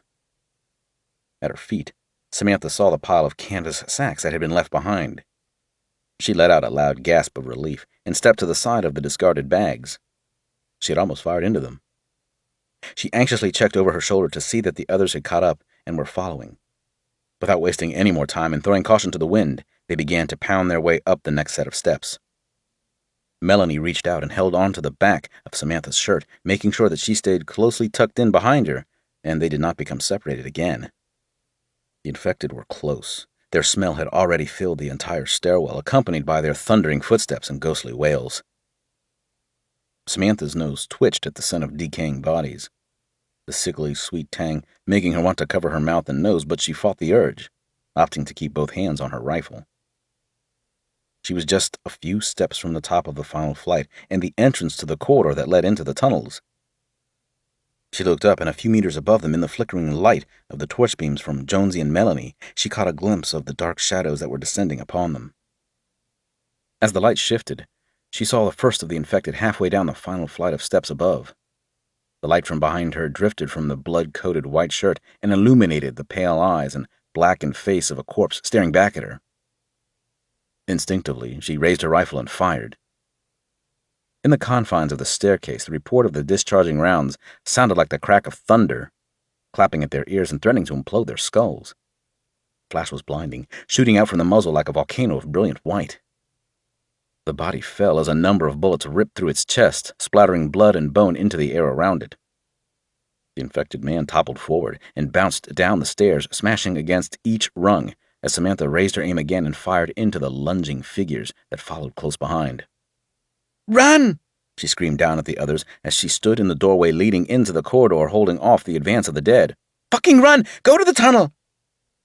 As Melanie reached the top of the steps, she was momentarily blinded by the muzzle flash from the rifle that jerked in Samantha's hands. Her head buzzed with the echoing blasts that announced the demise of yet another of the infected. With each flash, she caught a glimpse of the contorted and hate-filled face of Samantha as she continued to dispatch the creatures that had begun to pile up at the foot of the stairs. "Go!" she screamed as she stood her ground. Melanie jumped through the doorway and spun around, raising her light in her left hand and illuminating the cramped staircase. With her right hand, she took aim with her pistol and joined Samantha in the melee. Their weapons roared together, hammering at the falling bodies as they began to choke up the stairwell. Jonesy was through and into the corridor, but in narrow confines, he was unable to bring his rifle to bear and support Melanie and Samantha.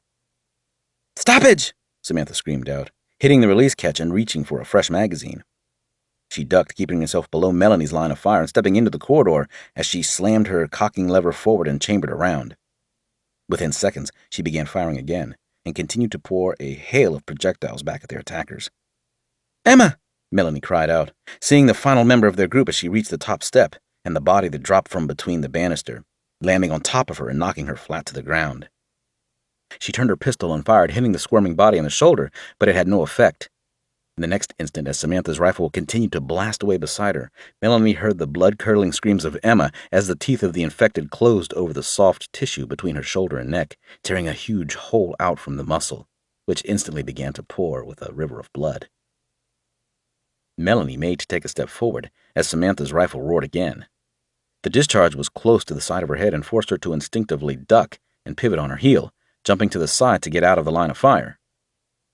Her head buzzed, and her vision danced as the torch slipped from her hand and clattered against the floor, rolling away from her and casting its beams across every surface, illuminating the infected and the living, freezing them in instants of light like the separate frames in a roll of film.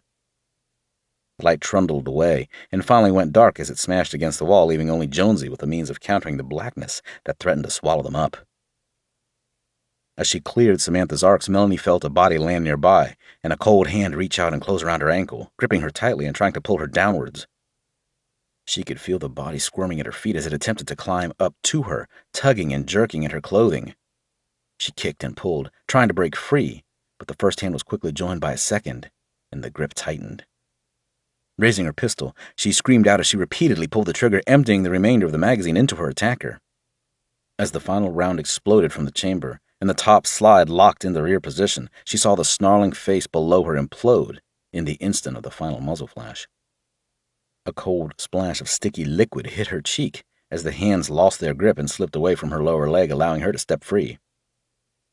As Emma's shrieks continued, and Samantha's rifle boomed over and over again, Melanie began to change out her empty magazine, frantically reaching for a full one and almost dropping it from her shaking hands. "Back! Get back!" Samantha cried out, grabbing the young pilot by the arm and forcing her to the rear. "Move back!" She reached into the satchel slung over her shoulder and pulled out a high-explosive grenade. It was the only one she had, but now was the time to use it. The stairwell was now packed with the infected, tumbling over one another in the dark and piling through into the corridor as the three survivors began to retreat. She knew that they could do nothing to help Emma as she was swallowed up by the mob. Her cries for help and howls of agony continued to echo through the corridor, but it was impossible to reach her. As Jonesy and Melanie fell back and began to fire into the advancing black mass, Samantha pulled the pin on the grenade, keeping the fly-off lever clutched against her palm. Stepping backwards, she tried to judge where exactly Emma was within the throng of bodies. But there were so many of them, pulling and tearing at her, that her position seemed to have changed a number of times. Still, she screamed out in desperation, her voice filled with pain. "Bastards!" Samantha spat with rage and threw the grenade into the area where she believed her friend to be. She heard the heavy grenade land with a thud and turned to run through the wall of fire that Melanie and Jonesy had thrown up, feeling the displacement of air and hearing the air-splitting snaps as their rounds whizzed through the darkness around her, covering her withdrawal. "Run!" Samantha screamed at them as she reached their position. Behind them, a blinding flash lit up the corridor. A deafening thump sounded like an enormous steel weight had just been dropped onto the stairwell from high above, crashed against their ears, joined with a shockwave that pushed at their backs and hurtled them forward. The increased air pressure in the corridor squeezed their bodies, threatening to collapse their lungs and burst their eyes out from their sockets. The earth stood still for a moment as the concussion of the exploding grenade stole their breath and senses away. They seemed to drift through time and space, being carried through the passageway by an enormous invisible hand. Then, as the sound of the blast faded, and with ringing ears and bursting lungs, the three of them were slammed into the floor, feeling their bodies being pressed into the hard concrete as the shockwave raced along the narrow hallway, looking for a way out. Jonesy was the first of them to reach his feet again. Staggering and unable to see clearly, he grabbed for the torch that had fallen from his hand and spun around, shining it back down the corridor toward the entrance into the stairwell. It was hard for the light to penetrate the thick cloud of smoke and dust, but nothing came out from the swirling debris. It appeared that Samantha's grenade had bought them a few precious seconds. "Come on, Sam, get up!" he grunted, unsteady on his feet as his vision continued to dance in the gloom. He grabbed hold of Samantha and Melanie and began to drag them by their shirts along the corridor. "Up! Get up! We need to move!" he screamed at them. Groggily, they both climbed to their feet, disoriented and unable to walk without leaning against one another for support. They groaned and sputtered from the effects of the blast and the dust that lingered in the air. Behind them, the infected had begun to recover from the explosion. Bodies cut in half by the flying shrapnel and shockwave dragged themselves along the corridor, spilling their entrails out over the cold concrete in their wake. Others, still descending from the floors above, crashed down the steel steps and trampled over the fallen. Samantha, vaguely cognizant of her surroundings, became aware that something was no longer in her possession. It was not her rifle. That was still firmly in her grasp. She reached down to the map pocket on her trousers and realized that she had lost the iridium phone, her only means of contacting Stan and his men. "Shit!" she cursed hoarsely as she began to feel about her in the dark. "The sat phone! I've lost the fucking sat phone!" "Leave it!" Jonesy shouted, still pulling at her arm. "Leave it, Sam! It's too late for that now! We need to go!" The three survivors forced themselves into a stumbling run, hobbling along the passageway on unsteady legs, still holding on to one another, and constantly under threat from toppling forward as their lack of balance caused them to struggle to remain upright. They could hear the sounds of the dead behind them, tearing their way through the darkness in hot pursuit. They moaned and howled, hundreds of voices crying out together and creating a sound that clawed at the bones of the living. "Keep going," Jonesy encouraged. "We're nearly there." Up ahead, his torchlight flashed across a door set into a thick steel frame. It was the entrance into the tunnel. Timing his run, he threw out his leg and hit the door with a forceful kick. Instantly, his body was stopped dead in its tracks. The crack was audible within the bang of the impact as the bones in his ankle shattered. Jonesy crumpled to the ground and yelped, feeling a pain like nothing he had experienced before shooting up from his leg and into his brain, completely overwhelming him.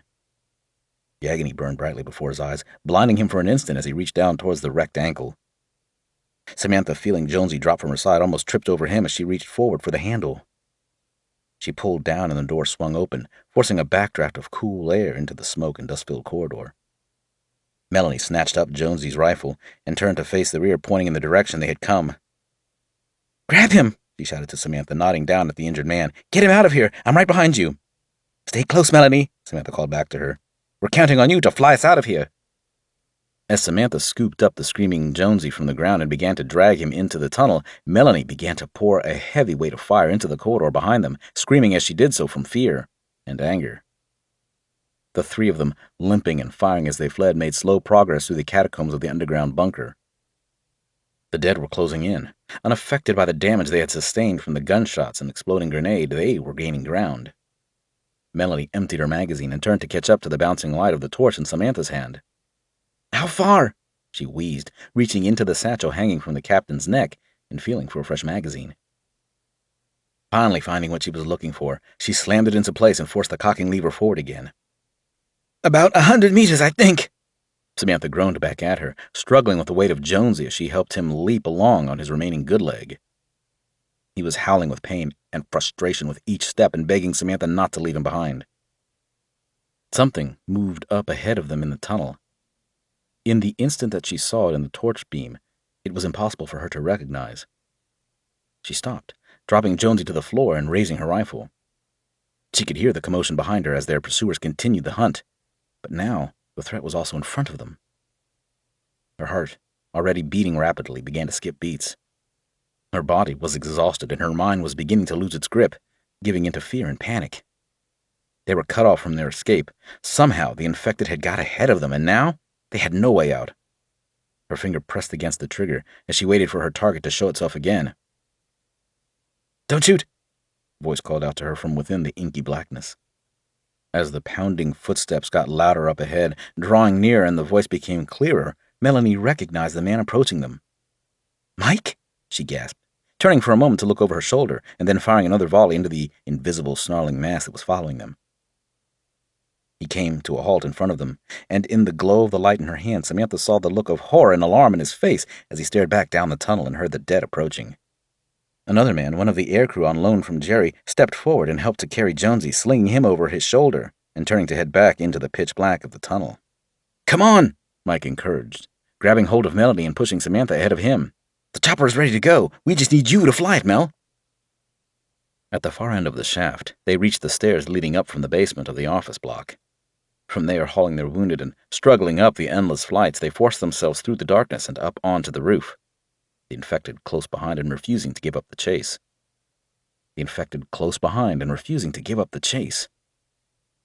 As they barged through the fire exit at the top of the stairs, they were hit by a blast of cold air and a thunderous roar as the huge engines of the Chinook howled beneath the rotors. At the rear ramp, a man stepped out, shouting something through the racket of the aircraft and anxiously waving them forward, and then disappeared again into the body of the huge machine. A drumbeat of low rumbling concussions, barely audible over the noise of the helicopter, rang out from the forward part of the fuselage, accompanied by a number of bright flashes in rapid succession of each other. In her exhaustion, Samantha struggled to understand what was happening, but a rearward glance clarified things for her. The infected had reached the top of the stairs and had made it through the door. She saw them fall, their heads imploding and limbs being ripped from their bodies. Jets of asphalt and splinters of masonry mixed with the blood and bone shot up like fountains all around them as the .5-inch caliber rounds from the heavy machine gun chewed up anything that followed the survivors out onto the rooftop. The aircrew were manning their guns, hammering away at the infected as they piled through the fire escape. Moments later, the remnants of the bunker personnel were sprawled out on the floor of the passenger compartment, close to collapse and grimacing from the exertion and pain threatening to overwhelm their worn bodies and minds. Melanie could not afford to rest, and forced herself forward into the cockpit, where she took control of the machine. Soon, as the pitch of the engine grew and the rotors changed angle and increased their speed, the wheels of the CH-47 lifted off from the asphalt roof of the building. As the helicopter rose up a few meters, the crew manning the guns ceased firing, opting to conserve their ammunition for when they really needed it. The infected, no longer being held back by the heavy rounds that smashed their bodies to pulp, spewed out through the disfigured and crumbling doorway and raced towards the aircraft hovering just beyond their reach. Gripping the cyclic, Melanie yawed the Chinook to the right and into the open space beyond the rooftop's edge. The infected, determined in their assault, blindly followed the escaping helicopter.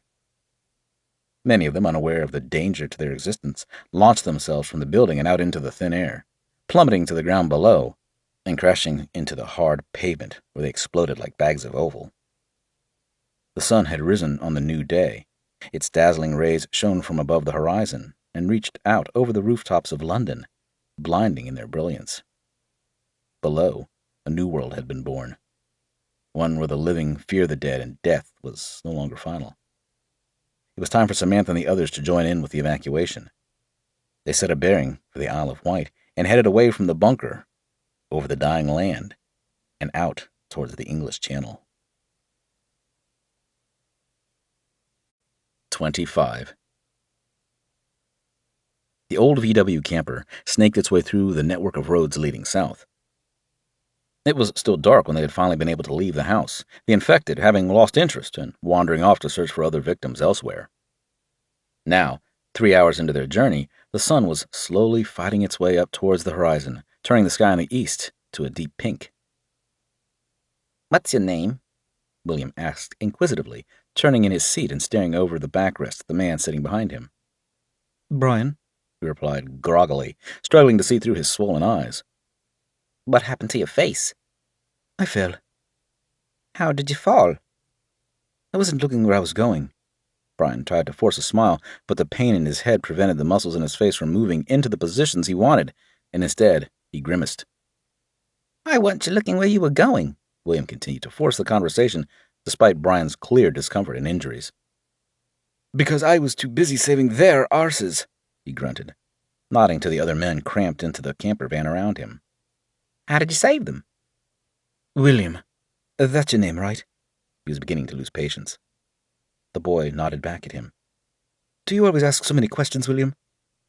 He's always been a curious one, Emily replied in a flat and distant voice without turning to face him. She remained pressed up against the window, seated next to her husband and with their son wedged between them. She stared out at the landscape, watching the dark hills and trees as they rolled by, barely noticing them as her thoughts remained elsewhere, with her daughter, Paula. As the soldiers slept, she had sat with the body of her child wrapped in a blanket and tucked into her bed. For hours she had held her, sobbing endlessly and talking to the lifeless form. For 12 years she had loved her child and did all she could to protect and care for her. But the virus had taken Paula away from her, turning her into one of the monsters that were sweeping the globe and feasting on the living. It was not fair. Paula had done nothing to deserve her cruel punishment that their vengeful God had dealt out to her. She was young and full of innocence. Despite her grief, she was grateful to the soldiers for having done what she and her husband could not. At first, she had wanted to hate them, but she was incapable of holding them responsible for her daughter's death. Paula was already dead. She knew that, and accepted it now. What Stan and his men had done was a mercy, saving the little girl the unearthly suffering of remaining as one of the plague's victims. Her eyes were bright red from the tears that had unceasingly cascaded down from them. Her body was weak from the anguish she suffered, and her chest hurt from the heartache she felt. Try as she did, she could not shake the thought of Paula still lying in her bed, left behind in the home they had made together as a family. At least she will remain there, she thought. She raised her hand to her mouth and pursed her lips against the tips of her fingers, then pressed them to the window, sending out a final kiss to the daughter that had been snatched away from her at only 12 years of age. Sleep tight, Paula, she whispered. They continued south, picking their way through the detritus left on the roads, weaving between the broken-down vehicles and having to crash their way through clusters of infected. Many other people were also still traveling the highways, some by car and others on foot. They were all heading in different directions, making their own way towards what they considered to be a safe place for them to hide. The one thing that they all had in common was the fact that they had been left to their own devices. The long columns of military and police trucks had gone. The soldiers and police had either been pulled out, or they had deserted, leaving the roads to fall into chaos and the refugees to fend for themselves. The sky, only a day or two before being blackened with the amount of aircraft flying in and out from the country, was now empty and clear of anything that was man-made. Marty, driving the van, picking his way through the still-moving traffic that remained, pushing forward and cutting people up at every opportunity. Horns blasted, and people shouted in anger and frustration, but he paid them no attention. His mind was solely focused on reaching Manchester, headed for the airport and their way out. Anything? Taff asked, leaning forward between the two front seats. Stan, sitting in the passenger seat, stared at the screen of his Iridium phone, as once again it informed him that the number he was trying to reach was out of service. Nothing, he replied, shaking his head. I've heard nothing from them since their last update, saying that the airport was still amber. That was 6 hours ago. He turned and looked back at Taff. For all we know, the place could be overrun by now. We can still take a look, though. Stan looked back into the passenger area behind him, squinted at the family of civilians, and then back up at Taff. Yeah, we can, but I'm not sure about our excess baggage back there. We may need to fight our way through or out, he whispered. Taff took a quick glance over his shoulder. Emily was still staring out the window. Matthew was asleep with his head thrown back and lolling from side to side with the motion of the camper, while William was still busy grilling Brian. We couldn't leave them there, Stan. You agreed yourself that they should tag along and be taken to the airport. Stan bit his lip.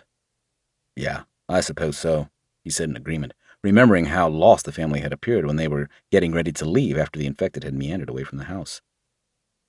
The moment they become a burden, though, we ditch them. Teff nodded and sat back down in his seat next to Bobby, who continued to snore loudly with his face pressed up against the window, a river of drool flowing down from his mouth and over the glass. Hours later, after having to continuously take detours around the impassable roads, traveling along tracks, country lanes, and through empty villages, they reached the motorway that would lead them in towards Manchester Airport. It was daylight now, and in the distance they could see a hive of activity in the sky above the airfield. Planes were taking off constantly, and helicopters buzzed around above the buildings, looking like black flies circling over a meal that had been left unattended. Everyone was now awake and alert, checking their weapons and ammunition, ready to take the fight to the enemy, dead or living. Bobby turned to Emily and Matthew. We're almost there. Stay close, and don't let go of each other. Do you understand? They both nodded back to him, their eyes bursting with fear and their pale, drawn faces glistening with beads of sweat. Neither of them spoke. Good, Bobby continued. We don't know what we're going into, so be ready to move. Run when I say and stop when I say. Keep a tight grip on William, because we're not here to babysit for you. And don't do anything unless I tell you, okay? Again, they nodded their response, terrified of what was to come and wishing it to be over as quickly as possible. Matthew reached up, grabbed a hold of the endlessly chattering William, and dragged him back into his seat, planting him between himself and his mother and placing his arm across him so that he could not move from his seat. Be quiet now, Will. The soldiers need to concentrate on what they're doing and don't need you getting in the way. 20 minutes later, they reached the slip road that led them up toward the main terminals. On the final leg of their journey, there had been no signs of life. The road was packed with vehicles, but they were all empty and burned into virtually nothing, with thousands of charred bodies littering the ground around them. Huge craters pockmarked the embankments, tarmac lanes, and even a number of bridges had collapsed. It was clear that the Air Force had made a last-ditch effort to clear the area of the dead, running bombing and strafing missions along the choked roads around the airport, destroying countless infected and living people. Now Stan and his men sat staring at the terminal buildings just 500 meters ahead of them. In front, the Army had hastily erected huge 4-meter-high concrete T-walls that, as far as they could tell, encompassed the whole of Terminal 1. On the outside of the T-walls, a dark, bubbling mass, looking like a smear of brown and black, swathed the length of the walls. It was the infected, thousands of them, all pressed up close to one another as they pounded their bodies against the hard concrete, clamoring at the impenetrable barrier. It was impossible to see a way through. Looks like we may have to look for an alternate way in, Marty grumbled, as he leaned forward against the wheel, staring at the wall of bodies. Stan sat up and watched for a moment, studying the crowd and searching for any indication of a weak point in the legion of infected. The whole place is probably like this, he concluded. A high-pitched rumble filled the air outside of the van as a huge black shadow rose up from the rear of the terminal and soared into the sky. The men recognized it instantly. It was a C-130 Hercules military transport, probably having brought in ammunition and reinforcements and now evacuating civilians on its return journey to wherever it was headed. As the C-130 took off, the bodies all around the perimeter erupted with excitement, reaching up for the immense black monster that sailed gracefully over their heads. A ripple followed through the crowd, and the mass swarmed to the right, following the aircraft as it climbed higher and further beyond their reach, leaving a huge portion of the wall free from obstruction. Not all of the infected chased after the plane.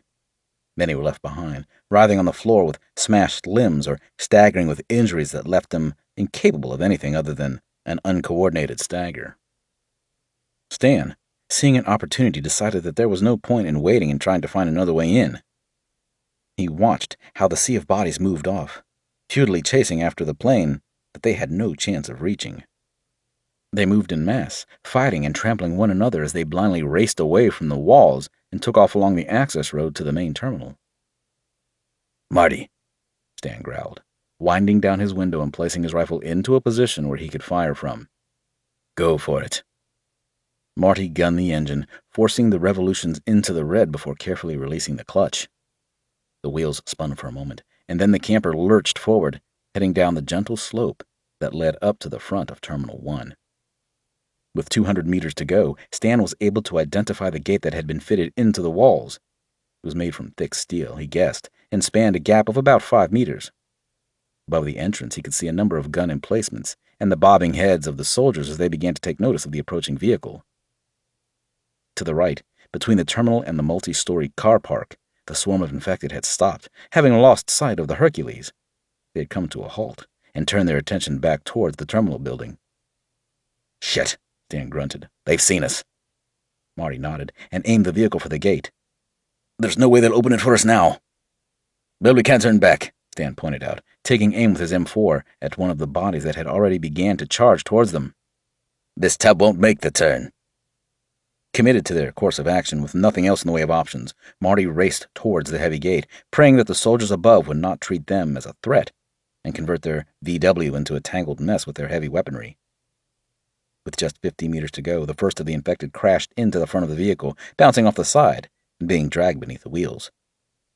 The van lurched and swayed, throwing the passengers about within the interior as more and more bodies hurled themselves at the struggling old camper.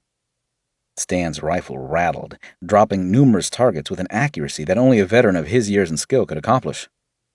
A number of cracks rang out from the interior as Bull and Danny began smashing their weapons through the side windows, and soon Stan's rifle was joined with the clattering staccato of their weapons. Bull was hammering away with short bursts from his machine gun, sending glowing red tracer rounds smashing into the bodies of the infected as they converged on the vehicle racing towards the entrance of the airport. Hundreds of rounds were fired within a short space of time, dropping dozens of the infected, but in spite of the heavy fire and their severe losses, they kept coming.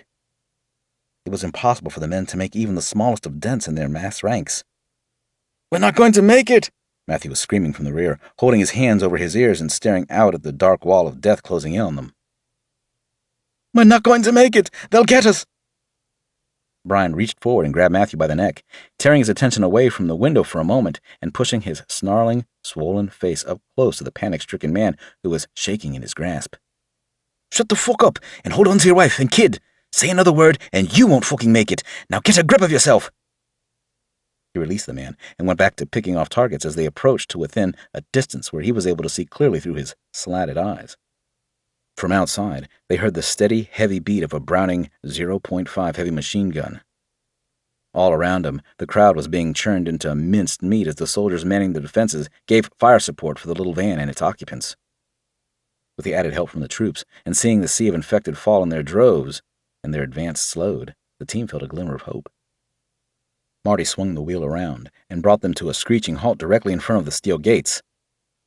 Seeing the crowd swarm towards them and begin to envelop their vehicle, he leaned back in his seat and began to kick out the windscreen.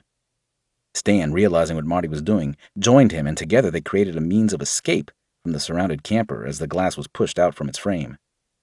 They scrambled forward, pulling themselves through the window, feeling dozens of cold hands reaching up for them as they fought their way out and up onto the roof. Above, the defenders of the airport continued to provide cover as they brought their rifles to bear and began shooting downwards, directly into the sea of infected faces that crowded around the survivors. By now, the VW van had become a tiny island within an ocean of infected, and it was under serious threat of being swept away. "Up!" Bobby screamed, dragging Matthew to his feet as the interior resounded with the thumps and moans of thousands of bodies attacking the vehicle. "Get up and get onto the roof! Move it! Matthew, move!" William and his parents were terrified, unable to move and clasping their hands over their ears, screaming over the sound of the gunfire and the raucous cries of the bloodthirsty figures pressed up against the windows. Everywhere they looked, all they could see were ghastly faces with pale eyes and gaping mouths, staring back at them and snapping their teeth. Bobby had to physically push them forward and over the front seats where Stan and Marty reached down from the roof with waiting arms. All around them, the infected tumbled. Blood spattered in all directions as the countless rounds plowed through their bodies, but still they pressed forwards with their assault. Bull and Danny, struggling to squeeze their bulky bodies through the narrow opening, climbed out and through the rear window and up onto the camper. Standing with their feet firmly planted, they began to pour all their fire into the infected around the front of the van, covering Stan and Marty as they helped the 3 remaining members of the family. William was the first to be passed up. Marty hauled him through and turned to his left, lifting the little boy high above his head and up towards the grasping hands of the brave soldiers reaching down over the gate. 2 of them caught him by his wrists and lifted him to safety. Next, Matthew squirmed through the gaping window. He saw the men on the walls, holding their hands out to him, but before he was able to reach them, he lost his footing and slipped. He hit the hard surface of the van's roof, cracking his head and seeing a shower of stars cascading through his vision. Climbing to his feet and struggling with his senses, he began to make his move again. From the rear, at the top of the wall, a deafening bang, mixed with an almighty whoosh and a bright flash, caused him to stumble again. A split second later, as he tumbled across the van trying to steady himself, the detonation of the missile rocked the vehicle from side to side. The blast wave and ear-splitting concussion caused him to fall backwards over the side of the vehicle, tumbling into the waiting arms of the infected. Emily, unaware of what had happened and still reeling from the shock of the explosion and the heavy gunfire, was oblivious to the screams of her husband as he was swallowed up by the ravenous horde. Under the cover of heavy fire, Bull was the last to be hoisted to safety, taking 5 men to lift his huge weight up and over the blockade. On the other side, as the infected continued to tear the VW camper to pieces and pound their hands and faces against the steel gate, Emily looked around for her husband. She began to panic, fearing that he had been left in the van. "Where is he?" she screamed over and over, turning to begin climbing the steps to the top of the barriers again. Bobby grabbed her and pulled her back. She fought against him, tearing at his hands and forcing him to tighten his grasp on her as he held her by the arms. "I'm sorry, Emily, but he's gone," he shouted into her face, struggling to be heard over the noise of battle and the unearthly shrieks from outside. "No!" she cried. "We can't leave him! We have to go back!" Bobby took hold of her by the collar and began to drag her along, following after the others as they headed for the main building. All the while, she fought against him, kicking and screaming and trying to pull away from him. "He's gone, Emily. He's dead." Inside the terminal, they were greeted by thousands of eyes staring back at them. Everywhere they looked, people sat or stood in clusters, holding on to one another, with what remained of their belongings stuffed into the bags at their feet. Some were crying and others talked, but most just sat in terrified silence, staring back at the newcomers who had just arrived. Bobby dragged Emily in through the doors. She was becoming more and more incoherent with each step from the shock and grief of losing her husband and daughter within the space of 24 hours. She sobbed and cried, and Bobby knew that if he let her go, she would fall to the ground and would not get back up. Danny was holding William by the hand, speaking words of encouragement to him and doing his best to stop him from realizing that his father had not arrived with the rest of them. The traumatized boy looked about him with bulging eyes, watching the crowds of shell-shocked refugees. Staying close together as a group, they began to push their way through the throng of people and deeper into the terminal. There was no security or smiling airline attendants anymore, ready to help and facilitate the commuters. Now it was just a free-for-all, with soldiers, police, and civilians cramming themselves into whatever space they could find, waiting patiently for their turn to be flown out. "Fuck me," Bull huffed. "It's like the retreat from Stalingrad in here." Outside, the guns continued, but the sound was no longer so harsh on their ears. They seemed to be coming from far away, from somewhere else, the thick panes of glass that spanned the length of the front of the terminal, stretching from the floor to the ceiling, buffeting the endless crack of the exploding rounds. All around them, Stan noticed the people were paying very little attention to the battle that raged beyond the huge glass walls. Their eyes stared blankly, as though having seen enough horror to last 1,000 lifetimes, becoming numbed to the sound of gunfire and the moans of the infected. The group gathered at the foot of a stalled escalator, wondering where to go next. There did not seem to be anyone taking command of the airport, and no matter where they turned, they were met with indifference from the soldiers, slumped with exhaustion, trying to gain some rest before their turn on the barricades came around again. "What do—" Brian's question was cut short. The thick glass, stretching along the length of the terminal building's entrance, burst inwards, exploding into 1,000,000 pieces and sending shards of razor-sharp shrapnel flying in all directions as a ball of fire and debris from outside blasted its way into the building.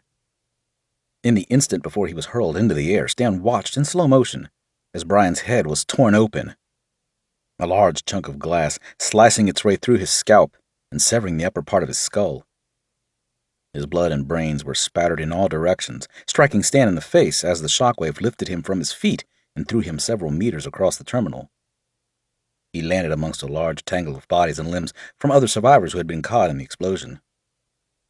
The concussion of the detonation knocked the wind from his body and sent his senses spiraling into a black abyss, but the shocked expression on Brian's face at the moment of his grisly death stayed imprinted at the forefront of his mind.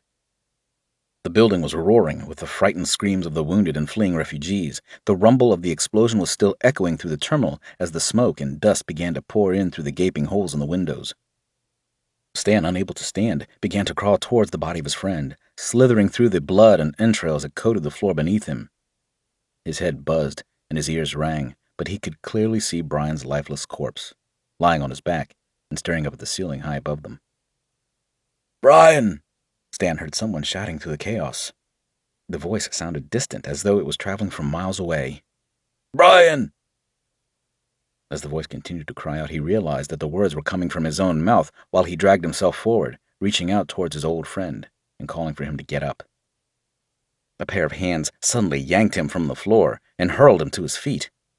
His legs were weak and his body struggled to remain upright. He looked back down at Brian's mutilated body and made to reach out for him. He stumbled, barely catching his balance, and felt a wetness seeping through his own clothing, running down along his spine. His head swam and his vision turned red, with the blood pouring from the wound in his head. He began to sway. Stan collapsed into darkness, vaguely aware of someone lifting him off his feet and charging through the echoing screams. The sounds of voices brought him to. He could hear and feel movement all around him, and his eyes slowly opened. His head threatened to burst from the pain. His face was still covered with blood, and his sight was tinged with crimson. "Stan!" A voice hovering over him gasped with relief. "Stan, can you hear me?" He let out a groan, incapable of forming any words. "Get some water, quick!" the voice ordered urgently. Moments later, he felt the cold splash against his lips, and feeling it revitalize him slightly, reached up with his remaining good hand, grabbed the bottle, and began to drink greedily. "Easy, Stan," the voice coaxed. "Take it easy, mate." Blinking heavily, as the cool liquid cascaded over his face, washing some of the blood from his eyes, he looked up and saw Danny leaning over him, cradling his head in his arms as he held the bottle to his lips. "Where?" His throat hurt as he attempted to speak. "Where are we? What happened?" "They got in," Danny replied, updating his team commander on the events that had occurred after the gates had been blown wide open. "Fuck knows what happened, but they got in. It was pandemonium down there, Stan." "The others? What about the others?" "We're here, Stan," Taff said reassuringly from his side, then turned to look at Danny. With a nod of approval from the others, Taff continued. "Brian's dead, Stan. He was killed in the blast." The face of Brian loomed at him from deep within his mind. At first, it was one of him smiling from days gone by, but then it quickly changed to the mangled face of his friend, his brains pouring out from the opening in his skull and his lifeless eyes staring back at him. Stan screwed his eyes shut. "Where are we?" "In the control tower," Bull's straining voice informed him from the other side of the room, where he was busy piling anything he could get his hands on up against the doors. "There's a fucking million of them out there." Stan was badly hurt, but he was determined not to allow his wounds to incapacitate him. He had a large gash across his scalp and a wound in his neck that Bobby had managed to stop from bleeding. His arm, lacerated with deep cuts that reached to the bone, severing muscles and tendons, was virtually useless, and the slither of steel that had sliced through his back had been just millimeters away from severing his spinal column. He tried to sit up, but Danny pushed him back. "Easy, Stan, take it easy." "You fucking take it easy," he grunted back, swiping Danny's hands away and hauling himself upwards. Wincing with pain and feeling the fresh blood clots around his wounds open up again, he looked about the room, making his own appreciation of their situation. There were a number of faces that he did not recognize, staring back at him with horror-filled eyes. Some were in military uniform, and others were clearly civilian. William sat huddled with his mother beneath one of the desks built into the wall of the circular room. On the far side was the entrance, and to the left was a steel ladder leading up through a hatch in the ceiling. From beyond the doors, the pounding continued as Bull and Marty attempted to fortify their position. By now, they had ripped out most of the fittings, furniture, and computers, adding them to the ever-increasing pile in an effort to stop the infected from breaking in. Stan, even in his weakened and wounded state, could see that the barricade would not hold for long. Already the doors were shuddering beneath the onslaught, threatening to burst out from their frames and collapse into the main room of the control tower. "The ladder," Stan groaned, climbing to his feet and using his rifle as a crutch to help him up. "Get up onto the roof." After a brief argument between Stan and Taff, the commander finally relented and allowed himself to be hoisted up onto the top of the control tower by Bull and Marty as they hung down through the trap door. One by one, the survivors, 15 of them in total, climbed the ladder and pulled themselves through the hatch and onto the roof. Outside, planes were frantically pulling away from their ramps and heading for the runway. Jet engines roared all around as the pilots pushed their machines to the limit in order to escape the doomed airport. Some of the aircraft had been slow to react, and from their vantage point above the control tower, the survivors watched as hundreds of infected smashed their way in and tore through the trapped passengers.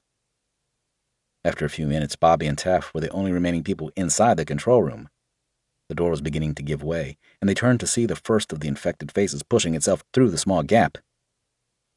They paused, looking at the ladder and quickly realizing that it was fixed in place with a number of bolts in the floor and ceiling. They did not have to say anything. They knew that they would have to destroy the fixtures before they could think about saving themselves. Bobby looked at Taff and shrugged, resigning himself to the task. "Cunts!" Taff roared. He turned and ran towards the door. Reaching across the barricade, he raised his M4 and smashed the butt against the face of the snarling man. The bone of the skull cracked and imploded, and the dead face slid down through the gap and crashed into the floor with a wet smack. Together, Taff and Bobby began to hammer at the bolts, shouting with frustration as they saw their efforts yield no results. Above them, the others continued to shout down into the control room, demanding that they begin to climb. The doors began to splinter, and the barricade shifted. Bobby stepped back and fired off a whole magazine into the floor around the bolts, ripping up tufts of the carpeting and splinters of the hard concrete as ricochets whizzed by and zipped in all directions. "For fuck's sake!" Bobby roared. "Come on, you bastard!" The pair of them kicked and kicked at the frame, throwing all their weight into the assault until slowly it began to move. Sensing victory, they barged their bodies against it and forced the ladder back against its fittings in the ceiling. With a loud creaking noise, it buckled against the brackets, dislodging it and rendering it impossible to be climbed. Taff turned and fired into the first of the bodies that had squeezed their way through the gap and began scrambling over the barricade. He watched them crumple with multiple hits as his rifle shook in his hands, and switched his aim to the heads of the next. To his left, he sensed Bobby's frenzied movements, and turned to see him unraveling a hose pipe from a red container on the wall. Without any explanation, Bobby raised his rifle and fired it into the windows that overlooked the runway. They splintered and shattered, bursting out into the open air, and without waiting for the glass to cease falling, Bobby charged forward, gripping the fire hose tightly in his hands. "Follow me, Taff!" he yelled over his shoulder as he disappeared through the opening in the tower window. Taff hesitated, glued to the spot. He looked on in shock, his mouth agape, unsure whether he had really seen what his eyes relayed to him. He had just witnessed his friend hurl himself through a window, with nothing but a hosepipe to stall his descent, and shouting words of encouragement for him to do the same as he dropped from sight. Beside him, the hose rolled out rapidly, and came to an abrupt halt as it reached the limit of its length and snapped taut. A loud grinding noise rose up from behind, and Taff turned just in time to sidestep the steel bracket that the fire hose had been wrapped around. Torn from its mounting on the wall, it shot out through the window in Bobby's wake. Even over the sound of bodies crashing against the door behind him, Taff was sure that he heard a wet splat and heavy thud from outside on the runway. He looked up and saw the stunned expression on Bull's face, staring back down at him through the hatch. Neither of them said anything, but a loud crunch forced Taff from his gaze. He turned and saw the doors being forced open, away from their frame, and a tide of malted flesh began to flood into the tower. Bull was too high for him to reach, and faced with a choice of being devoured by the snapping jaws of the infected or following Bobby to a quick death, he chose the latter. As the first of the grasping hands reached to within just centimeters from his back, Taff rocketed himself forward towards the gaping hole in the window frame. Bellowing at the top of his lungs as he launched himself upwards, his momentum carrying him forward towards his target, he sailed through the air and out to join Bobby. He became weightless. He could feel his innards become displaced within his body as he hurtled towards the hard tarmac of the runway beneath the tower. He fell, seemingly for hours, through the still air, hearing nothing but the sound of his own heartbeat and the voices of his memories as they flooded into his mind from all throughout his life. His body twisted, his arms flailed, and finally he spun upright, his feet plummeting towards the ground. "Shit, oh shit," he heard in his own mind, screaming out over and over. In the final moments, he saw the vibrant green of the grass verge around the control tower racing up to meet him. Fuck, this is gonna hurt. 26. Bobby was dragging him, shouting at him to move under his own steam, but the pain in his legs prevented him from little more than a hobble. After landing, Taff had crumpled into a heap, feeling his ankles and knees buckle beneath the impact. He was certain that, at the very least, his right ankle was broken, and his left knee had popped out of position. His hips and back also screamed at him, sending convulsions of agony through his entire body, making him suspect he had slipped a disc and fractured his pelvis. Bobby continued to force him to move. Bobby, too, was hurt. He had felt his back crack during his fall, and was sure that it was broken along with a number of his ribs. However, his fear of becoming a feast for the infected compelled him to keep going. Limping across the runway, with the tower receding into the distance behind them, they headed for the nearest of the small private hangars, far to the south of the terminal. Out to the right, a number of aircraft, military and commercial planes, were hurriedly making their way into position to begin takeoff and make their escape. There was no way that the two wounded men could catch them now, and even if they did, it was unlikely that the pilots would stop to pick them up. The airport had fallen, and to wait any longer left them at risk of never being able to take off again, as the infected were already pouring onto the runways and racing towards the taxiing planes. "Where are we going, Bobby?" Taff wheezed, as his body threatened to give up on him. "Just keep going," Bobby grunted, still holding onto his friend's harness, pulling and dragging him along. In danger of their injuries engulfing them and leaving them incapable of continuing, they reached the first of the hangars. Inside they found nothing but emptiness, forcing them to persist with their search. Far behind them they could hear the terminal as it fell into chaos. The agonizing moans of the infected drifted out onto the airfield, carried along on the cool air. Then the shattering screams of the living people, being eaten alive, rasped at their ears. In the hangars that they passed, they watched for signs of movement, both of them fully aware that if they were attacked, there was very little that either of them could do in their present condition. They limped along, gritting their teeth and swallowing down their pain as their speed was reduced to little more than a shuffle. They were forced to search further and further along the airfield, all the while their bodies threatening to succumb to their injuries. Taff could feel his ankle swelling against the interior of his boot, and already his knee was stretching the material of his trousers as it became bloated to twice its normal size. Each step sent an excruciating pain through his nervous system, racking his body and blurring his vision, making his head spin and his mind tumble. Reaching the final hangar, Taff collapsed against the door, unable to walk any further on his crippled limbs. "I'm done. I'm fucked," he groaned, sinking to the floor as Bobby continued on into the shadowy building. A moment later, he reappeared, smiling broadly at him, and began helping him up again, pulling him by the arm. "We're in luck," he panted. Taff stared back at him. Bobby's pain-contorted face looked as exhausted as Taff felt, and he wondered how the man was still going after all they had been through. With great difficulty, he climbed to his feet and conceded that he would allow his aching body to be dragged just a little further. Inside, leaning against one another for support, as they staggered deeper into the wide open space of the building, Bobby pointed to something in the far corner. Taff was expecting to see a car or a truck, but instead, he saw an airplane. He turned to Bobby, wanting to hit him, but he did not have the strength, and instead he just drooled and slurred his anger-filled words. "A fucking Cessna," he grunted. "I don't know how to fly a fucking plane." Bobby grunted and turned away from him, continuing to drag himself along, his foot scraping across the concrete as he hobbled towards the little aircraft, drawing on his reserves of endurance and determination. "Well, we're in luck that I know how to fly one, aren't we?" Inside the cockpit, Taff collapsed into the co-pilot's seat as Bobby began his checks before starting up the engine. "Will this thing start? How much fuel do we have?" Bob ignored the questions. As he flicked the switches and checked the dials and readouts, Taff watched, understanding nothing of what his friend was doing. A few minutes later, with the prop turning at full revolutions and the tiny airplane racing down the runway, bumping along and swaying from side to side, Bobby turned to him, an insane-looking grin etched across his face. "Fuel isn't the problem, mate." Taff, close to unconsciousness and with his eyes beginning to roll, stared up at him from his slumped position in the co-pilot's seat. "So it is the problem, then?" He shouted over the din of the engine, delving deep into his own energy reserves to remain conscious and make himself heard. Bobby shifted in his position and began to pull back on the control yoke, feeling the wheels begin to gently bounce against the tarmac. The nose angled upwards, and the plane was suddenly airborne, rapidly gaining altitude and soaring away from the terminal. Bobby let out a laugh that sounded close to madness, amazed at the fact that he had actually managed to take off. Still hooting, he checked over his shoulder and looked back down at the ground, seeing it receding fast below the tiny Cessna. "We did it!" he roared. "We made it!" Far below him, they were able to see the gaggle of survivors that crowded the roof of the control tower.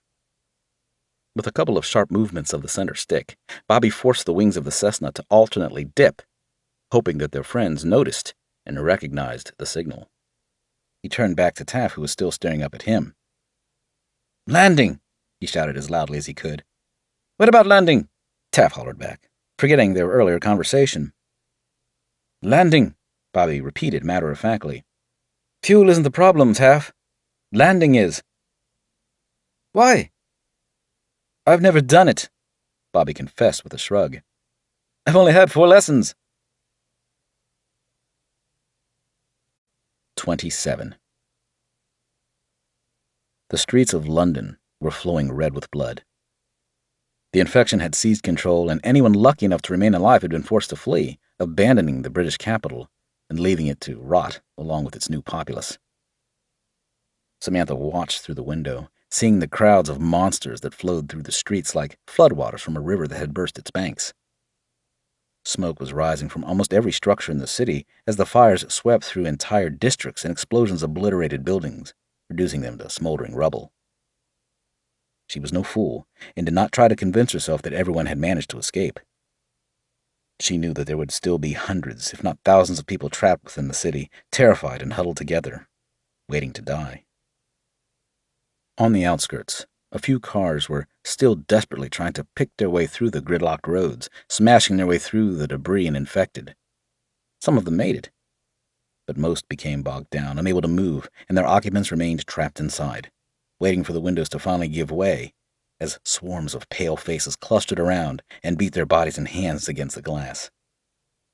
She closed her eyes and bit down on her lip, fighting with her feelings, knowing that she was being lifted to safety, while so many other people had been left to die. An hour or so later, after cutting their way through the sky over the south of England, they passed over Portsmouth. It was the last built-up area before they were out over the Channel for the short skip across the Solent and onto the Isle of Wight. Just a few hundred feet above the city, Samantha could clearly see the chaos on the ground below. Just as London had been, it was given up to the dead. At the harbor, she looked on at the sea of people fighting to get a place on the ships that were hastily throwing off their lines and attempting to put some distance between them and the harbor wall. On closer inspection, she was able to see why the ships were so keen to set sail. The perimeters around the harbor had collapsed. Thousands of dead were pouring in, spreading like locusts through that quayside and attacking the fleeing people who all instinctively headed for the docks. "My God," Samantha whispered, watching the scene as it unfolded, unable to comprehend the speed at which the infected could overwhelm an entire city. Within minutes, the dockside was nothing but a seething mass of bodies, impossible to distinguish between the living and the dead.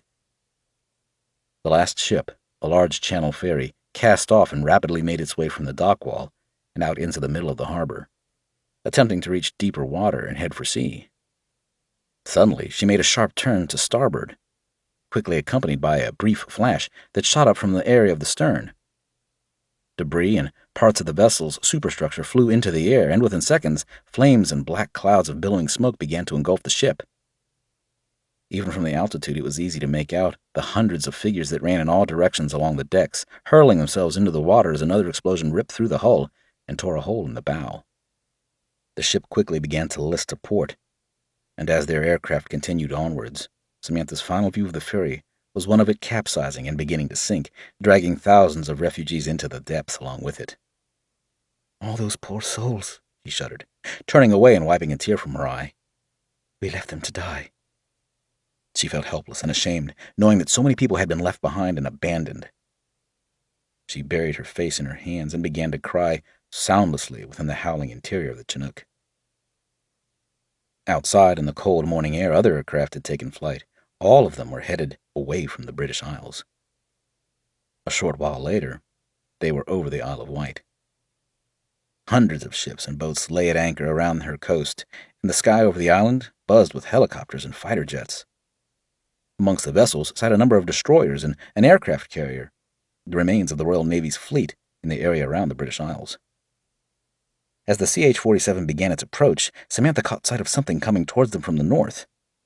She looked closer and saw the small white object 100 feet below them to their rear, clearly struggling to maintain its altitude. Its wings were swaying, and the tail continued to yaw to the right, being buffeted by the side winds that threatened to push the small, single-propped airplane off course and spiraling into the earth. Curiously, she eyed the aircraft, realizing that it was headed for the island, but wondering where it was intending to land. As far as she knew, the engineers and construction workers had not yet finished the runway, and the only planes and helicopters allowed to approach within a kilometer of the HMS Illustrious were military aircraft. If the tiny Cessna even appeared to head for the aircraft carrier, it would be blown out of the sky. By now, the flimsy airplane had passed beneath their fuselage, and Samantha, feeling drawn to continue her vigilance on its progress, jumped from her seat in the rear and raced up towards the cockpit. "Do you have comms with that plane?" she called into Melanie's ear and pointed out through the window. Melanie shook her head. "We've already tried. They're not answering up." They were now over Northwood, heading deeper into the island and soaring over the patchwork landscape of the rural areas. Something was tugging at Samantha, and she could not understand what or why. She felt drawn to the little Cessna, keen to see what it did and where it went. She had to know what would become of it, and if they made it down safely. "Stay with them!" she shouted and patted Lieutenant Frakes on her shoulder. "Don't let them out of your sight!" Curious, but unwilling to question why, Melanie complied and kept a safe distance behind the unbalanced and seemingly random flight plan of the Cessna. Samantha stayed beside her, watching its progress intently and willing them to make a successful landing. She noticed that she had begun to sweat, and her nails had been digging into her palms so deeply that they had broken the skin. It was clear that the pilot was intending to land, but the ground below was a freshly plowed field and uneven at best. Worse still, they were descending far too rapidly, and Samantha quickly realized that it could only be an amateur behind the controls as it began to reduce its airspeed and dip towards the fields. "What the fuck is this lunatic doing?" Mike gasped from the co-pilot's seat beside Melanie in the cockpit. Melanie, her mouth agape, shook her head as she looked on in disbelief. When the small plane was just 25 meters from the ground, the pilot clearly pulled back too far on the control yoke. With its speed reduced, the nose flared upwards and the tail dipped sharply towards the ground. The people in the Chinook watched in horror as the Cessna's engine stalled and the undercarriage plummeted towards the churned mud below. It crashed into the earth with a belly flop, sending thick clumps of soil and parts of the aircraft flying through the air in all directions, as the remains of the Cessna slid and rolled through the squelching mire, finally coming to a dead stop in a hedge with smoke pluming from its tattered fuselage and engine. Melanie slowed the Chinook to a hover and eyed the wreckage.